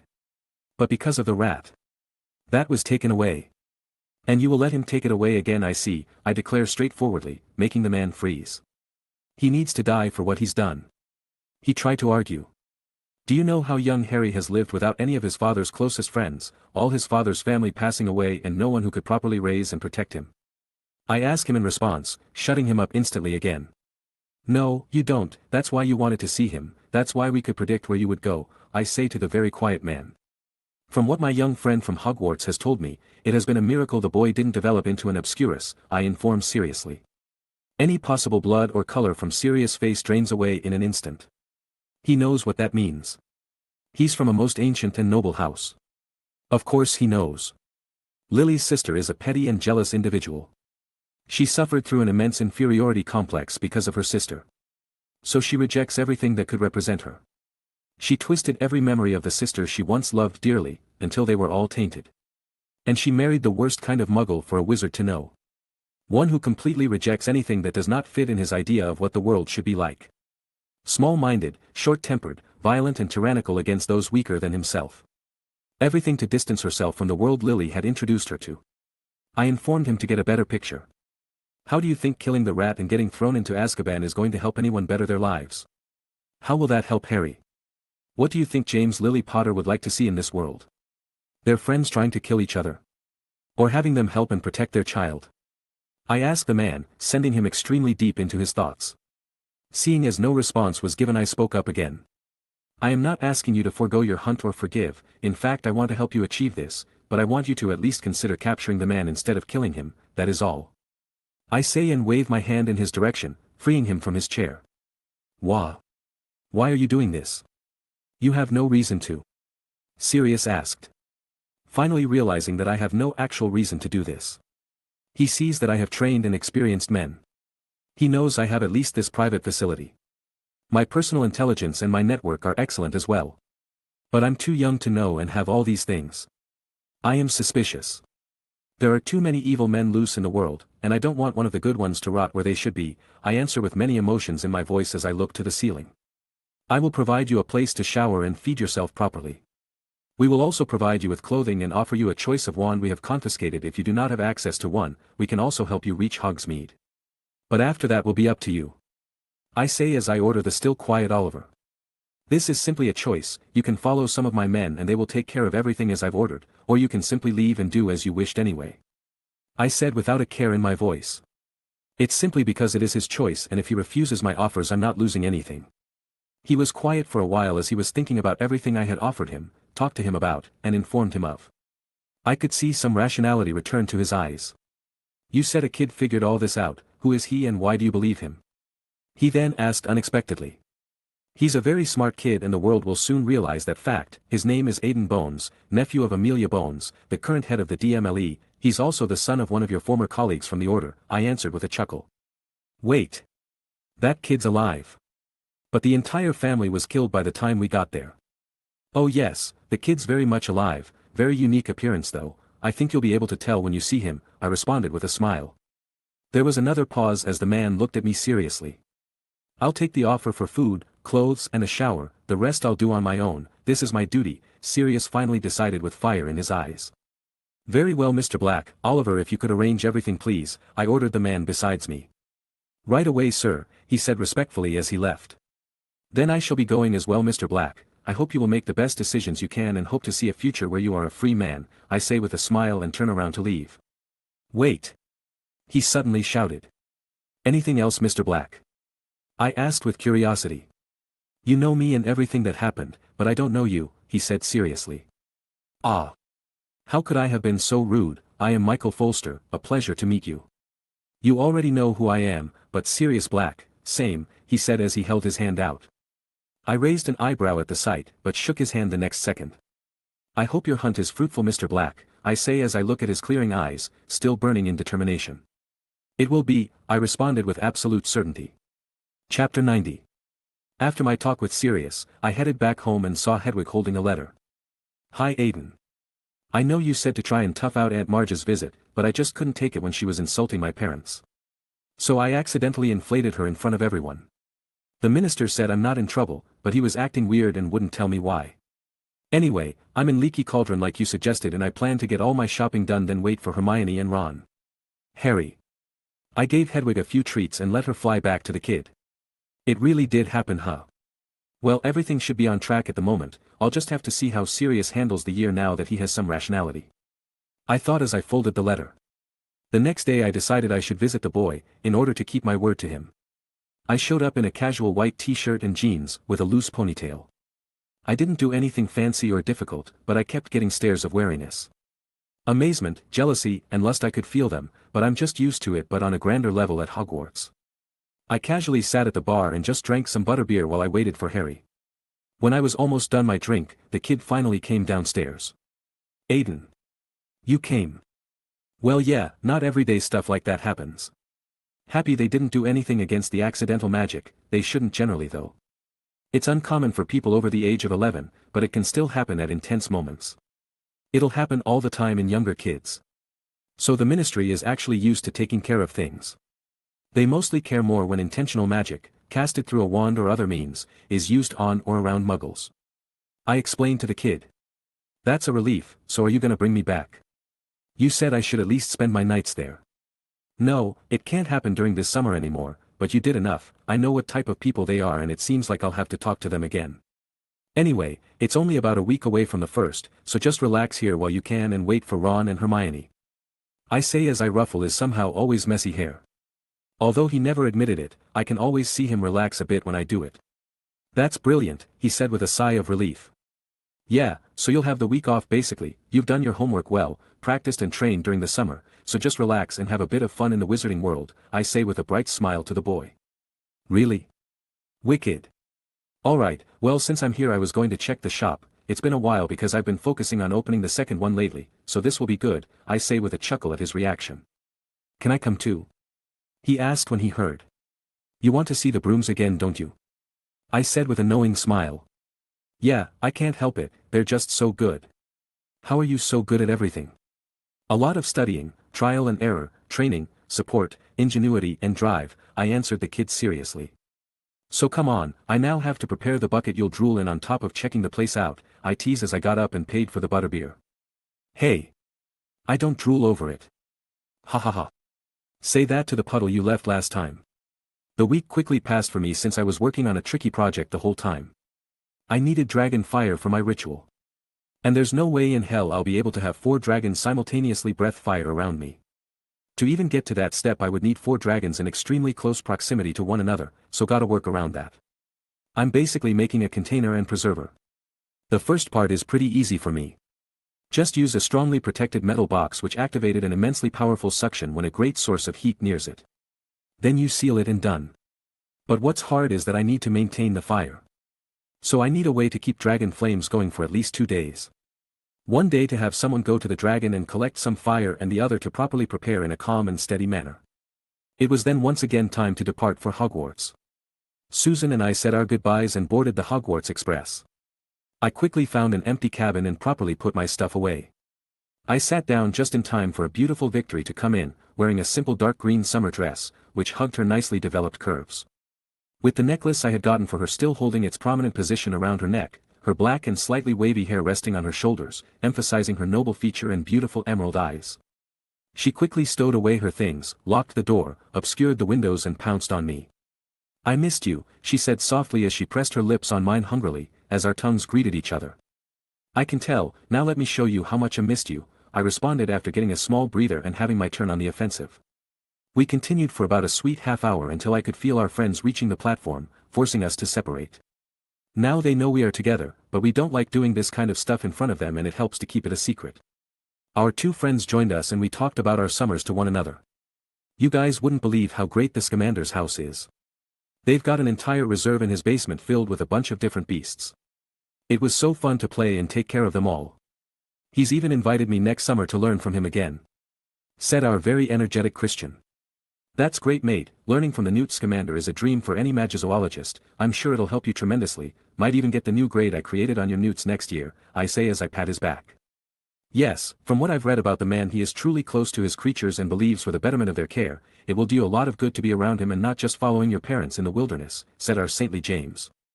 He's even participated in the taking down of Gellert Grindelwald back in the day, so he should have a lot of interesting stories to share. I've also heard he's not really welcome in America due to him somehow losing a bunch of creatures in New York or something. Added my Tory. Yeah, he's the best, so what about you guys? He asked with a bright smile. Aiden was incredibly generous as he's given me the opportunity to start learning goblin smithing arts. I've begun learning many things which I'm unfortunately unable to say due to a vow, but this has been incredibly fulfilling, they like that I am respectful and talented. Though they do wish I was a bit more bloodthirsty apparently. Oh, did you know they call Aiden Bones Crusher in their city? He suddenly asked as he explained his summer, getting my 2 other friends to very quickly look at me for an explanation. It's nothing, just a goblin name I received when I was a kid. I participated in a fighting tournament to get more experience and they stubbornly wanted to experience my full strength and test their trained bodies against my fists, so I did proper punches and ended up breaking the bones of anyone who wanted to challenge me. I explained embarrassingly. Ha ha ha ha ha ha ha ha ha. That's great. Why'd you never say anything? Oh. Is that why you always look like you're trying to be careful and gentle? Yeah, if I'm not careful with most things I'll break them, so I'm always paying attention to everything around me, I said while scratching the back of my head. Sounds like you could be quite the beast, seductively whispered Victoria in my ear, causing my imagination to run wild for a bit. But yes, it was a wonderful summer and I now get what that ring of yours mean, it frankly unbelievable you are a true friend of the Goblin Nation, and I was told to pass you a message Aiden, continued James. From who? I asked curiously. They wouldn't tell me, but they said that they are almost ready, do you understand it? He asked with a calm curiosity. Oh, I understand it all right, that's very exciting news indeed, I say with a very excited smile. So what's almost ready, mate? Asked a very curious Christian. A special piece I ordered, looking forward to the finished product, I replied with my smile still plastering my face. So a new toy then? Added in Victoria. Something like that, I'll show it to you guys when I actually get it, I reply, to which they nod. What about you, Victoria? Any progress? Yeah, I'm making headway, the books you sent me have helped tremendously, Aiden. I couldn't have possibly guessed that Muggle medicine was so advanced. I was very happy that you kept sending me the things I was looking for. It probably saved me a decade of researching minimum because we haven't studied the brain nearly as much as we should. We haven't studied much of anything that really happens inside of us as we should, it has opened a completely new door for me and my magic. She excitedly explained as she looked at me with tender eyes. Anything I can do to help, I say as I squeeze her hand. That's so sick. Tori's becoming a super matron, James is going to be the best enchanter in existence and I'm going to be the best magizoologist on the planet. So what were you up to shock the world this summer, oh mighty Raven? Asked Christian in an exaggerated manner. Aside from my grades, I've become an animagus and I've released 4 books to really rattle how things are at the moment, I say as if it was a simply matter. You're an animagus. You've got to teach me. Pretty please, mate. I would also like to have that ability, but have you registered yet? I haven't heard of any new animagus making the news. And knowing you, those books are going to make quite the splash, aren't they? Asked Victoria with an excited smile. It always gives her immense pride and happiness when her man shows his immense abilities. Because even him showing a hint of what he can really do is enough to shock everyone. It also excites her to know he can rock the world so easily. To go in order, yes, I can guide you. I'm actually mentioning it because I want to help you all become ones as well. No, I haven't registered yet because I wanted to do it with you guys, and of course my books are going to cause a splash. I've been preparing for their release for years. I answer with pride. You're still the best, mate. Happily said Christian. I wonder what animal I would turn into. James questioned himself. Another skill to learn is never a bad thing, Tori said mostly to herself. Usually your animagus form will be hinted at by your Patronus, I say to the 3 of them. Victoria actually has a hippogriff so it could be tricky, Christian is a wolf, and James is a freaking dove like the nickname wasn't enough. It will be interesting to see the final result of their transformations, I thought to myself. Alright, I think we chatted enough, we are all prefects and whatnot, so let's get changed and head to our carriage, I declare to break everyone out of their merriment at the thought of becoming animagi. Chapter 91. My friends and I all got dressed and headed to the prefect carriage, with pretty much everyone being the same except for the 5th years joining in as prefects. And only Cedric Diggory was a truly familiar face. The rest were pretty much all people I've noticed in the exchange, but have not really gotten to know. Cedric is very active as a helper and I've taught him more than once, hence why I know him more. I nod towards the handsome teen and then face the rest of those in attendance. It is good to see everyone again and I extend my welcome to all new prefects joining us this year. I have met most of you before, either in the exchange or the Dueling Club, but just in case I am Aiden Bones. A pleasure to be working with all of you this year. I say as my opening lines. As most of you know, I believe in the equality of all houses and that one should judge on actions and character instead of the house, but I also understand the inherent bias cultivated by Hogwarts' division of students. So my oversight method shall remain the same as last year's, some favoritism is to be expected, but I also expect proper punishment when it is due. Minor abuses of authority will be tolerated to an extent, but heavy-handed methods will result in disciplinary action, aside from that. Try to help students feel good about being at Hogwarts and help our fellow residents interact peacefully with one another, if all else fails and conflict is imminent in your opinion. Arrange for a duel to properly let students work through their issues in a controlled manner. I say commandingly to everyone present. They all listen seriously, because unlike last year, everyone knows about a fraction of my skills as president of the Dueling Club. I've also cultivated prestige amongst the students, so even members of Slytherin House have grown to at least acknowledge my abilities. The troubling thing is that I've received notice from the headmaster that there will be some unpleasant challenges involved with helping manage students this year.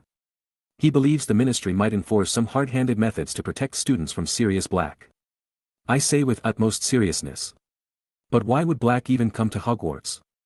Asked Cedric. They believe Harry Potter would be a target. They see Black as having an extreme obsession with the boy who defeated his former master. So the ministry is almost certain that he will try to reach him in the place everyone knows he spends most of the year. I answer the Hufflepuff teen. So what kind of measures are they thinking of implementing? Do you know, Aiden? The headmaster didn't have any notices or requests from the ministry when he sent the letter, so all we know is that the discussions were ongoing within the ministry. I'm personally hoping they will assign Aurors or at least hit wizards, but the current cabinet has been cutting the funding and recruitment for those offices. I think the only person to have been recruited in many years has been Tonks, who graduated 2 years ago. And I really hope they don't choose the worst option. I say somberly. What's the worst option, mate? Asked Christian, making everyone look at me with some nervousness at my answer. Dementors, I simply answer without any emotions. That's insane. The ministry would never let Dementors be near the school. That is the worst choice I can think of, Percy, and one I really don't want them to choose it, I respond to the guy, calming him down a bit.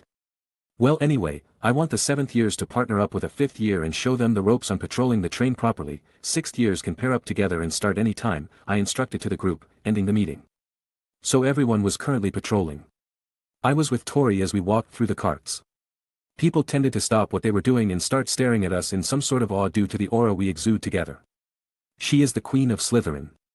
Unchallengeable, proud but ultimately kind. She is a true noble. While I am an overwhelming person. I know that very well. Tall, strong. Good-looking, intelligent, good character, and my own aura akin to a king due to my phoenix and wampus cat parts. It makes people subconsciously behave in front of us. As the rain outside the train fell and we neared Hogwarts, we started to slow down steadily until the train came to a complete stop.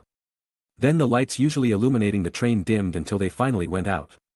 The darkness and our lack of movements were causing students to panic because this has never happened before. Everyone stay in your cabins. We will handle the situation and find out what is wrong. You will then be informed accordingly. Do not run around like headless chickens and stop us from understand what has happened or add on to the chaos. Everything will be fine. I yelled loudly and with authority, causing the entire place to quiet down and let us work.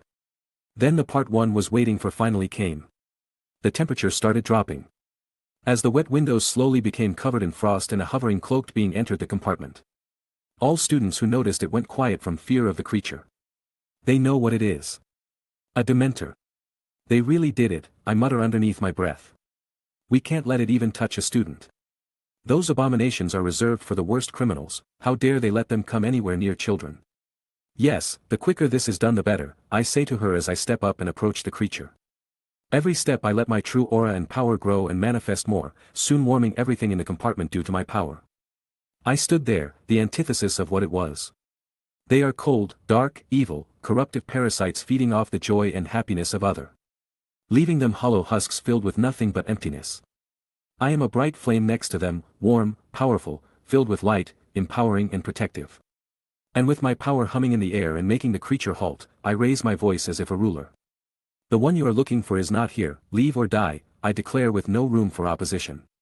There is no negotiation. No debate. No choice. No alternative. Leave or die. It did not leave. The creature feels too many emotions on the train. So much to feed on. It cannot relinquish such a feast. You have made your choice, now you are done. I decreed as my wand is raised and an all-encompassing with light envelopes and warms the hearts of all those on the train. With quiet steps my wampus cat Patronus appears and attacks the Dementor in front of me. Causing it to release a horrible howl of pain and unwillingness as it disintegrates it into nothingness. Meanwhile I let out pulses of positive energy to attack any and all Dementors on or around the train. One death as a warning and this as proof of power. I looked over the now quiet compartments and loudly announced using Sonorous. To all students, the Dementors have been pushed back. We will resume our journey momentarily. All prefects are to check in on every student. If anyone was attacked by one of the Dementors they need to be given some chocolate immediately and taken to Madame Pomfrey at our arrival. We shall receive an explanation for this outrageous situation at the castle I am sure, so for now at least try to stay calm, help those affected, and prepare for our arrival at Hogwarts. I ordered authoritatively. You know I always love when you show off, whispered my Tory. I'll show off something different later, but for now we have our duties to attend to, I whispered back to her and got to work. It took a while to get all the students sorted out, but with all the prefects and students given clear and precise instructions, everything was going better. The train finally started to move again and we were on our way to Hogwarts. After a gathering of prefects in our carriage, I understood what happened pretty much in every part of the train.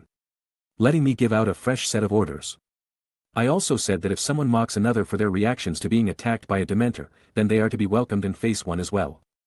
For the rest of the ride I fulfilled my duties as head boy and let our new Professor Lupin take care of Harry. Soon enough we reached the castle and students could finally forget about the train's events while enjoying the feast. But after said feast, Dumbledore explained that the Dementors are to be present outside the school grounds to hunt for Sirius. He also stated that they have been specifically ordered to not enter school grounds. And so with complicated hearts, the students were sent to their dorms to rest, recover, and prepare for the start of a new school year.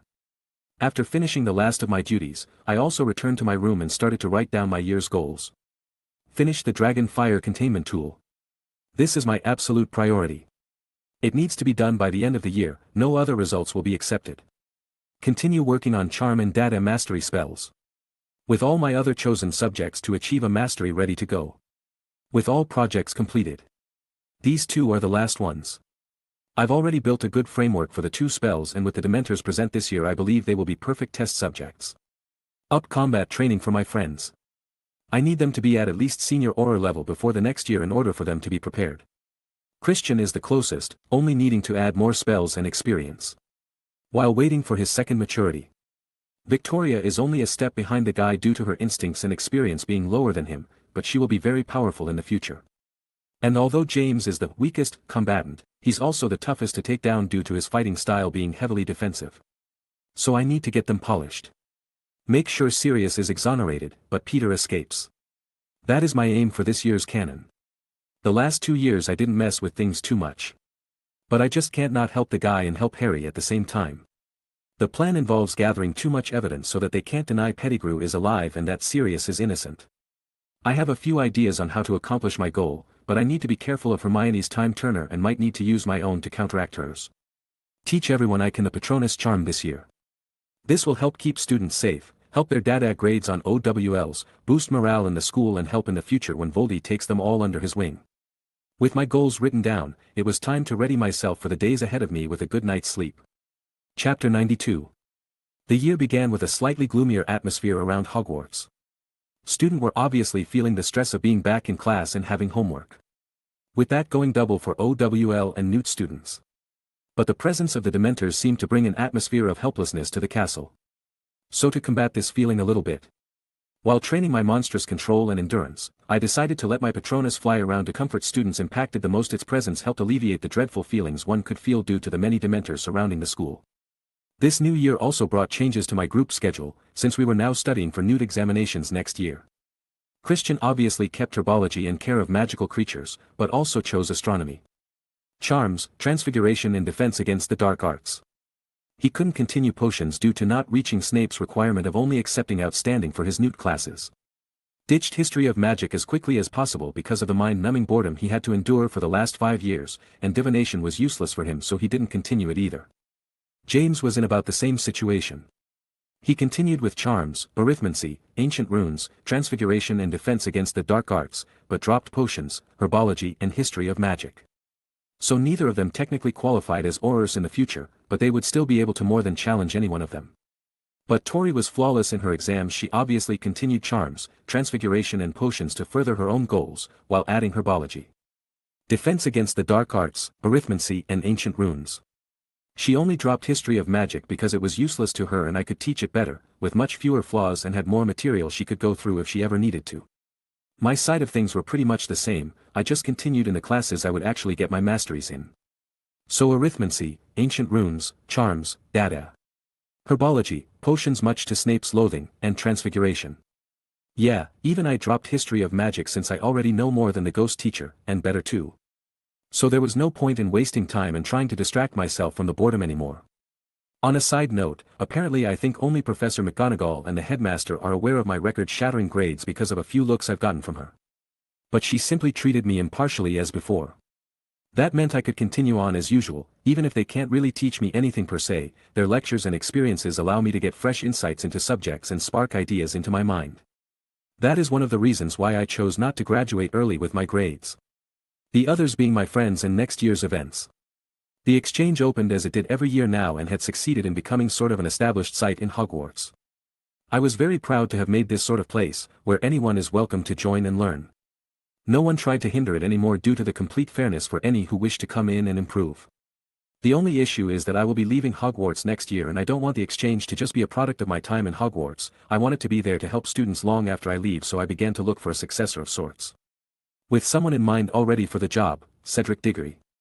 He is smart, kind and pretty much impartial. He is by far the best candidate to take over and manage the exchange. And honestly speaking, it's not like he's going to die anymore. I mean, even if I didn't need to participate, I doubt he'd be considered a better candidate than any of my friends. So I'm not particularly worried about the guy dying next year. With my number one candidate chosen, I decided to approach the guy. He was currently chatting with some of his friends in the courtyard, relaxing between classes. "Hello Cedric, I would like to speak to you in private for a little bit if that is fine with you," I requested politely to him. My sudden arrival made everyone freeze. "Me? How come?" "I have an offer for you," I reply, making the teen seriously look at me. "Alright then, you guys go on ahead," he nodded and told his group of friends. We headed to the exchange for privacy, making sure no one could overhear. "So what's up, Aiden? This really isn't like you. What do you think about the exchange, Cedric?" I simply asked back. Oh, it's a really wonderful concept and Hogwarts needed a place where students can mingle properly. It also helps a lot of people and promotes hard work and effort, so I think it's brilliant. Yes, I really wanted to help others, but I'm worrying about it now, I say with a sigh. What's wrong? Is someone trying to shut it down?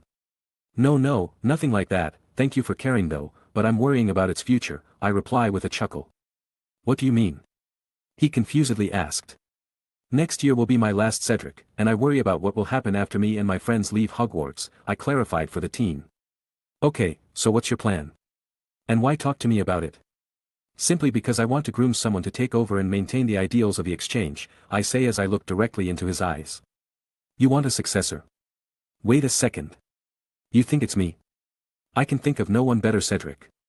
Kind, smart, skilled, hard-working and unbiased, you are exactly the kind of person I would love for students to be. And I have always paid attention to the happenings in this room, so I know how you are here at least, and that's enough for me. I explain with a smile. But I'm not nearly as smart as you, or as strong as you, and I don't have the same feeling of confidence you give off too. He tried to deny. It is understandable to be worried, I am too much to follow up on. You see, that doesn't matter to me at all, I don't want you to become me. I wanted someone with good enough grades. Skilled enough in magic and kind enough to help others, those are my requirements to oversee this place. I want someone who can let the spirit of this place carry on after I leave, not replace me. I say honestly to the teen, making him think seriously about my response. Can I think about it? He asked, unable to come to a decision at the moment.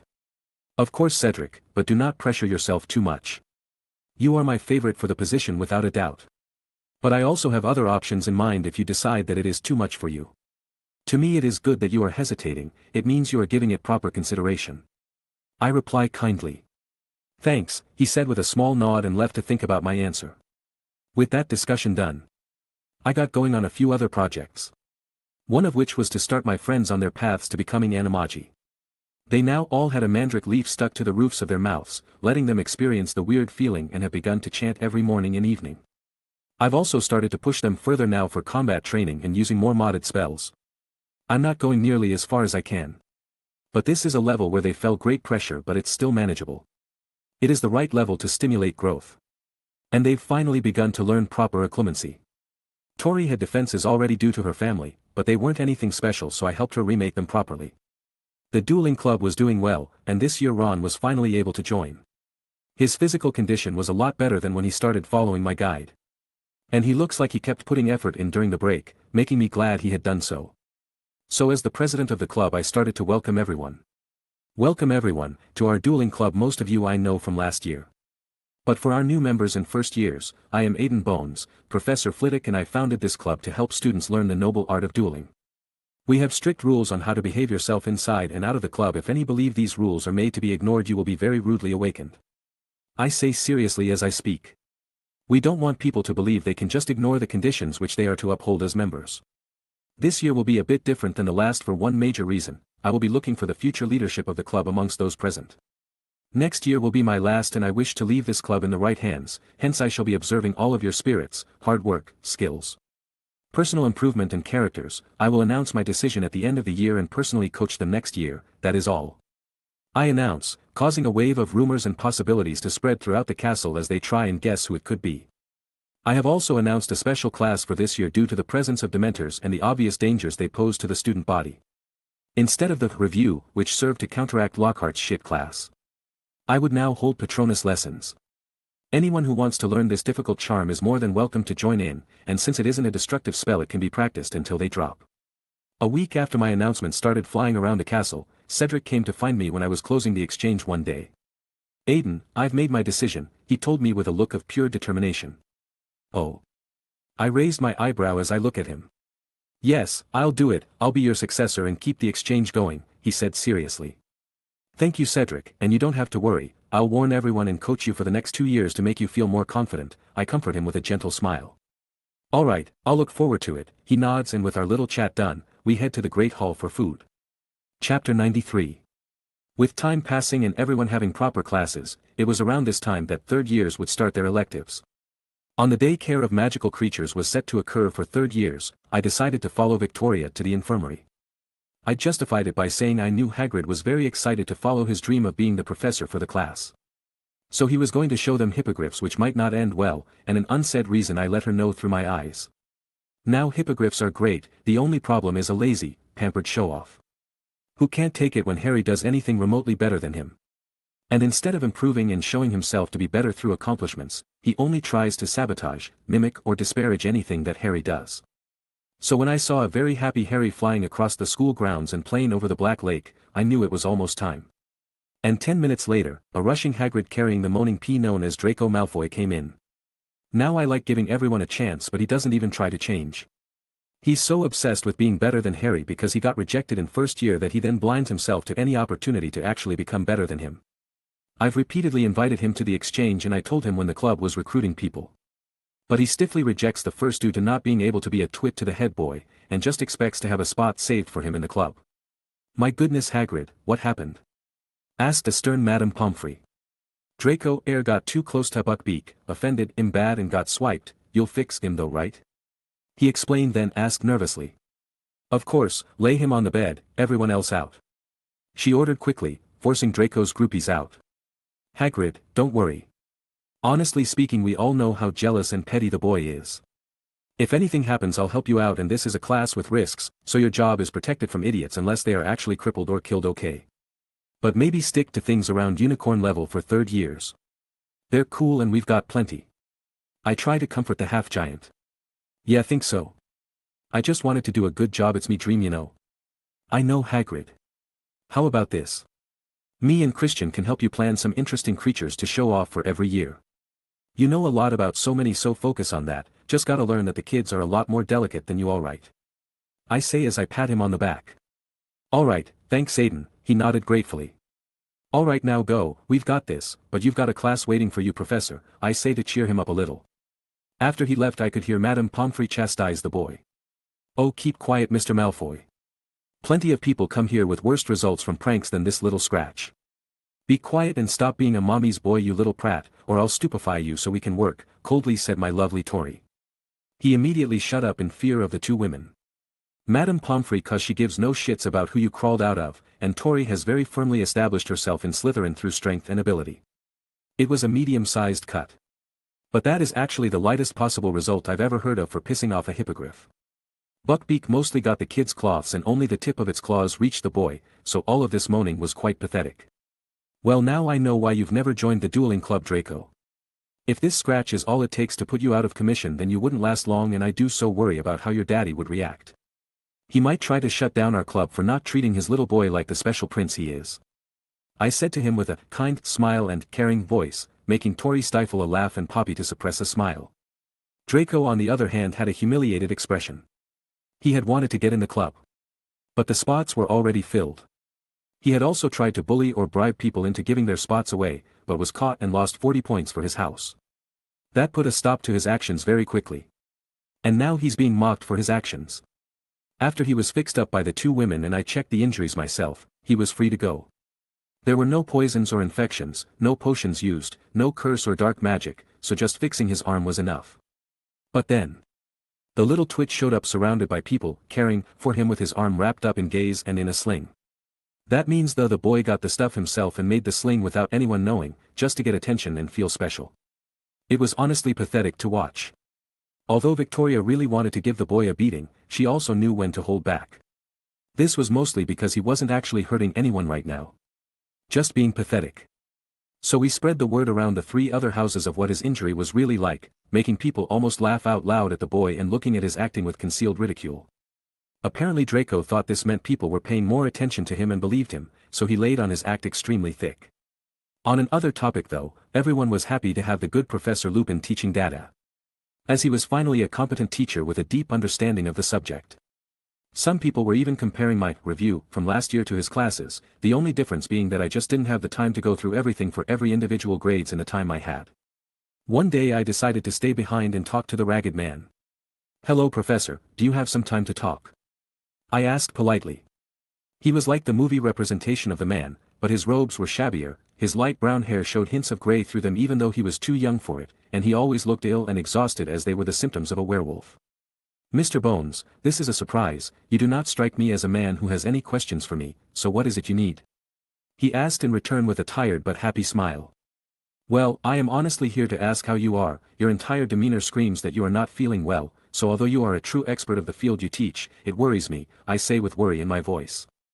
"Oh, no need to worry about that, an old illness is all, I've got it under control," he says with a chuckle at my worry. "It is true that it can be controlled, is Professor Snape helping you properly? I know you and him have a history." "How do you? What do you know?" I just wave my wand to close the door and cast a muffling spell on the room. This level seemed to surprise the man. "Please don't think I mean you any harm Professor, but for the first question, it's a pleasure to meet Mr. Mooney of the Marauders," I say with a small smile. "Ha! You found the map, do you have it? It is a very dangerous tool in some people's hands." "Yes, Mr. Padfoot is at large at the moment, but I'm not worried about him," I say with a calm smile. "So you know that too, why didn't you tell anyone?" he asked with a sigh, but with curiosity. "Same reason you never told anyone the man was an animagus," I simply answered. "You truly are as impressive as the headmaster said," commented the impressive professor. "Why thank you Professor Lupin," I say with a chuckle. "But will you turn it in? I know Dumbledore said he trusts you greatly, but this is regarding Harry's safety. Unfortunately, I passed it on to people who would truly live up to your group's spirit of mischief and I know not if even they still have it." I answered honestly. Not telling him about my copy, no one can use it except me and I made some for everyone in my group too.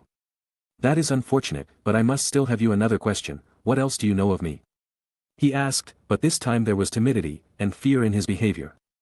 "We both know, why must you ask?" he responds softly. "So you know, what are going to do?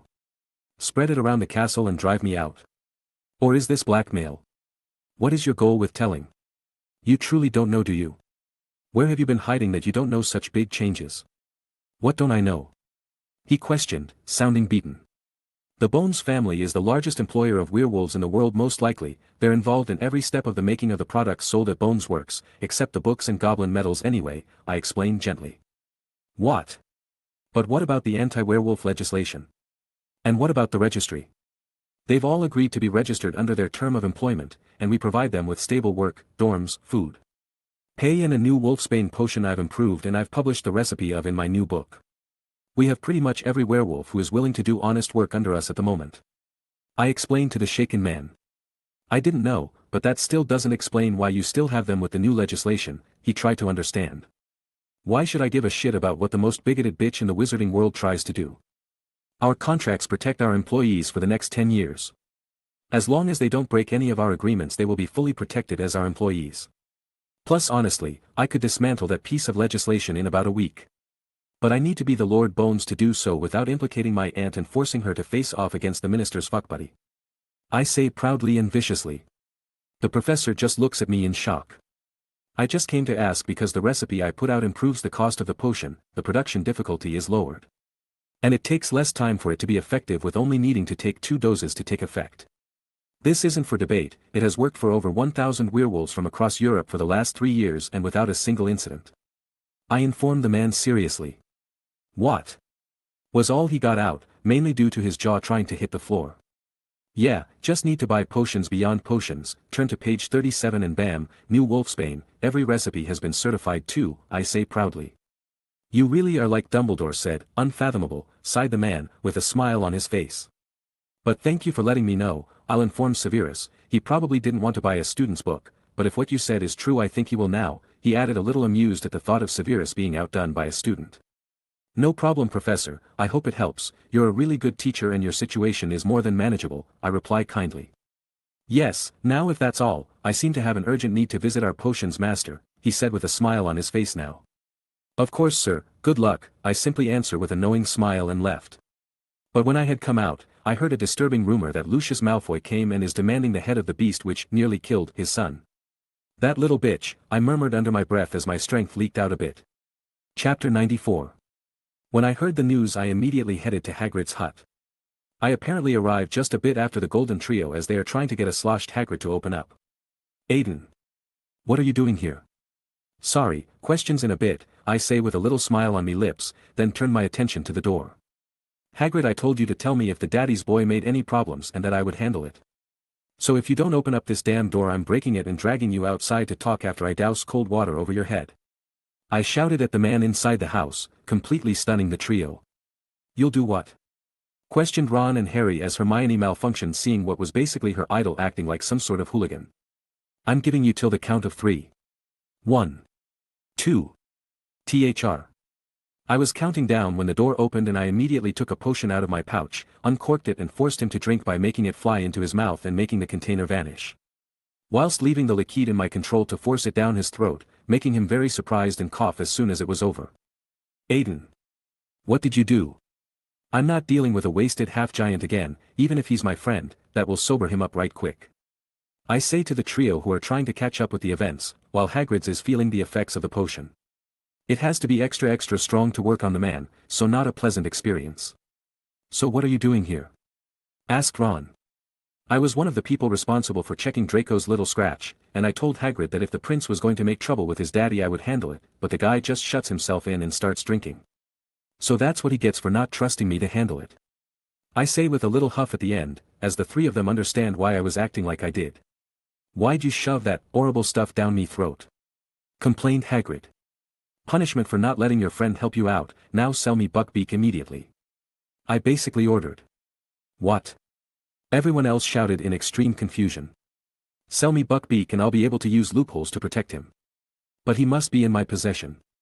You'll be assigned as the caretaker for him and have my permission to use him in your lessons. Hence making me the one responsible for any issues that occur because I'm the owner. I explain, making the guys blank, but the clever girl got it. That's brilliant. You're using laws to protect nobles and their property against a noble trying to seize it. Yep, now sign this, I got this made as soon as I heard about the incident. It's a contract dated to the day it happened, indicating that one hippogriff, known as Buckbeak, tamed and trained by one Rubius Hagrid, has been the purchase of heir Aiden Michael Bones. All you have to do is signed, I give you the money and I can crush Lucius at his own stupid game. I explain to the half-giant, who is reading the paper in disbelief. That's brilliant. Harry exclaimed in amazement. You should look up your own stuff too Harry, because I think you forgot that I told you that you were the last heir of an ancient noble family. Might want to check on that next time you're at Gringotts. Lets you use a bunch of laws if you know how to play with them. I say to the now teenage Harry. Then Hagrid just started crying, surprising even me. Hagrid, are you okay? Carefully asked Hermione. Just like Dumbledore are. Yeah help me even when I make a mistake. Hagrid this isn't your fault, you tried to get students interested and showed a proper example trough Harry, but a teacher can only do so much for a bad student sometimes, I tried to comfort the man by saying this. He's right Hagrid, Malfoy's a git, we all know that, I mean, who just runs up to a hippogriff. Honestly, agreed Ron, saying something actually helpful this time. Yeah, and Aiden's aunt is the head of the DMLE, he knows the laws almost inside and out from studying with her, he'll beat Lucius in any court case. Added Harry since he has learned more than a little bit about our governing body from staying at my place. So what are waiting for Hagrid? Sign the paper. Right, and, there, yeah, go, signed your contract Aiden, so Buckbeak will be fine. He asked hopefully. Yes Buckbeak will be fine Hagrid, and so will you, I reassured with a bright smile as my plan to play with Lucius again is taking form. Thank ya Aiden, sincerely said Hagrid. No problem Hagrid, we're friends and I told you I'd help with this, no way am I letting the prat get such a beautiful creature executed, I say with a smile. No, let's prepare a right proper lesson plan for everyone. It'll be interesting, but appropriate. It's almost everybody's first time handling creatures. So you gotta start with some smaller, cuter critters and build yourself up to the big guns, alright? I say with an energetic smile. So with the help of Hermione, while still taking Hagrid's opinion into account, we managed to have a good outline of how the semester can go. We have a concrete plan for the next 2 months at least. And Hagrid agreed to run interesting opportunities past either me, Christian or Hermione, so he doesn't get a bit too carried away and hurt his reputation as a teacher too much. I also told him it's okay to make mistakes, but you have to avoid repeating them. He has to take some of what the students say into account and hammer in what they need to know even if they complain. This is especially important around magical creatures. You need to know exactly what you are doing when around them, because all of them have ways to defend themselves and harm others. Except for the mighty flobberworm, I think. So with that done, I started to prepare everything to crush Lucius and turn the tables on the man completely. So I got Draco's incident report from both Hagrid and Madame Pomfrey. I got my eyes and ears to monitor Lucius' activities to catch any and all evidence of his bribing and or blackmailing again. Then I also asked Christian to see if Mr. Scamander would be able to help in some way. He is a famous wizard. World-renowned magizoologist, and he has a soft spot for hippogriffs due to his mother apparently having been a breeder. I also notified my aunt about my little plan to harass the Malfoy snake, and she was quite excited to see her nephew fuck the man over. I love my aunt. After that incident, something interesting happened, a canon event. A Hogsmeade visit was scheduled on Halloween Day. Victoria did our usual as we disappeared and enjoyed our rare time together. Sometimes having magic just makes things so convenient. Harry couldn't come, of course, and I think the reason Dumbledore never brought up the fact that he could sign Harry's form was because he wanted him to spend time with Remus. It let him learn about his parents, how they were in school. And he was teaching him how to fight Dementors like the canon. So although Harry will feel excluded, it's overall better for him to experience this, and it helped appease the guilt Remus felt due to the past. But the event I mentioned wasn't this. After the pumpkin-infused feast ended, everyone returned to their dormitories. But it was now impossible to open the Gryffindor dorm because the fat lady had been attacked and fled. And Sirius Black was responsible. Now this is both expected and not.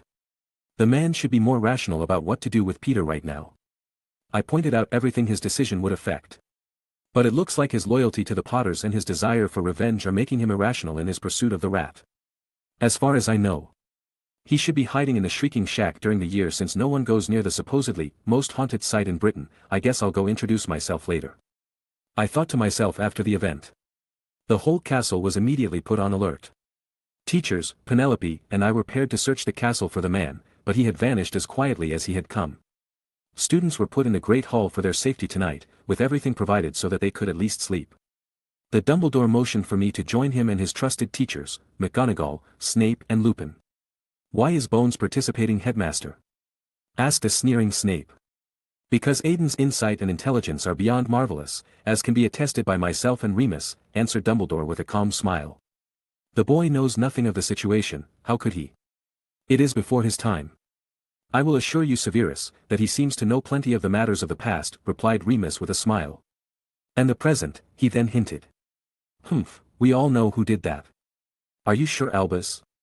Mr. Bones is still a student, even with his grades. He is more than a match for any teacher in the school Minerva, and we have had many illuminating conversations in his time at our school," he answered jovially, with his eyes twinkling a bit brighter. "I do know enough, for example, Professor Snape, how are you enjoying my book on potions?" "I think it's pretty nifty." He just glared at me in response. "I've read your books as well, Aiden, and they were simply brilliant. I am very happy that such a student is in our school," complimented the headmaster. "Thank you very much, sir, they are the compilation of my foundations, and I hope they can help others as they build off of their own, but shall we discuss what it is you wanted?" I thanked him and attempted to return the conversation to something more productive. "Mr. Bones is right, how did Black even get into the castle undetected? He even escaped Azkaban, but even with the Dementors he makes it through, so how? Perhaps someone helped him, from the inside? An old friend perhaps. I trust no teacher at this school would help the man into the castle to harm a student, Severus," the headmaster said as he denied Snape's jab at Remus. "We have not been friends in a very long time, Severus, as you well know, but thank you for your trust, headmaster," replied Lupin to both men. "Your opinion, Aiden?" Then asked Dumbledore with an expectant look in his eye as the three professors turned their attention to me. "Black is no fool. I've researched him after his breakout and found evidence showing his intelligence. He is also plagued by being unable to control his emotions, hampering his abilities, but he is a Hogwarts alumni. He knows that today is Halloween and that, like every year, we have the feast, so he picked the perfect time to sneak in. While we had minimal weariness and defenses, by using his very intimate knowledge of the castle's secret passages most likely. But with all his planning and cunning, he somehow doesn't remember that his target wouldn't be in his dorm and that he couldn't get in without the password. That makes me believe he might also have other goals. I say seriously, trying not to say anything that will break the current situation's balance between canon and changes. And Professor Snape, I know your relationship with that group is strained to say the least, but at least keep an objective point of view about the man's abilities. I added to stop the professor from denying my analysis just because he has a complex. That made him scowl even more. I told you he know more than enough, Severus, chuckled Lupin a bit. You might be right, Aiden. Alright, everyone is dismissed. Sirius will not strike again tonight, but remain vigilant, Dumbledore then gently ordered. What about Potter? Should he be told? No, let him sleep, for in our dreams we enter entirely our own, let them swim in the deepest ocean, or glide over the highest cloud, replied the headmaster as he looked at Harry with care. Chapter 95. The attack on the fat lady left everyone in the castle twitchy. Every shadow moving or rustling noise made people dread Sirius Black attacking them. People even began to move in groups to make themselves feel safe. In the meantime, the Dueling Club members were pushing themselves harder and harder. The threat of Sirius Black lit a desire to not fear the man and improve to defeat him. Many people dream of glory. And his capture was in the mind of the more courageous, ambitious or cocksure. We made sure to tell them the man's actual abilities, of course. We don't want kids to march to their possible deaths because they thought they were all that. But many of the younger members were pushing themselves to prove to me they were the next leaders of the club. I had a few people who were impressing me in the age range I was aiming. What made me happy was to see the growth in Ron's character. Although homework and studying were things he still dreaded to do, he was training with the difficult setting for my guide and achieving great results. He also started dueling some Slytherin students who showed themselves to be reasonable people. Outside of the club, the other two members of the trio were having varied experiences of the year so far. Harry was seeing death omens everywhere because Sirius just could not look over the boy. He felt like he was missing out by not going to Hogsmeade. Annoyed that teachers were acting like overprotective nannies. And embarrassed that he was mocked for fainting near Dementors. He actually came to me to talk about some of his problems. Which was interesting to experience his trust. So what do you think? Asked the sullen boy. Well, the Hogsmeade visit has never really been a big thing for me, honestly. I mostly go because my friends enjoy being out of the castle and think that if they don't make me I'll stay cooped up all the time and work on my projects. Which is a fair assumption in my case. So can't really sympathize with you there, buddy, sorry. The death omen thing though is highly subjective, not helped by Professor Trelawney. In all honesty, you could pass her class by predicting your own misfortune and death. You'll still need to know how to do it properly for the OWLs, but any other test or assignment you can BS with her. The only reason she has the job here is because she is a true seer. I was explaining when Harry interrupted me with a question. "Eh, what?" he asked in surprise. "I guess you haven't gotten that far yet. But a seer is someone who makes true prophecies of the future. This is not like the possible events we can predict through various mediums like crystal balls and tea leaves. This is a future that will come to pass. The professor just so happens to have inherited enough of that gift from her grandmother to be able to do so." I explained calmly. "She can actually tell the future. But she's so weird, even Hermione can't take her seriously and she worships teachers." Yes, that's not very surprising due to her stiff mentality. Divination is just not for the girl. I studied it in depth to achieve the results I have, and it is just annoying to me, I admit to the kid. "Even you, Aiden?" He was surprised at the reply. "Yeah. To me it is not really worth it unless you have a special affinity for it, or for an art involving it, and I do not have it. That's why for most people the course is just the, I don't want to learn arithmancy or ancient runes class." I say with a chuckle. "I get that, I get why you like those subjects yourself, Aiden, though, you're beyond brilliant in them, it's just not my thing." He nodded at my opinion. "Thanks, Harry. Now about your Dementor problem. It's most likely because they sense your constantly raging emotions. Although it might not sound nice, because of your upbringing and your time here at Hogwarts learning about your past, parents, foes, and magic, you are overly emotional. You do not have much control over yourself. I am in no way blaming you, Harry. You have been thrown into a world which will constantly look at you in judgment and admiration for the day you lost everything. Add to that the fact that information is being withheld because of your sensitive disposition to yours and others' emotions, it frustrates you. But this turmoil is exactly why you are so appealing to those hollow creatures. They are so empty that they desire emotions of any kind to fill that void. And you are just so full of them that you could be considered the most tempting meal in Hogwarts. I explain in a calm and soothing voice, to let him know that it's okay and that it is all understandable. Okay, so I attract them, but why do I faint? Others got attacked, but they don't react like I do. That, Harry, is because of what you've experienced in life. You have been through great loss, loneliness, sadness and pain. The loss of your joy by the Dementors brings forward the very worst memories we have. That is why they are the jailers for the worst criminals we have. They constantly make you live through your worst memories. And for you it is so overwhelming that you lose consciousness. I answered the boy sympathetically. Is there anything I can do? You said when you announced a class on a charm, that it would protect the caster from Dementors. Can you teach me? I can't do one-on-ones to develop you as fast as you wish in those classes, Harry, but I know Professor Lupin would be very willing to do so. I've talked to the man and he was planning to help you in this area. I answer by giving him a path forward. Really? Then I'll go talk to him now. Thanks, Aiden. I chuckled at his still immature behavior and relaxed for some time after that talk. Hermione was doing fine so far as she was trying to handle the full Hogwarts coursework. It's pointless to try and even do it since you can just do it like I did. Meaning studying the subject on your own and taking the test, but she is very stubborn in odd ways. My friends were in the swing of things as well. Christian was prepping for the Quidditch season, participating in the Dueling Club and helping Hagrid with his course planning. James was overseeing the Charms Club. Studying enchanting on his own and using the roar to practice his blacksmithing like his instructors told him to try and do. Victoria was spending all her extra time training with Madame Pomfrey, being a medic for the Dueling Club, or studying the Muggle medicine books I keep getting her. That's not mentioning keeping their grades at the top and the training they get from me in combat and occlumency. I was making good progress in all 3 of my creation projects. I'm in the middle of testing a few different ways to maintain the dragon fire after it has been captured. One involves getting flame catalysts from the same species and having them be channeling magic to the fire continuously, another involves finding a proper fuel for it to burn. And another is messing with the time inside the sealed box to just preserve it. My data spell is making great progress, but my charms one has been slower due to the complexity of its principles. But the month of October had to pass, letting November take its place. And with it Quidditch season was upon us once again. Now, usually the first game of the season is Gryffindor vs. Slytherin. But somehow and for some reason, Draco is still wrapping his arm up like an idiot, and this is for some reason, is enough to make all the matches change from their usual format. I really don't get the school sometimes. They could have just replaced the idiot. It's not like they haven't had enough time to do it, not like they didn't have the chance with their tryouts either. This is the type of laissez-faire attitude that makes me question Dumbledore sometimes. He just doesn't crack the whip enough. Oh well. So now it's going to be Gryffindor vs. Hufflepuff, just like in the canon. During torrential rain and a fucking thunderstorm too. Playing a sport in the air. Riding on brooms with metal on them.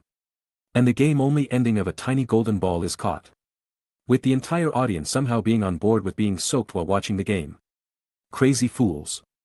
But at least my friends became animagi with the arrival of the storm. They had to go one at a time to make sure nothing would go wrong though. Christian was first as he became a true wolf, with pure black fur and electric blue eyes.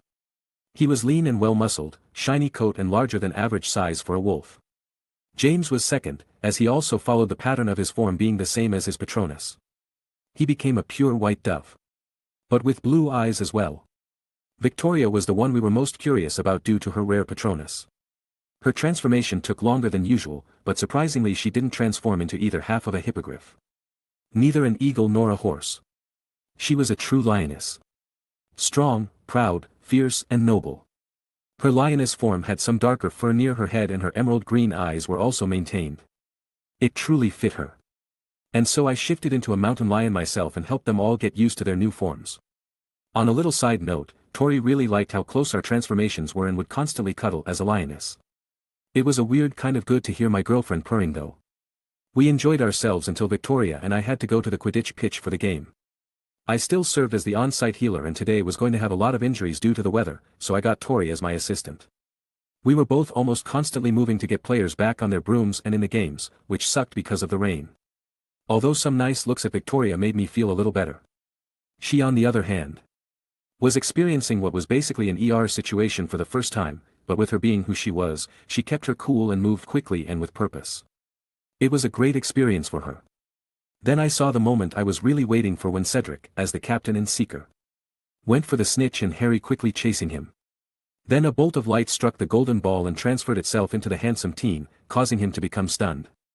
Man, are these reckless people lucky enchanters invented so many protections for this sport. I thought when I saw it. As Cedric fell back towards the ground, he pretty much got out of it, so he was able to stop himself from crashing, but didn't have control of his body yet due to the shock.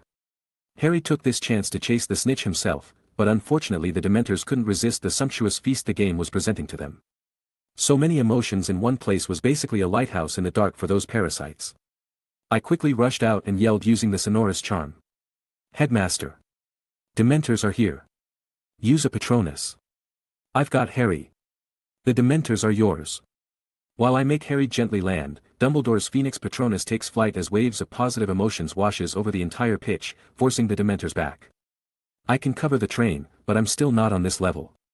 I thought to myself with a sigh of admiration for his strength. The old man was not happy about this, he was actually quite upset and the minister was not going to have a pleasant time. But I had to take care of Harry. He wouldn't be waking up soon, so I took him to the infirmary to rest. Tori, I'll run to the castle to bring the kid up quick and come back, you got this? I asked seriously. I've got this, was her determined answer. Alright, I believe in you and I'll be back in 20 minutes, you know what to do if it's too serious anyway, I say with a nod and take off. What are the odds the Nimbus 2000 still crashes into the Whomping Willow? I thought as I ran in the rain with the unconscious Harry. Chapter 96. With Harry in the infirmary. Gryffindor lost their first game of the year and somehow the Nimbus still ended up falling into the Whomping Willow. And with Poppy being who she is, she forced Harry to rest in the infirmary for the weekend in order to recuperate for his encounters with Dementors. But with that over with, the next 2 months were passing by as peacefully as possible. When one wasn't getting affected by the hooded parasites anyway. Which Dumbledore was furious about when they came on the school grounds, making the minister apologies profusely for that one. He knew how bad it would look if the papers got a hold of this news. Dementors attack the boy who lives at Hogwarts would be an absolute nightmare for the man. What pleased me greatly about 2 weeks before the break, was that I figured out how to maintain the Dragon Fire Sealer.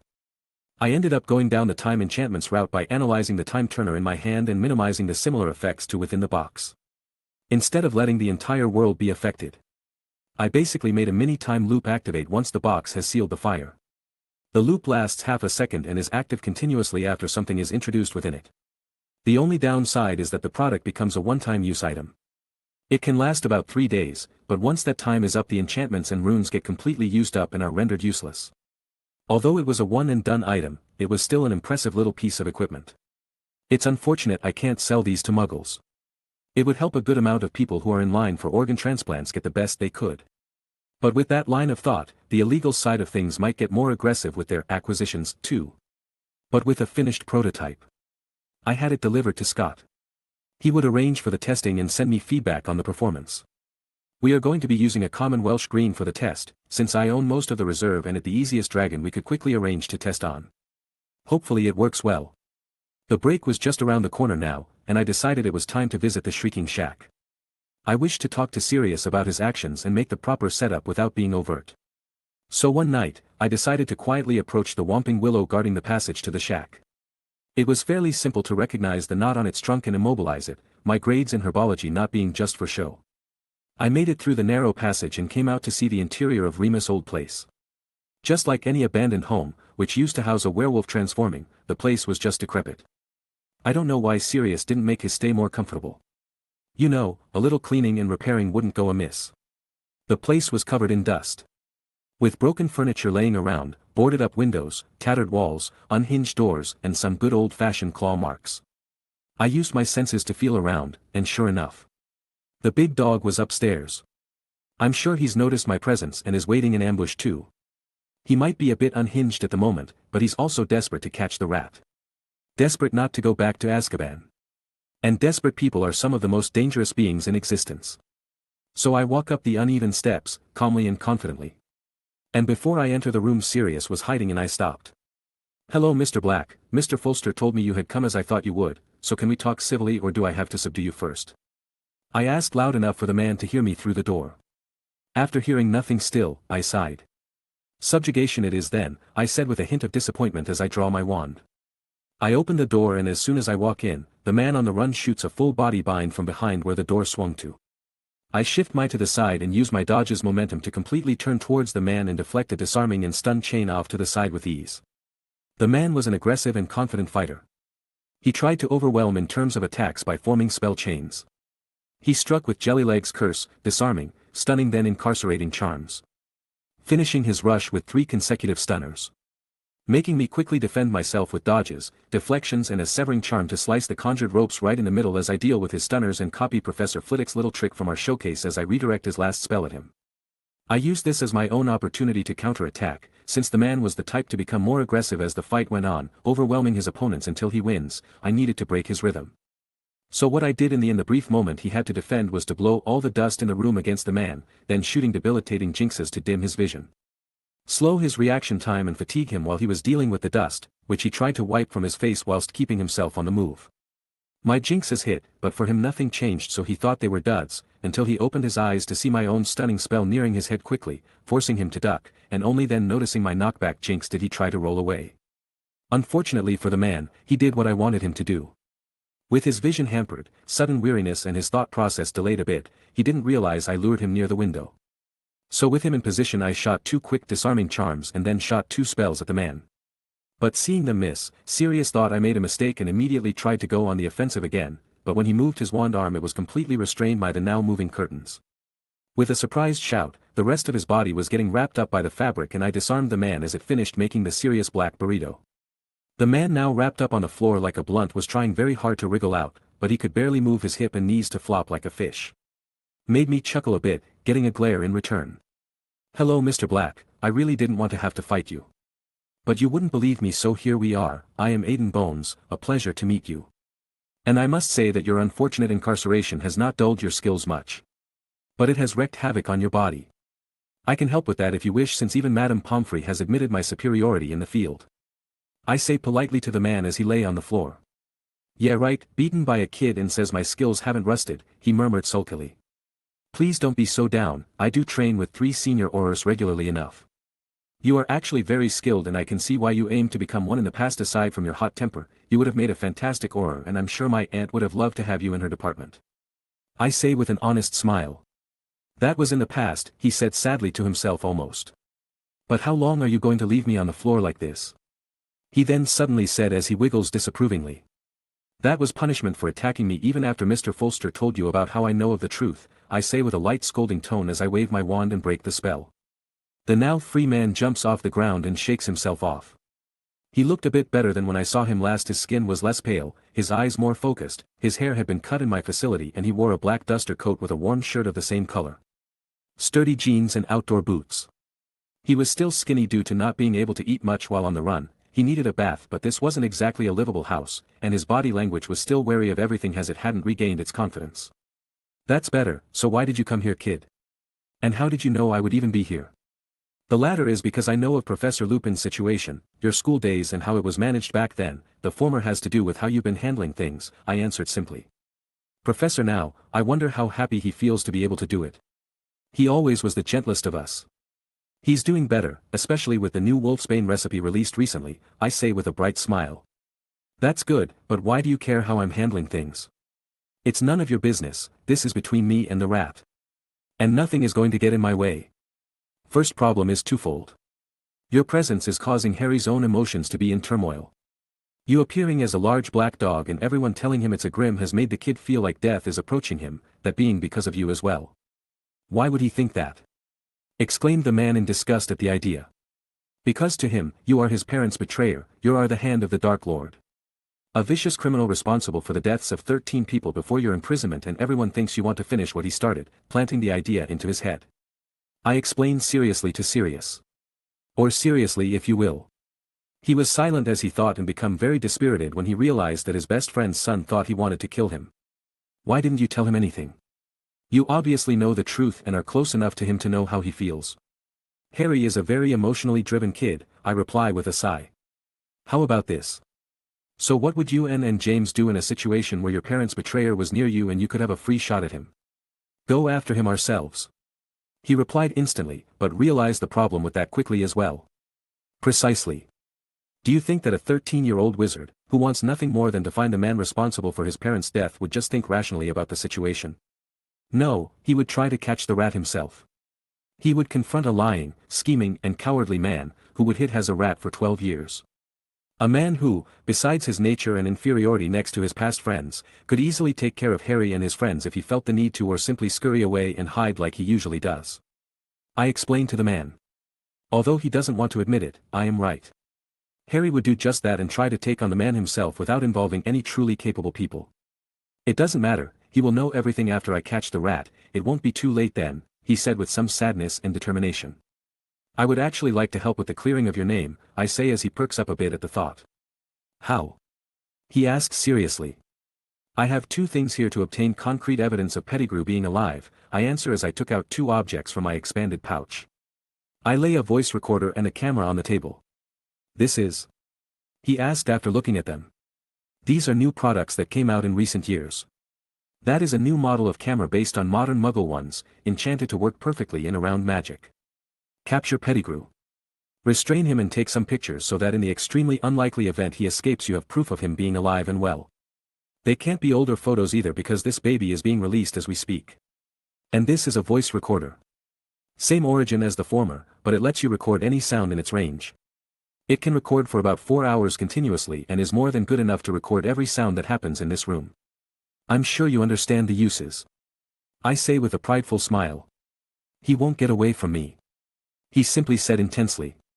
Mr. Black, this is to assure your freedom no matter what happens. If you decide to underestimate how desperate the rat is to get away from you, then you will regret when he escapes. This will make it so it doesn't even matter if he escapes.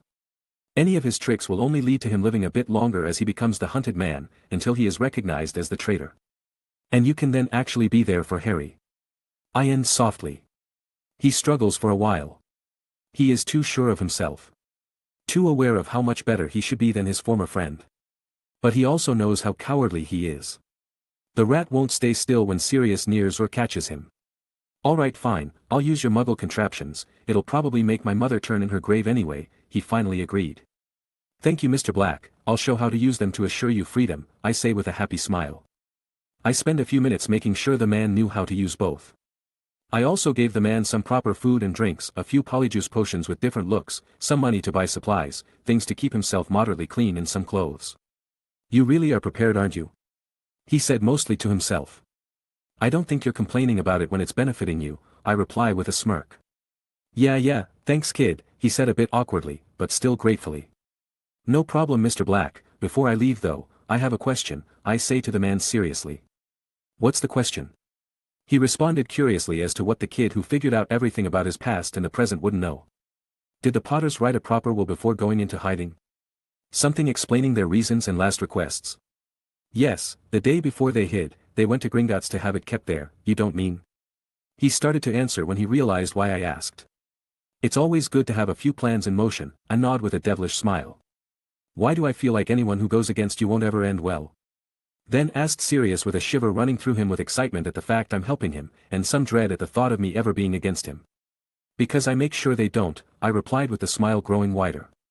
Chapter 97. My talk with Sirius being over with and what I could do at the moment finished, I headed back to the castle and prepared for my departure. Christmas is always a good time in my house, I also get a good amount of time alone with Victoria, which is a big plus nowadays. As usual my friends and I all went together to the train, we kept getting a lot of attention along the way. Christian is the wild teen, sports star, dueler, with bestial appeal to a good amount of girls in castle as his muscles developed and his face is maturing from cheeky kid to strong man. James is calm and collected now, a far cry from the nervous and scared disposition that he had during second year. But he has been developing a much fitter body with my training and his smithing, giving of a mature and reassuring aura to people, as his gentle looks make many almost swoon. Victoria is turning into quite the bombshell and that's not just cause she's my girl, with her thick robes unable to hit her very mature body. Long slender legs, flawless skin, enchanting eyes and prideful aura, a true combination of beauty and deadliness, the queen of snakes. While I walk ahead with confidence, my long ethereal silver hair in a loose ponytail, a body made for combat, handsome face and burning red eyes, with my own aura finding its balance between the warrior, scholar and ruler. All of us are the peaks of our interests. Charms, transmutation, data, potions, herbology, care of magical creatures, arithmancy and ancient runes. And we constantly push further to improve ourselves. We take our time during the trip to monitor students and make sure no one was going too crazy, which is easy since even if we are glorified, we still spend a lot of time around others.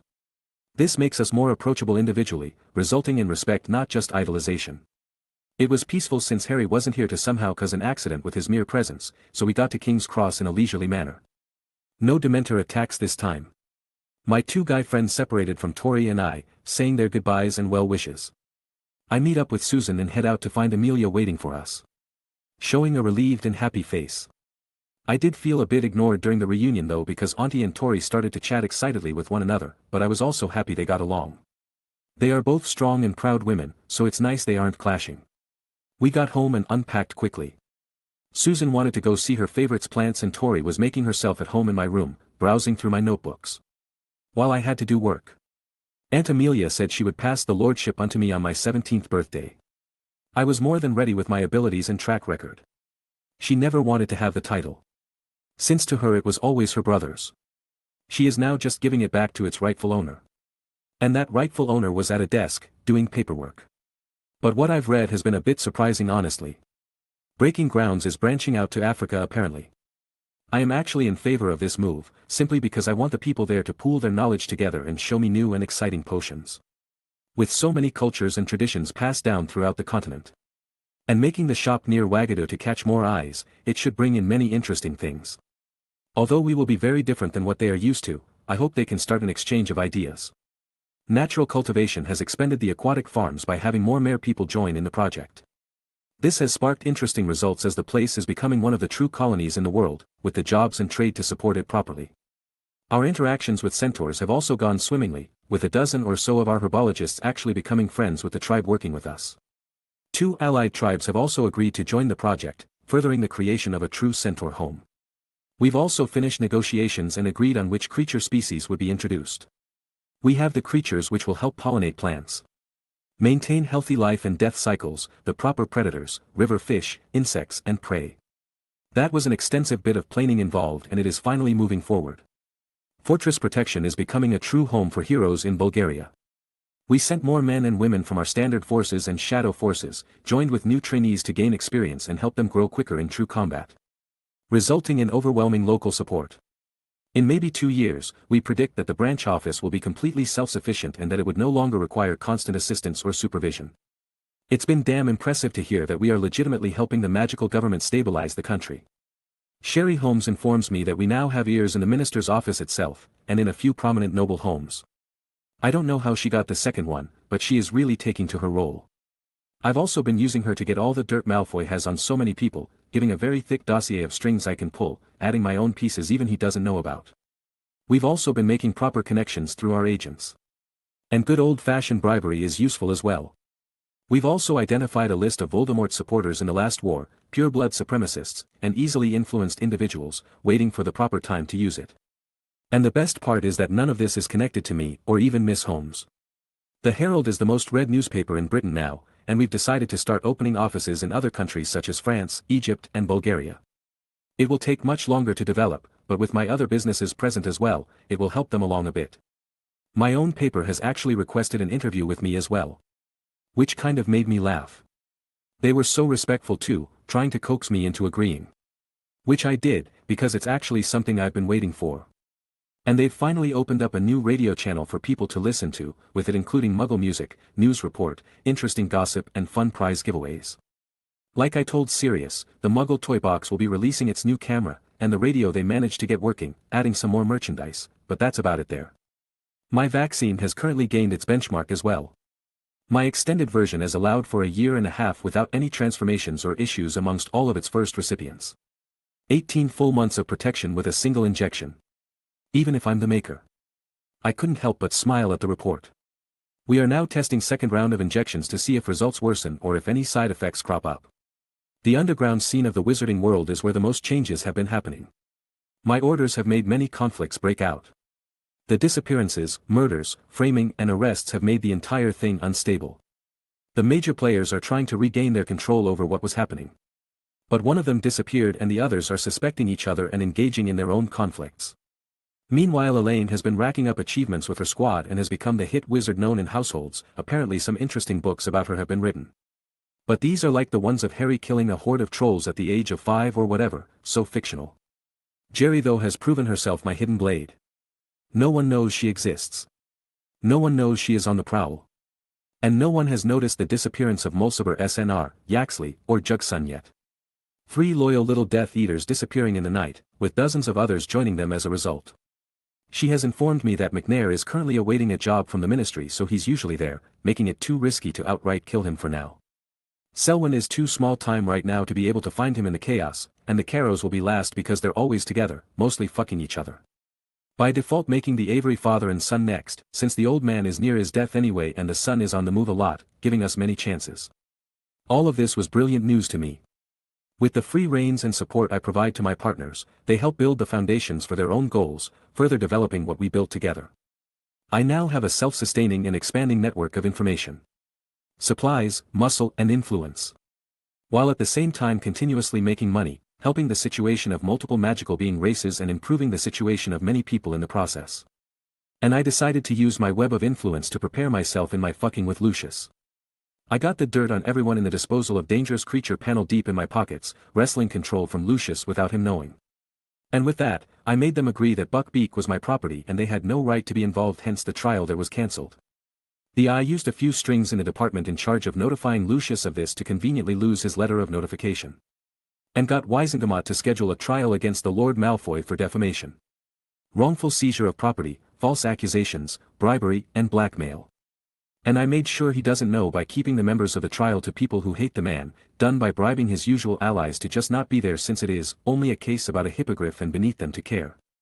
So to recap, cancelled his attempt to kill Buckbeak without him knowing, set up a trial against him without him knowing, stacked the bench in my favor like he usually does and removed his allies. It's so adorable that he thinks he's the only one who can play this game. He doesn't even know there's another player too. I'll need to get an early exam to make the trial date.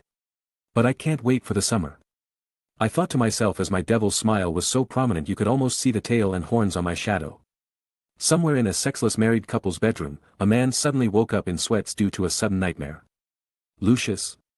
Are you alright?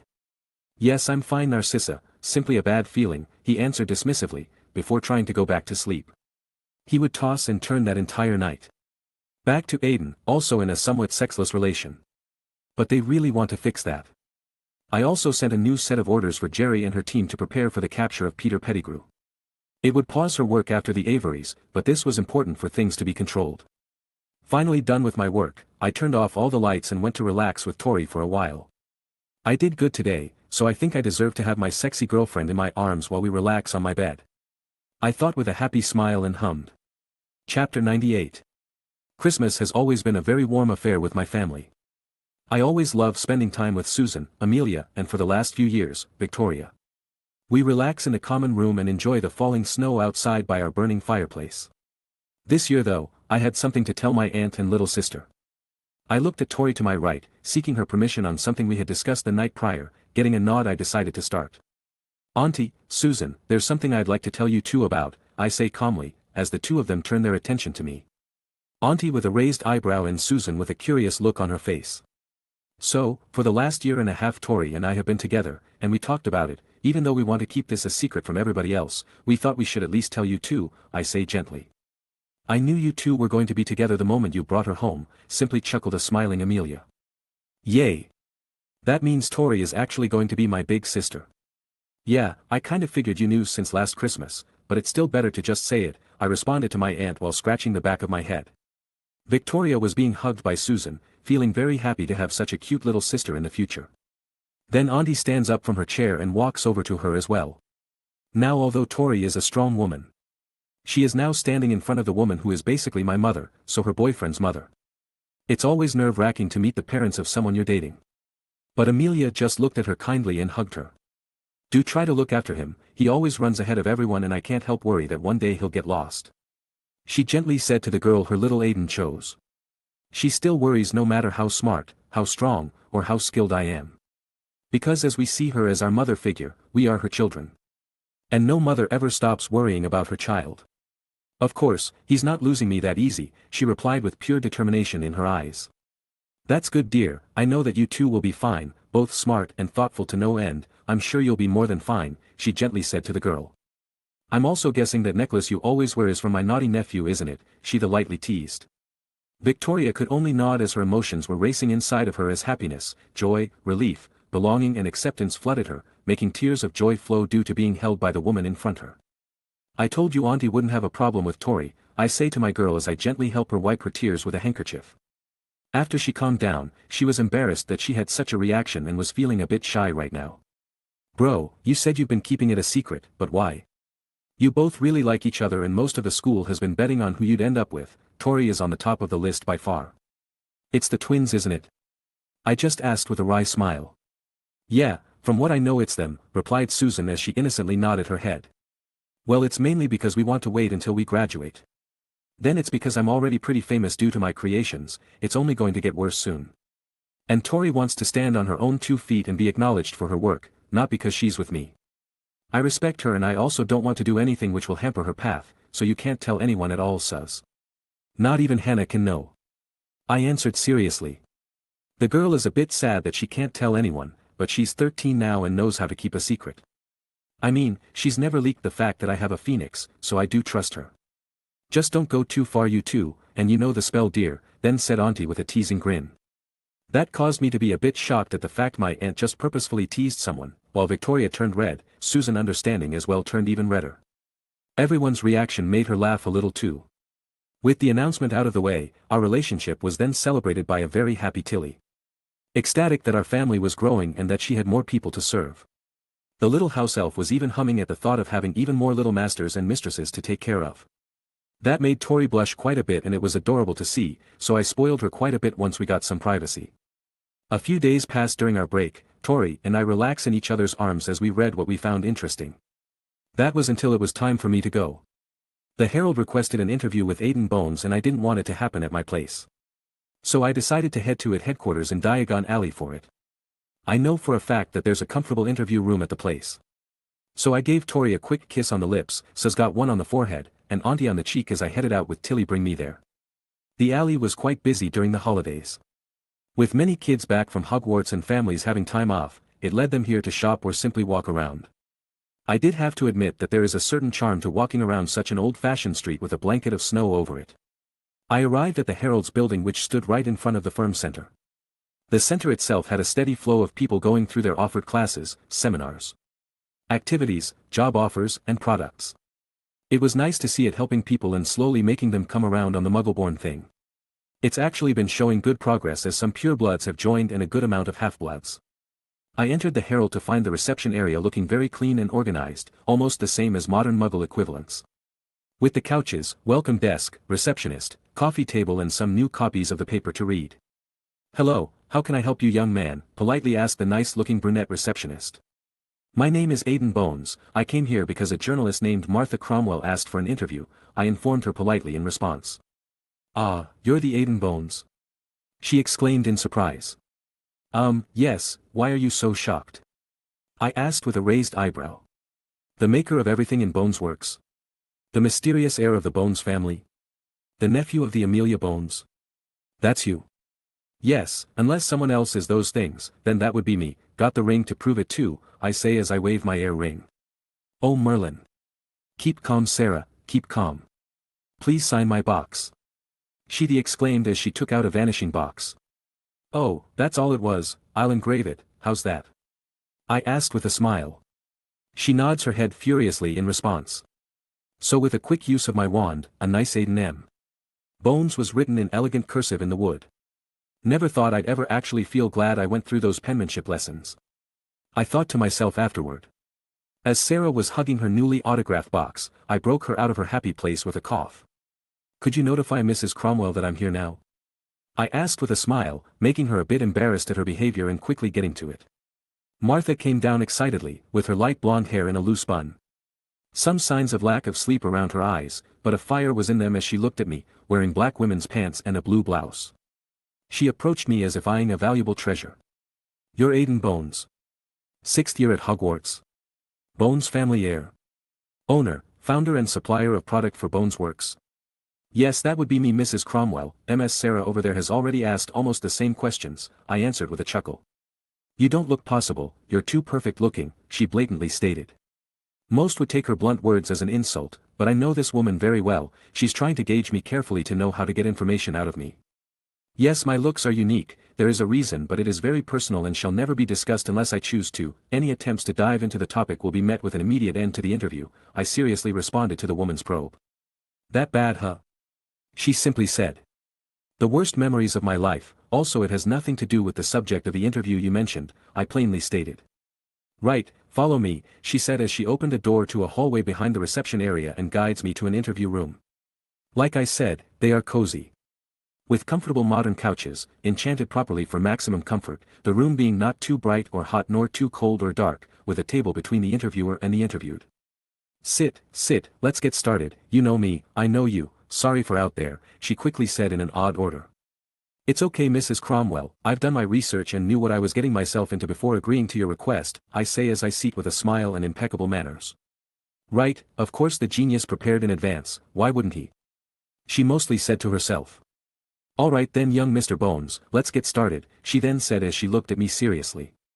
She placed a voice recorder on the table and looked at my expression to see that I knew perfectly well what the device was, so she just began her interview. You are now 16 years old and currently attending Hogwarts School of Witchcraft and Wizardry. You have only finished your OWLs last summer and have started on your path. But the reason I have called you here today is for two reasons, your newly published books and something we found after we looked into you. So let's start with the books. You released 4 books on 4 very different subjects during the summer. They are Potions Beyond Potions, Practical Arithmancy, A Step Towards True Mastery, Runes for a New Age, and A Herbologist's Guide to Growing Wild Plants.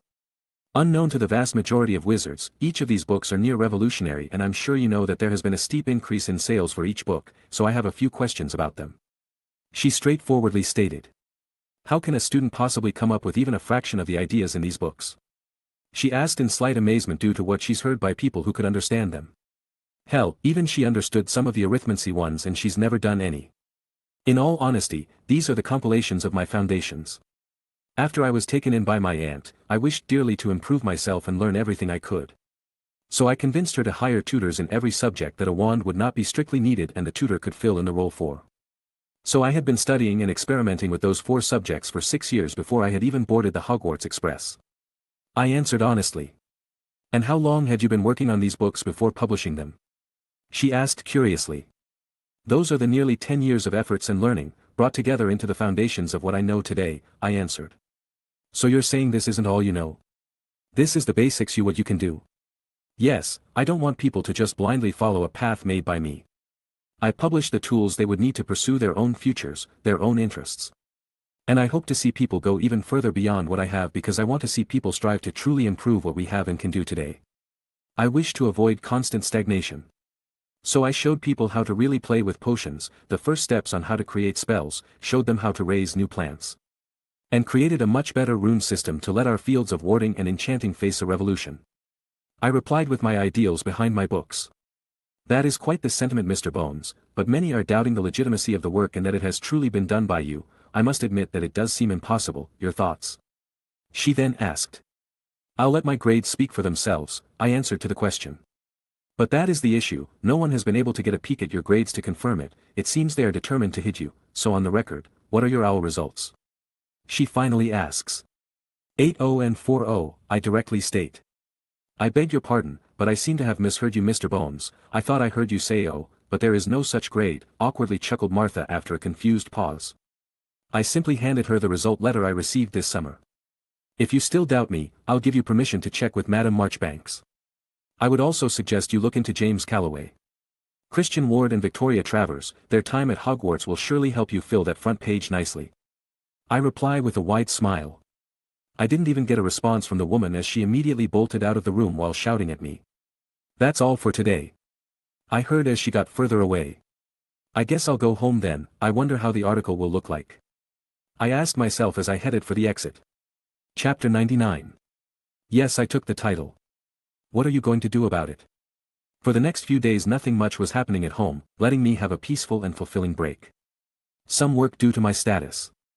Enjoying my tinkering with my mastery projects, quality family time and enjoying Tori's company. It was just nice. Especially when I could see her warm smile when we were together, making anything and everything worth it. Then one morning, the herald came in. Generation of Miracles. By Martha Cromwell. As we all know, Hogwarts School of Witchcraft and Wizardry is the place to learn magical knowledge in our country. Proud to stand as the oldest magical education establishment, with it now having been over a millennium since its opening. We have been very vocal about our belief here at the Herald, that the standards for education at the school have been heavily cut down by political agendas, mismanagement and corruption. Feeling that the school no longer seemed to deserve the title of best school in the world, we took it upon ourselves to prove this. But it seems that members of a new generation are not telling others about these issues, but fixing them instead. 3 students of Hogwarts, currently in their 6th years, are stemming the tide and pushing to improve this. And this group has been acknowledged by their fellow students as monstrous when it comes to their achievements. These 3 are beyond anything Hogwarts has seen in students for the last 200 years according to the records. And each members of this trinity is leading the charge in their chosen fields, displaying enormous prowess and incredible academic results. Even the member with the worst grades amongst them stands far above any other student. Christian Ward, son of known herbologists Giselle Ward and magizoologist Daniel Ward, has been dubbed a prodigy in both fields. His results for both classes in his OWLs were the first to achieve such results in 100 years. He has traveled the world with his parents since young, immersing himself in nature at an early age. Named the best chaser in Hogwarts 3 years running and leading his house to winning the coveted cup for 2. He is at the forefront of the newly re-established Dueling Club, known to be unmatched by any except his own teacher. Although he has arguably the worst grades of the group, the teen is respectfully called the beast amongst students for his practical abilities and natural instincts. James Calloway, a Muggleborn, is known for his in-depth mastering of all formal wand magic. He has been noted to be a participant in the creation of one of the twin brooms standing at the peak of the industry, the Blackbolt. And his grades would make you believe it, even through his humble denial. 3 O's, with 1 in charms, the other in transfiguration, and the last in ancient runes. He has been head of Hogwarts Charm Club since the beginning of his 5th year, and acknowledged as the best in the club since his 4th. Unlike Mr. Ward, Mr. Calloway is using his time to reintroduce the art of enchanting to the school, sharing his passion with those willing to learn. His peaceful, inclusive and gentle nature, coupled with his willingness to help others, earned him the nickname of the Saint amongst many grateful students. The best of the trio is without a doubt Victoria Travers. Only known younger member and heir of the sacred 28 Travers family, she currently holds the most impressive grades ever found in House Slytherin. Half of her tested grades were O and the rest O. She stands above all others in charms, transfiguration, potions and arithmancy. She has been described to be what any noble should aspire to be, superiority through efforts and achievements. Along with being said to be the only known student capable of contending with Mr. Ward in duels, she has demonstrated incredible talent in the opposing field of dueling, healing. Ms. Travers has been noted to be learning the noble art from Hogwarts' own matron, Poppy Pomfrey, and has served as a healer for both the Dueling Club and Quidditch matches. She has been described as noble, strong and determined, but also caring and insightful. Her bearing, actions and achievements earned her the nickname of the Queen, demonstrating students' respect for her. These 3 students have also been respected prefects since last year. But there is one student who stands above even these 3 prodigies. He is their leader, their mentor, their friend, and the most talented student Hogwarts has ever seen. After combing through every record we could find, no student has ever come close to achieving what he has. Aiden Michael Bones. Heir of the noble Bones family, nephew of the head of the DMLE, founder and owner of Bones Works, creator of the Blackbolt Broom and author of 4 books deemed as revolutionary by any competent expert we've had to evaluate them. Young Mr. Bones' achievements are nothing short of miraculous. According to his record, which he has permitted us to read, he has had O in every test and assignment he has ever taken at Hogwarts. He has founded a student help and exchange center built around the principle that all students are welcomed, and that any who wish to improve can do so. It has officially been named the Exchange. The very matron we've mentioned earlier, Madame Pomfrey, has openly admitted that she is very proud of her student to have already surpassed her. He is also the one responsible for the reopening of the Dueling Club, alongside former champion dueler, current head of Ravenclaw and Charms Professor, Phileas Flitwick, as well as the one responsible for funding the new club and supplying it with all its equipment. His looks are almost impossible to fault, his only defects being scarring no one knows how he received. He has shown impartiality towards any willing to accept him, as well as a firm hand towards those who cross his values. He has shown strength, intelligence, wisdom, leadership and cunning with his time at Hogwarts. Mostly likely why he was unprecedentedly assigned as head boy in his 5th year and still holding the title, another unheard of achievement. But here is the final reason why he is unquestionably declared the best by any who truly dig into his time at Hogwarts. Examiners had to create a new grade to give his results justice. Ancient runes, O. Arithmancy, O. Astronomy, O. Care of magical creatures, O. Charms, O. Defense against the dark arts, O. Divination, O. Herbology, O. History of magic, O. Muggle studies, O. Potions, O. Transfiguration, O. You read this right. Not only did he take every single OWL available, his lowest grade was outstanding with distinction. He was determined to be so spectacular that he was offered to take his newts immediately. This extreme intelligence of his, as well as his house, have earned him the nickname of the Raven, leading to comparisons with Rowena Ravenclaw herself. This group of young men and women has led me to believe they might be what Hogwarts, and maybe the magical world as a whole might need, a miracle. Born from their talents and hard work to make the world feel the wonders of magic again. To let the stagnation and decay our community has suffered through, and breathe new life into it. Aiden Bones is already doing this. He introduced new means of communications, helped every office job increase their productivity, created one of the 2 best brooms in existence, and now he brought out his new works, Potions Beyond Potions, a herbologist's guide to wild plants. Runes for the modern age and practical arithmancy, a story towards true mastery. If our readers are doubting the qualifications of this young man, don't. He already stands shoulder to shoulder with the greats in those fields and none who have read his works can deny it. In simple terms, he has shown how to mass-produce over 100 magical plants deemed impossible to before. Created and improved dozens of potions including a vastly improved wolfsbane, created his own highly versatile rune language, and has opened the door to anyone who wants to create or modify magic spells themselves. He is without a doubt a genius. And this is why I wish to see the path they will tread, hopefully bringing about a generation of miracles.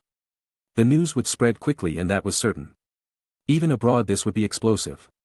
It's simply because these are standardized evaluations from across the world, with everywhere having its equivalent. Tori was beside me, but she was worried about her father finding out about her learning how to heal. He was strictly against any job deemed below a pureblood status, and she didn't know what he'd do. Tori, you don't need to worry. Your birthday is the 14th of March, so you'll be 17 and a fully legal adult by the time summer comes. You and I can easily find a place to ourselves where he will never be able to stop or harm you again. I myself will be 17 soon after our exams and will get the lordship, so I will do everything I can to help you and protect the woman I love. I said gently as I gazed at her lovingly. She looked into my eyes and relaxed a great deal with my words. She knew her father would try to force her into something, but she wouldn't care. In all honesty, even as the only one able to inherit the Travers name, she doubted her would let a woman do so. It didn't matter if she was the most brilliant witch to attend Hogwarts in centuries. Since he was a sexist blood supremacist, who believed everything should be controlled by pure-blooded lords. The key word being lords, not nobles, hence the women are looked down upon as males are preferred. Thank you Aiden, it helps a lot that you're here. I honestly don't even know how to face my so-called father anymore. Every time I make a breakthrough in my research I get closer to the actual issues plaguing my mother, and I get scared at what they tell me. She said with a weak smile, a smile I never want her to have, but it's there. I've read her results and conclusions. And they are honestly worse than what I initially believed happened. Things are pointing to years of continuous mental and physical abuse of almost extreme intensity. Her mind was gradually worn down until it decided to completely hid within itself. This is what would have happened if I had spent more time under the care of that old demon. At one point the mind just doesn't want to experience the pain anymore. I know, but whatever you decide to do I will be there. Whether you wish to ignore him, get him on trial, take away his lordship, punish him. Or even getting rid of him for everything he's done to you and your mother, I'll do everything I can for you. I say as I gently hold the usually strong girl. She lets me envelop her and snuggles into me and rests her head on my chest. I simply spent my night with her, letting her feel safe and figure out what she wants to do with what she now knows. Meanwhile, Britain was abuzz as the news of so many genius currently attending Hogwarts, with my books flying off the shelves as people wanted to check the truth out for themselves. Chapter 100. The article itself doesn't make any direct issues for Tori and I in all honesty. For her the risks and annoyances come from her father, which I am handling by having complete control over his communications, easily done since he doesn't have a box. I know how nobles are and they will try to get an engagement arranged between their inbred nitwits and my girl, like hell I'm letting that happen. So I managed the meager amount of mail he would receive and just sent him a bunch of money for the proper engagement between me and her, on the condition it be kept secret until we have both graduated from Hogwarts. He would then receive the other half of what I paid. Although I am a half-blood, I still am a noble heir, with a vast fortune, the best wizard of my generation by far, with connections, and a growing business, making me a very attractive candidate. My annoyances are coming from increasingly fanatical mail. As more people read my books, more of them are ravenously asking for explanations and clarifications about how I was able to figure all this stuff out. Academic studies of my ideas and results are already underway. And worst of all, someone somehow got a picture of me and sent it which weekly magazine. You have no idea of the fan mail I'm getting out of this. And I'm not sure if this is good or not. But Christian and James are also involved in this. There was even a vote held for what type readers preferred. Christian was the wild passionate type lover, James was the gentle and caring type, and apparently I was determined to be the protective and dominating type. Didn't help when Victoria just kinda agreed to what they said. It really didn't help that my two friends were turning into attractive men as well. What can you do? Tilly was apparently more than happy to go through these letters instead of trying to find things to do. Made her sing a little tune while sorting the mountain of letters. Gotta admit that sometimes their mad desire for work does come in handy. But this did give me the opportunity to start communicating with a variety of experts and masters in the fields of potions, herbology, arithmancy, and runes. I was building a wide array of academic relationships. You never know what might come in useful in the future and who will come up with the next great idea. It also helped establish my name as an expert much quicker as well. So all in all, not a total loss. The holidays ended on an odd, but okay note because of all the attention I was getting, but it was soon time to return to Hogwarts. We got to the platform even earlier than usual to avoid any issues, Auntie even went as far as putting notice me not charms on everyone. It was for good reasons too, since I spotted 8 journalists, 15 prowling witches, and many others were simply on the lookout for any signs of their recently famous schoolmates. So with a quick goodbye, we all went inside the train. Sometime later, as Tori and I were enjoying our last bit of time together as a couple for a while, a commotion was brewing outside the train as people rushed towards the platform's entrance. I could hear loud voices. Some cameras going off, yelling and lots of movement. That's when we could notice our two friends popping in together, trying to fight their way through the horde of people. Should we go and help them? I asked Tori, feeling a bit bad for the guys. I didn't see anything except my man, what about you? She replied with a mischievous look in her eyes as she lay in my arms. You know what? You're right, I guess I was seeing things outside and should be paying attention to my girl. So we got a few more minutes of time to ourselves before I could sense our two friends approaching our cabin and we separated. Bloody hell. What is wrong with those people? That is rather unpleasant, are they going to act like this all the time though? Questioned a relieved James, now that he doesn't have to worry so much. Ha. Yeah, you two are either going to have to get used to it, learn how to be stealthy, be so rude or cold they have no choice but to leave you alone, or wait for the buzz to cool down. Christian I can see acting like a brute, but James is way too nice to even try it, I bet he'd just give the autographs to everyone who asks, add Victoria with a chuckle. You two could have stopped being in your own little world and helped, you know. Irritably replied Christian with a light glare. You think it's bad when they see you too? Imagine what's going to happen if they see me. The only way it doesn't get 3 times worse is if I cow them into silence, and that's not a good option. That option makes people feel inferior, then they get huffy, then annoyed, and then they slander. I answered back to my friend. Fair enough, but how did you avoid the commotion? Especially with you two coming together, that should have made those people go crazy. We got here really early and Amelia cast a few concealment spells to avoid getting any attention, answered Tori as matter-of-factly. Amelia? James questioned with a raised eyebrow. We decided to tell my aunt and Sus about us during the break, it went well, plus it's not like they weren't familiar with each other, I answered for her. That's great, Tori, first step is getting the in-laws on your side, after that you're golden even when it's his fault, exclaimed a chuckling Christian. I am happy for the two of you, but are you going to be okay, Tori? Your father will most likely see the article about all of us as well. Aiden said he would take care of it and we promised each other to find our own place during the summer, she said tenderly looking at me. Yeah, it's all fine, plus I'm pretty sure we're going to be engaged soon, I answered with a bright smile. What? Came their very surprised responses. Aiden, what do you mean by that? Softly asked Tori. Well, I was worried that with Tori's excellence being exposed, being a pureblood, your father being how he is and other supremacists being how they are, that I should stop any possible troubles. So I'm currently controlling the mail and flew of the Travers family, and I sent him a very nice offer for your hand. And just so I don't get in trouble, this is to stop others from trying to take you from me in some bullshit legal manner. And I will propose to you properly once we can properly live together. I explained seriously. The two guys look at me in an almost impressed manner. And you didn't think to tell me? Asked Victoria in a low voice. I didn't want to get engaged with a contract, so I wanted to keep it a secret until I could do it properly and have a ring ready, I answered honestly. It was like being in front of a real lioness as she looked at me with narrowed eyes, not speaking a word.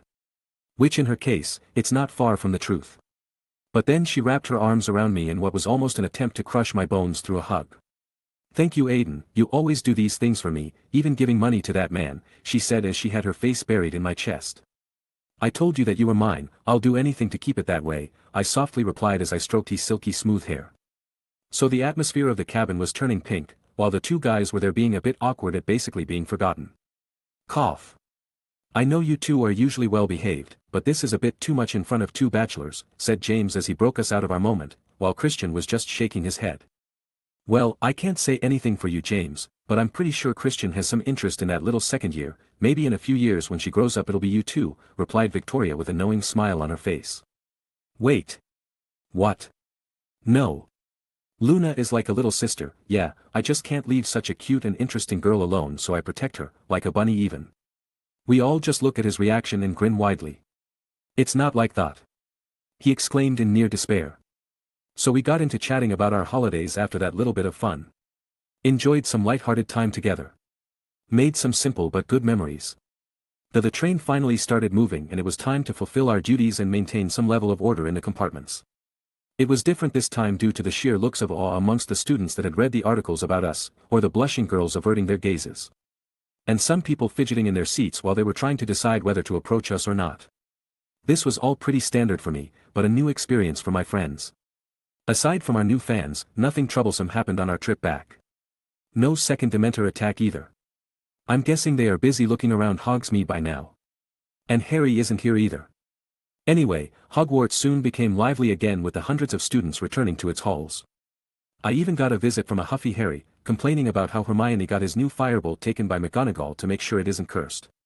My only response was very simple. Harry, I know you love Quidditch and have been dreaming about that broom. But are you sure how you are acting right now is fair?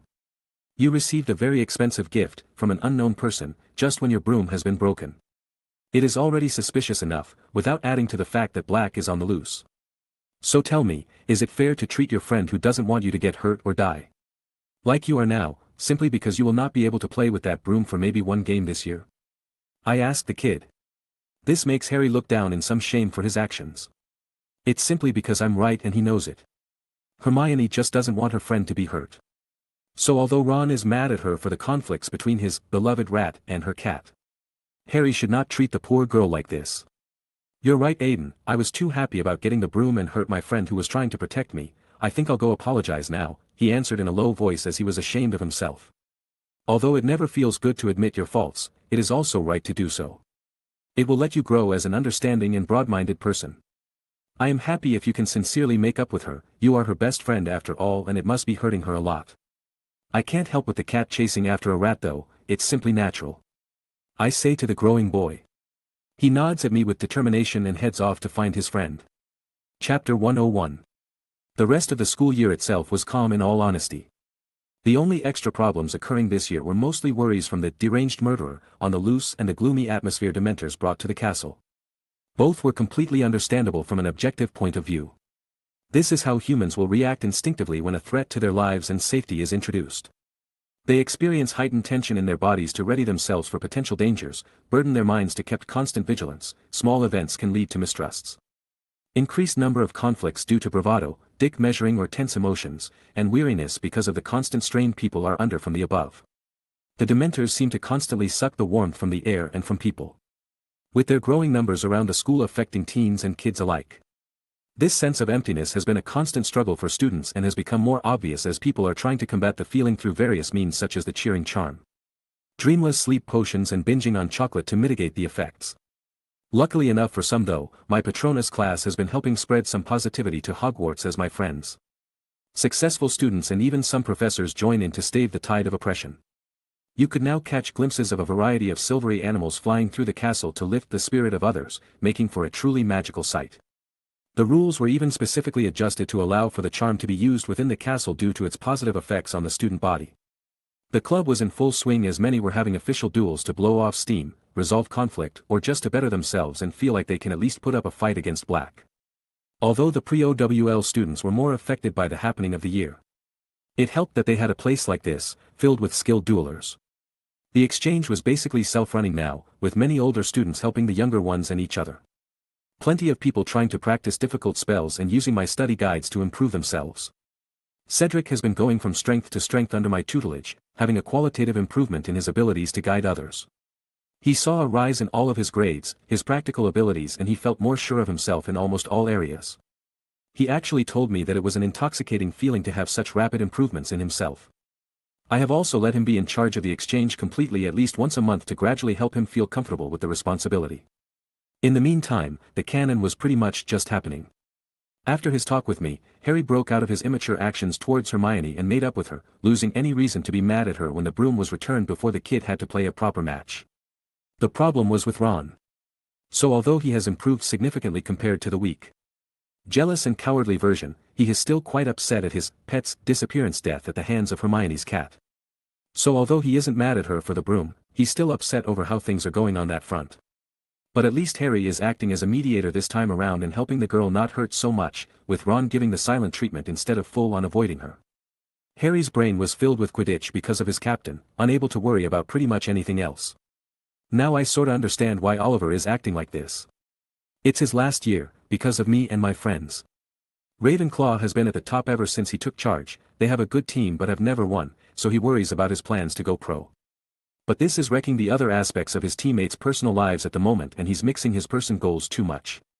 I just worry that the boy who is supposed to face fucking Voldemort should probably not be forced to give so much of a shit over a sport, but what do I know about preparing a kid for his future? Anyway, although the Gryffindor team has excellent chasers and great teamwork between the twin beaters, Christian could fly circles around them still and kept the score as close as possible. They were unable to pull away from the back and forth score, making it so that Harry has to delay our new secret show from getting the snitch. It came to the point where Oliver had to give up on winning by a large margin and focus on the next game instead since they couldn't pull ahead no matter what they did. So Harry now went after the snitch actively. Then the idiots from Slytherin in the form of Draco, Crabbe, Goyle and Trollface tried to sabotage the kid by dressing as Dementors, making him shoot off a nice-looking Patronus for a third year, then catching the snitch to secure victory. That night however, Sirius made another visit to the Gryffindor dorms and got to the third-year rooms in search of Peter. Unfortunately he had already hid himself somewhere in the castle to avoid Black. Since he knew Sirius knew he was Ron's pet.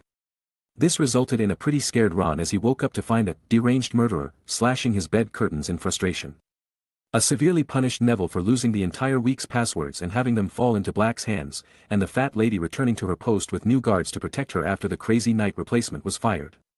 This event set off another school-wide search involving me, with Snape once again suspecting Lupin, but nothing came of it. Time went on. I'm sure that Professor Lupin now has the Marauders map and knows Pettigrew might still be alive. The kids learned that I was properly keeping Buckbeak safe. When Malfoy was taunting them about its impending execution, but Hagrid told them that this was no longer the case because of an official notice from the Ministry. I might have had the people in charge of the disposal of dangerous creatures write a false statement of guilt and send it myself to a certain noble house. Whilst having further notices of the changes in the case, temporarily, lost the receiver of said false statement never even checked with those who wrote it as he simply believed this was obvious with him holding them by the nuts. It just brings a smile to my face when he was dancing to my tune. Hermione still punched the little wimp in the face though, which just made my little fan heart smile a bit. Anyway, the last Quidditch game of the year happened and by some divine intervention I blame she who must not be named or I might get in trouble. Gryffindor beat Slytherin with just enough points to win the cup this year. Aside from basically watching a combination of the movies and books come to life, while managing my own editions and helping my friends, I've had tremendous success in developing one of my final 2 mastery projects. The spell's name is Protego Sanctum. My defense against the dark arts project. This is the only existing defense purely against the dark arts. It is the complete opposite of Protego Diabolica, which is designed to stop the physical body of one's enemies. By its nature, the spell is the closest thing in existence to holy magic besides the Patronus. Its duty is to stop dark magic, repel dark creatures such as Dementors, and provide strong resistance against those steeped into the dark arts.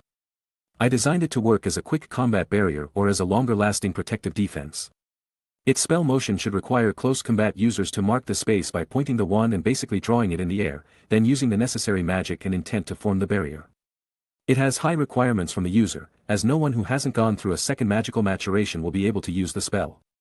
And no one who has practiced dark arts enough to have a trace of it on their souls can use this either. The second requirement is the intent behind the spell, strong desires to protect, intense memory when one wished to protect others, desire to repel the dark arts completely and the need to care when casting the barrier. But with the strict requirements comes the rewards. From what I've tested, this is now the only known spell in existence that can protect you from and dispel the 3 unforgivables. That's right. I figured out a way to stop the killing curse through pure spell casting. I mean, I had about half a dozen surefire ways of doing it, by conjuring something to take the hit, transfiguring the environment to act as a shield. Summon an object to take the hit, etc. The notion that it's unstoppable was always overrated in my mind. Yes, it was the deadliest spell in existence, still is too. You get hit and you're done, but it's perfectly defendable when you have some skills. Although this spell can't purify tainted or dark objects like Horcruxes, it will not permit them within its bounds either and force them out. And due to the intense emotional requirements, it has a degree of sentience imparted by the caster to fulfill its role. If you wondered how I tested this, well, it's pretty simple. I still have a certain vanishing cabinet pair linked to Michael Folster's home and I invited Oliver over. Since pretty much all senior Aurors know some of the dark arts to defend against them properly, and had him shoot the killing curse on the shield erected around a dummy. The results were that nothing he tried from what he knew worked. We even got Scott to help us with the Imperious Curse and that's how we saw that it washes that away too. Unfortunately. Because Oliver has used these kinds of spells a bit too much, the barrier offers slight resistance against him and telling me he will likely never be able to cast the spell itself. But surprisingly, Scott was actually able to get a feel for it, meaning he's never used the dark arts and has the qualifications to learn the spell. The Golden Trio doesn't have anyone with a particularly strong magic core amongst them, Harry being the closest to it, but the Blood Wards are using a lot of it. So teaching them will have to wait. My friends should be able to do it next year or the year after that.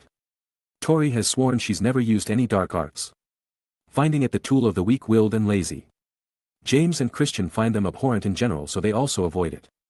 The only other requirement would be their cores, and after going through my special training for years, Tori will experience hers on her birthday and my 2 mates will probably feel it by the time we graduate. I thought to myself as I figured out who I should let in on this. Oh well, that's for later. For now I just have to finish my exams like I usually do and then it's time for me to mess with Lucius face to face. I thought to myself with a great big smile. I can't wait, I said with my face transforming into a devilish smile. Chapter 102. The day of the trial, some ass's house. Today was a good day for Lucius Malfoy. He woke up to his wife being pleasantly occupied with some things and not harassing him about their son or declining businesses. I will one day find that mudblood and torture him slowly. He thinks he is worthy to stand beside his betters. Humph. He thought as it gave him some amusement to imagine. He neatly arranged his long platinum blonde hair, dressed himself in a proper noble robe and looked into his own cold grey eyes. Ever since that filthy disgrace of a slave was freed by that conniving little Potter, I've had to do all of these mundane tasks. I really must talk to Narcissa about getting a proper one. He thought to himself. But this wouldn't put him off his day. Today was good. He would show Dumbledore once again that he is able to control him even now. The senile old fool thinks I cannot interfere now that I am no longer a governor. I'll show him by getting rid of his filthy half-giant pet. First the overgrown chicken which Narcissa insisted died due to injuring our son. Then the incompetent buffoon they now call a professor. He continued to think to himself, making an cocky smile appear on his face. So he walked down the halls of his manor, to find a proper breakfast waiting for him in the dining hall. His wife already sat in her chair at one end of the table, eating in a prim and proper manner. Without a word he did the same. Do make sure that filthy beast that hurt my Draco gets its head properly removed, Lucius, or you will hear plenty from me, then coldly announces his wife as she finished her meal and stood up. Do not worry, Narcissa, I have everything under control. Those old fools in the Committee for Disposal of Dangerous Creatures were easy to get a hold of, even Dumbledore, and that oaf didn't try to save the beast, it is as good as dead. He calmly reassured her of his impending success with a small smile. Good, was her only response as she left with an emotionless face. With a sigh at how used to this married life he is, the man finished his meal and left as well. He then met up with an old colleague of his, you would say. Back during the old days, the days of the Dark Lord. Walden McNair and himself used to work together, he as a respected lieutenant and McNair as muscle. The man had a penchant for killing. He enjoyed killing those lowly muggles and made it slow, while also hunting muggleborns furiously as the Lord's old executioner.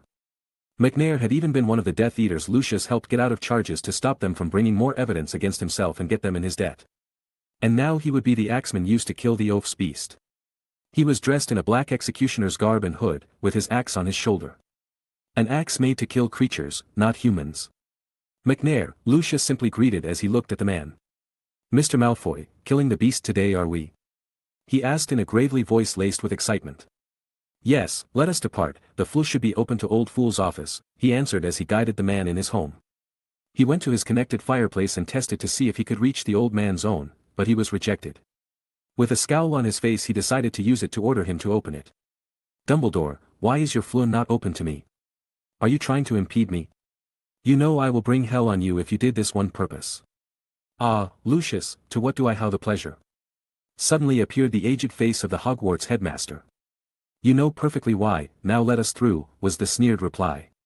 "Oh, you wish to talk about today's events, very well then," he answered with a smile.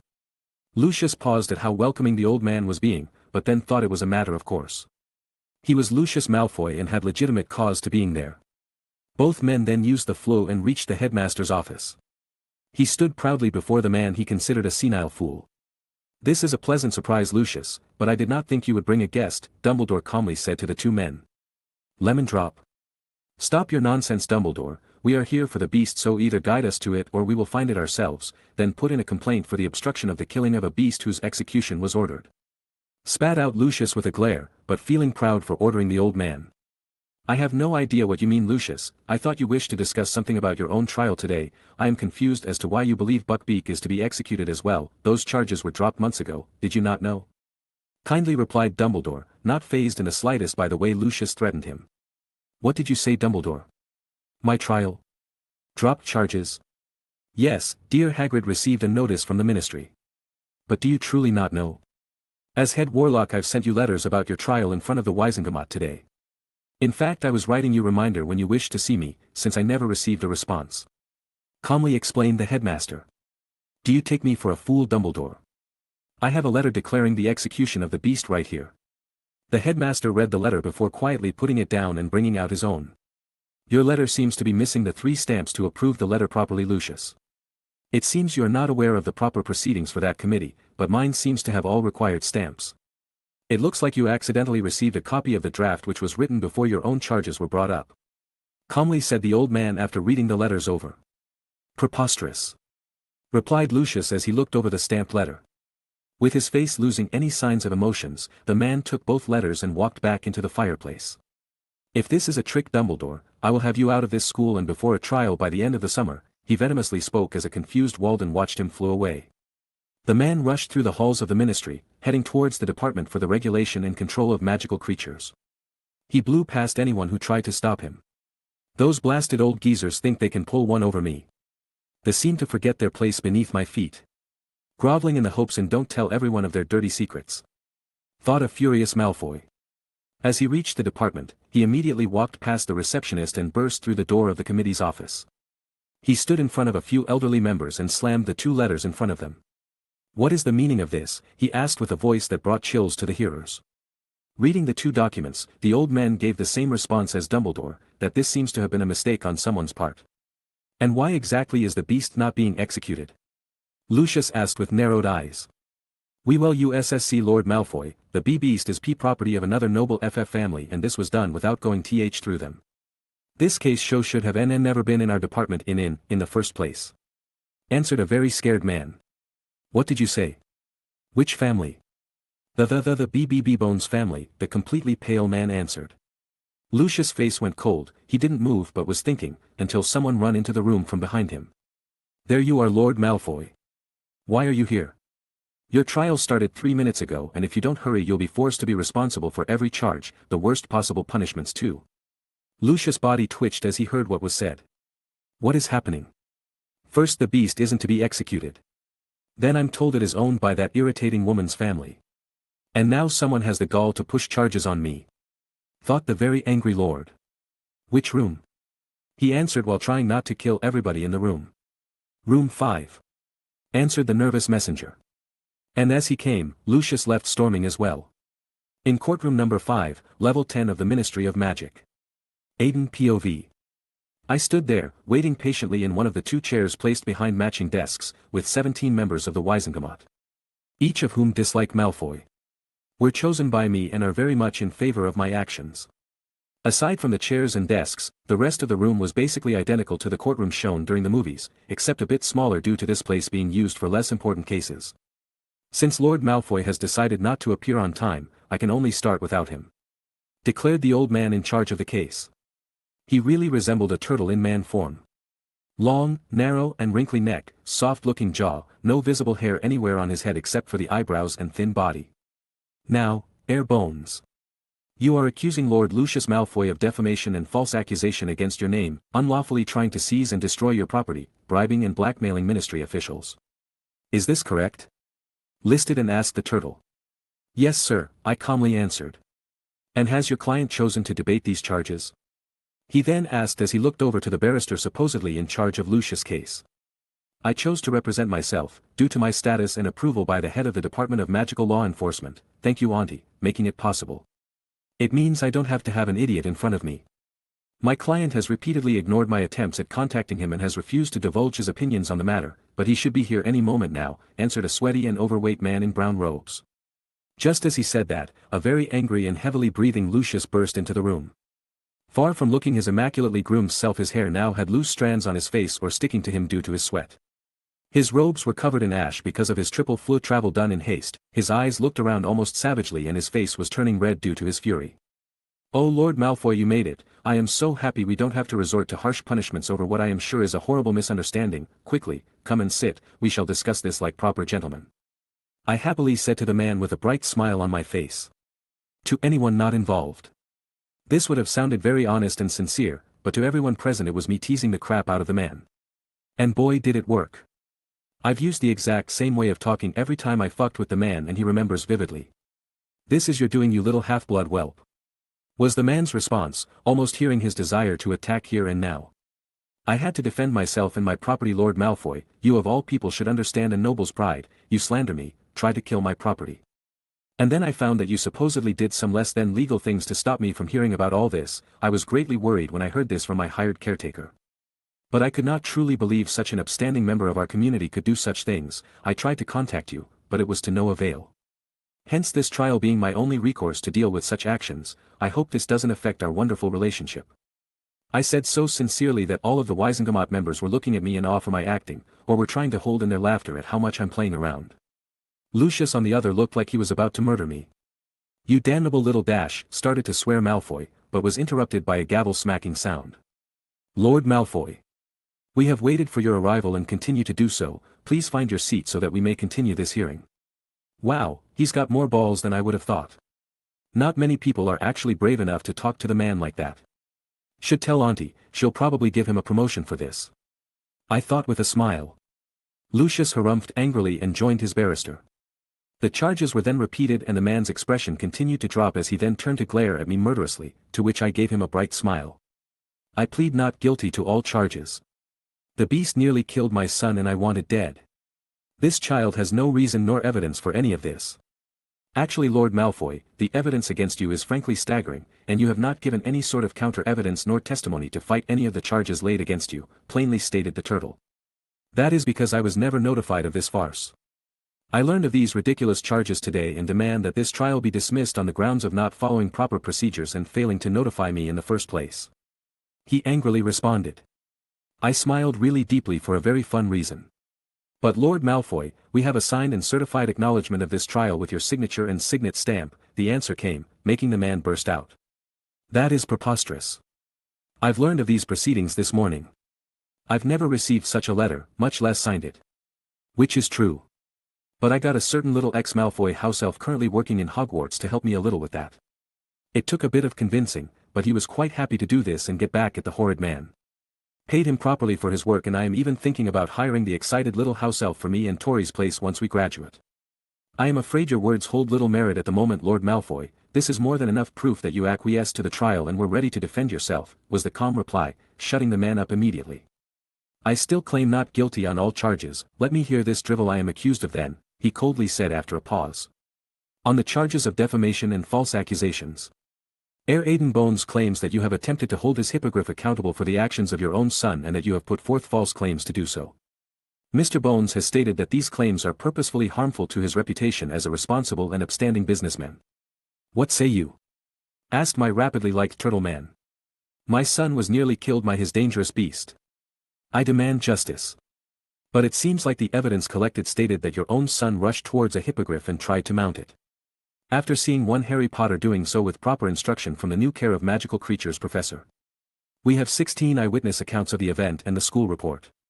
Clearly your son is at fault for recklessly approaching a XX-rated creature. The man cited against the Lucius. It is simply a beast. It has nearly killed a noble heir and deserves death, plain and simple, he responded back. That argument also appears to be false. The medical record, account of the school matron, her apprentice, and heir Bones were all recorded saying that the wound itself was smaller than an injury students get from some pranks. He was healed within seconds and cleared from the school infirmary. What's more is that the boy then decided to wrap his own arm and make himself a sling. Then complained in the Great Hall that he was nearly killed for weeks. We have over 200 reports of that, but absolutely no evidence of any near-fatal injuries. Was the counter-argument, leading to the turtle having a small smile and chuckling to be heard across the room. You brat, how dare you? Then said Lucius as he looked at me with rage. That is simple evidence to clear myself of wrongdoing, Lord Malfoy. You can't blame me for protecting my interests, I said with a calm smile on my face. With no counter-evidence or argument, the charges of defamation and false accusations are found to be guilty. With proper compensation to be determined at the end of the hearing. On the charges of unlawful seizure of property, you are accused of using the previous accusations to try and kill said hippogriff through the improper channels. Without alerting the owner and without trying to find the proper solutions to your grievances. Your argument? Said the head turtle. It was owned by that bumbling half-giant fool they now call a professor, not the whelp. Nothing was wrong there. According to the ownership at the time of the incident, the hippogriff known as Buckbeak belonged to one Aiden Michael Bones. And was on loan as a creature to excite newcomers to Care of Magical Creatures, since the designated caretaker was the current professor for the class. Read out the old man. Impossible. Yelled out Lucius. We have the certificate of purchase, loan request and permission given by Heir Bones right here, so unless you have anything to disprove these legally binding and official documents, you are to be found guilty, stated the man in response. Hearing nothing coming out of the stone-faced man, the man in charge simply banged his gavel again to announce his guilt. And now the most serious charges of the evening, bribery and blackmail. You are accused of avoiding the proper steps to handle this minor incident involving your son, by bribing officials in the Committee for Disposal of Dangerous Creatures and blackmailing those unwilling to follow. We have the records of the money exchange, as well as letters signed by both participants, and witnesses to the threats. The accusations you were found guilty of last year, removing you and several of your former colleagues from Hogwarts Board of Governors, are also setting a clear precedence for such actions. Your counter-argument? Finally asked the turtle man. There was now tension in the room. Lucius stared at everyone present with an expression devoid of any emotions, and his cold grey eyes then landing on me. Lord Malfoy, I truly don't want this to come between our splendid relationship. So how about this? Instead of compensating me, we have you fund the Care of Magical Creatures course at Hogwarts. You could help further the education of young magizoologists and atone for these inappropriate actions. After all, you were simply too distraught over your child's injury, so what better way is there to make sure he is properly taught in the field? Maybe next time he can avoid such a reckless mistake. As for the other charges, we can simply let it rest as a warning and say, if in the next 5 years such a thing occurs, then severe punishment can be given. Fair. I say with a bright smile. Are you sure, Heir Bones? These are serious accusations and you could receive much in terms of compensations. Yes, it's fine, sir. Lord Lucius and I are such good friends, would hate to sour our relationship by such things between us, and I love to help others learn, a win-win, I answered happily. If that is the compensation you deem agreeable as the plaintiff, responded the judge. That's good, so what do you say, Lord Malfoy? Shall we shake on it and keep our friendship going strong? If looks could kill, I would have probably died a few dozen times right now. I'm dragging his and his son's name through the mud. Making him basically apologize for Buckbeak hurting the idiot by funding a being he despises, who works under a man he hates, and he now has to thank me for letting things end here and shake my hand to say we are friends. Everything I'm doing is to his advantage, but I'm doing it in a manner that would make any blood purist, Death Eater, Muggle supremacist pureblood want to vomit blood in anger. It's great. Of course we are still friends, thank you for candor air bones, he said through gritted teeth. Then since both parties agree, the charges will now be settled, you will both sign the contracts provided and the case will conclude here, the turtle declared with a bang of his gavel. After everything was done, Lucius couldn't have left faster if he tried. The man ran past everyone trying to stop him and fled away in a flash of green. Malfoy Manor. Feeling his magical energy going completely wild with rage, Lucius was breathing heavily as he came out of the fireplace, finding his wife sitting there. Is the beast dead then? She offhandedly asked. Lucius just snapped at that moment. I will murder that filthy half-blood bastard for today humiliation.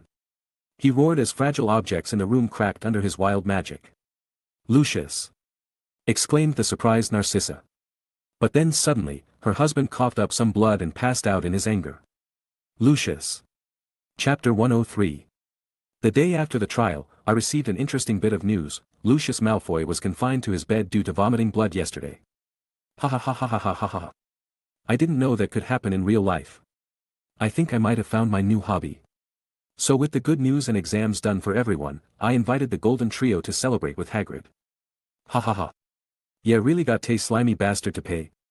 It's actually more than safe with me, Christian and Hermione helping the man plan interesting lessons for him and the students. His feedback has been good and he's been improving as a teacher the more he really takes in our advice. That's brilliant. That posh git is also going to have to pay for the class he wanted to shut down. But are you sure you're going to be okay, Aiden? He is still a very influential man, and you humiliated him. I played the man like a fiddle, and if he steps out of line in the next 5 years he risks Azkaban itself, that's not even counting the magical contract. My ever-growing financial status, widening range of contacts and the fact that I'm inheriting the lordship from my aunt after my birthday.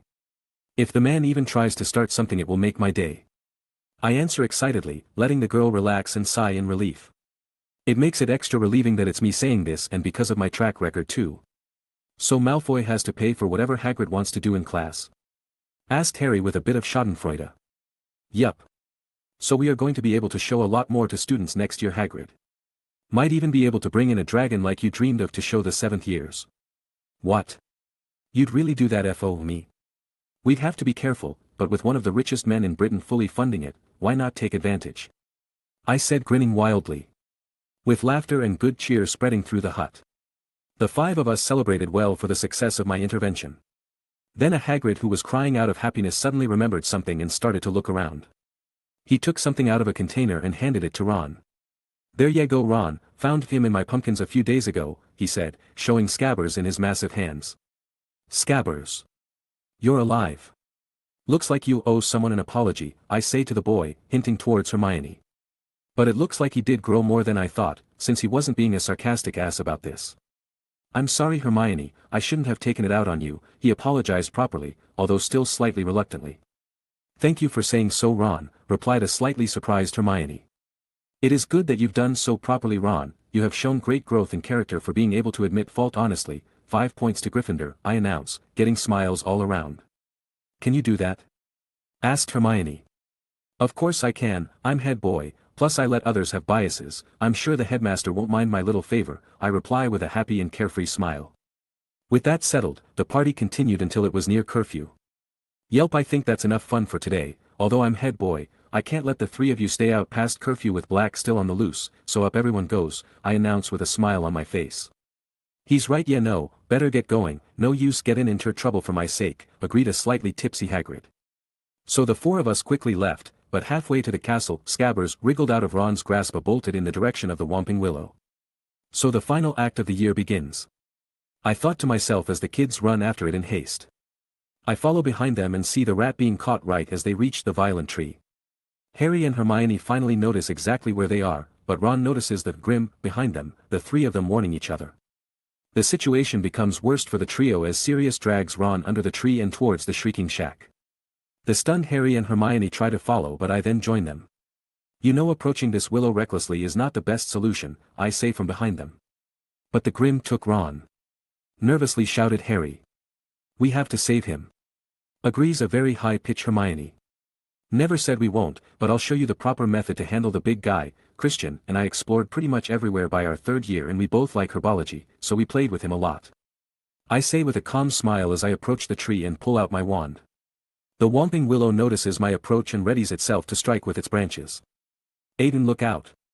Was the scream I heard from behind as I pointed my wand at the particular knot the tree has, causing it to freeze in place. Having the two kids stunned at how easy I made it look, I turn and smile at them. Now come on you two, didn't you want to save Ron? I say in my smooth and calm voice. Snapping out of their stupor, they finally run after me and join up. We walked through the long and narrow underground passageway. Where is this heading? Curiously asked Hermione. I think I've pretty good idea, responded Harry as we reached the shrieking shack. Isn't this? Started asking and now pawing Hermione. Yup, I simply answered. The shrieking shack, said Harry grimly. From the slight blood marks and mud stains, I'd say Ron was dragged upstairs, I simply stated. The two kids nodded and took out their wands as we walked up to the same room as I had met Sirius before the holidays. As they enter, they found Ron with a bleeding leg holding onto his rat like his life depended on it. His two friends rushed towards him, but then I watched the cannon unfold from the door. The reveal Sirius was an animagus, his admitting that his actions led to the death of Harry's parents and the kids wanting to protect Harry. Well, I think that's enough of that, I say as I finally decide to interfere. From the looks on the kids' faces, it seemed like they kind of forgot I was there, and Sirius being extra surprised. You're here.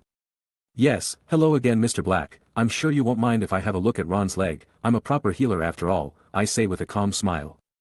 Please, I have gone too far on the boy, I lost some control when I thought of him, he said with some guilt and anger. Aiden. What are you doing? He's Sirius Black. He killed my parents. No, but he certainly feels like he did, he loved your father far too much to ever want to cause him or your mother harm, he just placed his trust in the wrong man is all, I answered the emotional boy gently as I approached Ron. What? They exclaimed in unison as I examined Ron's leg. Could have been gentler, broke the bone and your fangs weren't exactly easy on his leg itself, I critiqued the big dog. I usually have a gentle disposition as a dog, in fact James more than once suggested I make the change permanent, nostalgically answered Sirius. Aiden, what's going on? If you knew about him before, why didn't you tell anyone? Why didn't you tell me? Because I didn't have any actual proof that the man was innocent until now. And I know what you would have done, Harry. You would have recklessly tried to confront the man, forced him to fight you. Making you hurt one of the only people in this world who truly wishes for your well-being above all else, resulted in an innocent man's death with no one ever knowing the truth. And the escape of your parents' true betrayer. I answered gently as I fixed Ron's leg. Harry wanted to deny any of what I said, but it's true. If he had heard anything from me then he would have rushed off head first into the grasp of someone considered to be the most dangerous criminal alive at the moment. You said true betrayer, and that you had evidence now, what and who is it? Then asked Hermione cautiously. Well, for that answer, might I borrow your rat, Ron? I asked as I put my hand out. The trio was shocked as Sirius let me do it. He saw the trust they had in me, plus I was getting him what he wanted whilst letting Harry stay calm. What scabbers have to do with this? Questioned Ron. I mean, it's a pretty reasonable question. Everything, Ron, he has everything to do with this, answered the calm voice of Professor Lupin. Professor Remus. My old friend. I found him, we can finally avenge James and Lily. Hello Professor, if you could just give me a second. The rat is trying to escape.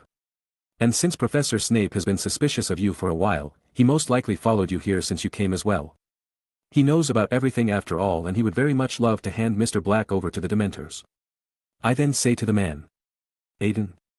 Why are you here? I thought you would have apprehended the man on the spot. Oh, I knew the man was innocent since after maybe a month of his escape. Visited him during the holidays, but I just didn't have any conclusive evidence yet. So, Ron, I just need to show you why a rat. Something meant to only live for 3 to 5 years on average, has lived for over 12, why it is missing a toe. And why it is that it has been very scared and nervous ever since the end of the summer.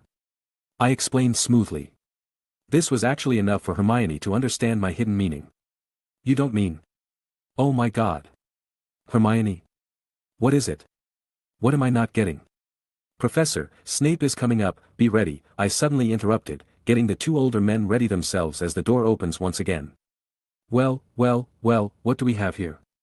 I told Dumbledore you were helping an old friend into the castle, and now I have the evidence to prove it. Severus. "Do not make things worse for yourself, Lupin," sneered Snape. "Let him be Remus, Snivilius won't listen, he's too stupid to understand what is really going on, so if you'll excuse us, we have grown-up matter to attend to," Sirius condescendingly said to his former bullying victim. "Try me, Black, the Dementors have oh so been longing to meet you, the kiss, a punishment so horrible one is said to almost lose their own souls by watching, but I'll do my best to see it through to the end," responded Snap in a triumphant smile as Sirius' face paled and fear could be seen. "Now, you three can get back to not letting go of all of your stupidity from your school years, or we can actually show who is responsible for Lily's death, Professor," I interrupt the trio. Black backs down as he remembers his goal, Lupin relaxes, but Snape stiffens at the mention of her name. "Bones, explain yourself or it appears you will also have to brought in for questioning about helping Black," coldly said Severus. "Of course, Professor, so Ron, I really need to have your rat now," I say calmly to the man. "You won't hurt him, right?" he hesitantly asked. "Honestly, after this you might want to hurt him yourself," I answer with a sigh. He looks at me questioningly, but still hands it over as it fights desperately to escape. Now little rat, look at me and still yourself, or you shall live through what you fear the most," I gently said as I grasped it, making it look directly into my glowing eyes. The rat immediately stops moving and shivers in fear. "Good little rat, now become the big rat you really are," I say with a wave of my wand and a small flash of light envelopes the rat. Its body begins to convulse as it quickly grows, its arms and legs changing into human equivalents, tail receding, head becoming human, until a short man stood before everyone in shock. He was same height as the current Harry since the boy was growing up a lot better under me, his thin almost colorless hair was unkempt with a large bald spot on top of it, grubby skin. Signs of former plumpness, rat-like features on his face, and his breathing quick and nervous as his watery eyes looked around at everyone in fear. "Professors, kids, Mr. Black, I present to you Peter Pettigrew, the rat, the betrayer, the agent of the Dark Lord, the reason for his falls and the reason for the deaths of Lily and James Potter," I say evenly, not showing any true emotions as Black looked at the man with absolute hatred. Lupin was in pain at his former friend's betrayal. Snape was a bit lost at the moment, while Ron was freaking out over the implications, Hermione was horrified her guess was right, and Harry looked at the man in disbelief. "Incarcerus," I calmly say as I bind the man completely, making slam down onto the floor when he lost balance. "Now I believe we can all discuss this like proper adults, gentlemen. Mr. Black, please refrain from insulting Professor Snape habitually. Professor Lupin, please make sure the man that doesn't do anything, and Professor Snape, please try to listen to the true happenings of 12 years ago with a cool head. Harry, this will be good for you as well, you can get all the answers you wish for tonight," I say calmly, but with authority. Harry nods a bit absent-mindedly, Snape glares at Sirius as he glares back, Lupin looks at me in an impressed manner. Pettigrew is shivering on the floor in fear, Hermione is really shocked, and poor Ron is slightly traumatized by the fact some balding middle-aged criminal was sleeping in the same bed as him for years now. "Let us begin the tale of the prisoner of Azkaban," I declare. Chapter 104. With Peter completely immobilized, Sirius was finally able to explain everything that had happened 12 years ago. How he wanted to be clever by acting as an obvious target, wanting to make everyone, even Dumbledore, believe he was the secret keeper when it was in fact Peter. He explained how he had cornered the rat seeking revenge. But he cleverly blasted everything and everyone while screaming about Sirius' betrayal, cut his finger and transformed into his rat form, completely fooling even himself. He told them he had only found out about him when Fudge went to visit Azkaban and he saw a picture of the Weasleys with Rat Peter in it. So he used his transformation to escape from Azkaban. He did keep his encounter with Michael Folster a secret though, but he did mention his attempts during the year, his meeting with me and the help Crookshanks had been giving him. Then through intimidation from his former friends and Snape, after he tried to beg the Golden Trio for mercy, the rat spilled his guts in his cowardice. I made sure to get the recording and pictures done, can never be too safe. Snape even used his legitimacy on the man to make sure. So although he was reluctant to let Sirius go, he was convinced on this matter and making the wrong man suffer for her death was illogical. He would still hate Sirius himself, but not for this. Harry had his questions answered as well. Hermione was quieter as she listened to all the explanations and Ron had his leg fixed but still wasn't over the whole Scabbers Peter thing. But overall, this helped Harry tremendously as he found the truth and now had someone who was the closest to family near him. With this resolved, we started making our way back to the school with a chained Pettigrew being levitated by me. We got outside of the passage and distanced ourselves from the Whomping Willow. Lupin and Snape were discussing with each other how to handle things. Ron and Hermione were with me as I guarded Peter, letting Harry and Sirius have their own little talk about the man being his godfather and awkwardly trying to offer Harry a place to live as his guardian. I always liked that scene. Simple but heartwarming. But now it was time to deal a naughty wolf who skipped his potion. I mean, it's not like I didn't get him the advanced formula. But he still skipped one of the only 2 potions he had to freaking drink. It's ridiculous that it also happens to be the full moon. But there he was, Lupin getting hit by the moon's rays and starting his transformation. Snape backed away and readied his wand, whilst Sirius ran and hugged his friend to try and let him regain his sanity. Good thing I have backup plans, I thought as I bolted straight towards the transforming man. As he was growing and struggling against his friend's embrace, I jumped and landed a picture-perfect flying side kick in his face, causing him to fall and skid on the ground in pain. Everyone was just stunned as a student just flying kicked a transforming werewolf in the face, but I rushed him as I took out Goblin-made injector, filled with my werewolf vaccine. We had done a lot of tests and found something interesting. It can be used to suppress the virus even after it is fully activated. That's right. It can stop a rampaging werewolf, if you can inject it anyway. But that's why I had a dozen of the unbreakable injectors made. So with my Goblin-made needle, I jammed it right into his heart and pressed the button to inject the vaccine as I pinned his arms with my legs. This is the fastest way for it to spread, once again properly tested in a controlled manner. I am very thorough about this. With that done, I quickly push off of the transforming Lupin and somersault away from the man-beast. Even Snape was slack-jawed at what I just did. What did you do to Remus, kid?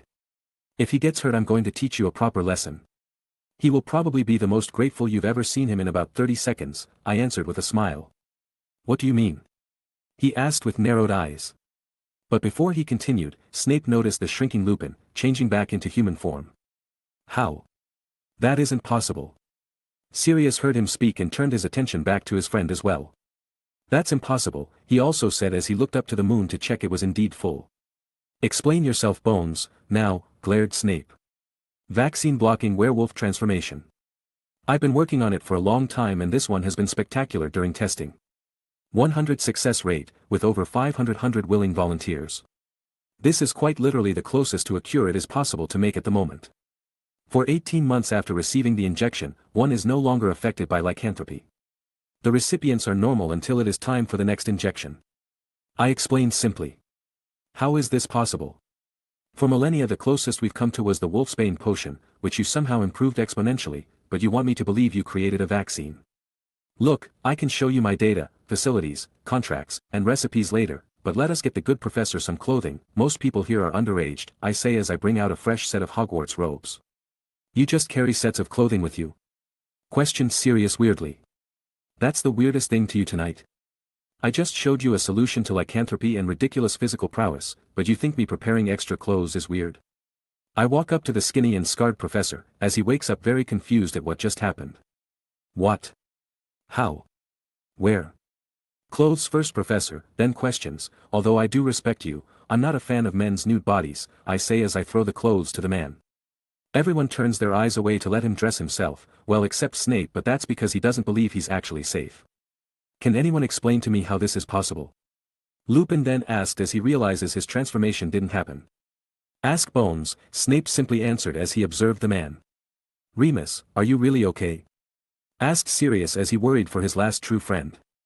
Yes, Sirius, more than okay actually, I feel strangely peaceful, relaxed and a bit weary, he answered as he was surprised about his own condition. That is just your body not having to constantly fight against the virus in your body. They are common effects of it being completely suppressed by the vaccine. Congratulations on being the first to receive it outside of the testing center, professor, but we will have to discuss this later.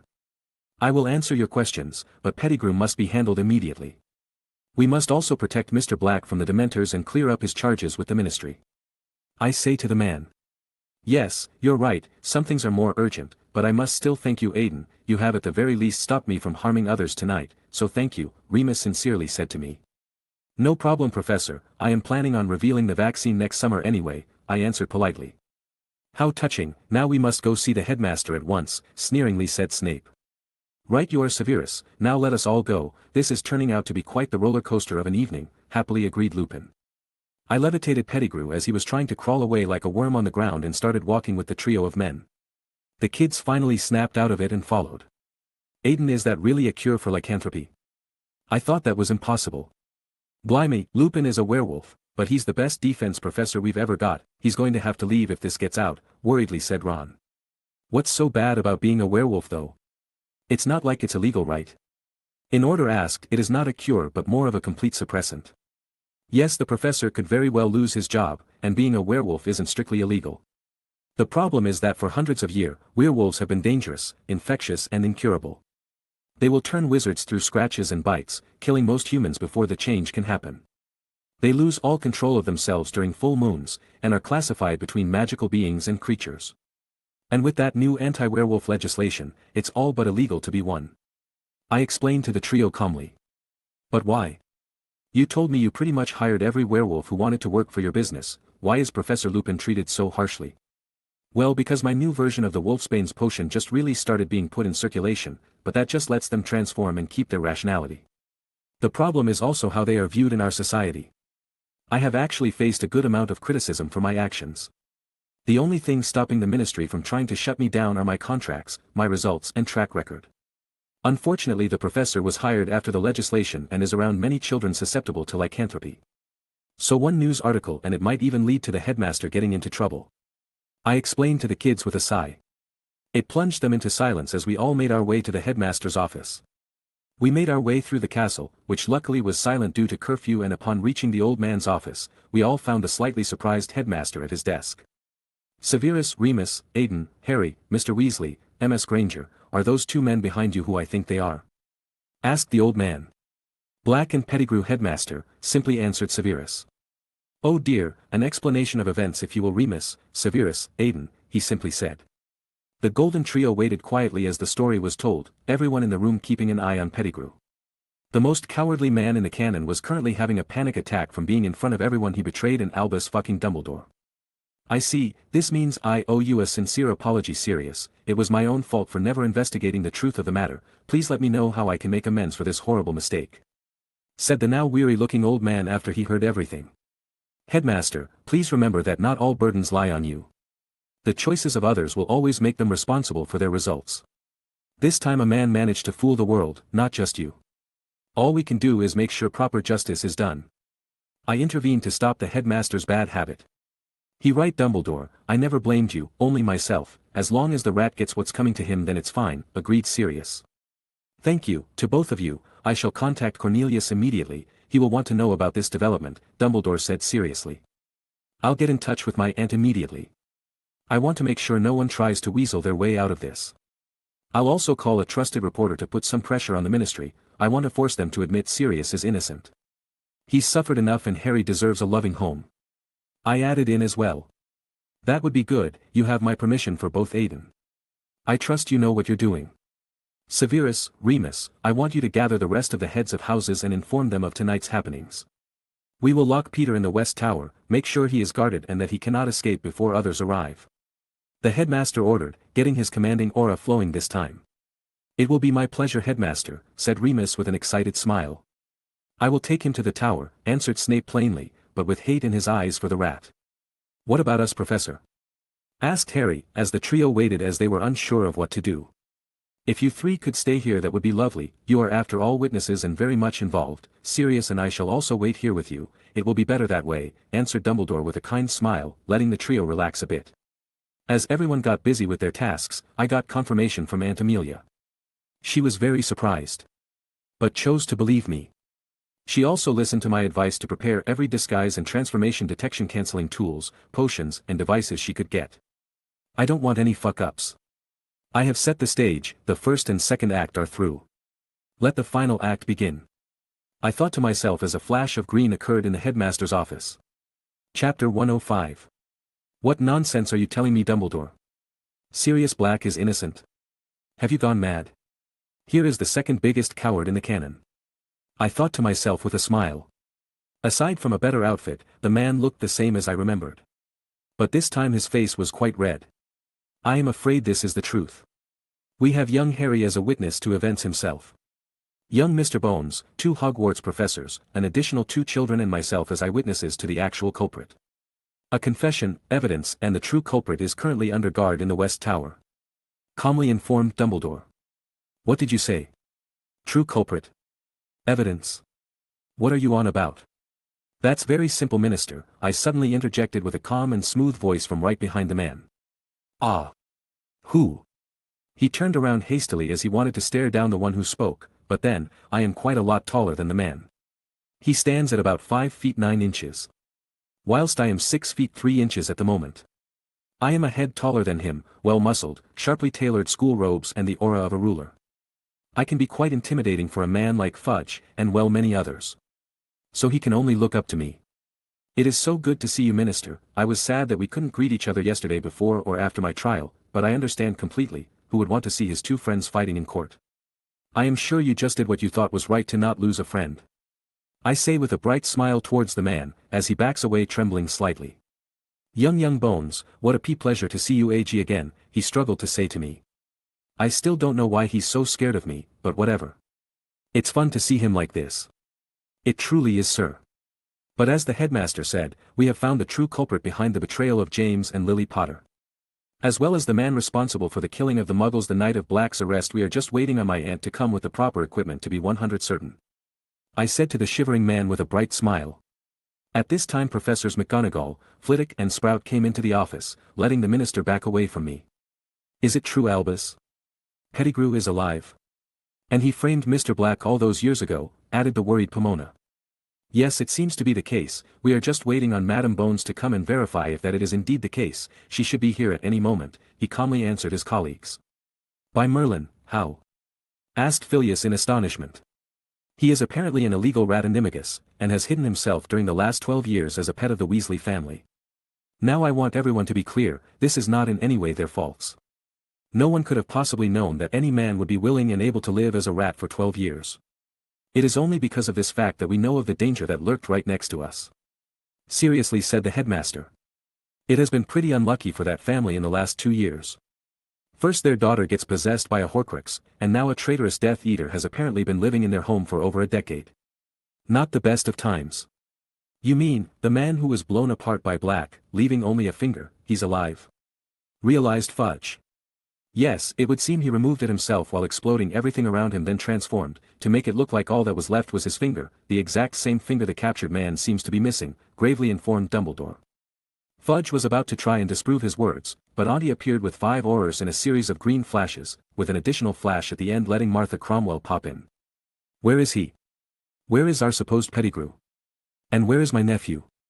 I'm right here, Auntie, you don't have to worry or be upset. I am completely fine, the man was a joke to handle. Pettigrew is in the West Tower, waiting for you to check him over.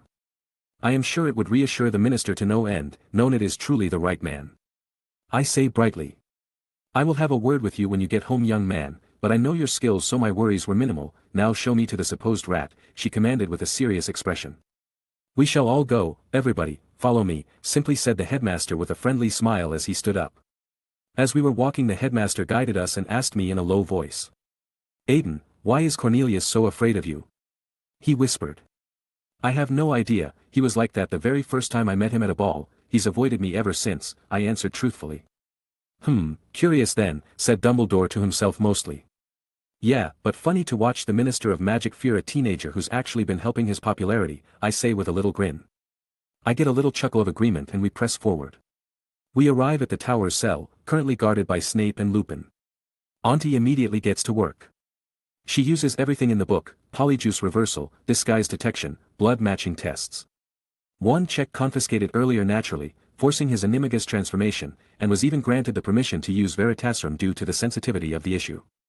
And the killing blow was also the dark mark on his arms, everything matched with Peter Pettigrew, supposedly dead, who had received the Order of Merlin First Class posthumously. The man who supposedly exposed the betrayal of Sirius Black to the world. Martha was furiously writing as we speak, whilst recording everything. The minister just got as pale as possible, Auntie had a fire in her eyes for having a Death Eater, and everyone else had a variety of expressions ranging from disbelief to vindication. Minister Fudge, this is Peter Pettigrew, and if he is not, then I can only say that this is beyond any magic we have ever seen, we must bring him in immediately, gravely said Amelia. You really believe this? Asked a disbelieving Fudge. We have done everything in and out of the book, if you continue to refuse to accept the answer before you I will be forced to cast a vote of no confidence and move to prosecute without your approval, sternly stated Auntie. Surely the minister praised for his fairness and justice would not let a guilty man roam free while an innocent rots. This is your chance to show to everyone that you truly stand for justice. You would even rectify the mistakes of the old administration when they are presented to you. Imagine the confidence people would feel about you, minister, it would be a brilliant move. I smoothly add, gently coaxing the man with his desires to remain in power. Painting the scene he wishes to see. Yes, yes, of course I stand for justice, Madam Bones, we will transport this man immediately, I will want him in Azkaban by next week, we will show everyone what fairness is, he stuttered a bit but managed to say with a straight face. Minister, I do believe the Dementors have also done their purpose, I see no need for them to remain on the grounds now that Sirius Black is innocent and that you have your culprit, added Dumbledore with a slightly jovial tone. Why yes of course, they will be gone by tomorrow, let us go, we will need to go through Hogsmeade, don't want the man to pull anything by using the flow, agreed the minister and then ordered. The minister, Auntie and her 5 Aurors swiftly restrained Pettigrew and took him away. They wanted to make sure nothing wrong would happen. Martha had everything she could get from tonight, she then decided to leave through the still open flue in Dumbledore's office. After that, we were left with only Hogwarts staff and students. It would seem everything shall be solved soon and Sirius will be a free man. For the time being I will let him rest in the infirmary while having Poppy give him a thorough check. Aiden and Harry, I wish to see you two in my office tomorrow to discuss a few things, tonight though, I will talk to Severus and Remus. There are a few things I wish to ask, that will be all everyone, dismissed. He calmly stated to those present. All nodded and proceeded to head back to their respective sleeping areas. I went back to the Ravenclaw Tower and sat at the highest seat offered, looking in the direction of Hogsmeade, just in time to see a few barriers getting erected and flashes of lights occurring. Looks like things are going as planned.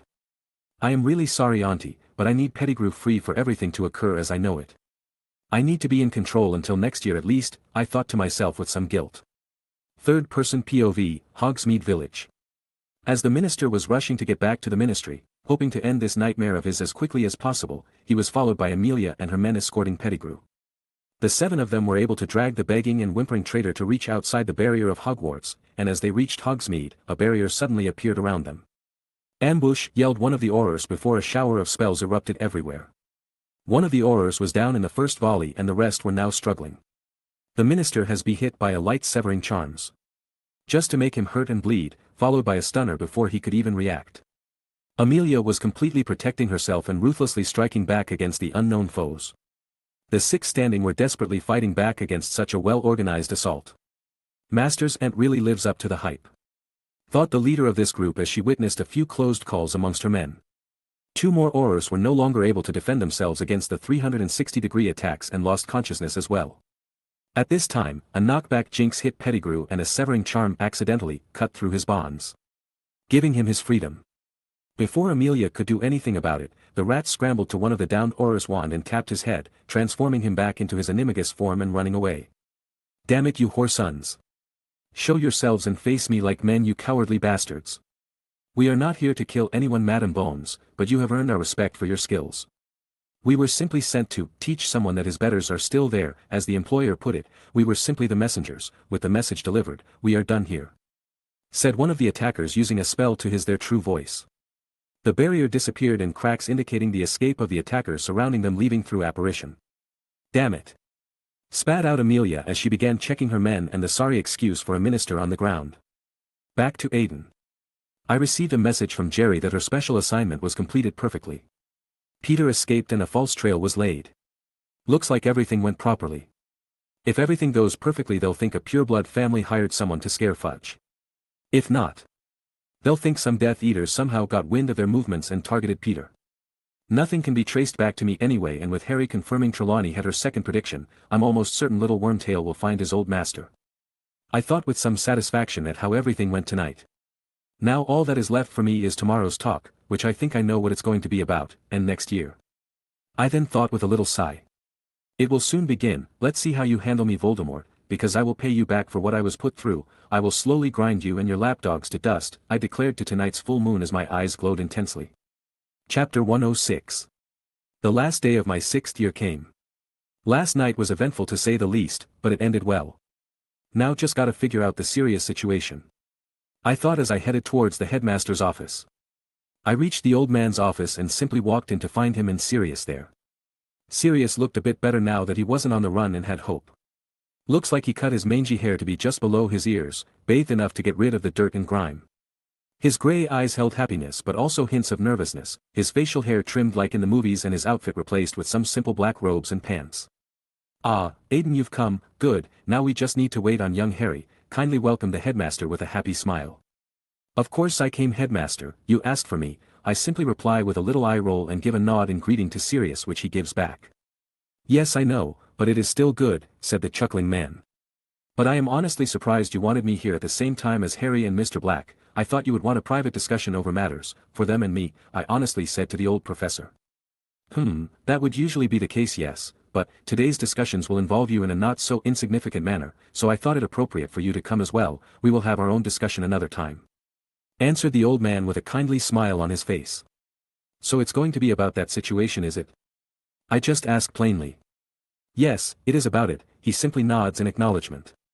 Why does it feel like you two are on the same level and I'm just a spectator? Suddenly asked Sirius as he watched the exchange. My apologies, Sirius, young Aiden and I simply have a favorable rapport between us, making us used to each other, said the headmaster as he realized we were being a bit rude. I am sorry as well, Mr. Black, just understanding the situation I find myself in at the moment, I also apologized calmly.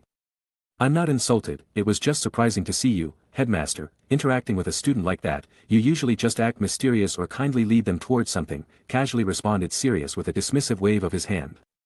Well, young Aiden is the most gifted student to ever walk these halls, and he also has particular views on life and the world which I find quite engaging, happily replied the headmaster. Thank you for the compliment, sir, I do gain a lot from your experience myself, always good to discuss ideas with a gifted mind, I reply with a smile on my face. Most gifted ever, yeah. I saw that article about you and your friends, did they really make a new grade just for you? Sounds a bit much. If you had seen my OWLs you would understand, I even spent most of my time teaching the examiner during the Muggle Studies 1, I answered with a chuckle myself. I heard it was quite the sight. I was told you had a most interesting piece for your charms exam as well, an entire musical song and dance routine, was it? Asked the joyful headmaster.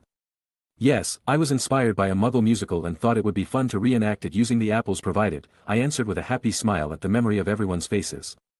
You did that? Sounds like a right laugh. You ever thought about going into pranking? I bet you'd be unrivaled. Do try not to make our best student follow your example, Sirius, besides, you already have a pair more than willing enough to take up the mantle, lightly scolded the headmaster. Yes, I do believe Fred and George are more than enough when it comes to pranks at Hogwarts. I think I've even heard them talking about opening up a joke shop, those two being brilliant as they are have tempted me into investing, I add on joyfully. Oh ho. I would like to meet those two then if they have both of your recommendations.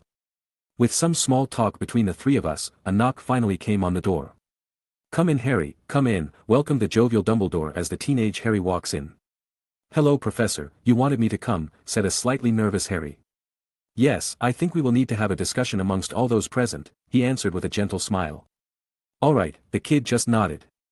As I told you last night, I was made your godfather by James and Lily, making me your legal guardian as soon as my innocence is restored, so with that, a few things need to be decided, the slightly nervous Sirius.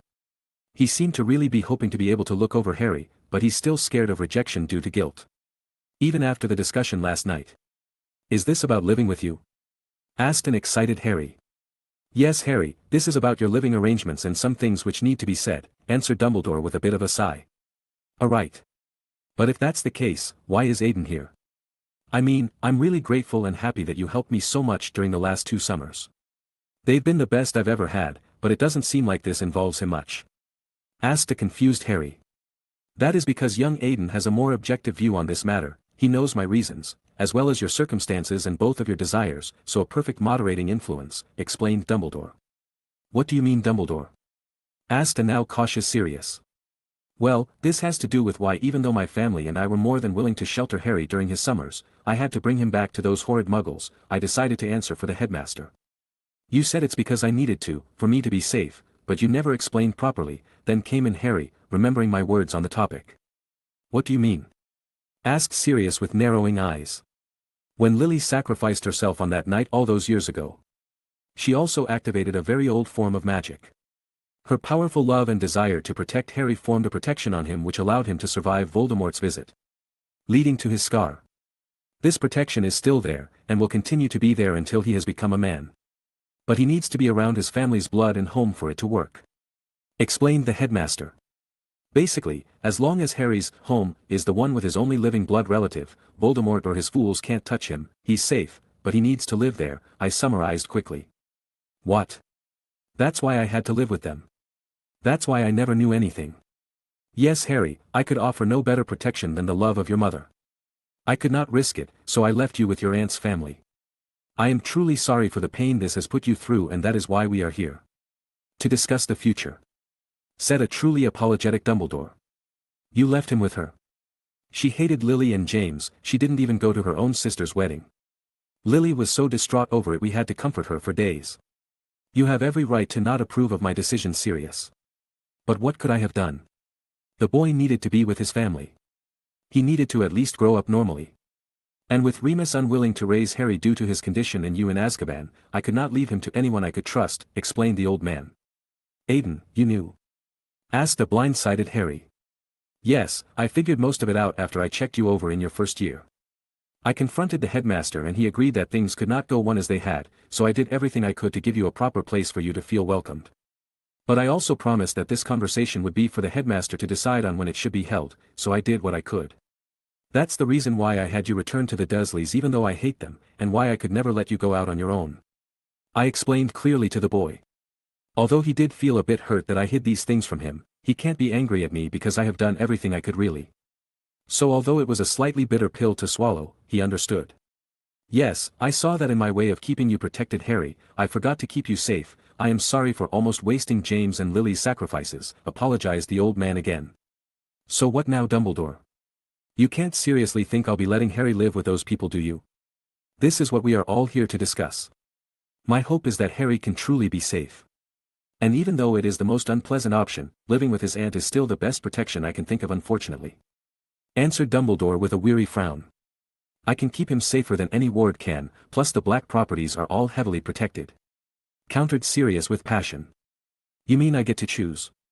asked Harry in between the two men. "Yes, Harry, you get the choice, but I would like to hear your voice in the matter, Aiden. You know my reasons, Sirius as well, and know Harry well. What is the best in your opinion?" asked the headmaster, making everyone look at me with a variety of gazes. "I believe that I could actually help secure Harry's safety away from his blood now, headmaster, but this would have to happen after some things were done," I answered calmly and with certainty. "Oh. What do you mean? You found a stronger defense?" "I managed to create a new form of protection. It is the purest defense spell ever made, rejecting all forms of dark magic and creatures. I believe that with a little tinkering, I could make it into a self-sustaining ward to stop him and his followers. I'll give you my notes on this later, sir," I answered simply. "How marvelous, a completely new spell," said the man in a jovial tone. "Yes, it can even stop the 3 unforgivables," I say with a grin. "Impossible!" yelled out Sirius, also leaving the headmaster stunned. "Unforgivables?" asked Harry in confusion. "They are the vilest of the curses one can cast at another, the Imperious Curse, the Cruciatus Curse, and the Killing Curse, the last of which is impossible to block," answered Sirius at the question. "You can try it yourself later, but it has very strict requirements," I add in. "Remarkable, but you mentioned other things would need to be done?" asked the headmaster, getting things back on topic. "Yes, sir. First is that Mr. Black would need to undergo extensive physical rehabilitation. 12 years of Azkaban will not disappear overnight, with Madame Pomfrey informing me of your physical condition making me certain of this. The second is that a proper living space needs to be secured for the two of you. All Black properties you are likely to have access to have been nearly abandoned since the war. You will also need to have proper finances and/or employment to ensure you can support Harry. And I will need to have someone else ensuring you are raising Harry, not the image of his father. You are too emotionally compromised in this area, Mr. Black. And it would be detrimental to Harry's own development if you constantly pressure him to be the man," I say as I explain my own conditions and requirements. "If these conditions can be met, I see no issues letting Harry live with you, but until then, his life would be in a constant state of danger with you," I plainly state, letting my own logic ring in their heads. "I do believe these are more than reasonable conditions to ensure Harry has the best possible arrangements, and I am more than certain Remus would be willing to help you raise him," cooling your passion a bit, nodded the headmaster. "But Harry will still have to deal with those muggles," Sirius said as he tried to deny my words. "Honestly, hasn't been that much of an issue due to me taking Harry to my place for most days, but we certainly need to have a talk with them because of last year's incident, don't we, headmaster?" I countered, whilst also asking the old man. "That we do, Aiden, but I think we should ask young Harry what he thinks. He has heard all of our opinions on the situation and should be allowed to decide for himself the way he would like to live." "Sirius, are you really okay?" "I know, Aiden, he's helped me recover too, but do you need time to heal?" "Of course I don't need any," he tried to deny, but looking in the kid's eyes he faltered. Oh alright, yes, I do admit I probably should see a healer, but it's nothing, I can easily make do, he admitted but still tried to look strong. And you have a place for us to stay? Asked Harry once more. House Black has many places to stay in, so of course I have one, they might need a bit of fixing and I should get my wand back to get in, but apart from that I'm sure we'll be fine, tried to reassure Sirius. I won't be a burden on you, right? The kid then asked shyly. Never, and even if you were, I would gladly carry that burden for you, I couldn't do it before, but I'll sure as hell do it now, answered a determined Sirius. Alright, then get healed up and ready, then you come take me away from my aunt and uncle, I'll be fine for one more summer as long as I know you'll be taking me away after that, declared a determined Harry. Harry, are you sure? I can more than take care of you now, you don't have to worry about me. No, Sirius, I don't want to only be a burden, and if I am, I want it to be as light as possible, so get yourself fixed up and then help me, I'll be counting on you, he said with a brave smile, stunning the passionate man. I am proud of you for making such a mature decision, Harry. I'll make sure your summer will be just as good as the last. Plus, the Quidditch World Cup is happening this summer and as a major sponsor of the national teams I have tickets for any game I desire. I say with a large grin on my face. Really? Exclaimed a now starry-eyed Harry, getting a chuckle from the headmaster. I can easily take him to the cup myself, mumbled Sirius as he saw the excitement Harry felt. Then Mr. Black, I sincerely hope you can recover physically and economically so you can take care of yourself, I know he would love to share this event with you, I say with a gentle smile. Then I guess that shall settle things quite well. I am happy we could come to an arrangement. Aiden, I will like to see this new spell of yours to understand your confidence in its abilities. Sirius, I shall be helping you clear your name and have you admitted to St. Mungo's for treatment as soon as possible. And Harry, you have done good, thank you for not holding everything against me. And I believe Mr. Weasley and Ms. Granger should be eagerly waiting for you in the Gryffindor common room. Declared the headmaster, letting the three of us know that this meeting was officially over. Well then, headmaster, I will prepare everything on my end and see you on my birthday as agreed, Mr. Black, I hope for your speedy recovery, and I'll see you in a few days as usual, Harry, I say as I excuse myself from the office. That was easier than I thought. Now to prepare for next year's events and my ritual. I thought as a maid down the castle halls. Chapter 107. After my talk with the headmaster, I walked back to meet up with my friends before the end of year feast. Unfortunately for me, that led me to getting grilled for a while by grumpy guys and an angry girlfriend. How could you go ahead and do all that without us, mate? I would have totally been there to catch that rat fucking traitor. You could have told us, Aiden, although we aren't as strong as you, we are by far the best combatants outside the professors, agreed James, not enjoying the feeling of being sidelined. Humph, Mighty Raven thinks he's all that because he got called our leader, does he? Glared Victoria, actually being angry at me this time. You guys, this wasn't a moment when I could get anyone. We were celebrating my win at Hagrid's hut, which I had invited you all for. But rejected, might I remind you. Christian, you said you wanted to test out something against Professor Flitwick. James, you said that something was happening in the Charm Club. And you, Tori, just didn't really like the idea of celebrating there, so you made me promise to take you out another time. So don't blame me that you missed out on the dramatic reveals. I defended myself. You should have still told us, argued back Christian. I didn't have the time. Ron got dragged away by Sirius, his leg was broken and bleeding, the two other kids were going to try and get past the Whomping Willow through sheer recklessness, and then things just kept happening. I didn't have time to sit down and write something for you guys and wait for you to show up. I countered again, this time making all of them stop and sigh. Look, we know that, but we also know you, Aiden. We just want you to trust us with your ideas and theories on the situation. You obviously figured out some things before then, but you didn't tell us. I believe that is mostly where our anger is coming from. Said James with a sigh. That one struck a chord of guilt. Yeah, mate, I know we aren't close to you in skill yet, but we're friends, you should trust us, agreed Christian, looking a bit deflated. Second hit. I thought we were close enough for you to tell us these things, Aiden, even if it's you, things could have gone wrong, or you could have gotten hurt, or you could have missed something, we worry about you even if we have faith in you. Said Victoria, looking a bit hurt compared to my two guy friends. And those eyes of hers just finished off any logical defense I wanted to say. The third hit resulted in a KO. You're right, I admit with shame. I haven't been treating you guys like you deserve. The three of you are all strong, skilled and brilliant, but I've been treating you guys like people I want to protect, so I've avoided getting the three of you into danger. I said with my head down. I've unconsciously been thinking that because I'm still far ahead. That they would all be in a lot of danger and should be protected. But that doesn't solve anything.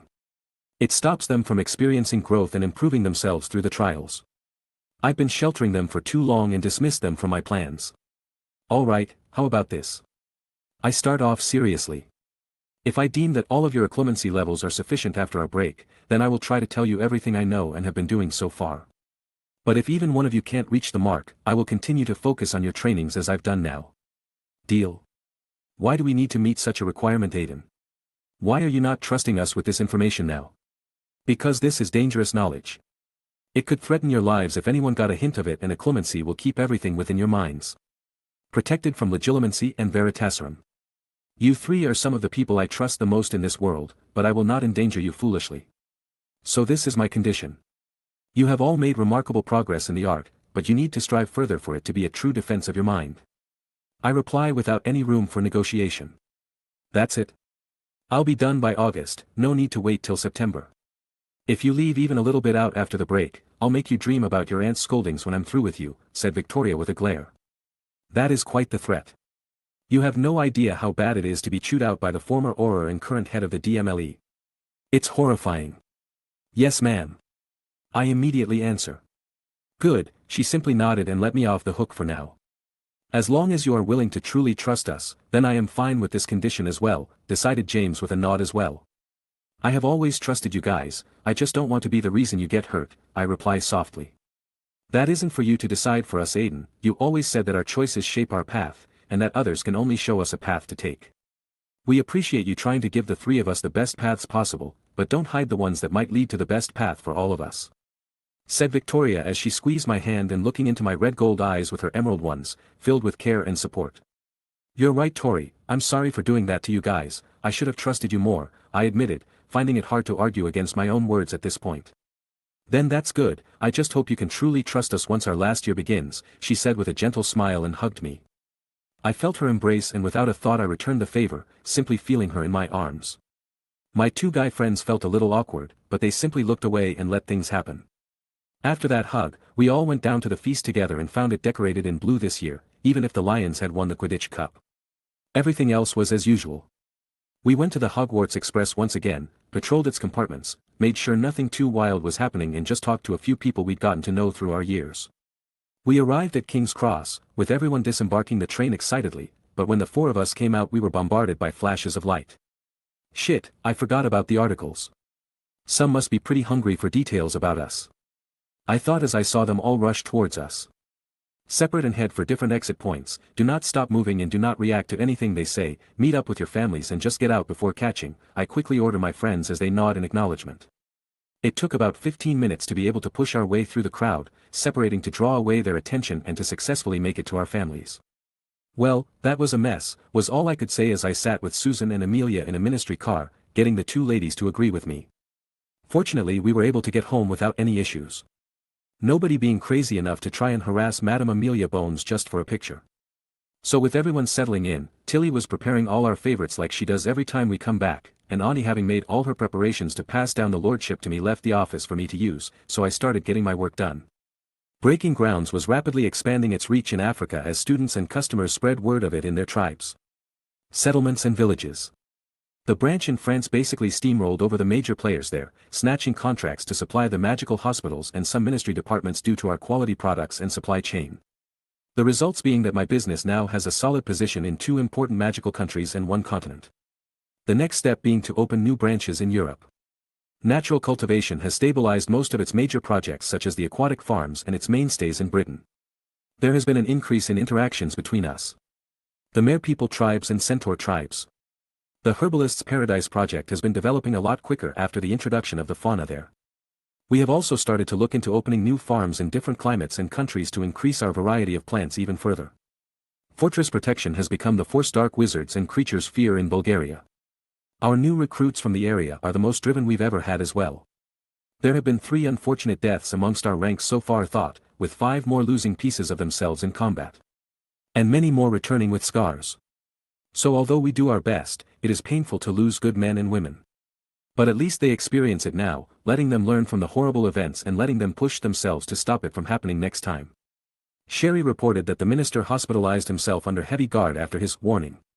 And that in the chaos that ensued she managed to get even more people to join her web of information. We now have people even in the Department of Mystery.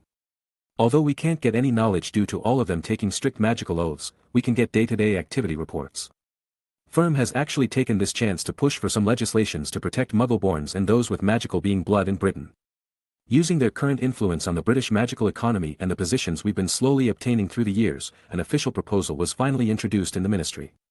It was simply to grant equal right to all witches and wizards, whether they be pure blood, half-blood, Muggleborn or half-being in the eyes of the law and ministry. Everybody should be on equal footing. Basically starting a civil rights movement that would make Martin Luther King, Jr. proud. Even though I added some orders on Jerry to let Pettigrew escape, she has still continued to remove my designated targets.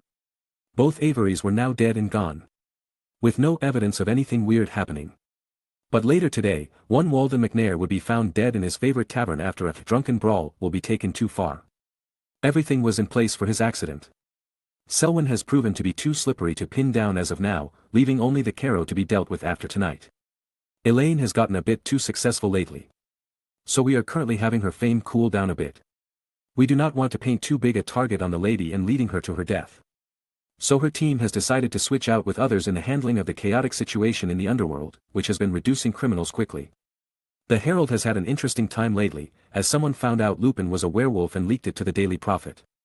Although I felt bad for the man, I was the one to do it. I need Moody to be there and make sure it's Crouch Jr.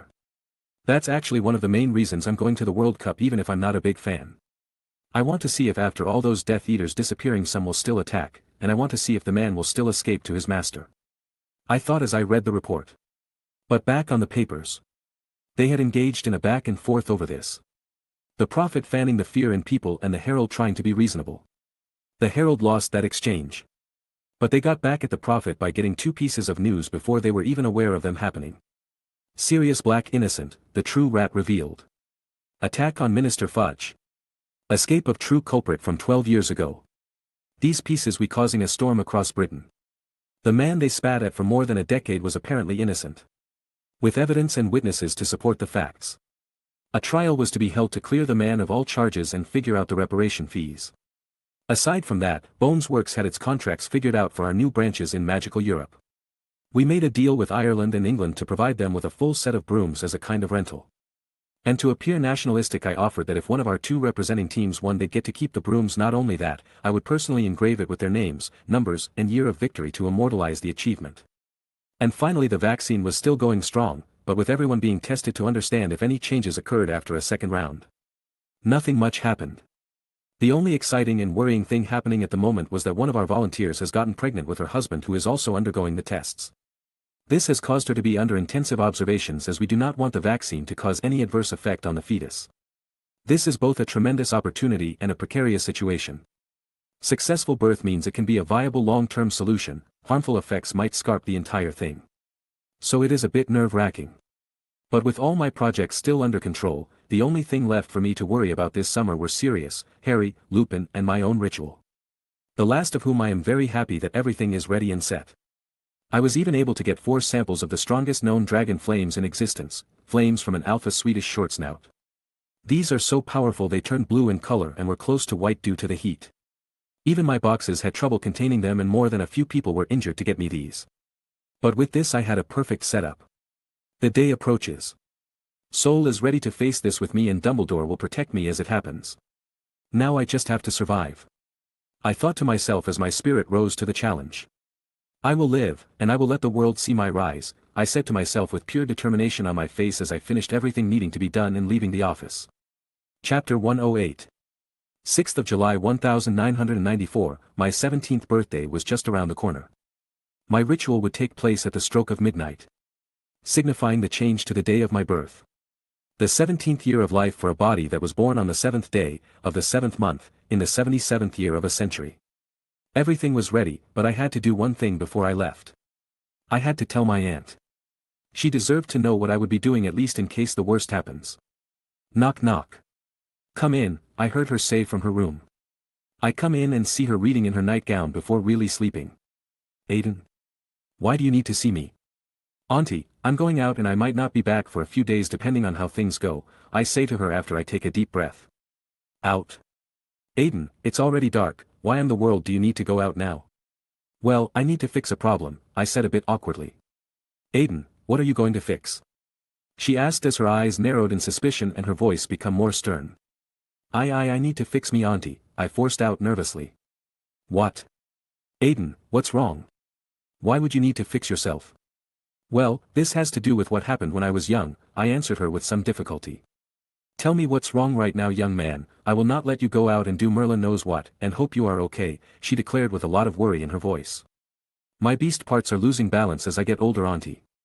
I've been getting more aggressive and dangerous urges as time passes. The only reason nothing bad has happened is because I've been keeping myself under strict control and no one has challenged me. I answered truthfully. How long have you known about this? She carefully asked. 2 years ago when I snapped at an older prefect for challenging my position as head boy, I answered with my head down. Why did you not tell me, Aiden? Do you not think I could help? Did you believe I would lock you up? Stop you from going to school? Why wouldn't you tell me you were struggling? Because I already have my solution, auntie, I answered quietly at her questions. And what did my genius nephew decide and hid from me? She then asked. A ritual, I have to do one last ritual to bring my body back into an equilibrium, it's the only way, I say, feeling guilty for never telling her. I will never allow that. You suffered for almost a year because of rituals and now you want to risk your life to go through another one. Do you think I'll allow this? Auntie, this is my only way, and tonight is my best and probably only chance. If I don't, I might lose myself in my predatory instinct and fall. I can't let myself do that, I need to do this for myself and everything I believe in. I say sadly, but there is conviction in my voice. You're serious? You want to go through with this and risk your life? Leaving Susan and me even more alone in this world? I just couldn't take seeing my aunt so fragile, so I rushed forward and hugged her. I used my large frame to hold my aunt, my mother in this world. I will never leave you two, I will fix myself, I will come back, and I will never let you two suffer, you two are my beloved sister and mother, and I will do anything to protect you both, I declare as I speak softly to my aunt. She was speechless when she heard me call her my mother. She simply hugged me back and let some silent tears of reluctance, happiness and fear slide down her usually stoic face. I won't be alone tonight, Soul will be with me, so will Dumbledore. And even if you have mixed feelings about the man, it cannot be denied how powerful and intelligent the man is, we've both triple-checked everything about the ritual. So please just believe in me, believe in the son you've raised. The son that you have. Who already stands shoulder to shoulder with genius of the past. If you can do that, I will always come back. I comforted her as we hugged. We stood there in silence as my mother composed herself. A few minutes later she lightly pushed me back to separate. Then go, if I don't believe in this crazy son of mine, who will? She said as she wiped her wet eyes. Thank you, Mom, I will make sure to make you proud, I stated with confidence. You and Susan have always made me proud, but I just want you two to be happy, so please don't disappear, you are too important for everyone's happiness, Amelia responded, filling my heart with the love I could feel from her. And you two are part of mine, I'll never let you feel that sadness, so I guess I just have another reason to come back, don't I? I said with a little grin. Yes you do, now go and come back, then show the world that my son beat the odds and will continue to shine like he has, she gently said to me as we looked into each other's eyes. You got it, Mom, I say with a little nod and a gentle smile. Soul. I then call, resulting in the both of us to flame away. You can do it, my beloved child, quietly said Amelia as she stood in the now lonely room. Special open-air ritual area, private site on the Skellig Islands. They exist. I appeared on the prepared area for my ritual. The floor was pure white marble, laid in a circle 20 meters in diameter, with 7 Corinthian columns surrounding the edge of the marble flooring. The floor itself was reinforced to be able to withstand tremendous force and heat, while still being magic conductive. The columns were designed to form a protective barrier to not let the flames escape. Conceal any light or sound coming from the ritual, and act as a focus for the ley lines this place was built on. Yes, I had researched quite a lot to give myself every possible edge I could, and my search led to here, the Skellig Isles. Sites of very old magic.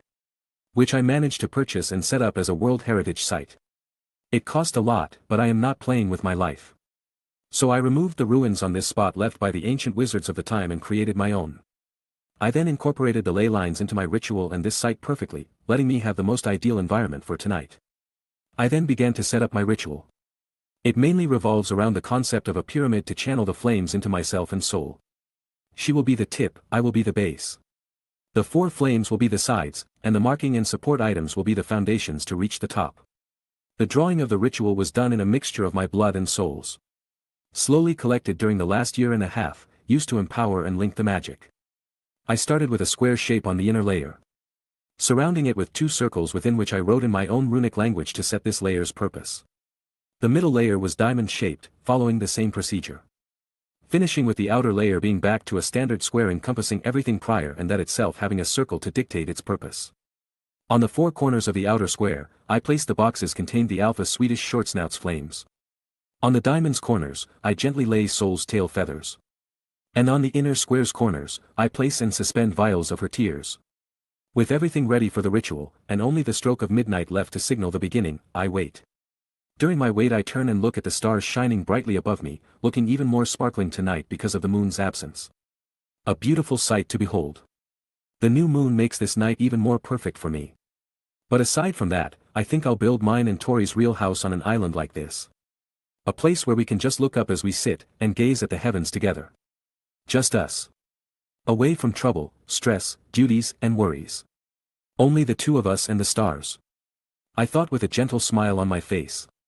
I was only broken out of my thoughts by a flash of light and the appearance of the headmaster and his own phoenix. "Hello Aiden, it looks like I pulled you out of some pleasant thoughts," said the headmaster as he saw my smile. "Just another of many reasons for me to succeed," I answer with determination.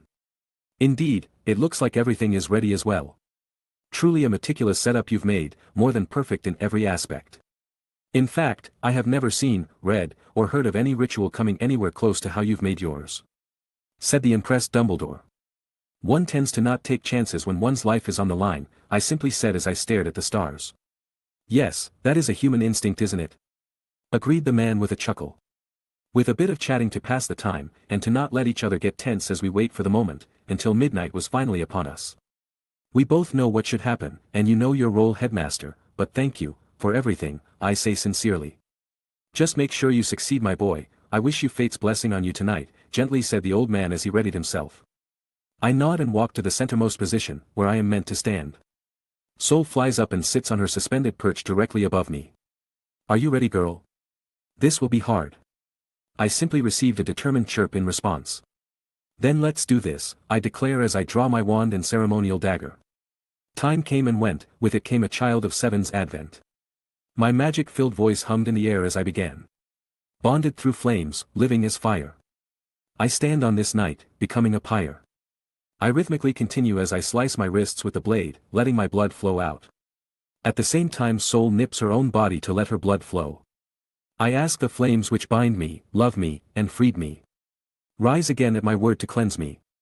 The vials containing her tears start to glow as the magic flows through the circles, the feathers start to float and rotate along their own circles lines. Primordial flames, pure and strong, you are called to test my bond. The whitish-blue flames erupt from their seals in a torrent of destruction, but are gently guided to flow in a circle by the ritual markings. Through life purity, through death nihility. Strike and test me, the bond that saved me.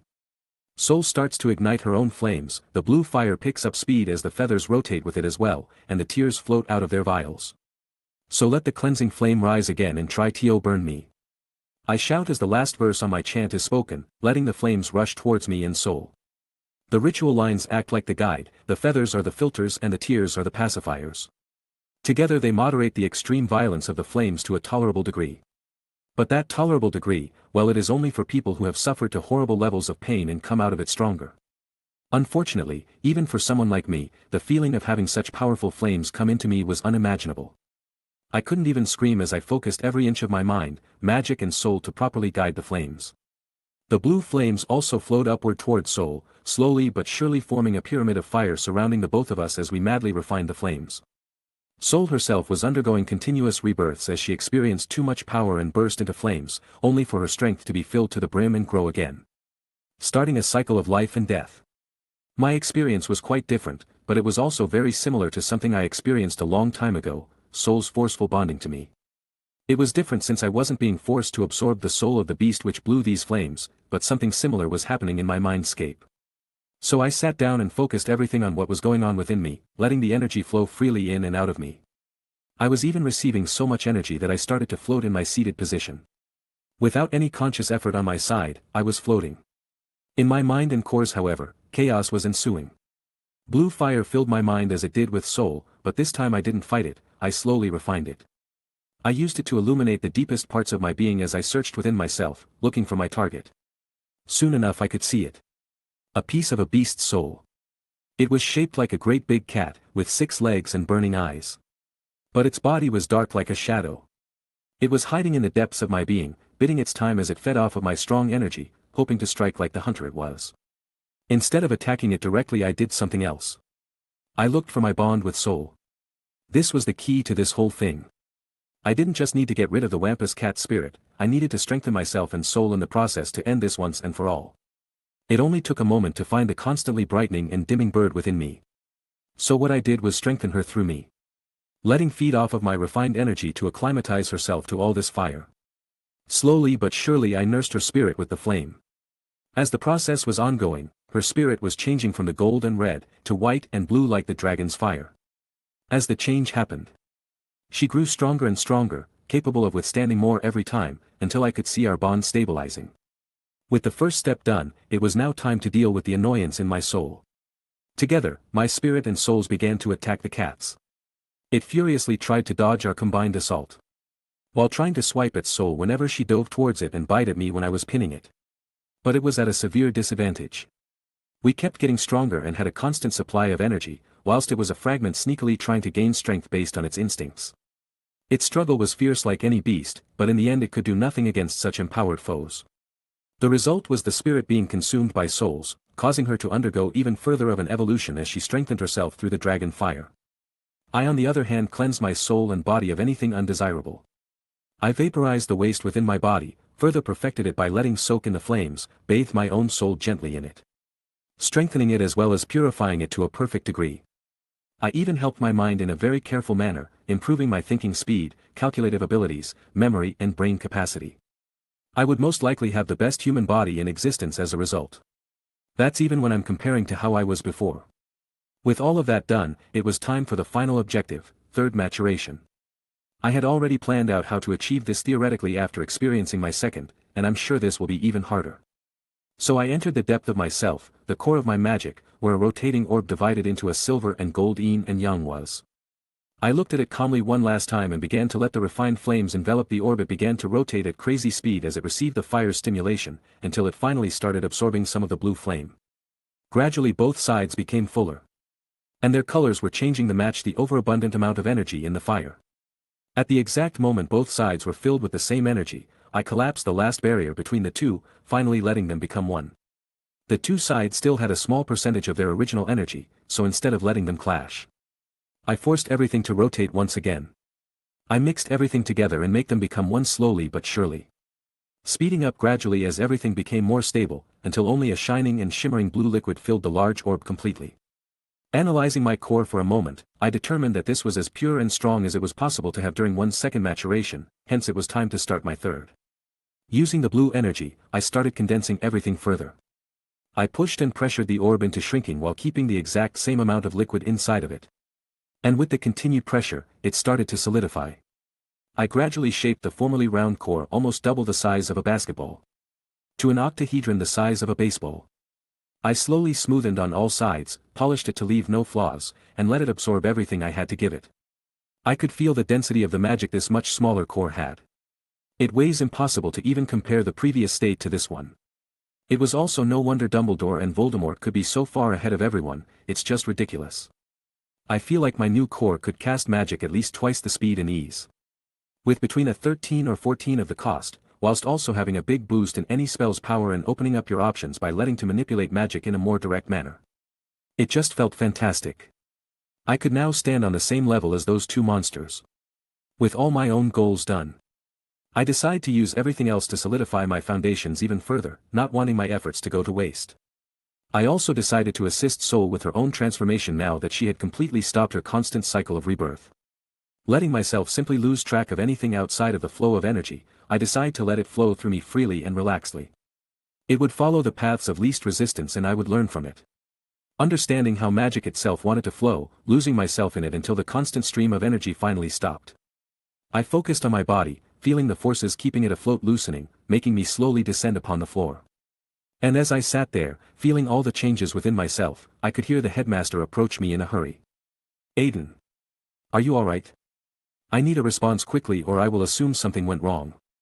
It's alright sir, I am feeling my changes, it just feels amazing, I say in an excited voice. That's good, everything went as planned then. No more pieces interfering with you. Yes, my soul is now pristine and only soul's link remains outside of my own, it will never be an issue again, I confirmed with a smile. That is a relief to hear, are you ready to go then? It has been over 9 hours that we have been here, I am sure Amelia will be worried sick by now. 9 hours. I exclaimed in shock as I opened my eyes to see the bright sun in the sky. Aiden, your eyes, they've changed, said the headmaster with his own surprise. I quickly take out a mirror to understand what he meant and he was right. My eyes were no longer their usual mix of red and gold which made them look like a burning flame. They were now a flickering electric blue and white, resembling the torrent of flames I had absorbed with soul. I also notices that my little golden streaks in my hair were gone. Replaced by pure white ones as they weaved into my silver, making it even more ethereal than before. Wait, if I changed, what about soul? I thought as I looked up to the flying phoenix. As if she felt my thoughts about her, she descended and landed on my outstretched arm. What Dumbledore and I saw was shocking. Soul had actually grown to be 5 times the size of a normal phoenix. But the most shocking was that her feathers were now royal blue, with white and silver interwoven amongst them to accentuate her new regal aura. Her eyes were near identical to mine and I could feel that she now had legilomantic abilities and heightened spell resistance, making her a completely new breed of phoenix compared to others. Marvelous, even she has changed so much, softly said the headmaster. Yes, but unfortunately testing and recording will have to wait for another time, sir. I am very grateful that you were willing to protect and aid me during this time. But like you said, sir, my aunt must be worried sick, so I have to leave. It is my birthday after all. I said with a small grin on my face. That is true, we will have plenty of time to speak at a later time, but do enjoy your time with your family and give my best regards, he said with a knowing smile. I will, thank you again, I will have people come and clean up this site as soon as possible, so you won't have to worry about it, headmaster. Now goodbye, and I'll talk to you soon. I say with a quick explanation as soul envelopes is in a now blue flame and flashes me away. Third maturation at 17 years old, truly monstrous. I hope you will help when Tom returns, it would be invaluable help. What am I saying? He is already more than willing to do so, Dumbledore quietly said to himself before he left as well. Chapter 109. I appeared in my room through Soul's now blue flash and quickly changed my clothes into something without any blood stains or burn marks. What I wasn't expecting was when I wanted to get rid of the ruined robes I had worn for the ritual. I emitted blue fire which burnt all my clothes to a crisp. Bloody hell. I'm going to need to learn what the hell that was or I'm going to end up strutting around naked. I thought in my surprise. Well, it at least saved me some time by removing the need to get undressed. So I snapped out of it and put on a new pair of underwear, plain black t-shirt and a pair of comfortable jeans, then bolted downstairs. There was only a small problem with that, I didn't take any time to get used to my new strength, so I may have ripped the door off of its hinges. I just looked at the door in me hand a bit lost, but deciding to gently lean it against the wall, I'd fix it later. Then learning from that little mishap, I carefully made my way down the stairs. When I came down, an atmosphere of sadness and gloominess was evident. No one was smiling, I could see redness in my family's eyes, and they were all listless. Why is it so gloomy in here? Shouldn't we be celebrating? Brother! Susan yelled out as she bolted into my chest, tears flowing down her face as she cried. Whoa, there, Suz, it's okay, I told you that your brother is never going anywhere, and intend to keep that promise, I say as I pat the growing girl clinging to me. Welcome back, Aiden, said Amelia as she approached him while wiping her moist eyes. I'm back safe and sound like I promised, Mom, I said with a gentle smile on my face, as I calmed Susan with some head pats. It is good to see you safe and sound, dear, but it looks like you've had a few changes, you'll have to explain everything properly later, the woman I consider my mother said with a calm expression. I will, I nod back in answer. It's true.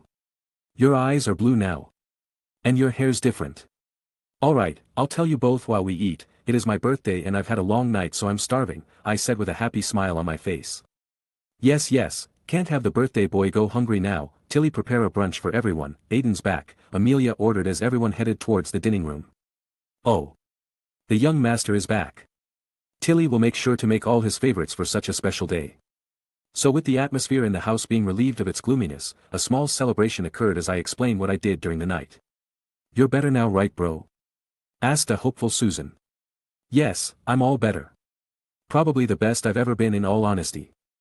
Care to explain, Aiden? Asked Auntie with some curiosity. I've gone through my third maturation, so with a little bit of time I'll be as strong, if not stronger, than the headmaster, I said with a proud smile on my face. But he's the strongest in the world, shouted Susan in shock. Yes, and your big brother is going to be better than him very soon, I reply with a cocky grin. Is that why you changed physically? Asked Amelia with some suspicions. Yeah, it has to do with the fire I used and my bond with Soul, I nod and explain as the bird herself flames in majestically. Whoa, she's even prettier now, she's blue. And bigger, said Susan as she rushed over to her favorite cuddle buddy and starts petting her. Something I know Soul secretly really likes. They're both such good girls. Blue flames? Asked Mother to herself. Yeah, and it looks like she isn't the only one. My damaged clothes got burnt by my own flames when I wanted to get rid of them. I think it's because of the insane amount and strength of the fire we got, letting us bond even deeper and strengthening Soul beyond her species limit. She even absorbed some abilities of the Wampus cat, pushing her far above any other phoenix. I explained with a smile as I looked at Susan playing with the big bird. Do you still have them yourself? Amelia asked in curiosity. Yep, I have made it better. My eyes are a lot more subtle now, but they've also increased in power. I am without a doubt, the best Legilimens in existence. My body got stronger, faster, tougher, more flexible. And my spell resistance went up another level. I can also feel myself think quicker, my reflexes are insane now, my other senses were heightened. And my memorization speed and capacity have also gotten a boost. Add to my new core and fire, I'm pretty sure I am the most effective wizard in the last millennium. I say proudly to my mother. You will promise me to never tell others this, Aiden. I could not stand to have others fear you for what you are. It would be even worse if others try to emulate what you've been through. There is a very good reason ritual magic was outlawed. Seriously, said Amelia as she worried about me. I know, the only people who know about me are those I trust to keep the secret. My friends and Tori know, you two know, and Dumbledore and Moody know. That's it. And I trust everyone or know their characters enough to know they will never leak it. I reassure the woman. I mean, even when Crouch will replace the man, I am sure he will conceal that information from the man. He knows how dangerous it is. Dumbledore probably warned him already, and if they ask for information about me he can just say what he knows from my current activities. So although it is a risk, I believe in the man's spirit and abilities. The meal ended on a good note, even if Amelia was still feeling upset at me for hiding things from her for so long. Luckily I came back fixed and stronger than ever, because I can't imagine what would happen if I had hurt myself. We relaxed as a family for a while before my aunt informed me that we were going to head to Gringotts after a light lunch. She had decided to hand the lordship of the house down as planned and that I should at least look presentable for the occasion. So before we left I decided to do just that. I tied up my hair in a tight ponytail, letting the long river of shimmering silver flow down my back, while leaving some to frame my face and complement my eyes. I then went and got a more casual Muggle business suit this time, with a black jacket and white dress shirt. But unlike the suits of the 90s, I had this suit properly fitted to show my physique. It was shaped to my impressively muscled body, emphasizing my wide shoulders, strong back, developed arms and my sculpted front, whilst the pants were comfortably loose but not baggy-boxy like today's fashion. When I ordered the suits the designer looked at me weirdly because of how different from the trends it was, but once he saw in it he almost drooled.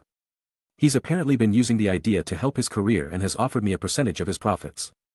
But anyway, if I didn't look presentable now, then wizards would just have to eat their hearts out at what they would need to do to be considered as such. As I went downstairs calmly and with confidence, Amelia gave me a quick glance to check on me but quickly did a double take in shock. Susan also got a good look and stared with an open jaw, until she ran up to me with starry eyes. Brother, you're so good looking. You're ruining other men for me. Mom did say to look presentable, didn't she? I said with a chuckle as I ruffled her hair. Where did you get such an outfit, Aiden? Asked the still dazed Amelia. I went to a Muggle tailor shop going by the name of Kingsman, and told them what I wanted. Everything else was just so loose and baggy, but I thought a sleek and tailored suit would look great on me, so here's the result. I say with a light spin to show off a bit. I can't argue with the results now, can I? Simply said Amelia with a smile and a shake of her head. Be careful not to let Tori get jealous, lightly teased Susan. I make sure she knows she's the only one, don't you worry about that, I say to the little teaser. Let us depart then, we will be back in about an hour, you know how to apparate properly, yes? I saw you were properly certified. And yup, my friends and I got our certification for that during the year. It was so easy for us due to our magic control, strength and will that we just did it. So with my birthday today, I can now legally apparate as a means of travel. And apparently, being bonded to a phoenix really helps when it comes to things related to fire and space, boosting my affinity with both tremendously, probably even more so now. So with 2 cracks, Mother and I disappeared from our home and reappeared in the area designated for such a means to travel to Diagon Alley. We walked together through the alley, catching a lot of attention. Her for being Amelia Bones, head of the DMLE and one of the famous witches in Britain. Whilst I am the mysterious Aiden Bones. The reclusive heir to the family, businessman extraordinaire. Inventor, philanthropist, rights activist, record breaker, declared the most handsome wizard by a bunch of magazines and a powerful wizard in my own right. I feel like I'm Lockhart when I think about all my titles. Except I actually earned all of them. I thought as I walked through the alley.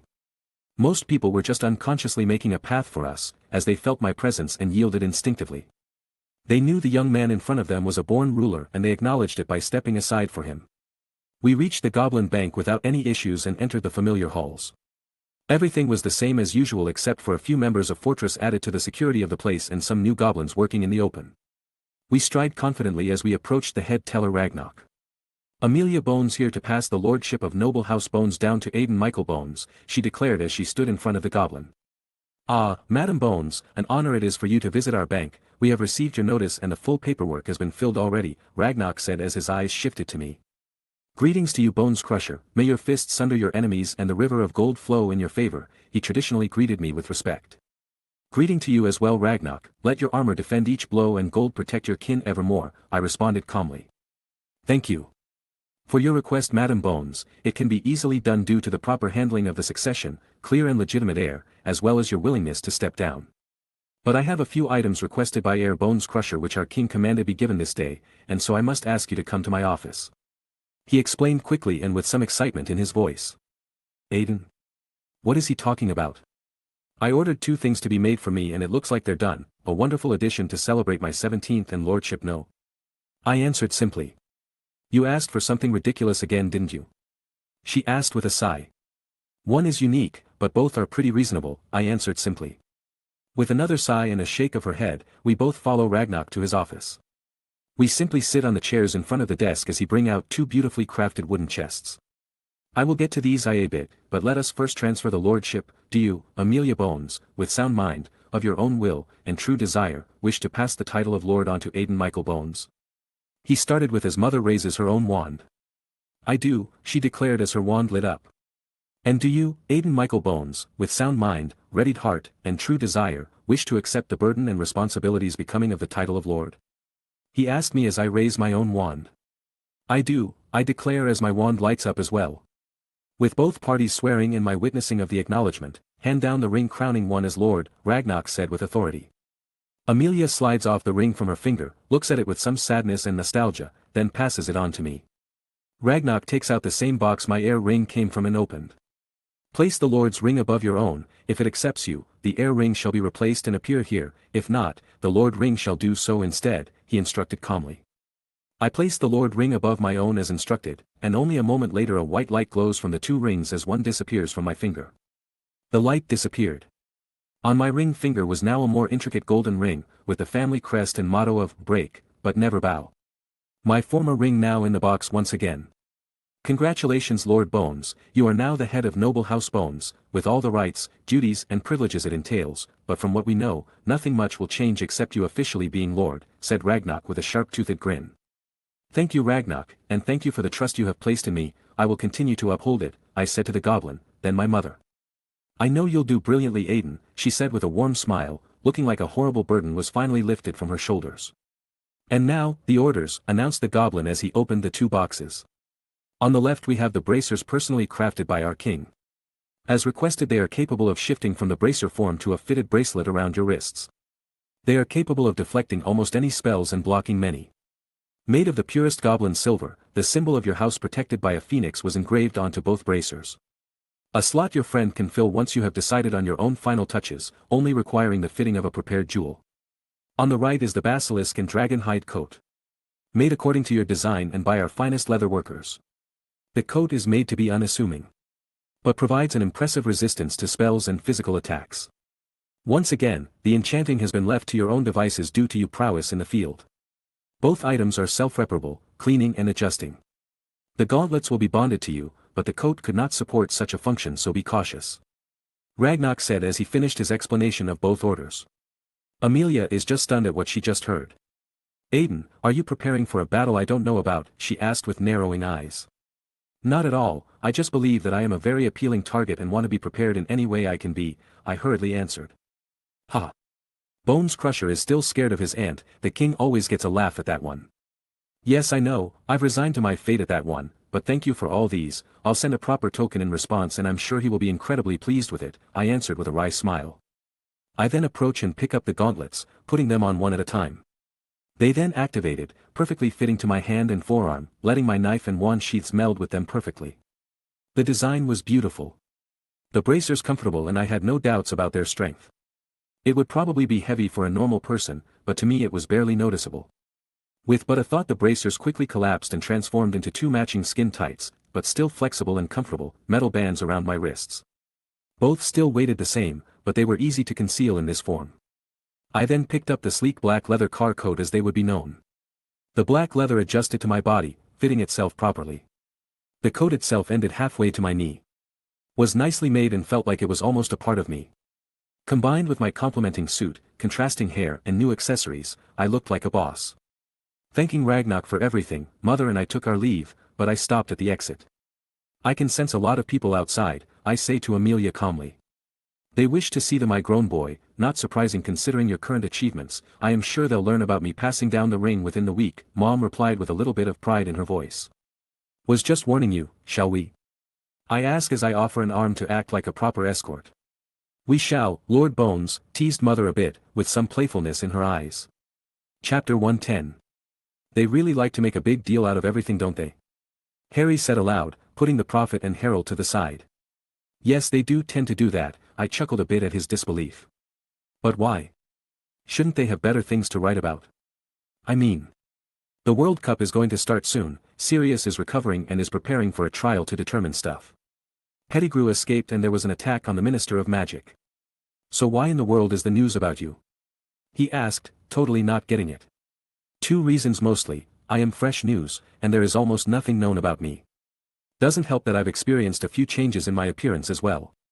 I mean, have you seen the comparison in Witch Weekly? It's scary how women get into those debates. I say to the growing teen. Yeah, Susan showed me 'cause she thought it was good for a laugh, Harry agreed with a grin. Some of those comments were ridiculous, I nodded in agreement. Oh right. You said Professor Lupin was going to visit you soon, right? Do you know when and why? Should be soon. I hope he comes before he tries to go into hiding again, or decides that the new Lord Bones would look bad if he met a werewolf. I'm sure the thought crossed his head even if I've probably hung out with more werewolves than he has. But he would see me about what I injected him with and, oh speak of the werewolf. It looks like we have a guest, I explained until I sensed someone coming from my wards. Since I am the head of the house, I took the liberty to upgrade the house's wards and protections to a ridiculous degree to protect my family. And a sensory ward is just an outer layer of this upgrade. He's here. Really? Yup, Tilly, we are having a guest, prepare some tea and snacks please, I call out as I rise from my seat in the common room. Harry happily follows me as well, and helps me welcome the Shaggy Man. Professor, it's good to see you. The kid greeted. Hello Mr. Lupin, I was expecting you to come soon, welcome to Bones' house, I say with a calm and polite tone. Hello Harry, and thank you for welcoming me, it's Lord Bones now isn't it, he said with a smile at Harry and a bit of hesitation towards me. That is only for formal occasions and time where it is necessary for me to act as such, at all other times I'm just Aiden, I answer with a smile. Aiden it is then, I'm sure you know why I'm here, he nodded and said. Of course, please come in, tea and snacks will be ready soon, I say as I welcome the man into the house. We all head to the common room, where Tilly finished setting a small table for everyone to have tea. Thank you very much Tilly, I'll call you if there's anything else okay, I say to the little house elf with a smile. Of course young Master Aiden, always Tilly's honor to serve, she quickly replied and popped away. Please sit down, relax, I'm sure Harry has a lot he wants to talk to you about as well and I am currently having a little bit of a break myself, hence no paperwork, I say with a grin. Harry immediately started bombarding the man about his life, time at school, his father, what he's done after school, the war and how he knew how to teach so well. But after some time passed, Lupin finally looked at me. I guess I have to start somewhere, so how did you stop my transformation? I haven't been feeling any of the cravings, instincts, or even desires I have felt for almost my entire life. The moon doesn't affect me. I feel better than I have in decades, and I haven't felt anything wrong, just me feeling normal. He asked hopefully. That was a vaccine that has been in its testing phase for 2 years now.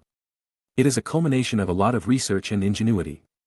It can deactivate the virus responsible for lycanthropy in a werewolf's body for a full 18 months. By that I mean no transformations, no bestial instincts or traits, no transmission. And so far no side effects have been found either. I informed the man. You mean, I won't transform for over an entire year, Remus whispered in shock. That is right. We currently have 100 werewolves of various age, sex, physique and race, undergoing voluntary testing on this vaccine's second round of injection, with 200 more on their first. None have had any rejection. No issues or negative effects. We are currently testing to see if potions could affect it, sickness, spells, health conditions, and a variety of other tests. We even have one of our volunteers currently pregnant as we closely monitor everything. Say to him proudly. You have over 300 werewolves together. Shouted Remus at the thought. Mr. Lupin, you really seem to not have researched me at all. I have hired pretty much every willing werewolf in Europe and no incidents have occurred since. They all have proper jobs and support system too, I say with a shake of my head. But what about the anti-werewolf legislation? He asked almost desperately. You mean the piece of paper which exemplifies the cowardly and bigoted? Why should I give a fuck what those bastards even think? My results speak for themselves. If they have a problem they can step up, if not they can shut up. I say with a sneer at the very thought of that piece of paper controlling me. Lupin and Harry were a bit stunned at my reaction. So, Mr. Lupin, I would like for you to take part in the testing program at least, so we can make sure nothing wrong happens with you as well. We only have so many examples of injection during a transformation and I would like to make nothing went wrong. And if you wish, I can hire you as an educator for the children whose parents I have employed or are without a family. It could do a lot of good for them. I say with a gentle smile. You'd hire me? He asked almost to himself. Of course, what better interview could there be than having learned under you personally? I say with a chuckle. That's brilliant, Aiden. You wouldn't have to live like a criminal anymore, Professor. I wouldn't have to hide anymore. The man asked as he started to understand the implications. No. I won't have to fear harming anyone. No. I'll be able to have a real job. Yes. And you're willing to pay me properly? Of course. And you offer housing? All included, but it does reduce your pay. Who in their right mind wouldn't accept such an offer?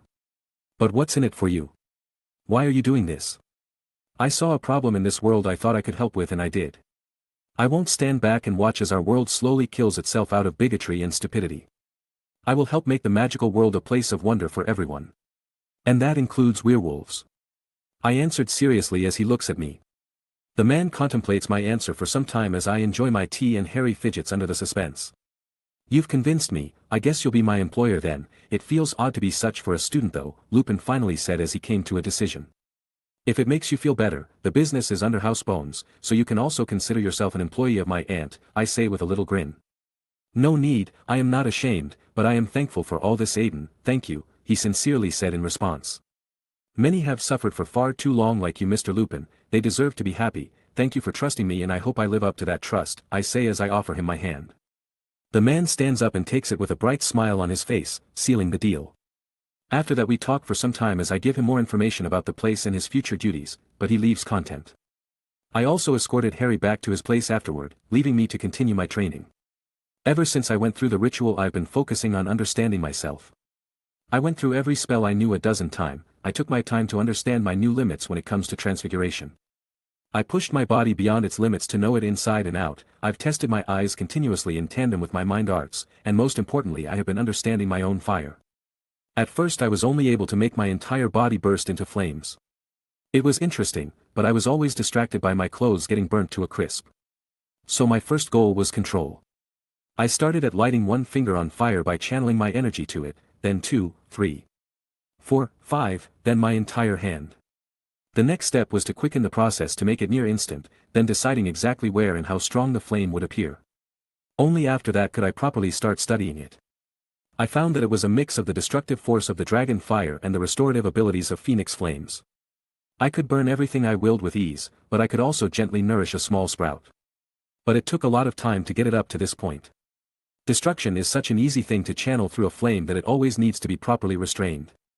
It was fantastic training for my control and my intent for when I use magic. The blue flames training aiding me there as well, resulting in my wandless magic prowess to take leaps forward after having stagnated for so long. After 2 weeks of constant training, I finally had good enough control to not burn anything I didn't wish to. I could make animals out of fire and have them move away from me. I figured out how to make fire come out of any part of my body at will. It was almost instinctive in all honesty. I was pretty sure that if I spent more time on it, I could figure out how to flame around like phoenixes. So summer marched forward and the World Cup finally began in full, and with it my promise to take Harry and Susan to it. I then had to slow my progress in that field significantly and prepare for the event. Chapter 111. I wasn't the only busy one amongst my friends. Christian told me he was spending his entire summer under the apprenticeship of Newt Scamander, continuing from last year. The man apparently knew beasts like no other alive and Christian was loving every minute of it. According to my friend, Mr. Scamander was also very experienced and creative when it comes to combat. When he learned of Christian's affinity in the field, he also started pushing him further along. This was happening as the elderly man dragged my friend around the world to experience its hidden wonders, while also throwing him into some unpredictable situations along the way. From what I could tell, Mr. Scamander was shaping my friend into something akin to a successor of his will and skills, something incredibly fortunate for Christian. I even wondered if I would see the guy with the famous suitcase soon. James was planning on immersing himself wholly in the smithing arts. His parents were very supportive of his choices and proud of their hard-working son, even if he spent less time with them. He wanted to catch up to any missed progress that occurred during the school year and then some. According to some of my goblin friends, James was monstrously talented in the field. He was going through everything they could teach him as if he was born for it. Apparently he had already become skilled enough in jewelry to start making weapons. He was supposed to have a grasp of how magic flowed into the metal to empower it, and a creativity and drive in the subject to dwarf true goblin smiths. Even if he was a human, the masters just couldn't leave the guy be. He was hard-working, respectful and absorbed their teachings like a sponge. The only thing they would change was his kindness, but it was really growing on them, even as they kept teaching him how to fight with his body. I even heard some rumors that the king might take him as an apprentice. Meaning the best goblin smith alive might end up teaching my friend. They even gave him a goblin name out of respect for his growing skills and personality, Gentle Gold. Tori was focusing intensely on her medical knowledge. I actually believe that her theoretical understanding of the human body, mind and spirit, have long surpassed any healer one could find.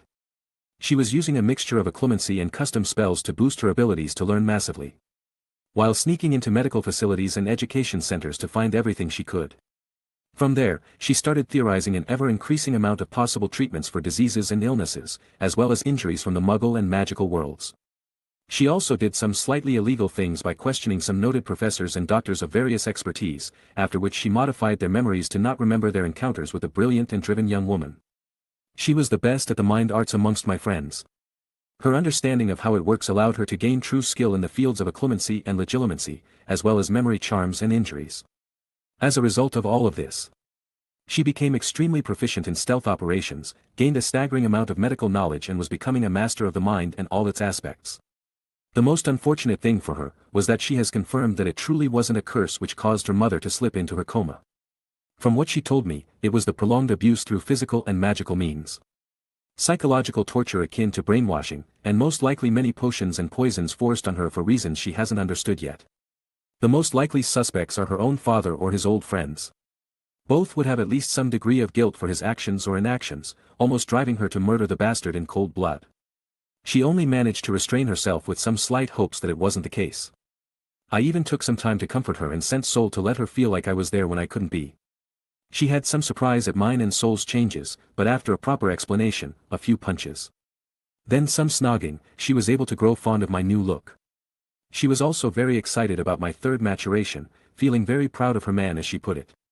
It was great to hear my friends and girlfriend were improving so quickly and finding their paths. Christian was turning into some kind of beast tamer warrior, James was becoming a smith tank, and Victoria was becoming a healer assassin. That was if you would classify them in gaming classes anyway. They had skills in all areas, but these were their specializations so far. Outside of my friends, I had gotten reports of a few developments with important people. Remus was integrating into the werewolf communities under me splendidly. The man marveled at how the place was for his people. Proper homes, with plumbing, lighting, furniture. Spaces to transform safely and nature to help others feel comfortable. Child care centers in place for young werewolves whose parents are working or whom are homeless. Proper shops run by inhabitants to sell clothes, potions, food, equipment and leisure items, a fully stocked library for any wishing to learn. And the education center he would now be working in. We did have lycanthropes capable of teaching others, but it wasn't nearly enough and many lacked proper foundations like Remus had. They never experienced a systematized education. Hence the man actually being a very important addition. After some time, I was planning on making him the equivalent of the headmaster there if he was willing. I received a letter from the man saying that he was incredibly impressed by the place and that it felt like a paradise for those suffering under the same curse as himself. And why wouldn't he? It was literally an entire town built for werewolves to inhabit in peace. If it wasn't for the ministry's and general populace's opinion on werewolves, it would have probably become the second purely magical town in Britain, only with a more modern look. Sirius on the other hand had been cleared from St. Mungo's, having physically recovered enough of his strength and rested enough to be able to think properly. His trial was a mixed affair. Some were unwilling to admit a past mistake of the ministry, while others didn't like the man and tried to make life difficult for him. Unfortunately for them, we had eyewitnesses involving the Minister of Magic, the head of the DMLE, the current Chief Warlock, the boy who lived. The new Lord Bones, Hogwarts faculty, 5 Aurors and other students, combined with evidence and the true culprit's own recorded admission of guilt, there was not much they could do. In the end Sirius Black was cleared of all charges and awarded 4,000 galleons for every year he was imprisoned, which although kind of pathetic, the man himself didn't care because of the inheritance his uncle Alfred Black. He was now attempting to see if he could gain access to the Black family properties due to being the last member of the direct line, even if he was disowned. He also put in an application to become an Auror, which Amelia was torn about. On one hand, the man was a brilliant wizard, with grades and abilities to back up his attitude in life, but on the other he was a die-hard supporter of Dumbledore. But there was one problem with her ability to make the final call, one article. Sirius Black innocent. Silent hero of the war revealed. Yes, the Herald got an interview with the man and his story spread like wildfire. Now those who spat and feared his name sent him letters of condolences and declarations of undying belief. And Fudge, being the glory hound he was, ordered his acceptance into the department. So within the month Sirius was cleared of his charges and found a job. Now all he had to do was get a proper place to live and Harry would be able to live with the man. Lupin had already agreed to help take care of the kid too, since his illness was now completely managed with my help, and it would serve as his home as well in all likelihood. I have already figured out how to turn Protego's Sanctum into a proper defensive spell on a house, my own already having it. I created the spell. So turning it into my rune language and setting it up as a ward was just a matter of working out the differences. The only tricky bit was to let Harry be protected by it, since he did have a piece of one of the darkest existences in the world stuck to him. I basically had to bind his bloodline to the ward of the house he will live in, letting the barrier protect him no matter what. I just brought the barrier down at my house when he visited because I don't want to leave such a loophole for later. During this time however, Sirius was always making time to visit and talk with Harry. He wanted to make up for all the time he wasn't able to be there, which although an admirable sentiment, it had to be a gradual process. What did help though, was the World Cup. The two were avid lovers of the sport. Sirius because it reminded him of his school days, James' own time as a player. And Harry because it was part of his freedom, it also brought him closer to his father and let him fit in more in the magical world. And although Sirius was a bit jealous I could get them better seats for some contrived reason, the two of them very much enjoyed the best view in the stadium due to my sponsoring of the cup this year. Our seats were on the opposite side of the commentator's box, in an exclusive box capable of holding about 20 other people. Luckily for us, no one else could come, hence we could do as we pleased during the whole event. Sirius bought a few souvenirs from each game, whilst Harry was awed by the level of skill involved at the professional level. Unfortunately, England almost suffered the biggest defeat in a long time against Transylvania, losing 350-40, even with the Bolt series they had. It actually insulted my ego as the maker of one of them that they were used so poorly. I couldn't really care all that much when Scotland and Wales lost as well, since they only had one Blackbolt each, but I was happy to see Ireland do them justice as they steamrolled their opponents. All in all, it's been an eventful summer all around for me and those I know. Chapter 112. The summer was coming to a close, and with it the World Cup. Like the canon, Ireland and Bulgaria are the topic of the hour. The only difference is that although Victor Krum is still the youngest and best seeker of the tournament, many believe that Ireland has the better chances. This is no longer a game where one speculates who is going to win. It is now one about how the Bulgarian team will pull off an upset. The addition of my broom and company has pushed Ireland's abilities that much further.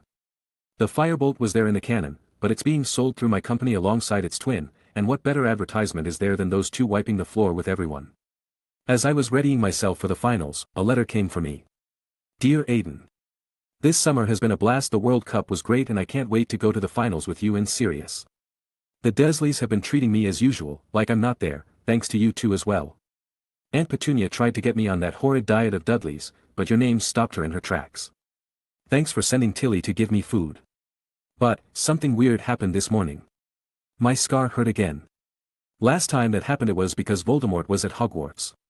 But I don't reckon he can be anywhere near me now, can he? Do you know if cursed scars sometimes hurt years afterward? I'd like to talk with you and Sirius about it, and I don't want to worry Ron and Hermione about this, or bother Professor Dumbledore in case this is nothing. If you can send Artemis over soon that would be great. Hedwig missed her sometimes. Harry. I'll be heading over with the Weasleys for the finals, so I'll see you and Sirius there. Still excited for the finals. It was interesting to see Harry come to me about this. I'm guessing it is because he doesn't really have to send Sirius any letters anymore due to his actual presence in Harry's life. And the fact that I have been like a big brother to the kid on top of a sort of mentor figure. It helps that I also know about the Voldemort events and helped him during the last 2 years. Thank you for the letter Hedwig. How about you play with Artemis for a bit while I write a reply? She misses you too sometimes. With an excited chirp, she flew towards the backyard. She had spent enough time here to know her way around. With a little chuckle, I wrote my reply. Dear Harry. Although I myself am not the biggest Quidditch fan in the world, I am happy I could help you escape those people for the summer. If your friends and their families are coming I would be more than happy to invite them to our booth as well. I received a message from Cedric that he would be attending and he would be joining in on the match too. We have more than enough room and the seats couldn't be any better. Now, about your scar. From what you've told me about it, you probably have a form of connection with him due to the events of the past. I do not know what or how exactly. But it is possible that when he feels intense emotions you will be able to sense it. My only solution would be a clemency at the moment, but I know at your age that it is a difficult art to properly train in. Too many emotions and worries in a teenager and child's mind, that being the main reason such a useful art is so disused. The headmaster would probably like to know of this and my own conjectures if you decide to contact him. No need to worry too much about it. Although his renown is great, he still cares deeply for his students, and does worry about you as well. I hope the display of skills and the excitement of the finals can alleviate some of your troubles. If not, Sirius, Remus and I are always here to help. Aiden. I couldn't tell the kid straight away about his situation. He just wasn't ready to accept such a revelation. If he had always known, then maybe I could help him with it. But he has his own ideas and is too emotional about his own past and present. Telling him now would destroy his own psychological evaluation of himself and might lead to intense self-denial. Not a good path to go down on, hence why I mostly agree with how the headmaster goes about letting Harry figure it out. Never teaching him anything was a stupid decision, but this was the best way for Harry to come to terms with the truth.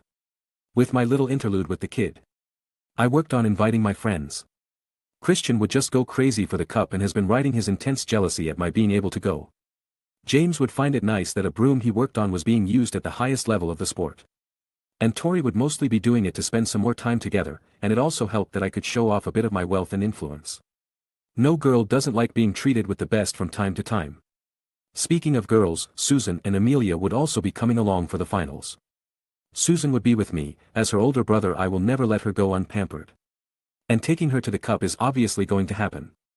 Mother is going to be in charge of the security for the foreign dignitaries present at the event, whilst managing the Aurors and hit wizards on site. Even if trouble does happen, I am now more than strong enough to protect them both. Now, let's see if the little Death Eater wannabes still attack or not. I thought to myself as I prepared to leave for the event with Susan. This is so exciting. Ireland is going to wipe the sky with Bulgaria. No way they'll be able to catch up to your broom. Ha. Thanks sis, now grab onto my arm, we will be there in a flash and mother will come check on us when she can. Hee hee. Operating with you is so much better than with anyone else, you make it so comfortable. That's because your brother has the best partner in the world and is a genius. I declared in an exaggerated manner. With some smiling and joking, I operate the both of us away. Landing in the designated area for VIPs. The sight that welcomed us was interesting to be sure. I have been here a lot over the last month, but it was like everything got cranked up to 11 for the finals. Rows after rows of modified and wacky tents lined the grass surrounding the stadium. One could see wizard firecrackers and fireworks going off, young ones on brooms and their toy versions for toddlers, floating laundry. Levitating tents, some ridiculous multi-story tents, weirdly dressed people walking all over the place, some charmed muggles and incredibly busy ministry officials. I only had one thought about this debacle. This is just so like wizards. No common sense, lack of true organization, improper use of resources, incapable of properly implementing effective security measures, and just the fact this is happening at the present location is mind-boggling. But at least it has wonder and fun. Was my second thought as a smile spreads across my face due to the merriment happening all around. Although it would bring tears to the eyes of the Germans and Chinese, to see such an organized chaos. I couldn't bring myself to want to truly change it. What I would want to do is let these men and women do their magic, but figure out a way to hide the fun properly. Pretty sure I could figure out a way to do it by mixing a downgraded version of the Fidelius charm, Muggle-repelling charms. Notice me nots and a modified apparition portkey ward. Now that I think about it, I only have the one project left, maybe that's something to work on after it. I thought when I saw this problem in action and how I could help fix it. I walked around as Susan looks at everything with excitement. It was interesting thinking about how the two of us looked. Susan looks like a hardcore Ireland fan, with green hair, team jersey, leprechaun accessories, and Ireland flags in her hands as she runs around and greets other fans with the same excitement she has at the moment. While I walk alongside her in one of my new suits, green tie and 4-leaf clover in my front pocket, watching my little sister being so happy with a warm smile. Like I've said before, I'm not the biggest Quidditch fan. But I have to show my support for one of our national teams in some way, even if I have to maintain my image as Lord Bones. In the excitement I managed to get Susan over to my friends. Hey mate. How come you look like such a bore? You're like Tori, Suz, and I look so much better. The guy was ridiculously dressed. The leprechaun hat, shirt, green hair, clover glasses, full face paint, green shorts, white and green jersey with ripped sleeves showing his muscled arms painted with clovers. Oh, speak for yourself, beast boy, you can support a team and still look proper, said the dismissive Tori as she shook her head. Unlike my wild friend, Victoria was wearing a nicely made emerald green dress. It matched her eyes and supported Ireland as a 2-for-1. The dress exposed most of her shoulders, had proper sleeves. Went all the way down to her black heels, but the dress hugged her body as her curves were emphasized by it, while wearing a green and white scarf of Ireland around her exposed shoulders. She looked beautiful to me, and she could still showed who she supported. Although I do appreciate your efforts, Christian, it is a bit much for me as well. It is very nice to see you as well, Susan. I hope you had a pleasant summer so far, then said my calm friend. Unlike Christian, James had a jersey and a flag to show who he was supporting, coupled with green pants, but he didn't paint or turn any of his body green. Senior James. Sis Tori. It's so cool to see you too. I am happy we all get to watch the game together. Hey. What about me? Why do I get ignored? Because you're rude and have never done anything nice for me, said the girl as she turned her attention back to those she liked. Ha. That's my little sister. Sorry Christian, no luck for you on this front, maybe all those clovers will help the team instead, added a sorry-looking James. Maybe after you both geek out about the game she'll like you more, I say in a comforting voice, pity in my eyes and a pat on the shoulder. No-oh, said the crestfallen guy as he exaggeratedly kneeled on the ground. Well, he'll snap out of it soon, let's get going, the rest of the people will join us after they're done setting up, I say with a chuckle at my explosive friend. I then proceed to guide everyone in as Christian runs to catch up to us, trying to get his excitement levels back as he talked to Susan. Chapter 113. With my 3 friends keeping an eye out on Susan, I stayed out of our seats to wait for Harry, Sirius, Hermione, the Weasleys, and the Diggories. Luckily enough, it didn't take very long for them to show up as a group. I could hear the Weasleys being fussily herded by Molly, Amos Diggory bragging about his son, and the Golden Trio excitedly talking about this and past games. Then I saw one Lucius Malfoy approach the group, looking for trouble alongside the Minister of Magic of Bulgaria and Fudge.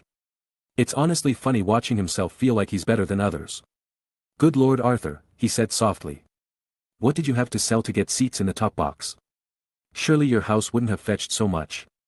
The man was mocking Arthur Weasley again and was about to turn his attention to Hermione before he heard a voice and froze. Ah, Lord Lucius. I called out with enthusiasm and a bright smile. I am so happy to hear you're doing so well. I was so worried when I heard you had to be admitted to St. Mungo's, but I was delighted when we were able to fully prepare for next year's care of magical creatures and that you had donated so much to the hospital. The man's face couldn't get colder if he tried. He was looking at me with barely concealed rage with his grey eyes. "Ah, it would seem that you are still a bit under the weather. I can think of no other reasons for why such a good friend would be unhappy about to speak to another about his injury," I follow up with concern and pity. Lucius simply turned and left as the ministers were left a bit stunned at the situation. "Dober den na vas minister," I say to the Bulgarian minister with a smile, getting a slightly surprised expression and a nod in response. Didn't have the exact accents for the U's, but that's Bulgarian in our alphabet. "Have a pleasant game as well, minister," I followed up with as I spoke to Fudge. "Ah. Yes, thank you, why wait? You speak Bulgarian. Then come help translate for me. I can't find Barty anywhere and I don't know the language." "I am sorry sir, but I have to play the host to all my guests and cannot do so," I answered with an apologetic look on my face. Then I spotted Winky, Barty Crouch's house elf. "Ah. But I'll have his little elf save his seat in my booth, hence when he comes I'll direct him to you, how is that?" "Well, why yes, I mean dash," the man tried to stutter as he was thinking. "Splendid. Now if you could follow everyone little Winky. I'm sure your master would be pleased to be in my box. It has a much better view than from the top and you won't have to look down as much. Plus he will be near the minister and the accommodations are better," I say as I slightly manipulate the height-fearing house elf. "You would to this for the master. How kind the young master is. How generous he is. Winky would be honored." Unfortunately for her, I had already noticed the invisible man following her.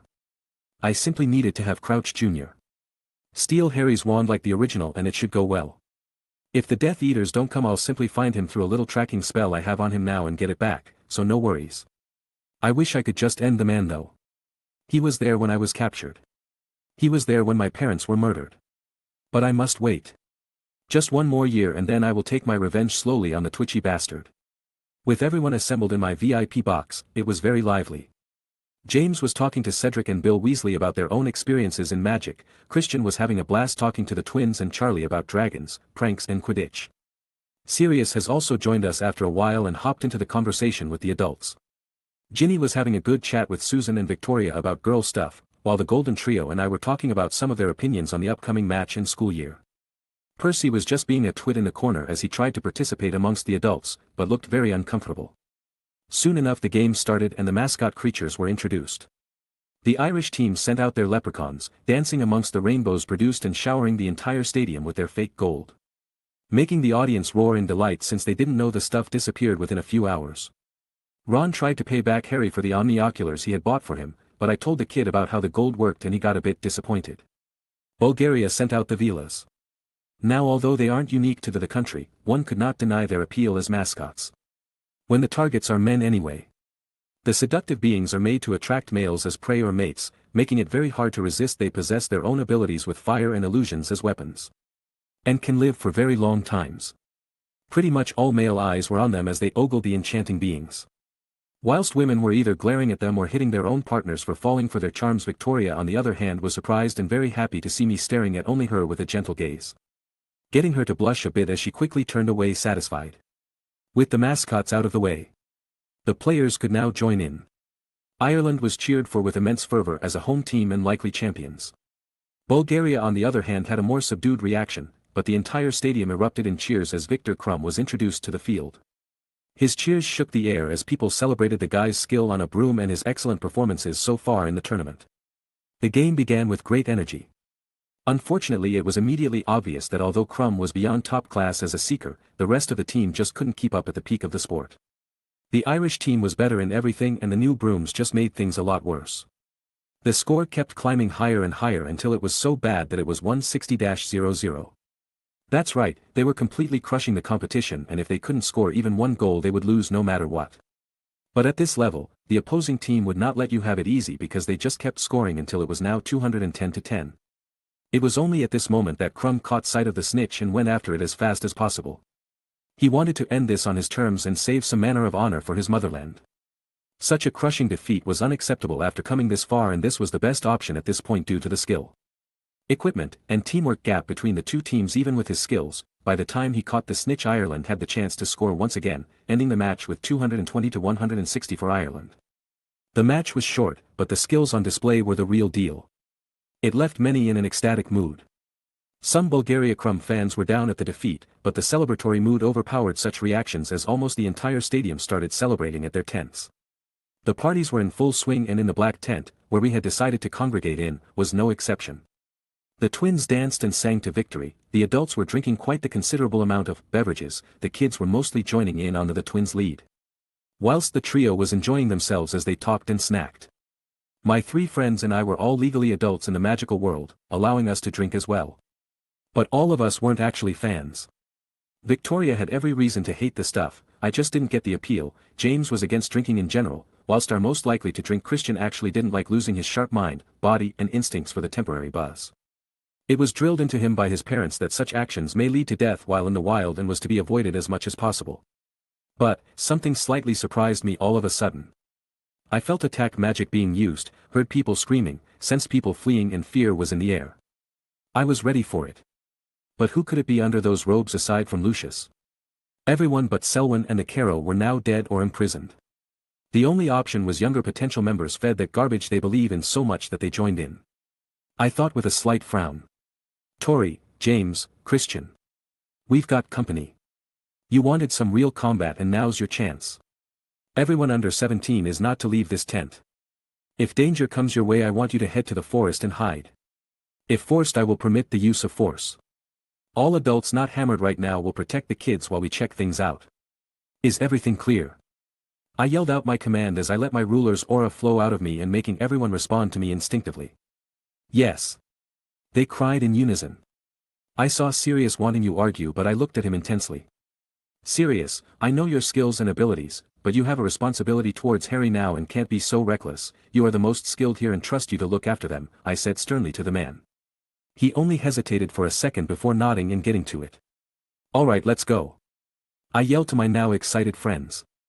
We quickly run through the fleeing witches and wizards, making our way to the fires, screams and spells. Our arrival at the scene allowed us to see 8 men in heavy black robes, wearing metallic skull masks, while chanting and attacking some of the muggles in charge of the land we are on and burning tents for the hell of it. I am not going to interfere unless something really wrong happens, so go wild on these assholes for ruining everybody's good times, I say with a sinister smile. You're the best, babe, simply responded Tori with a predatory smile. I'll be on defense as usual, declared the calm James. I'm going to wreck those Murtlap fuckers, said the excited Christian. The 3 of them took out their wands and started attacking with practiced ease and skill. Christian started with a blasting curse to shock and disperse the group, following up with magically growing the grass to attack and restrain some of their opponents. Tori followed him up by attacking one of the loose opponents with a double knockback jinx and launching the guy flying as he screamed. Then quickly sending severing charms to 3 hooded cunts and forcing them to drop their wand in pain. James focused on using the muddy ground to block spells as he manipulated it like it was a fluid, letting Christian and Victoria focus on the offense completely as he blocked 4 spells from the sloppy idiots. With half incapacitated already, the rest started to get more desperate as they casted curse after curse, trying to break through James' defense. Unfortunately for these idiots, his skills were honed by studying me. And after he made it his own, his defensive style will just make his opponents will slowly suffocate. He was actually the one to start the counterattack this round by solidifying the mud wall and turning the ground beneath the Death Wanker's feet into swamps. With their movements hindered, Victoria jumped in with debilitating hexes to cause them to be drowsy and jinxes to hamper their visions and reaction speed, resulting in a clear path for Christian to let it rip with a quartet of disarming charms so quick, one couldn't see when one ended and another began. Result so far was 7 disarmed idiots, 4 tides up in magical grass and cut dominant arms, 3 disarmed and unable to move much due to the swamp they are standing in and their near blindness, and 1 guy sent flying Team Rocket style. Fantastic result and teamwork, guys. You wiped the floor with these chumps, letting you have a good enough practice run for the future. The 3 looked at me with pleased expressions until they looked up and their smiles faded. I turned around quickly and see the dark fucking mark. Chapter 114. Aiden. What are you doing here? Mother? I answered back in a bit of a surprise. What happened here? She asked as her eyes widened at the scene of 7 disabled and wounded men. Hi, we took care of the idiots, I said with an awkward chuckle. Fine, I'll talk to you when we get home, for now we have a bigger problem. 2 of you secure the area, the rest to the mark, she quickly ordered as she looked at her men. You guys head back to the tent for this one, you won't be able to do anything about the situation, it can't feel any fighting from the origin point, so I guess someone casted it and ran away, I tell my friends as they were watching the scene. Well, that was short, said Christian as he put his hands on the back of his head. Less conflict is always a better thing, Christian, chided James with a shake of his head. But they were so pathetic, not even a true challenge, they had more than twice our number and still barely put up a fight, snorted Victoria. This was only one of the groups, I'm guessing they split up, informed Amelia as everyone ran towards the dark mark, and I split away from my friends. I'll go on ahead, I'm faster, I informed Mother as I burst out, my muscles exploding with power as I almost disappear from my previous spot. Leaving behind a blur and some stunned wizards. That boy, always rushing ahead, simply said Amelia with a slightly amused look on her face. I could feel the wind rush through my hair and whistle in my ears as I blew past burning tents and panicking people. All of those present feared the mark in the sky as they ran from it. I could feel Crouch Jr. fleeing the place as he dropped Harry's wand, and by extension the trio near it. Unfortunately, I could also feel almost 24 wizards surrounding them and shooting spells at the kids.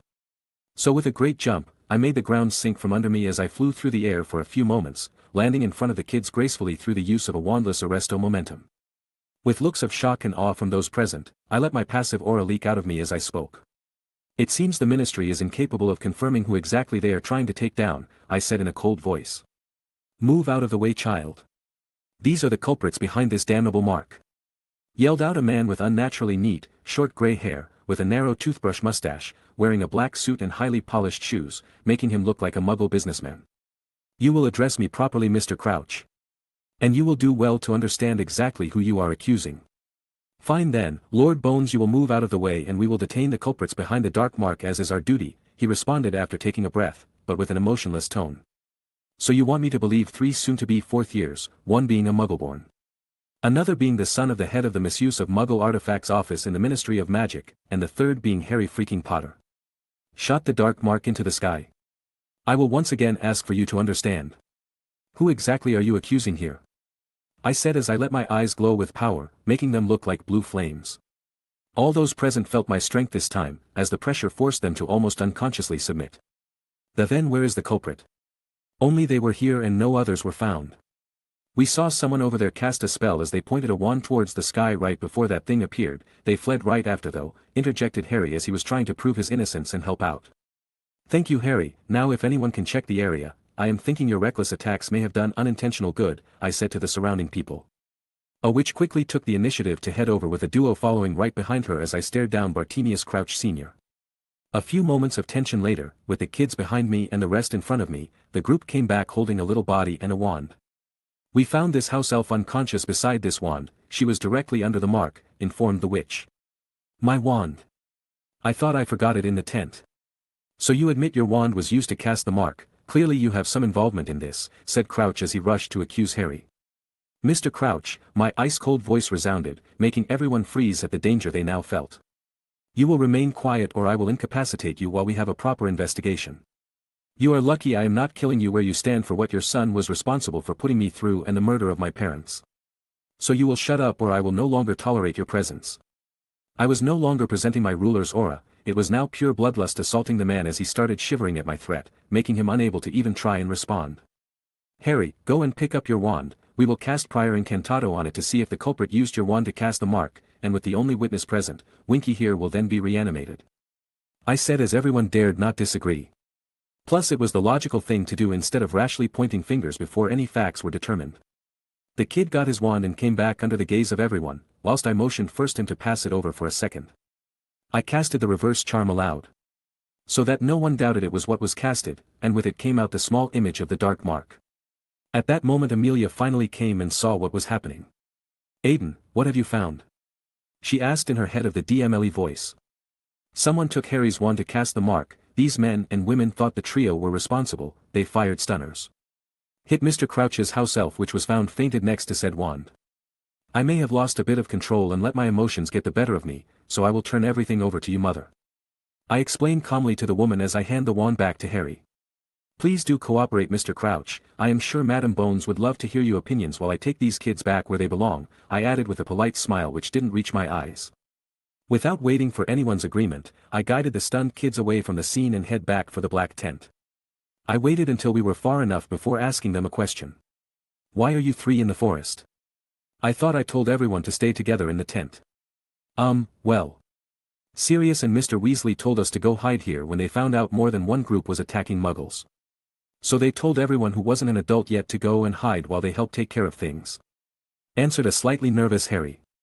Great, more idiots with delusions of grandeur, I say to no one in particular. We also saw that Get Draco while we were hiding, he basically threatened Hermione and all but said his dad was participating, added in Ron. Lucius really can't change, I had hoped my little playing around with him would rein him in a bit, but if he continues this way only ruin awaits him, I sigh in response to the Malfoy family's actions. What do you mean? Cautiously asked the curious girl. Blood supremacy is a dead end leading to worsening magic.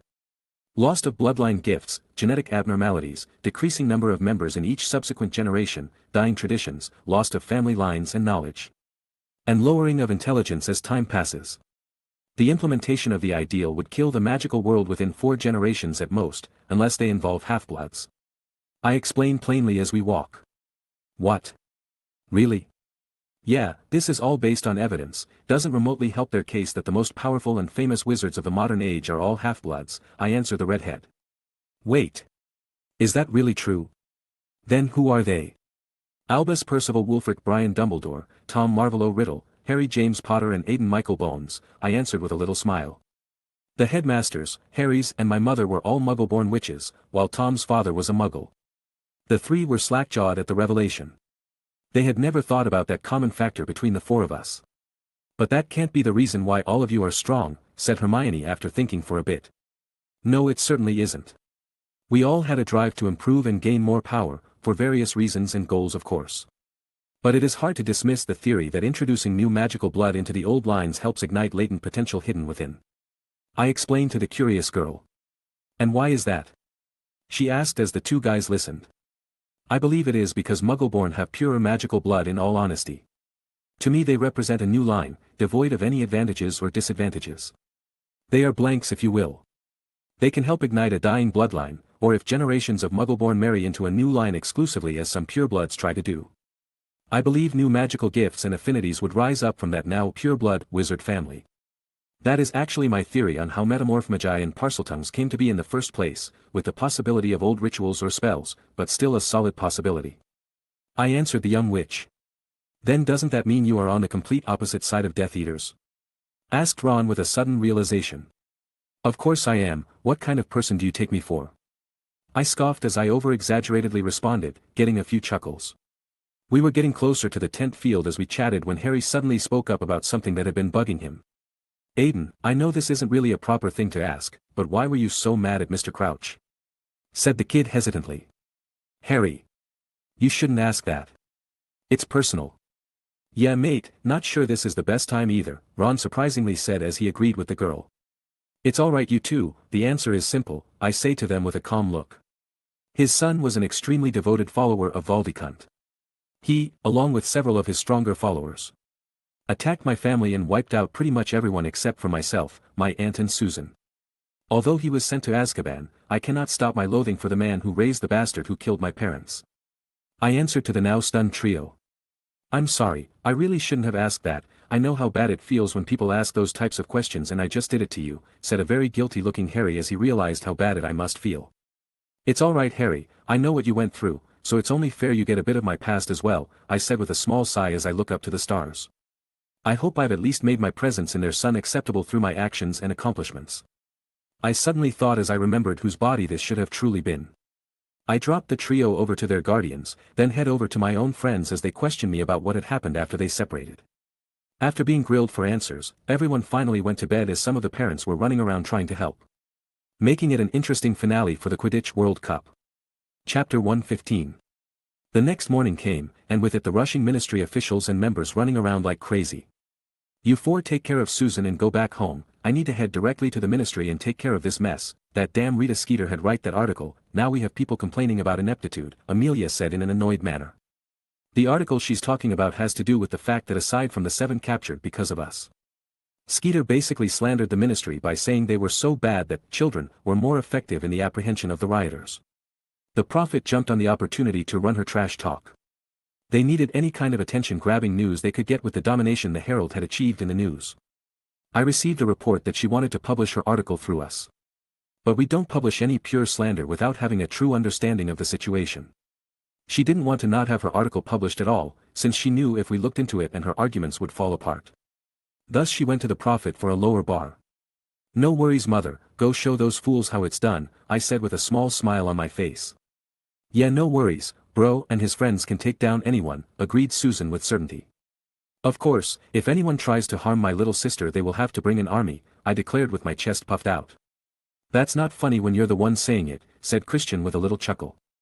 "He's not wrong though, from what Aiden has told us about his current power, it might really take an army to bring him down properly," James added as he gave the comment serious thought. "Like he will even get a chance, I am more than enough to beat down any punk with ideas on Susan," Victoria said as she hugged Suz from behind. "I am glad you made such reliable friends, dear," Mother gently said as she calmed down a bit from our behavior. "Hee, I helped make them reliable, they were just loners and geeks before," I say while chuckling. "Hey!" they responded in unison. "Prove me wrong," I simply shouted as I dodged some fists and feet while laughing. "Stop dodging, you git. I'll get you." "Well, it's not exactly an erroneous statement, but I still wish to hit you for that," calmly said James as he was using his goblin hand-to-hand combat training. "You mentioned my dark past as my man, that is an even more unforgivable crime," darkly murmured Victoria as she kept trying to get sneak attacks in. "Ha ha ha ha ha ha. You guys are so close to each other, it warms an old lady's heart." That laughter actually stopped everyone in their tracks because it has never happened before. "Ha ha ha ooh. It has been a long time since I had such a true laugh, thank you for that you all, I hope my son doesn't cause you too many headaches and you can all keep being together like this." She followed up as she wiped little tears of laughter in her eyes. "He's not getting rid of us that easy," proudly declared Christian after a moment and with a bright smile, but not forgetting to get a free hit on my abs. James simply nodded in agreement with a determined look on his face, getting my arm with a punch. "He's my man, of course I'm not leaving," simply stated Tori as she hugged my arm with her ample assets, after she pinched my side. "Such good people you've all grown up to be, alright I'll be off," she simply said with a warm smile and lighter heart.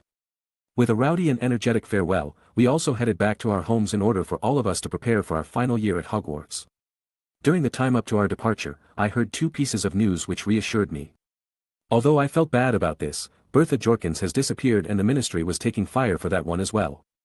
This most likely meant Moldy and his rat knew about little Barty being alive and loyal, but under his father's control. It also meant that the Crouch family member under the Imperius would change very soon. Unfortunately for Elder Crouch, I have a grudge against his family and I have no obligation to help the man who released that animal from Azkaban. I don't give a shit about his wife's last request. He murdered my family. Kidnapped me, hence is responsible for me suffering all that pain. Broke my mother's heart. And he tortured and killed dozens more. They will both die by the end of the year. So don't lose control. You've waited this long and a little more will do no difference. I thought to myself as was pondering their situations and trying to keep a cool head. The second piece of news being the attack on Mad-Eye Moody's home and subsequent increase in twitchiness a few days later. This should mean little Crouch has started to really acclimatize to his role. This would be verified when Moody shows up as the new Dada professor for the year. If he tries that same crap like in the canon, I will show him what someone with real willpower and mental strength can achieve. I declared to myself as I remembered his first lessons on the Unforgivables. Aside from that, Susan and I got ready for the year, preparations which now include getting dress robes for men and dresses for the ladies. Susan was going for a red full-skirt gown, to match of reddening hair which has been changing as she matured, almost matching the family trait now. It was nice and I praised my little sister for hitting it out of the park. Although I am protective and love her a lot, I am not overprotective. I will not stop her from finding her happiness or dating. Some things are only learnt through experiencing such them. But if someone really wrongs her or tries to, they will not have a pleasant time. Back to the fancy wizard where, I ordered a hybrid of magic and muggle design. I knew I would be dancing with a lady who loves green, during the Yule Ball decorated with a winter theme. Coupled with my white skin and silver-white hair and striking blue eyes. These facts resulted in my idea for my dress robe. The outer robe would be pure white, with some green elven patterns embroidered across the robe, like delicate vines embracing me. The inner robe would be a white tux to complement the robe and me, to result in my matching Tory but also showing off my own strong points. It did feel a little chew-uni to be honest, kinda like I was doing some cosplay of an elf version of Eishi Tsukasa from Shokuchiki no Soma, but manlier. Oh well. With that taken care of, it was time to begin our trip to Hogwarts once again. This year Amelia was a bit more rushed due to the ministry still trying to put out its fires, but she still took the time to see us off. At least fewer reporters were trying to get pictures and interviews this year. I think it's mostly due to me not releasing anything this summer. But by the winter, my name would resound across the magical world for new reasons, so I should prepare for that. Why do you ask? It's not only because I will most likely be the Hogwarts champion, but also because I submitted the data we have collected on my vaccine against lycanthropy to the Ministry for proper licensing, registration and approval. The reason we decided to go through with it is because of an extraordinary result we received during the last week. The baby of our volunteer couple, 2 full werewolves, didn't have the disease. That's right. The baby was perfectly healthy by all standards and did not inherit his parents' burden. We actually ran some tests and found that he should possess a resistance towards the virus naturally. Meaning he is now very unlikely to become a werewolf. Even if scratched or bitten. It's not immunity, but it has pushed the curing of lycanthropy another dozen steps further with just him existing. And because of this, we've started preparing to give the vaccine to all of our affiliated werewolves, letting them live completely normal lives. The only difference is the additional shot. I will probably reveal my original spell at some point before the end of my 7th year, but I'm hoping to get my second one completed before then. That front actually had some progress. A flash of inspiration hit me when I was studying my own flame and trying to properly transform it into its arithmetic equivalent. I succeeded in isolating the helpful, pure, healing and protective properties of the phoenix flames from the destructive dragon ones. Giving me that flash. The idea was to merge some of these isolated properties with the concepts for my Protego Sanctum and the Patronus. The goal was to form an advanced form of the Patronus charm, changing it from a supportive and somewhat limited spell, to an offensive magic capable of harming and or killing those from with the dark side of magic. The study of my flame also led me to an interesting accidental discovery as well. I found out that the healing properties of the fire could be harnessed and used to increase the power of one's healing spells as a whole, like Paraceltum would do. I also theorized that if I can properly change this element to a spell, I would be able to start a revolution in the field of healing. This one I've decided to work on with Victoria, in the hopes of giving her inspiration and another tool to develop her new treatments. As I was thinking about my current projects and future actions, my friends started to arrive in the cabin I had occupied. First was Victoria as always, letting us have a proper greeting between the both of us.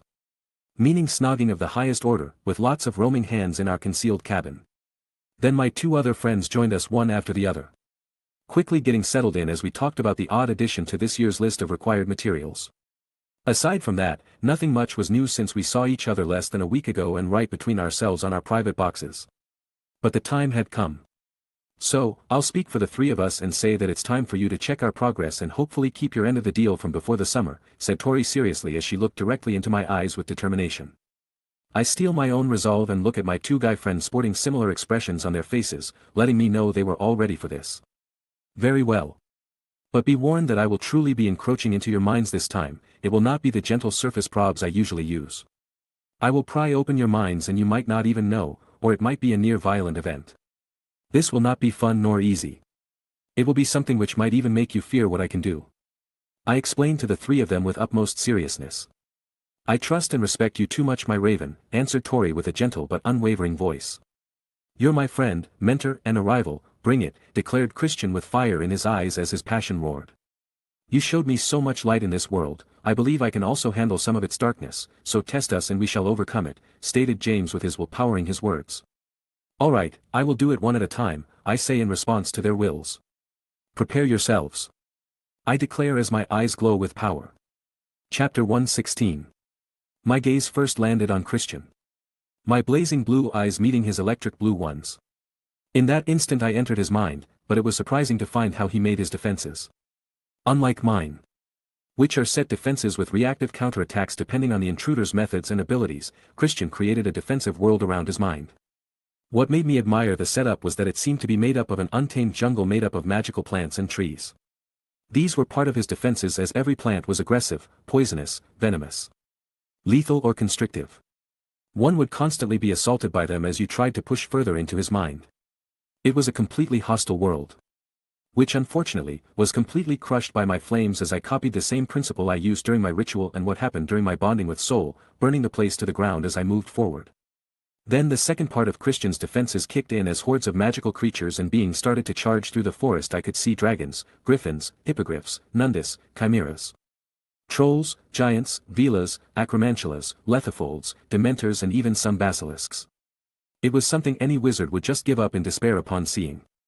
This was more difficult not only because of how well made these were, but the teamwork they could exhibit between each other and the plants was extremely difficult to counter. It was the accumulation of Christian's knowledge, understanding and creativity in action. He replicated every single one of the most dangerous creatures and plants he knew, then added teamwork and strategy to their behavior, resulting in a deadly defense. This is if you are able to breach through his preliminary defenses, which consists of the standard wall, fake memories, and junk images. Only then can you tackle the real defenses. But I just blasted through those to reach this place. In all honesty, these defenses were incredible. I could only see someone getting through if they are so sneaky his mind didn't notice them. Something I believe only I am capable of. Or burst through with sheer power. Which I believe only Vol, Dumble, and myself should be able to achieve due to Christian's magical strength, his will, and mental abilities. The onslaught of the horde only ended once I had almost scorched the entire jungle world which had been created. All that surrounded me was ash and bones as I stared into the hole leading to Christian's core. I could also feel a very real threat of death coming from that hole. My only explanation being that I theorized that this hole was actually the Charybdis, blocking the true entrance as a hole. But since I had a thorough understanding of my friend's level of acclimacy, I decided to end the incursion here and retreat. As I returned to the real world, I could see a panting and sweating Christian struggling to stay upright. Your defenses were very well thought out and creative, Christian. I could only offer to improve it through more variety within your jungle. Maybe adding mountainous, swamp or water domains to help strengthen it. Aside from that, it is powerful. I say as I give out my evaluation. Merlin's Sagati mate, that was 10 times worse than what Master Scamander ever got me into, declared the guy as his breathing stabilized. That bad? Asked a slightly curious James. I could barely slow him down, it felt like he was peeling away layers of myself and stopped right before exposing me completely, not something one experiences for fun, Christian explained with a shake of his head. James, ready yourself, you shall be next, I declare to my peaceful friend. I am ready, come, he answered with a nod. Good, then look into my eyes, I ordered to begin. I broke through the standard defenses with a bit more effort than with Christian, James having made it more flexible than our friend. Once I was in his true defensive core, I was welcomed by the sight of great fortress walls, with soldiers manning the ramparts and throwing rocks, shooting arrows, dumping burning oil and shooting crossbow bolts at me. Looks like James made a castle to defend himself, but I doesn't feel like I am close to the center of his mind at all. I mused as I understood the structure in front of me. I decided to bust through the front on this one, using pure power. I wanted to see what would happen when I broke this castle of his. After erasing it from existence, the area changed into another type of battlefield. This time I was on a mountain, as I was being besieged this time. I was alone facing an entire army this time. I set them all aflame, but then the scenario changed again. One battlefield or fortress after another was created as I rampaged through them without stopping. I then gained an understanding of how my usually peaceful and gentle friend developed his defenses. He used his ideals on combat, his goblin training and his education to create an unending series of battles to wear down the intruder until they can't sustain their presence. It is made to slowly whittle down the strength and endurance of the enemy. This is very James-like in all honesty. If he has to fight, he will do it in the most secure fashion to protect himself and others. He doesn't aggressively attack others, but he lets them exhaust themselves in the face of his absolute defense. What was interesting was his ideology for an absolute defense in acclimacy. He didn't need it to stop any and all intruders immediately. He just needed to gradually stop them bit by bit. After some time barreling through the scenarios like the Juggernaut, I finally reached the last line of defense James had designed. I could feel him beyond it, and living up to its importance. The place was impressive. It was like seeing an even deadlier Death Star floating above you whilst all of its cannons pointed at you. It was impressive because I'm guessing it also has a variety of troops within, probably some spaceships to stop me from entering, some ground forces and maybe even forces waiting above it. Feeling satisfied from the effort it took to make it here, I smiled and retreated. Now seeing the drenched James trying to stay conscious, giving him some time to recover and a bit of magic and potion to help, I waited for him to be okay. Christian was right, not a pleasant time, he simply said with a depreciating smile. This is a good experience for you as well. Your setup is very in keeping with your style, but you need to make it more difficult for stronger people to wipe the slate. I think giving self-destruct commands or more powerful troops could help you along the way. I inform my blonde friend. I'll do what I can, he said resolutely. Good, now you're next, Tori, are you ready? I asked with no emotions in my voice. Do it, do not insult me by going easy on me or faking it, she answered without any hesitation. Alright, then look into my eyes, I simply say afterwards. As I met her emerald gaze, I entered her mind. What surprised me was that she employed a modified version of systematic occlumency defenses. Usually it involves forming a barrier in front of your mind to keep others out, then forming fake memories to fool those who try to come in. What Tori did was use false and some real memories as a form of emotional traps. She made the intruder feel intense emotions and wanted them to lose themselves in it. These traps centered around anger, sadness, pain, loss, jealousy and greed, but you could also find happiness, contentment, acceptance, success, love and peace. It was a trap made to appeal to human desires of every kind. Breaking through the surface traps only led to a defense I would call a wizard killer. Unless one used overwhelming power to break through the obstacles, they had to answer questions on every topic of magic and science Victoria knew. You either had to be so powerful you could dominate her, or you had to be smarter than her. It was simple in concept, but with her strength and intelligence, it was a near impregnable defense.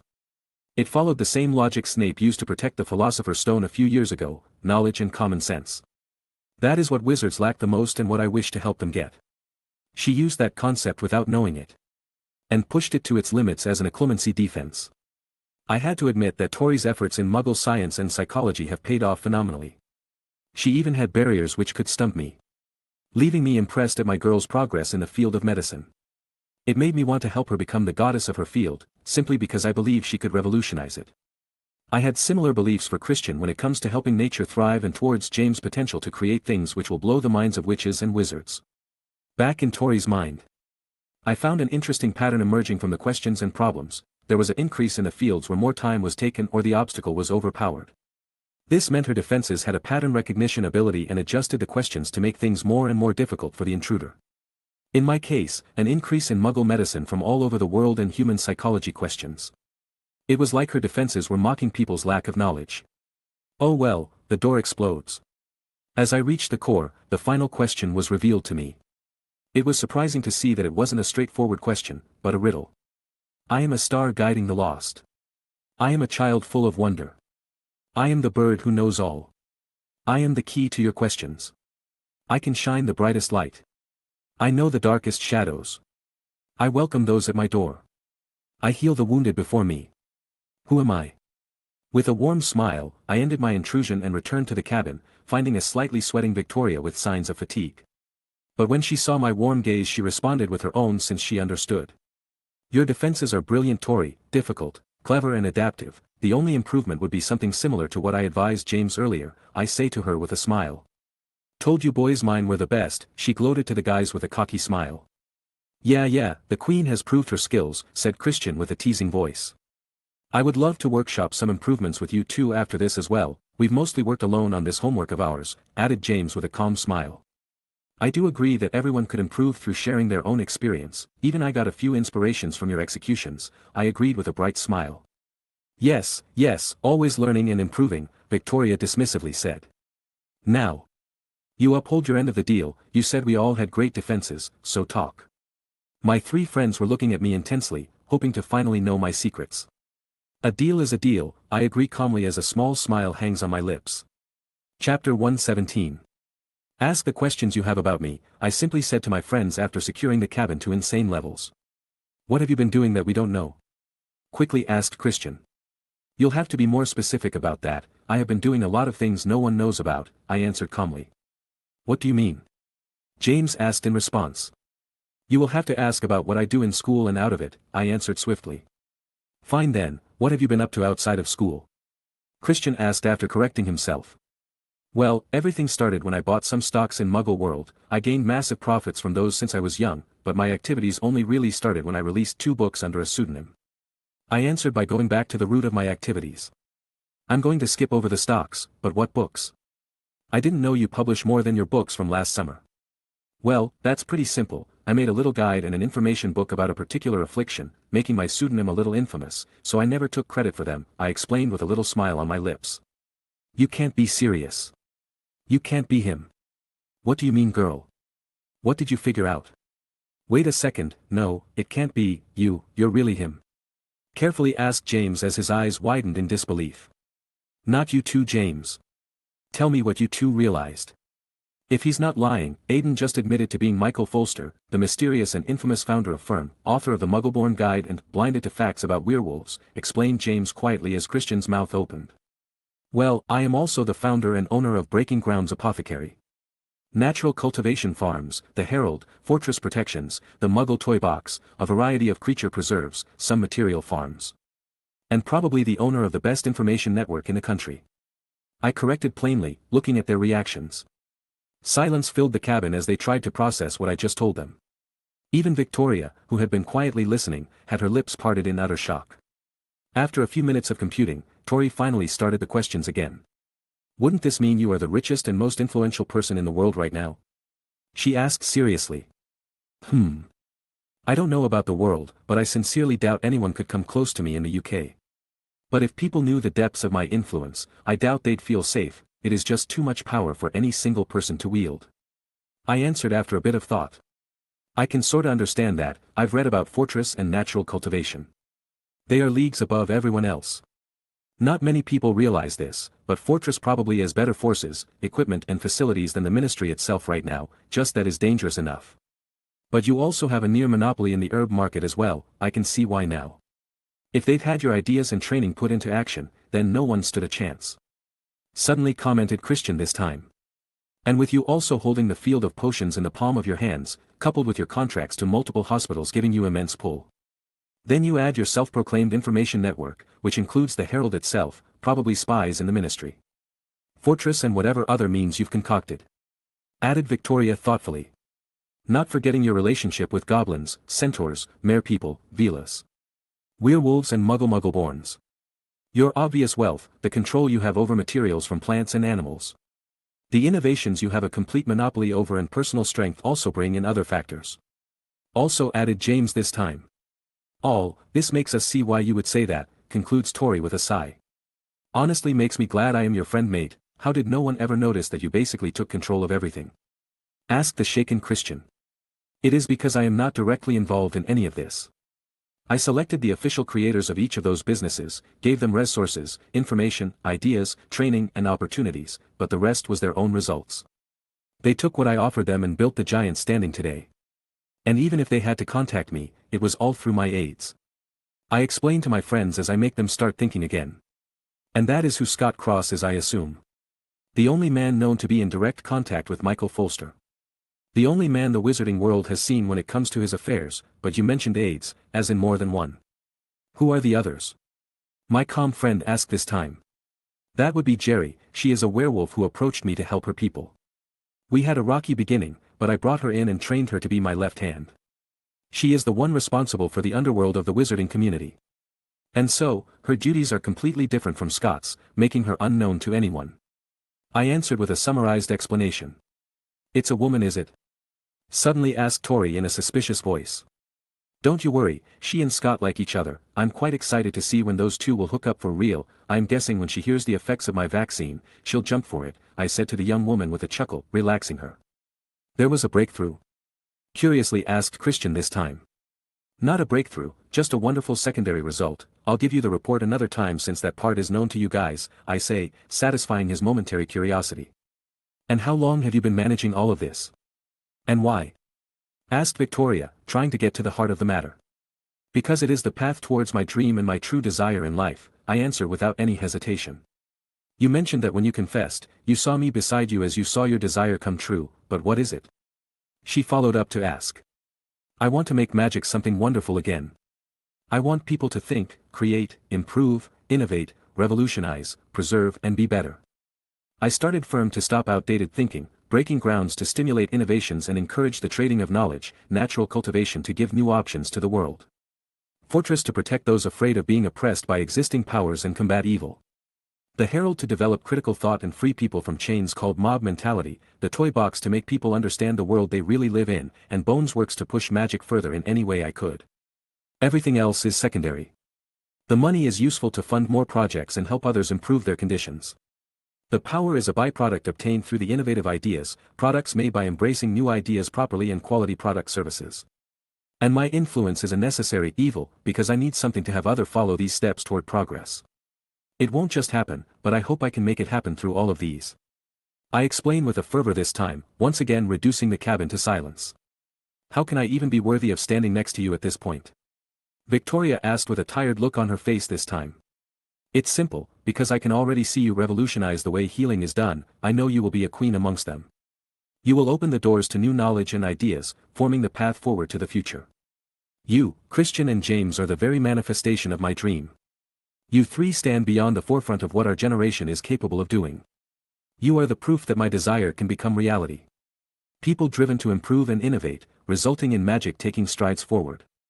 That is why I've always been proud of being friends and loving you. I answered passionately, with a smile of my face. This answer turned Victoria's expression of near despair into a blossoming smile. Whilst Christian and James looked touched at my level of belief in them. The three never really heard about what I believe their potentials are. But they needed to know now. My achievements were too dazzling in general, and could ruin their self-esteem. I just reminded them of the path they are walking on to strengthen them. You're right, why am I moping around? I already have my research and I am almost ready to knock the socks off those old ladies at Steamungos. I'll show them how healing is done. Ha! You just lit a fire in me, mate. Just you wait, I'll show you something truly spectacular I've been planning with the help of Mr. Scamander, my parents and Hagrid. It'll blow your mind when you hear it. Give me another few years and I will show you enchanting unseen in the wizarding world. My work will resonate for ages, James said in his low voice, but it was showing his quiet spirit.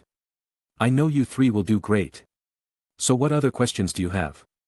You said you wanted to divide the things you've done but not told us in two, in and out of school, so what have you not told us about the happenings of Hogwarts? Asked James after giving it some thought. The first 3 years were completely honest except for two things, my knife and my time turner, I answered honestly. You have a time turner. How'd you get one? The ministry really regulates those things like crazy. I found it in the room of lost things. After I found the place, the idea came to mind. It took me quite a while. Finding a few broken ones I didn't want to mess with due to not knowing how they truly worked, but I persevered until I found this bad boy. I answered as I took out the silver pocket watch from my pouch. It's how I was able to make so much progress in my research while still attending class. It's also why I rejected the one they offered me for third year, I added quickly. You has this the whole time and didn't share? Asked Tori with narrowed eyes this time. Too dangerous to mess with time too much, I was not going to risk it. Even I limit myself strictly when using it and I didn't want any unforeseen problems, but you three are strong and intelligent wizards and witch. So I will actually be letting the three of you use it under strict conditions this year. I answered seriously this time, not letting any opportunity for debate on the issue. You said you also had a knife. Is that the phoenix dagger that my teacher was so proud of? He said it was the best he's ever made. Instead of taking it out normally, I let it fly out of its sheath to the surprise of everyone. It is probably my deadliest weapon, insane speed, durability, sharpness, control and stealth. No one except you three and some goblins know it exists, and it is one of my trump cards, I explain as I marveled at the beauty of the silver knife. I am going to ask you to let me study it. Your enchantments are simple but brutally efficient. I feel like it could really inspire me, James responded with an artisan's passion. Mate, how could you never get me one of these? It looks so fucking awesome. Why did you keep such a useful toy to yourself, babe? Now I won't want anything else for Christmas. Ha. No worries, James will be able to make some pretty soon I believe, so it won't be a problem to get more. Yes, I'll make knives for the both of you. It'll have to wait a bit for me to really master everything, but it'll happen, he said with a wry smile. But Aiden, you said that was for the first 3 years, so what happened after? He also asked. You guys remember how Professor Quirrell disappeared during our 4th year, right? And how Gryffindor got awarded a bunch of points to get the house cup? Of course. Was the unified answer. Well, that was because the idiot got possessed by Voldemort and kept trying to steal the Philosopher's Stone the headmaster was asked to protect by Nicholas Flamel, and some way or another, Harry and his friends stopped him. I say to summarize the first-year canon. What? The three of them suddenly shouted. That manipulating piece of dragon dung isn't dead yet? Asked Victoria in a venomous voice. How is that possible? He should be dead because of Harry. If that sorry excuse for a troll testicule isn't dead, he'll wish to be if he tries to touch my mum, Christian declared as he punched his hand's palm. The answer for that lies with what happened during our 5th year actually, I answered calmly. Wait, you mean during the Basilisk fiasco? How was that related to the egghead? Because he was the one responsible for the chamber to open 50 years ago as well. At the time his name was Tom Riddle and he has the blood of the Gaunt family running through. This being a family that had always claimed to be descendant of Salazar Slytherin. I start off by explaining. I've heard of them, they were thorough believers of blood supremacy. They married their own family members, avoid Hogwarts, supposedly had the gift of Parseltongue running in the family. But their last descendant should be in Azkaban or dead by now. I heard the line went all but extinct, but you're saying this Tom Riddle who became the Dark Lord is one of them? Asked Victoria as she remembered what her father had taught her. Yes, and that is why he calls himself the heir of Slytherin. I actually believe the statement is actually true, even if they twisted his ideologies beyond recognition, I answered her. But how did he do it 2 years ago? You said he possessed Quirrell, so did the same thing happen again? That is an answer I found when I killed the Basilisk using my little trump card here, I said whilst tapping my knife. Wait, you killed it? But Potter, Weasley and Granger were the ones who got the award. How does that make sense? Because I didn't want anyone knowing I was capable of doing so, hence no one outside the trio and the headmaster know of my involvement, I simply answered. So what is this reason for his survival you found down there? Asked Victoria. A very dark piece of magic, one of the evilest out there, a means to technically reach a state of immortality, but with an enormous price. I found a Horcrux, I answered very somberly this time. I've never heard of such a thing, have either of you? James asked to the cabin. No, it's not my field of study, mate, Tori. Christian answered as he passed the baton over. I've read every book I could find in the library, my family collection and Aiden's collection, but I've never even seen the name, she admitted with a shake of her head. That is a good thing. A Horcrux is simply put, a piece of your soul stored in an object to keep you tethered to the world of the living. Meaning that as long as it is intact, your spirit will never move on to the next world nor turn into a ghost. You will exist in the broadest sense of the word and have a chance to return, if you know how, of course. I explained to my 3 friends. Then what is the price you mentioned? Asked the thoughtful James. To store a piece of your soul you must first break off piece of it, and the only known way of accomplishing this is by brutally and inhumanly killing a number of people, hence breaking the soul. I answered seriously, as their eyes widened at the revelation. But there is another problem. The body cannot truly function without the soul, so having a tainted and broken soul will inevitably affect the mind and body. Giving us a very likely reason as to why the man looks so far from human and acts like a madman. I add on, giving my friends food for thought once again. But you said the problem was solved in 5th year, you were there, so that means you stopped it and he should be dead, right? Asked a hopeful Christian. Yes, that one was destroyed and the troubles of the year were truly solved, the only issue is that it seems he did something thought as impossible and completely beyond mad, he split his soul even more, I answered truthfully. That's insane. How could anyone even do such twisted things? That is who he is. He is a man so scared of death he would rather pervert his own existence and soul, ruining his afterlife, naming himself after it, giving everything up in the pursuit of power to avoid it. And naming his followers after it. I state with my own distaste in my voice. That statement actually made Victoria smile a little and move closer to me. Probably because I changed the image of the demon in her mind to such a ridiculously pathetic man. But unfortunately, it is hard to know how many were made and are left. Moving on from this dark topic, any other questions?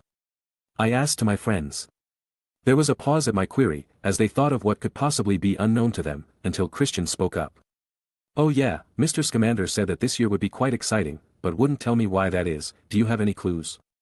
He asked hopefully. That is very simple. The Ministry of Magic and the international community have decided to bring back an old event of the wizarding world. This event involves the participation of the 3 most influential magical schools in Europe, Beauxbatons, Durmstrang and Hogwarts. This event being the Triwizard Tournament, and Hogwarts has been chosen to be its host. They're really bringing back that tournament? That's surprising due to the high death toll it had back in the day. Really? Then why in the world would they bring it back? Sounds a bit mad to me.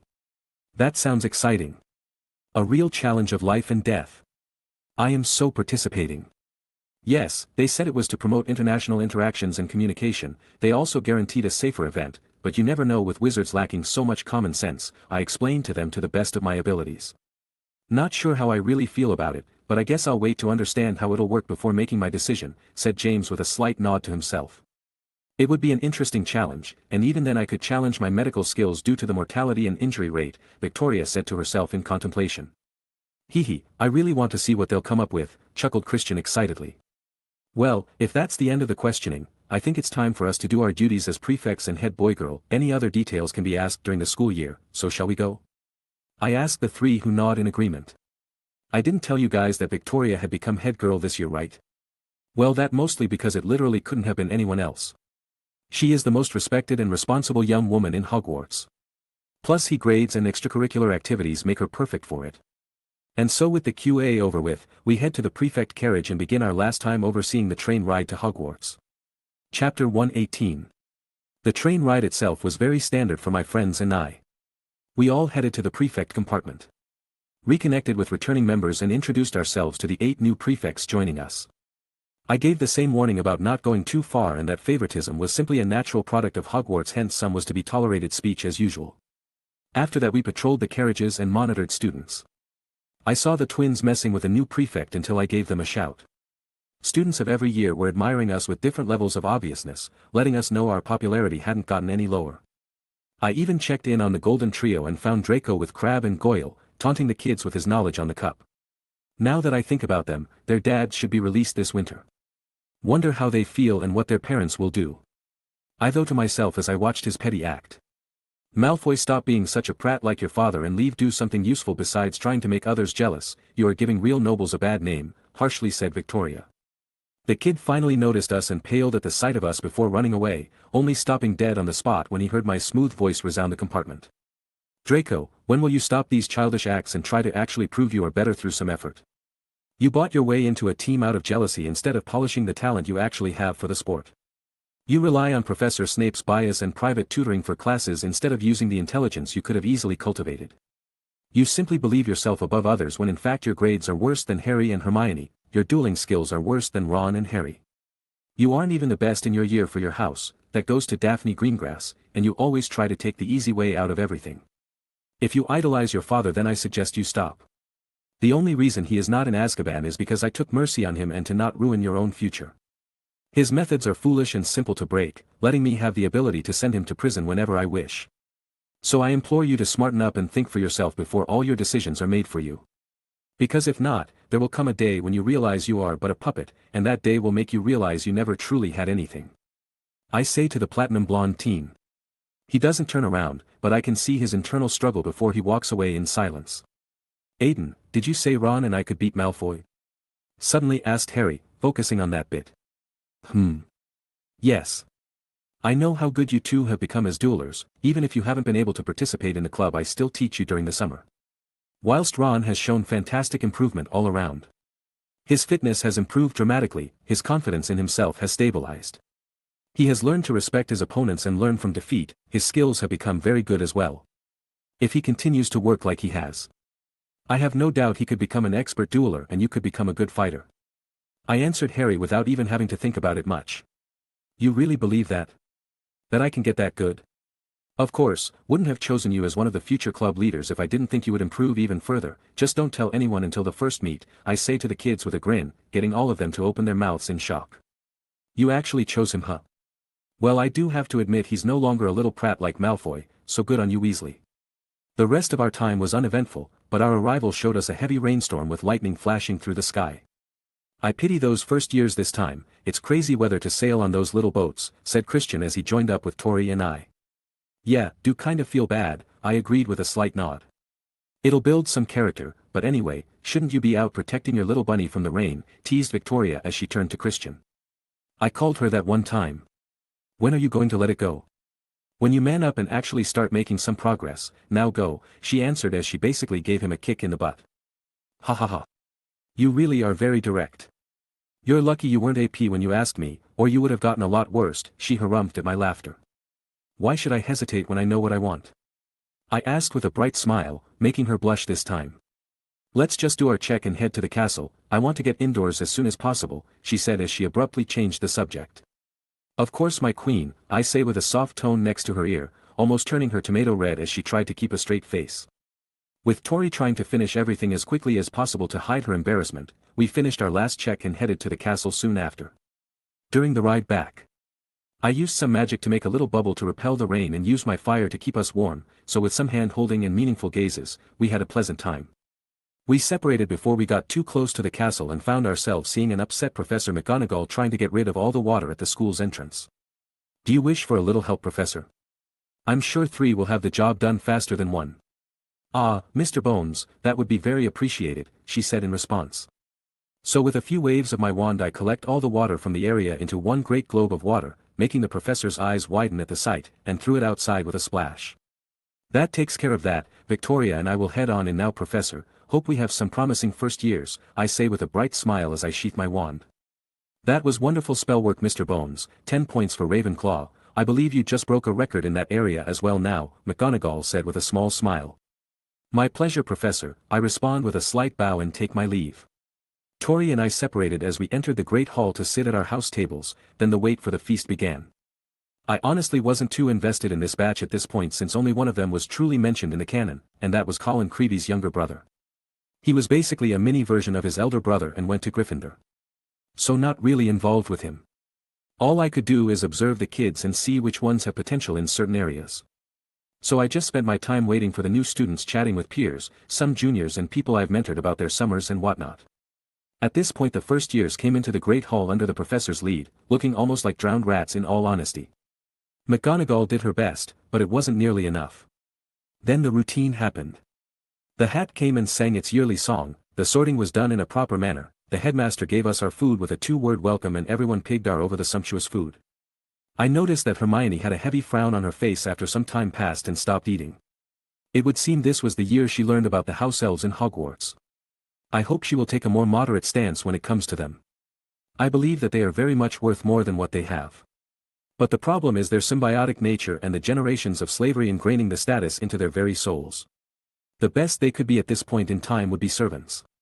Not because of my views, but theirs. These things take time. Anyway, the feast was done and with a wave of the headmaster's hand the food vanished. He then began his usual speech about the Forbidden Forest. Hogsmeade visits, Filch's ever-increasing list of banned goods, making the older students zone out a bit until his last announcement. It is also my painful duty to inform you that the Interhouse Quidditch Cup will not take place this year, the old man said with some regret, but also excitement for his follow-up. Although he was excited, he waited for the students to digest the news a bit before explaining the situation. This is due to an event that will be starting in October, and continuing throughout the school year. Taking up much of the teacher's time and energy, but I am sure you will all enjoy it immensely. I have great pleasure in announcing that this year at Hogwarts. He started to explain, but at that moment, there was a deafening rumble of thunder and the doors of the great hall banged open. The great noise attracted the attention of everyone in the great hall, making them look at a single man standing beyond the doors, Alastair Mad-Eyed Moody. The man then proceeded to limp his way to the front of the hall under the curious gazes of all Hogwarts students. His mostly scarred face, artificial leg, enchanted prosthetic eye and constant observation of his surroundings were certainly attention-grabbing enough to succeed in this level of attention. He reached the headmaster at his podium and the two spoke to each other briefly before the old man turned his attention back to us. May I introduce our new defense against the dark arts teacher? Said Dumbledore brightly into the silence. Professor Moody. It was usual for new staff members to be greeted with applause, but none of the staff or students clapped except Dumbledore, Hagrid, myself and my friends, but the sound echoed dismally into the silence, and it stopped fairly quickly. Everyone else seemed too transfixed by Moody's bizarre appearance to do more than stare at him. The situation is understandable. It is not every day one sees the most experienced, successful, and still alive, Auror in Britain. The man filled more than half the cells in Azkaban and killed more dark witches and wizards than we could know. He is certainly worthy of the attention for these gossip-mongering kids who have never really fought before. As I was saying, the headmaster said, smiling at the sea of students before him, all of whom were still gazing transfixed at Mad-Eye Moody. We are to have the honor of hosting a very exciting event over the coming months, an event that has not been held for over a century. It is my very great pleasure to inform you that the Triwizard Tournament will be taking place at Hogwarts this year. You're joking, shouted Weasley Twin A loudly as he made the hall break out in chuckles. I am not joking, Mr. Weasley, responded Dumbledore. Though now that you mention it, I did hear an excellent one over the summer about a troll, a hag, and a leprechaun who all go into a bar. Unfortunately the headmaster was not allowed to finish his joke due to his deputy forcing him to continue with his explanation. Said explanation was basically what I had said. A brief history of the tournament, its death toll, subsequent dismissal, current reintroduction and how it works. He also told everyone about Beauxbatons and Durmstrang's arrivals, the selection date, the impartial judge, and finished off by telling everyone of the eternal glory victory will bring, and the 1,000 galleon paycheck. His words made many starry-eyed students dream of the riches and glory they could win, but there was another reaction among the student body. They looked in the directions of the beast, the saint, the queen and me, the raven. They were looking at those they saw as the true champions of Hogwarts. Eager though I know all of you will be to bring the Triwizard Cup to Hogwarts, he said. The heads of the participating schools, along with the Ministry of Magic, have agreed to impose an age restriction on contenders this year. Only students who are of age, that is to say, 17 years or older, will be allowed to put forward their names for consideration. This. Dumbledore raised his voice slightly, for several people had made noises of outrage at these words, and the Weasley twins were suddenly looking furious. Is a measure we feel is necessary, given that the tournament tasks will still be difficult and dangerous. Whatever precautions we take. And it is highly unlikely that students below 6th and 7th year will be able to cope with them. I will personally be ensuring that no underage student hoodwinks our impartial judge into making them Hogwarts champion. His light blue eyes twinkled as they flickered over Fred's and George's mutinous faces. I therefore beg you not to waste your time submitting yourself if you are under 17. The delegations from Beauxbatons and Durmstrang will be arriving in October and remaining with us for the greater part of this year. I know that you will all extend every courtesy to our foreign guests while they are with us. And will give your wholehearted support to the Hogwarts champion when he or she is selected. And now, it is late. And I know how important it is to you all to be alert and rested as you enter your lessons tomorrow morning. Bedtime. Chop chop. There were many 6th-year students genuinely upset at the age restriction, like the twins, but they will have to deal with that. As for me, I had my duties as head boy to fulfill and I have been ready for the Triwizard Cup for years now, so not really a big deal for me. But it did make me smile a bit. It has begun. I wonder how everything will turn out. I already have multiple mirrors in the little Hangleton cemetery. So now I wait and most likely participate in the tournament. I thought to myself as I headed back to Ravenclaw Tower once again. Chapter 119. Having finally reached my room, I could now start my yearly tradition of listing out my goals. Finish up my last mastery project. With ancient runes, arithmancy, defense against the dark arts, herbology. Healing, potions and warding done, only my charms project was left. I believe that finishing my calculations for the blue flame is the key to the completion of my spell, as well as what will unlock many new paths for me. But my offshoot of the Patronus charm has made great progress forward and I firmly believe it will be completed by the winter break. Goblet of Fire Cannon. If I am chosen as champion I will need to prepare just in case they change things up due to my presence. I doubt that they would since I already received a few notices from my dragon reserves that the ministry requested some nesting mothers. This means the first task should at least be the same as in the canon at least. If I am not chosen, I'll have to find an excuse for me to show up to Little Hangleton Cemetery. Shouldn't be too hard with my abilities since I could probably ask the headmaster to be involved with the security details. He knows how strong I am now. He appreciates my intelligence and creativity as well, so it should be doable. Fake Moody has been confirmed. This also means the real Moody is currently imprisoned in the school. My goal for him is simply to not kill him. I can't blow my cover. I will also have to see if I can peek inside his mind and find out what he knows about me. I trust in the original's abilities and mental strength. But you never know what might slip over long periods of time. I also can't just drown him in homework like I did Quarrelmort because he should actually have some interesting things to say and I don't want to draw negative attention from Junior. Train my successors. I've been training Cedric as the next person in charge of the exchange and he has shown great progress. From what he told me, none of his OWLs were below exceed expectations and he had more outstandings than EEs. I think Hermione would be the only person to top his scores after my friends and I are gone. But Cedric is much better than her in the practical aspects. In short, I trained him in academics and practicality, forming an incredibly well-rounded wizard. The Dueling Club successors will be divided among 4 fourth years who will take over as a council. Each house will have a representative to remove the possibility of exclusion, and it should also stop one house from dominating for now at least like I mentioned on the train. The Gryffindor rep will be Ron. Slytherin will be Daphne Greengrass, Ravenclaw will be Padma Patil, and Hufflepuff had Hannah Abbott. I have my reasons for all of these kids, none of them were emotional. Ron has genuinely improved phenomenally as a dueler, even if his grades are still mediocre, he has put constant effort and diligently trained in this aspect of magic. He has followed my guide and then some in all honesty. He has been training with Christian since last year and was able to almost keep up with the guy in pure endurance. Something pretty much no one else aside from my friends could do. He's worked on his reflexes and spell casting until he could fight without even having to think. And although his fighting can't be called elegant nor complex, it is efficient and polished. His time at the club also let him recognize how narrow-minded his views were when it comes to the houses and he's also found a place for himself to shine, removing a lot of his inferiority complex. What really cemented his position was when he had dueled against another Slytherin and they started to compare notes after the bout, showing his improved mentality. Daphne Greengrass was an unexpected addition to the club. She comes from a Sacred 28 family, but unlike those half-wits who boast about superior blood and lack any actual ability, she is actually more of a mini Victoria if anything. She is called the Icy Maiden due to her constant emotionless face, which I know hides her own struggles and masks her opinions for political reasons. She is the best Slytherin in Harry's year. Both in class and out of it.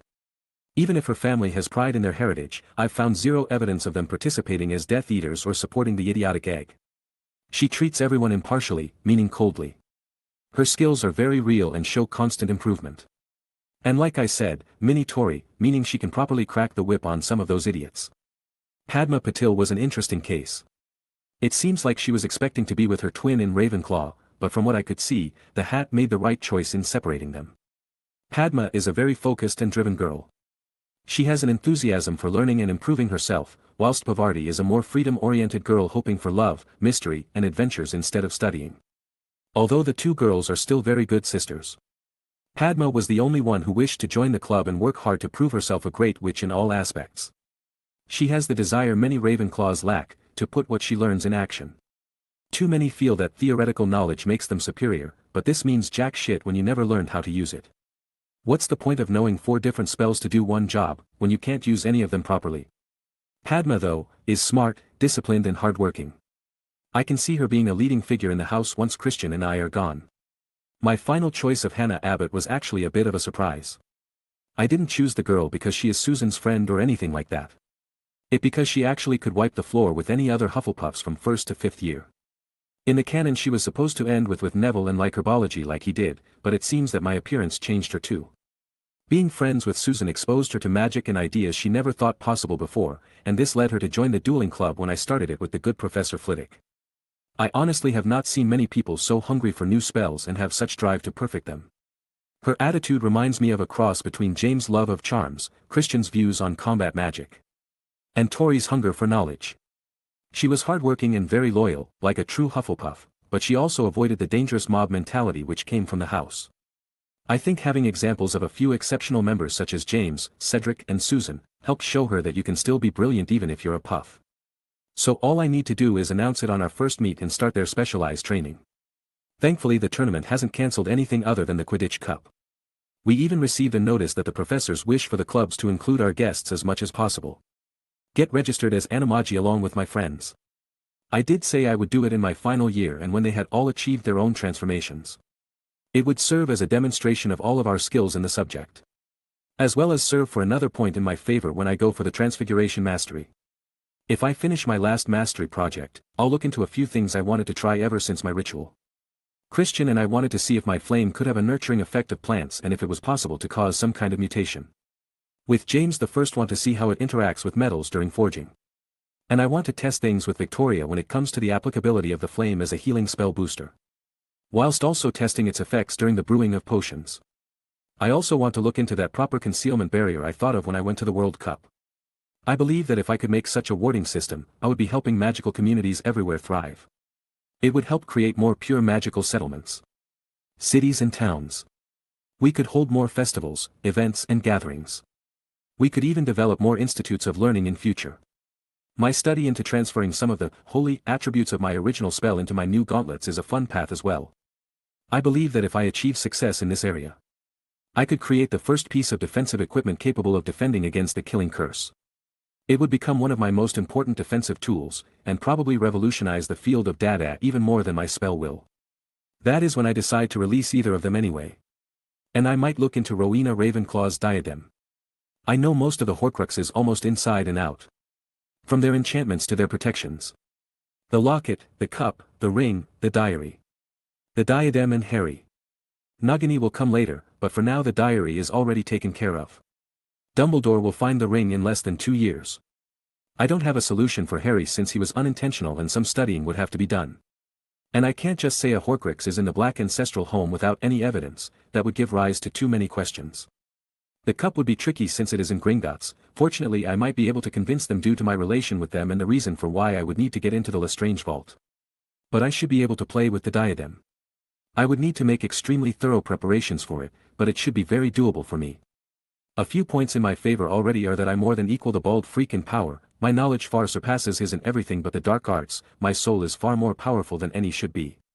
Much less his twisted and broken one, my occlumency and legilimency are nearly in a league of their own, and as I've said, I know them inside and out. Thank you VTV. Having thought through everything I believe I was going to have to do this year or in the near future, I could finally turn in for the night. So with a wave of my hand all lights in the room vanished and I laid down in my comfortable bed in preparations for another busy year.